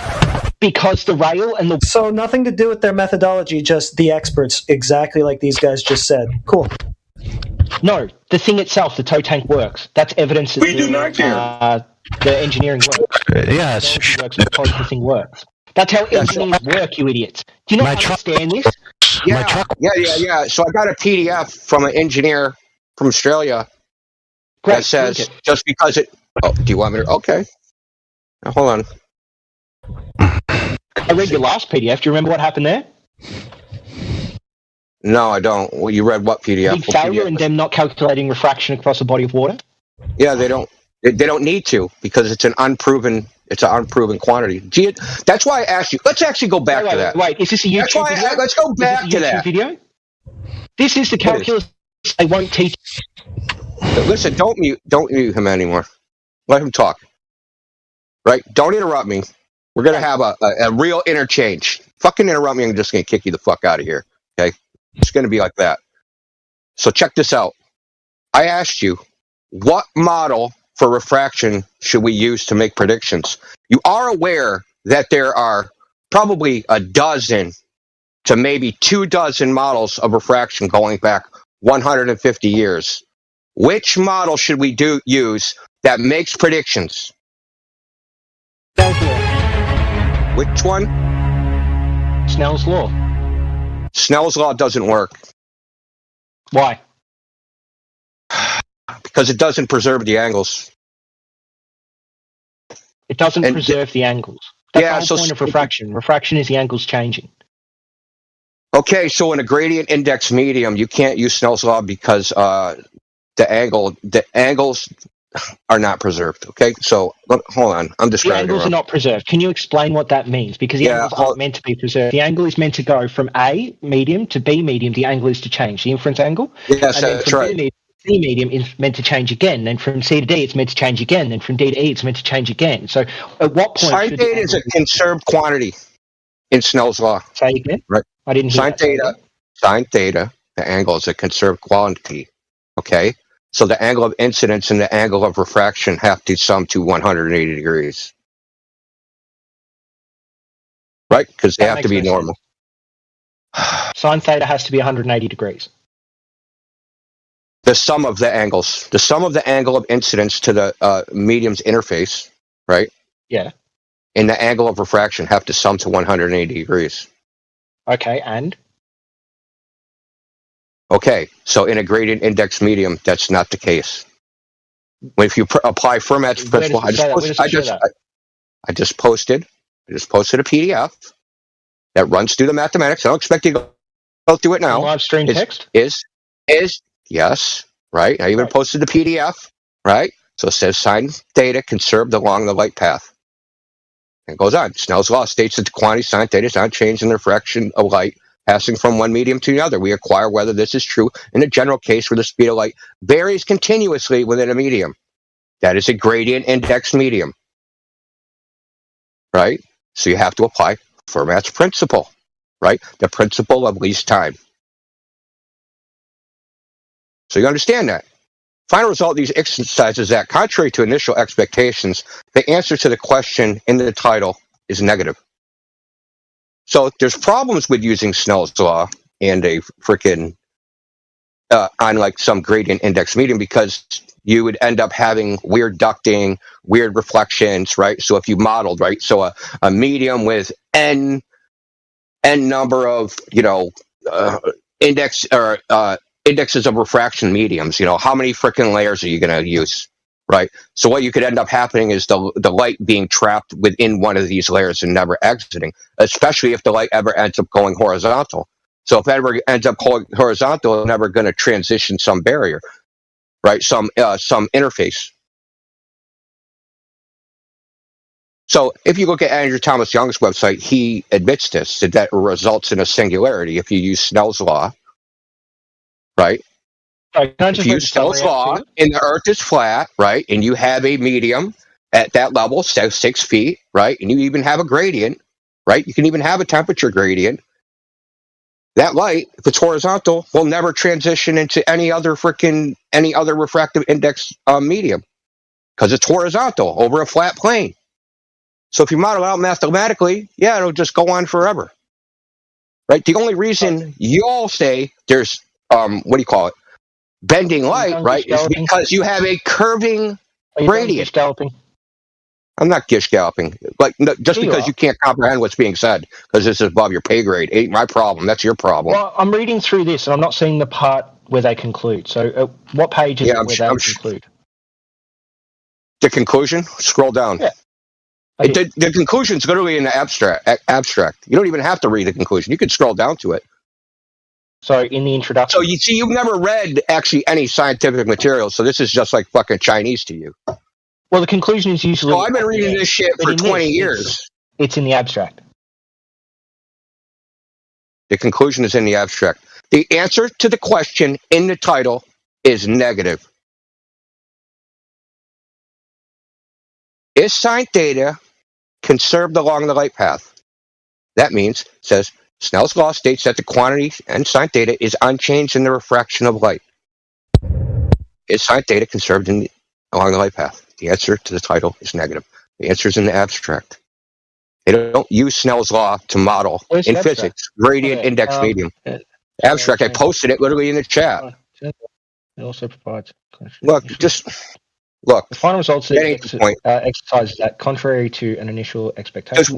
Let me ask you this: does Walter Bisgund's simulator use Snell's law? Yeah.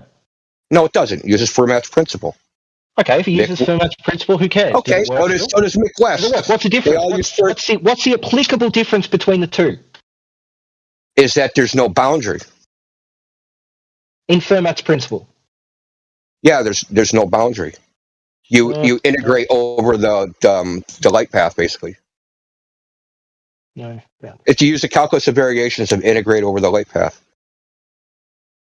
Whereas one is just simply algebraic or trigonometric, if you want. And? That they're not mathematically equivalent, dude. They are mathematically equivalent. The outcomes are still generally the same. No, Snell's law is a special case of Fermat's principle. They're still... Where you have a well-defined deity. No, they're not. Yes. Snell's law is a special case, right? Snell's law is a special case where you have two well-defined mediums with a well-defined boundary. Based on Snell's law and Fermat's principle, would they be roughly equivalent? In one case, where you have a medium where you have two mediums with different refractive index that are homogeneous, isotropic, and have a well-defined boundary. That special case, that's what it models. Which is great for designing lenses. Right? You can use the thin lens equation, no problem. Easy peasy. Then you still get to the engineering. Fermat's principle, which states the light travels the path which takes the least time. By taking the derivative of the optical path length, the stationary point is found, giving the path taken by the light. And there are situations of light violating Fermat's principle by not taking the least time path, as in reflection or a spherical mirror. In a classic analogy, the area of lower refractive index is replaced by a beach, the area of higher refractive index by the sea. And the fastest way for a rescuer on the beach to get to the drowning person in the sea is to run along the path that follows Snell's law. Yeah, because you have a well-defined boundary. Sand in the water. You go one speed over the sand and another speed over the water. So you want to find the path which is the most efficient to reach the person. Well, the principle of least time. Which one takes you the least time? Should you run through the sand more? Should you freaking swim more? Which one should you do? Great. So they both use the principle of least time. Fermat's principle, or Snell's law, is a special case of Fermat's principle. Right? Okay, great. So why doesn't Snell's law work? I told you, because it's a gradient. So now you have the sand, right? So the sand is continuously varying. In the water, your speed through the water is also continuously varying. Actually, there is no sand in no water because there's no well-defined boundary. It's just all sand.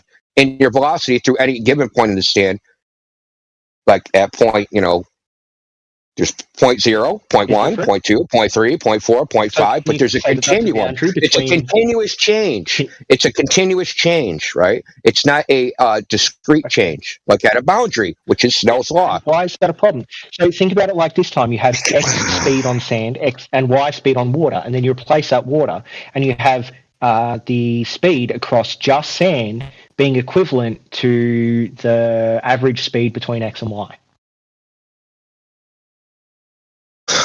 And all it is just... I don't know how to explain this to you, if you don't understand basic mathematics. I just don't know how to explain it to you. Well, I just explained to you what Snell and Fermat's law the difference in the principles.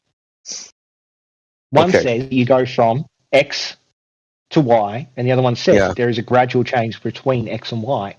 But if they both end up with very, very similar end results based on, the different optical do they end up with similar results of the mediums? Yeah. Yeah, where's your evidence for that, dude? Like, seriously. The paper you cited. They only found very, very small deviations using different calculations. In your paper that you cited. Well, every FLIRF paper disagrees with them. What did you say? Every FLIRF citation disagrees with them. Dude, okay, you just said that there's a difference. Previously, you said they were the same. Okay, it doesn't disagree with me. It disagrees with you. That's a crazy projection. Now it's close enough. Before you were saying it was the same. I'm waiting for evidence that it isn't. Can you tell me why Snell's law wouldn't work across a lake? Because it's not a well-defined boundary. It's a single medium, so they have to. You can take all the different mediums, and it's not a single medium because optical density changes depending on the temperature and the amount of air, the amount of water in the air, and the density of the air and the pressure in the air. So you can. So tell me, in reality, how would you model this out? How would you model this out? This gradient, right? This air gradient. How would you model this out? I don't know. I don't have enough knowledge in maths for that, but I understand the concept. Yeah. So you would have to use an infinite amount of to B density, or X density to Y density. How many layers do you need?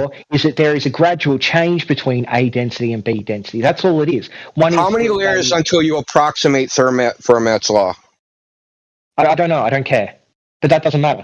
I know you don't care. And this is amazing. This is amazing. You're doing a reification. Yeah, now you're going to talk about me again. How predictable. You're doing a reification fallacy. No one is reifying it. I'm asking you. You say refraction exists. I'm looking for the evidence that it exists. I'm looking for the model that makes a mathematical so that we can. Is it something that exists in reality? Refraction as a general phenomenon exists. Refraction bending light around the curve of the Earth. Does that exist? That's what we want to determine. Does that exist? What is the evidence for it? What is the boundary in Snell's law? Does that reference something actual? Like an actual boundary? Or does it reference a mathematical? Yes, it's an actual fucking boundary. Yes. No, it's where one medium becomes another medium. The atoms on one side is... I've ever heard. It doesn't. Oh, so water. No, Elijah, please don't. Please, I'm asking you, please. I want to finish this. He's going to try and get off it. I'm not letting him get off of it.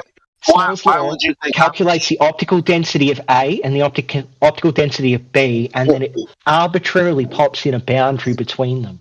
Where do you think they would pop in that boundary? What? At the end of A, at the spatial end of A, and at the spatial beginning of B? Do you think that's where the boundary is? So if you have two substances, one's water and one's glass, the water's not the glass, and glass is not the water, and where they meet is what we call the boundary. They can both be water with two different optical densities. So water can be water, and glass can be water and glass at the same time? No. Indio, listen to me, okay? You can have air, just air, but if the optical density of air is different at 2 points, in Snell's law, you'll take those 2 points of measured optical density, so the different temperature and pressure, and you will put a boundary in the middle of that calculation. And that boundary calculates the deviation, the refraction. That's why I asked you how many layers, going from A to B. Whereas in Fermat's, it will be a gradual change. It won't be a defined boundary they put into the calculation. It will be between A and B, there is this amount of change, not it changes at a defined boundary, okay? It's all abstract, it's all mathematical, and it's called a reification fallacy when you say that there's an actual boundary in spatial reality. No, what I said was there is a continuous change in Fermat's principle, and you just made my argument. Thanks you very much. Snell's law. Snell's law has a boundary. Snell's law has a boundary. I've ever... Dude. Snell's law. Oh my God, the fucking spiral. Snell's law has a boundary. You said that you can make an arbitrary boundary. Where do we make that boundary? How many boundaries? That's why I asked you how many layers. You didn't even understand what that was talking about. Like, how would you model this? How many layers do you have to do? If I take 6 feet of freaking air, right? How many layers of Snell's law of different refraction index to model this gradient do I use? Do I use 10,000? Do I use 1,000,000? Do I use 1,000,000,000,000? Do I use an infinite amount? Right? When we use an infinite amount, well, oh my God, that's fucking calculus. And we use a continuum. And look, the continuum's more accurate than the so-called simulation of boundaries. I don't know why you don't understand this. Oh, because you don't know anything about mathematics. But your whole idea of refraction is based upon mathematical models, which don't work in reality, which make no predictions in reality. That's why I'm going to ask you again. I know someone muted you. Give me the model of refraction that makes accurate predictions that we can test, so that we know which one to use, so that when we make our post hoc claim, we can be using a model which has some predictive power. You even said we need predictive power to tell us what's likely true. Give us the model with predictive power. Both. Give me the exact model with predictive power. Both. Okay, so those are models. How are they tested? I can find some journal articles if you'd like me to. Yeah, I'm sure I've read them all. Awesome. But are you willing to admit that the boundary is just what they put in? Like it's the maths that they add in to say that there is a defined... They don't use Snell's law for a gradient, you clown. A defined point between the refractive index of A and the refractive index of B, right? So all they've done is they've said there has to be a boundary here instead of it being a gradual change. Okay. So you're saying that Snell's law is bullshit. No, when they model it, listen, when they model it in reality, right? Like if they model it between glass and water, they'll use Snell's law. But if they have a gradient, they're not going to use Snell's law. So when I say the Snell's law is an actual boundary, that's what they're modeling. They're modeling an actual boundary. They're not going to use it in a situation you're talking about.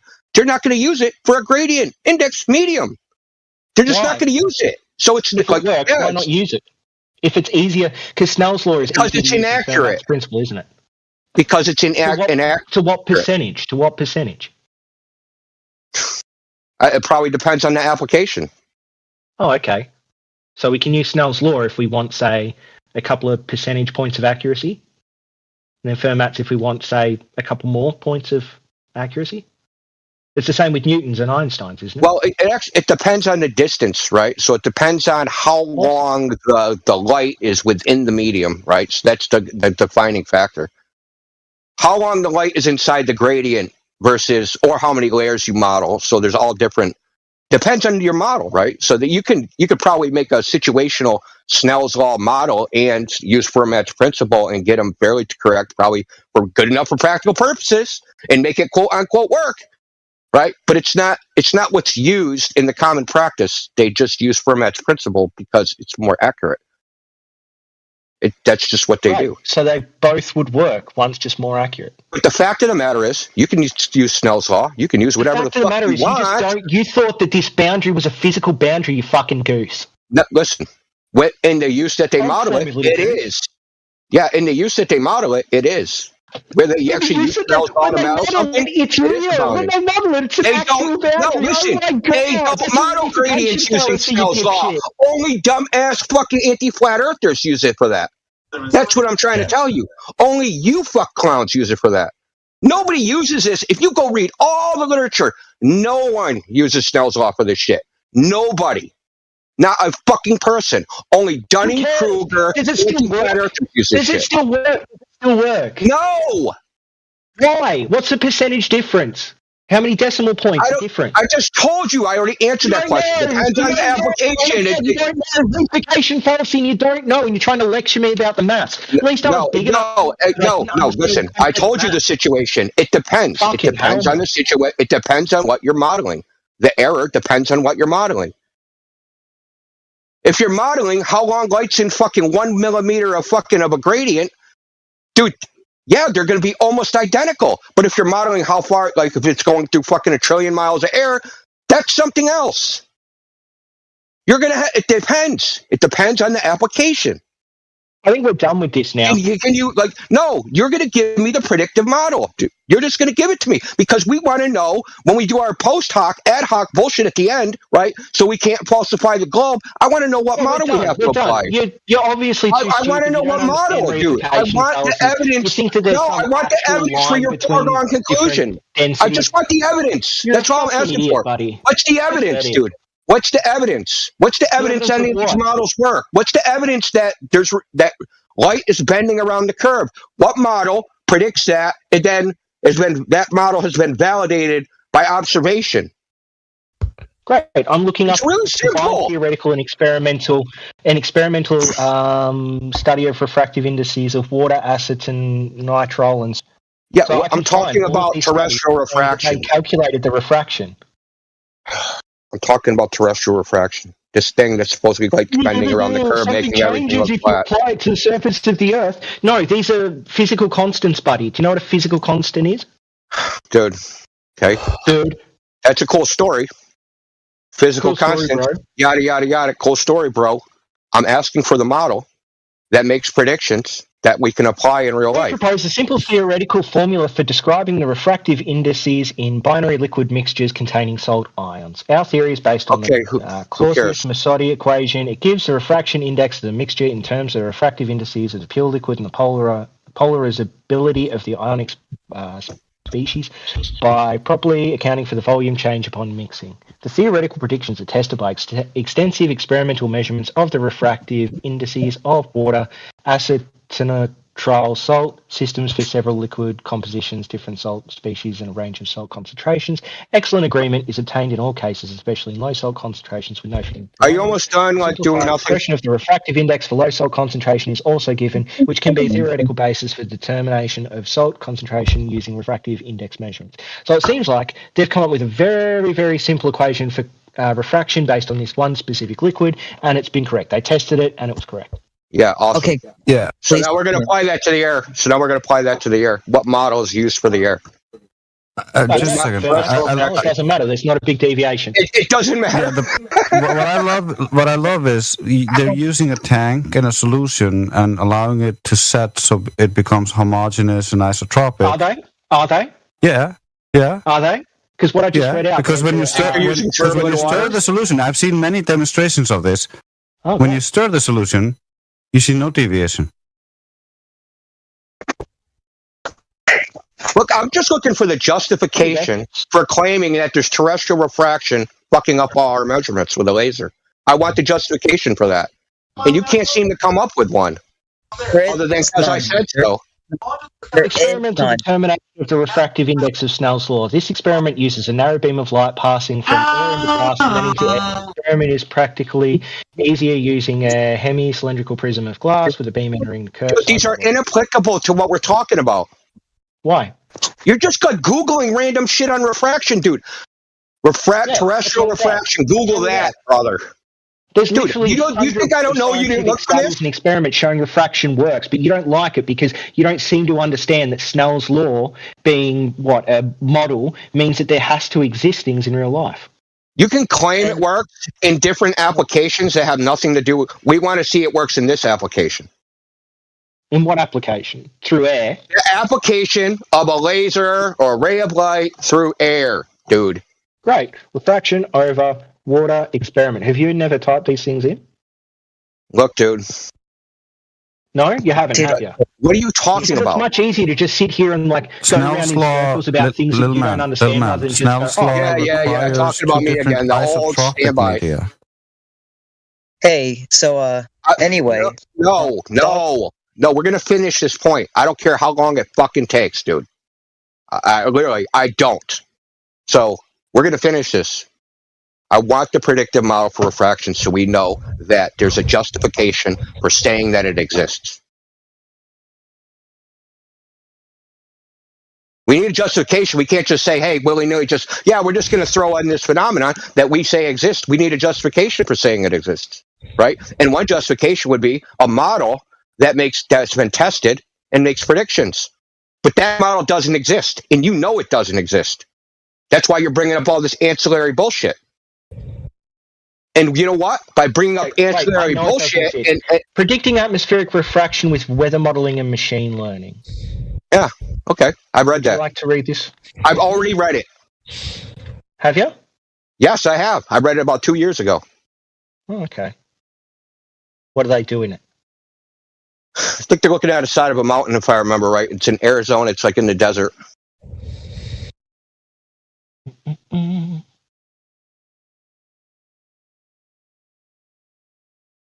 White Sands, New Mexico.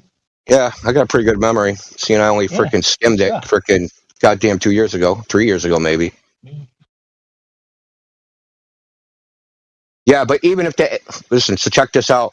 I'm pretty sure the AI successfully made predictions, but AIs are black boxes, so we don't know how they actually make predictions.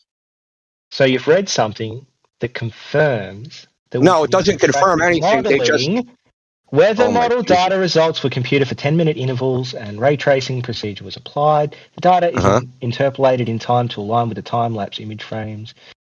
Shows results of the experiment as a function of time of day. Blah blah blah blah blah. Where is it? Measurements are only available for daytime. General downward drift through daytime hours is an effect we commonly observe in clear weather, and this corresponds to a reduction in the average refractive index gradient of the atmosphere along our line of sight.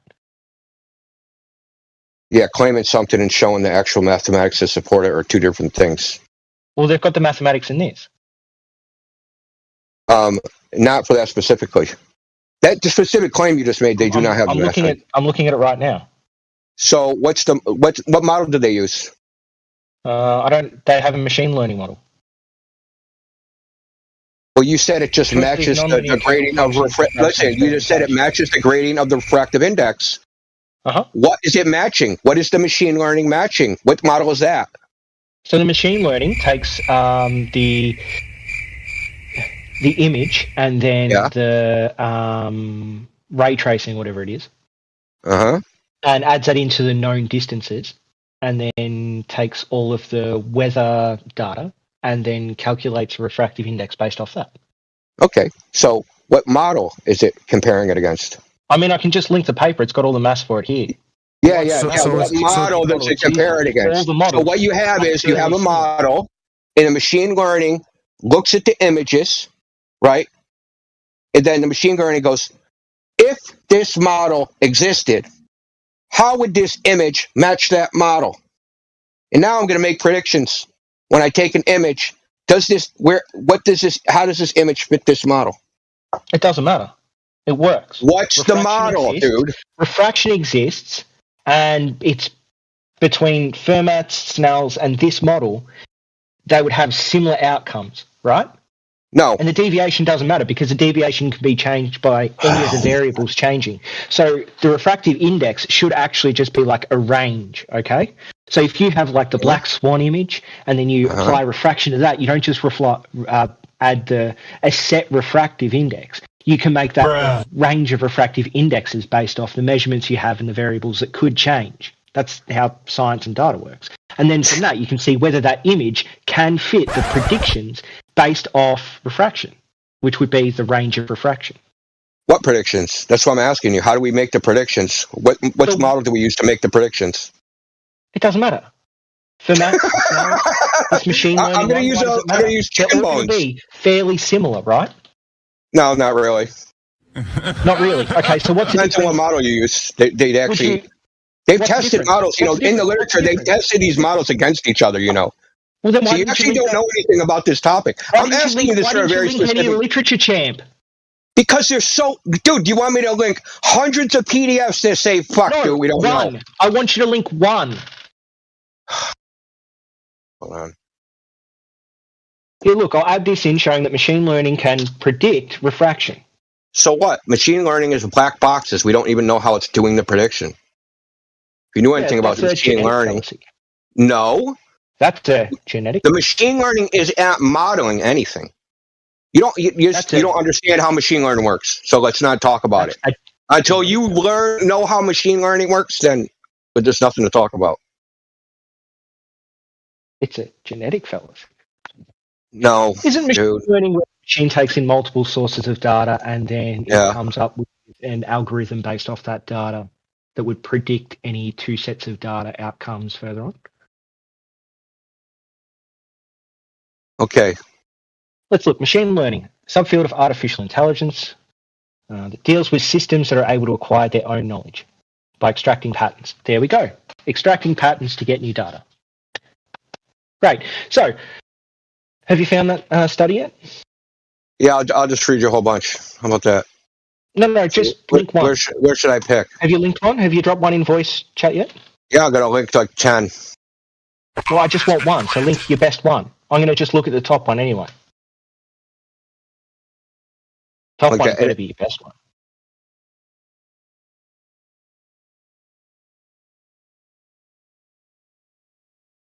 So what? Just so I get the right thing, and I give you the right thing. What exactly do you want? Show the difference that an observation using Snell's law refractive index versus Fermat's law refractive index. I already did that. Deviation. I'm not doing it again.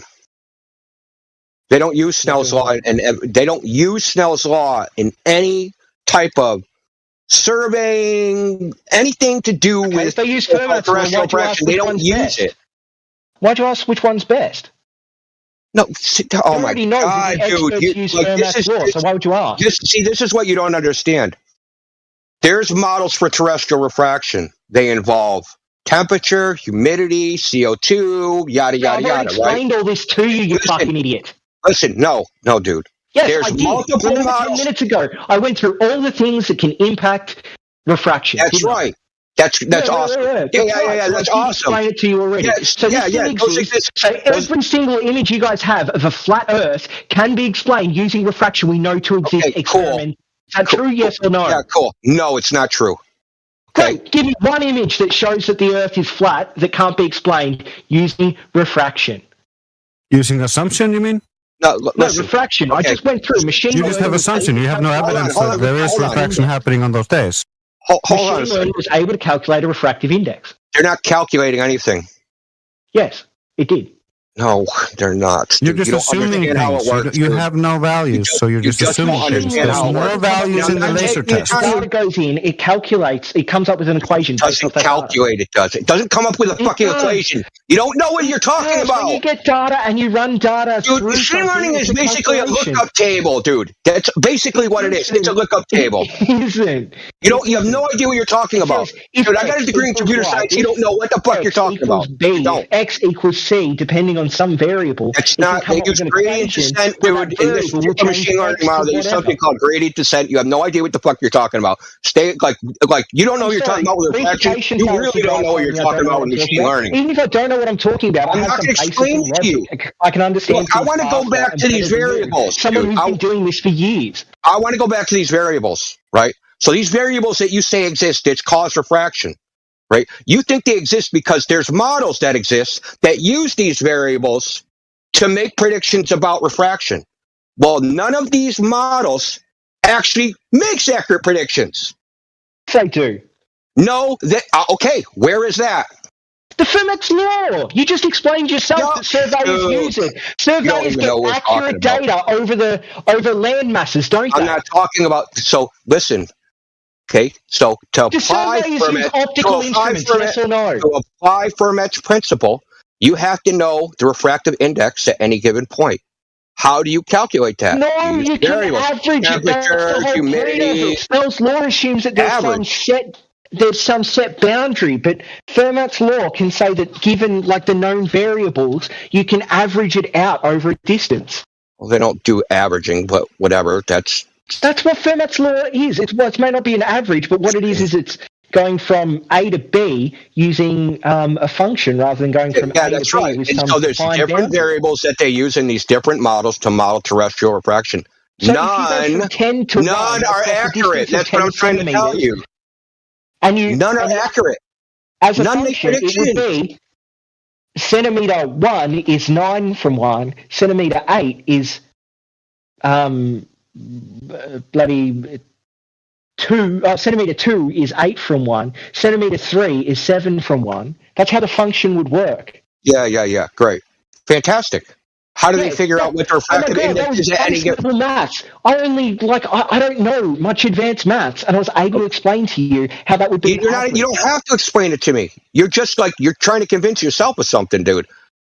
You're not understanding what I'm saying, or you're deliberately being obtuse. This is getting sad, all right? There's a model. There's a model that uses these variables. So you're starting to talk over me again. There's a model that uses these variables, and none of those models make accurate predictions. These variables that you say exist, which cause refraction, to validate whether these models cause refraction, you need a model that makes predictions which are tested and known to be accurate. You don't have that. You're putting the cart before the horse. Where's the fucking horse? Where's the model of refraction that makes predictions so that we know these are the variables that matter? These are the variables that cause uncertainty in our observation. These are the variables that we need to account for so that we can come up with a refractive index or a change in the refractive index from which we can make predictions with. That doesn't exist. And do you know what? It's been tested. So there was an experiment, this laser experiment across the Hawaiian Islands. And they took 3 lasers. And they went from one Hawaiian island to the other. And they did this experiment. They were measuring turbulence in the air. They picked up all 3 of these laser frequencies through their telescope. Then what did they do? So there was other research students there. So for his master's degree, he tried to model it. And when he applied the model of refraction, right? Gradient, standard US temperature. When he modeled it across this same distance using the same laser frequencies, he found out the experiment should not have worked at all. Because the divergence, because refractive index is wave dependent, right? You have, what the hell do they call it? Can't remember the name of it. Dispersion of light. That's where the wavelengths separate. Why are you still talking? Have you linked the PDF about it? Oh, I will if you want. Yeah, of course I will. I've asked the spiral into oblivion, but whatever. So,